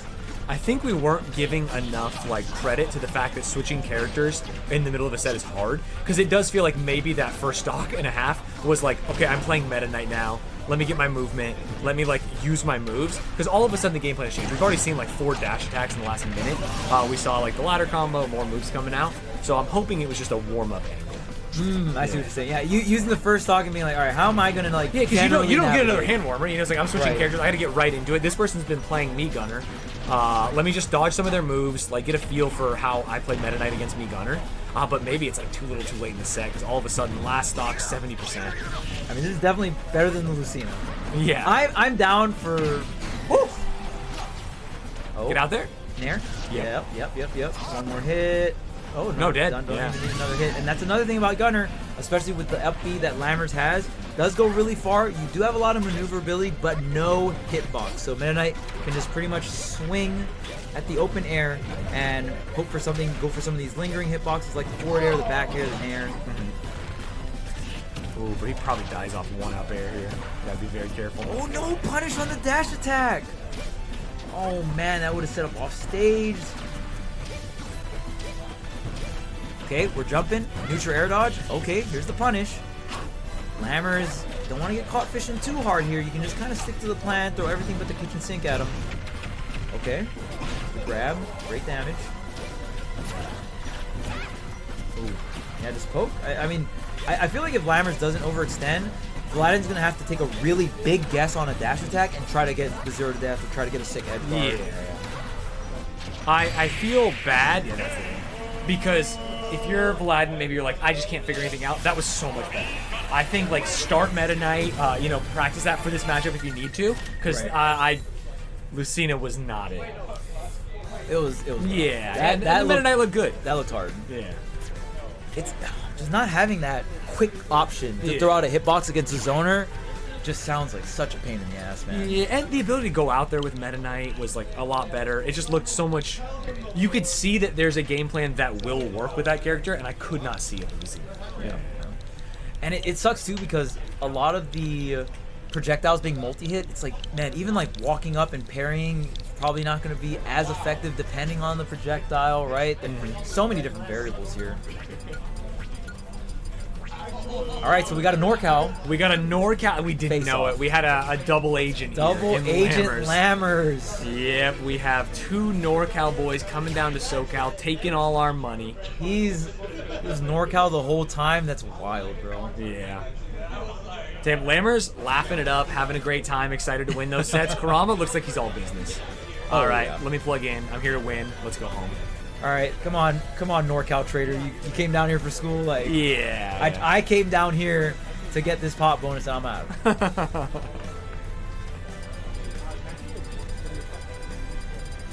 All right, so what's the first pick? Dang, Wii Sports Resort. I wish, man. Controls? What's going on here? Making more Miis? He says, man, did you unbind my taunt? You son of a bitch. Yeah. Come on, man, that's fucked up. Oh, Kurama's like, yo, let me see what's up. Oh, that's so funny. Want nothing more than to see this Mii abuser lose. What are you talking about? Mii's underdogs. We're fine with it. Come on, guys. Mii, you can't be hate, or you can hate on Mii's for looking weird. Yeah. But they're not broken. Yeah, they're chill. Yeah. And even with the projectile spam, it feels like it's not like the game plan is never run away in projectile spam. It's projectile spam and then hit them when they get close. Which, although it's only slightly different, is different. It's like you're building a wall of projectiles and you're moving up towards the wall so you can confirm off of it. Yeah. Versus I'm literally, you talked about it earlier with like Brawl Falco. Like I'm gonna laser and then I'm gonna dash to the other side and then laser more. Yes, and I'm gonna time you out. That is I see what they were doing. It was a name change. You're gonna see it when it loads in. It feels bad, man. Ooh. Yeah. And Cal greater than SoCal. Can't really say much. Yeah, it's like honestly, especially after that last match. They've earned it. You know what I mean? Sheesh, man. And apparently, someone in chat was saying that Marco doesn't do too well versus Vladin. Yeah, versus Vladin. Yeah, not necessarily Kurama or anything. Obviously, because he doesn't come down. But Lammer's taking both of them out. Yes. NorCal We thought Lammers was going to be our SoCal king, and it did not work out that way. It turned out to be a lie. Ooh, okay. Buffers the Trump. Oh, no jab check on the jab block there from Mistech. But Lammers already sitting at 130, and we got the cape. Mario has a reflector. This matchup is officially probably not fun for Lammers. Yeah. Already more tools. I think if Lucina had a reflector, that wouldn't be fun. It's still, the problem is that, like, Mario can jump those and, like, put out a nair. Mario can, like, Right. I don't know, like, run in, turn around, back air or something. Lucina doesn't really have and then fast options. when you do get that opening, it hurts a lot. Yeah. With Lucina, it's like, aha, I finally got over your projectile. I hit you. 11%, yeah. 11% reset. Yeah. All right, now do that 20 more times. Yeah, it's like a war of attrition. Oh, which maybe man. Lucina wins that war, but at the end of a long day grinding the tournament, it's tough. Yeah. Okay, here's the fireball setup. Gets the up air. Fans out with Nair. It's getting a good amount of damage, reflecting the bomb, of course. Okay, we don't see the stealth missiles. So now we just have regular Samus missiles. Yeah. Lammers, looks like Lammers does change the... Which I think we saw at, in that...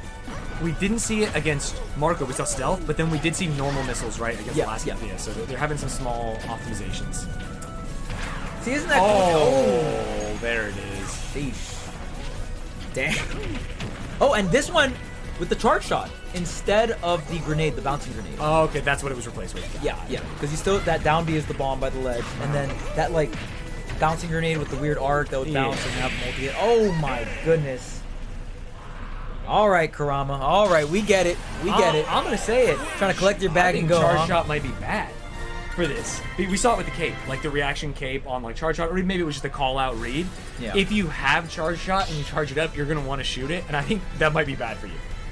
If you get one of those bouncing grenades reflected, it does not matter. It's not gonna make it back. Yeah, it's not gonna kill you. It literally killed him to use the charge shot in that set.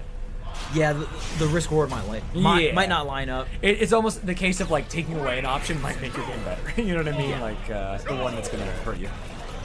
You can cancel the charge, but it looks like Lammers is kind of just down to get it fully charged. Yeah, he just wants the thing on him. Oh, snap. okay. Man. Oh, got scary. If that cape connected, that could have been. Oh, platform? Oh no! Yeah. What? Oh, again? Oh man, that would have been so cool. All right, that's crazy because we usually see that up air ladder into the fair by the ledge. But Kurama, no discrimination on that top platform, lining it up. Using the flood, pushing everything back. That one down B bomb you can hit back. It's just you gotta be really careful. But you can use a hitbox to quote unquote like reflect it. Got it. Oh, back to throw kills. I like that. I like that. Yeah, using the bomb to create a space so that you can just be on stage. You don't have to worry about like the ledge shenanigans from Mario. And same thing, using the bomb to get back with a roll. Okay, I was wrong with the charge shot. I mean, it's just it's risky. Right? Yeah. I mean, I think. The cape was just a little too early, I guess. Yeah. Wow, that missile was. That's crazy because he powerful. called it. He knew like missile's coming. I'm gonna cape that and then keep going and then just die. But it was a slower missile. Yeah. It was a slower horizontal missile. Because it's just like Samus, where it's like if you tap it or whatever, you get the horizontal missile that's slower. And Yeah. Then The there's power the missile versus homing. regular Yeah. missile. Yeah.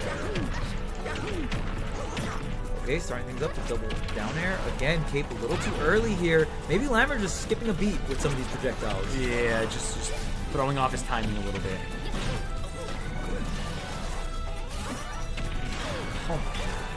Okay. Power missile. Oh, the up Wait, air that's a call kill? out. Oh my god. I was so wrong about charge shot. This is what accountability looks like. I take it. I was wrong. I literally said an untruth. Oh, and just dunks him, but gets the up B. Yeah, since it's off the top platform, great positioning from Lammers.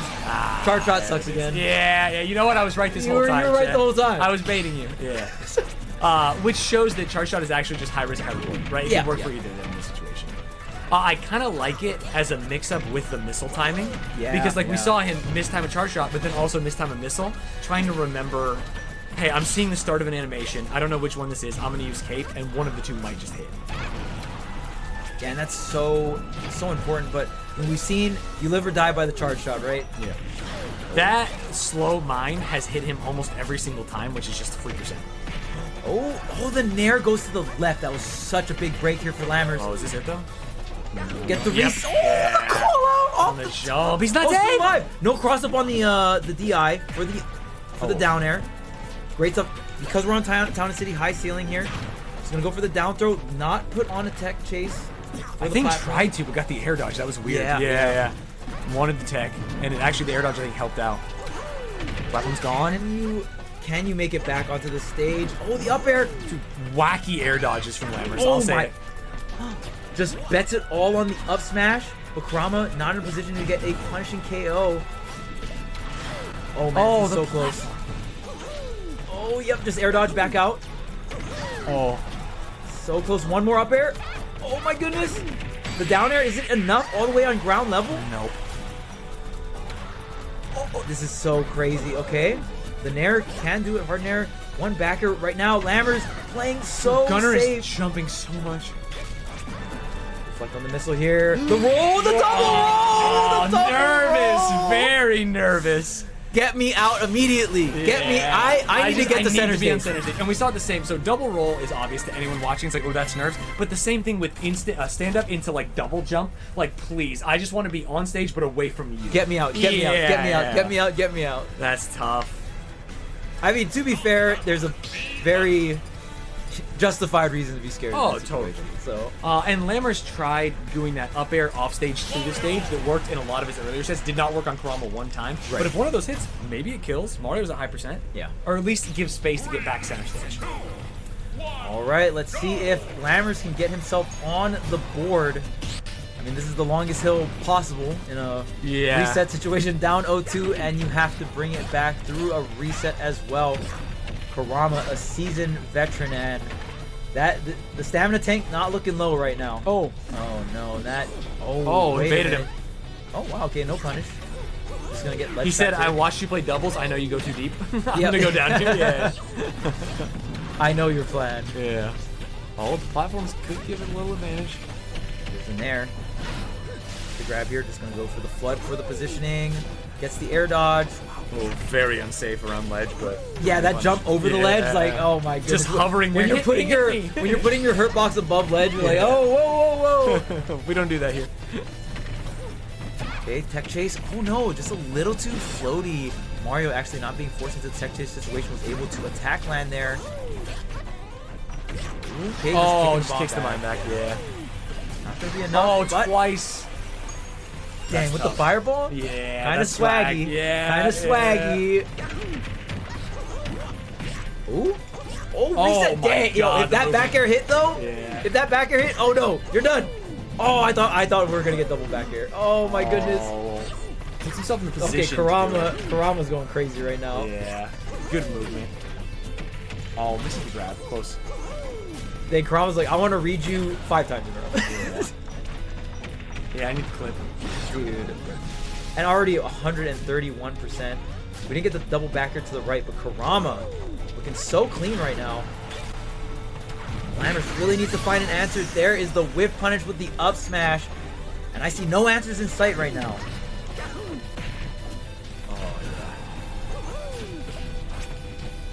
Kurama's just thinking about how he wants to end this. Every single down B has been reflected so well from Kurama, using the up B, the neutral B that got the KO. Finally, the up smash off the miss punish from Kurama. Lammers finally getting a stock, but you need 2 more, and then 2 more games on top of that. Yeah.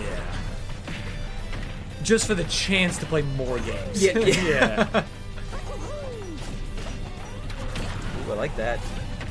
Not even interacting with the bomb this time, just throwing the fireball, getting a little bit of damage, then covering the maneuver. Oh, the wrong side direction switch. on the F smash. That's that, yeah, the up air from below stage, which has gotten literally 0 in the set. I think it's good, it's just tough. Yeah. Oh, Right, kicks the mine. Kurama's just very well aware, I think. Yeah. Oh. There's an air. Oh, man, the nair hitting towards stage. That could have been such a really bad spot, but Kate not working out here. The up air, not enough. 185, but the back air will surely do it. Kurama is your Tigers Den champion. 3-0 over. Ooh, who won Tigers Den 1? Monty. Monty. Okay. Yeah. Okay. Monty was in the chat earlier. Yeah, love to see Shouts that. to Monty. DQ today. So what's that about? I don't know. It's unfortunate because you play Game & Watch. And Yeah. you would have enjoyed I would Monty's. love to see it. Yeah, Monty's a very good Game & Watch player. Ladies and gentlemen, thank you for watching. Shout out to our champion, Karama. Comes down, plays against a double agent. Hey, who knows what's Nuts. happening? Just these two NorCalers going. Dang, quick Lammers. 3-0 in I didn't know it was grand like that, Lammers. finals. That's I know. crazy. We thought you had I didn't our know it was back like here. that.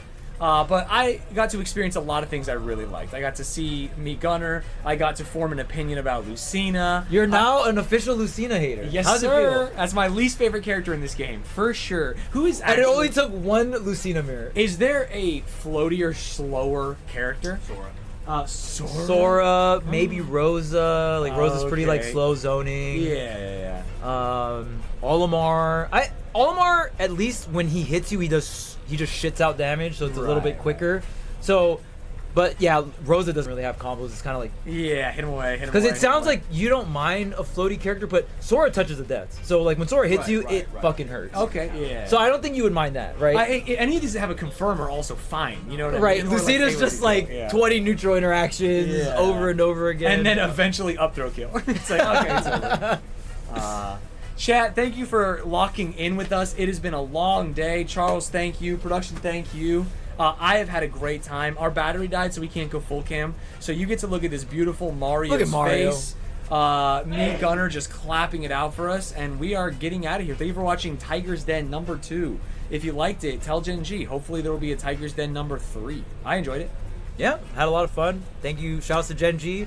Good luck to GenG and their league team. Chovy, Yes, please. sir. Chovy, please win Worlds. Church of Chovy. We'll be there. All right, thank you. We're logging out.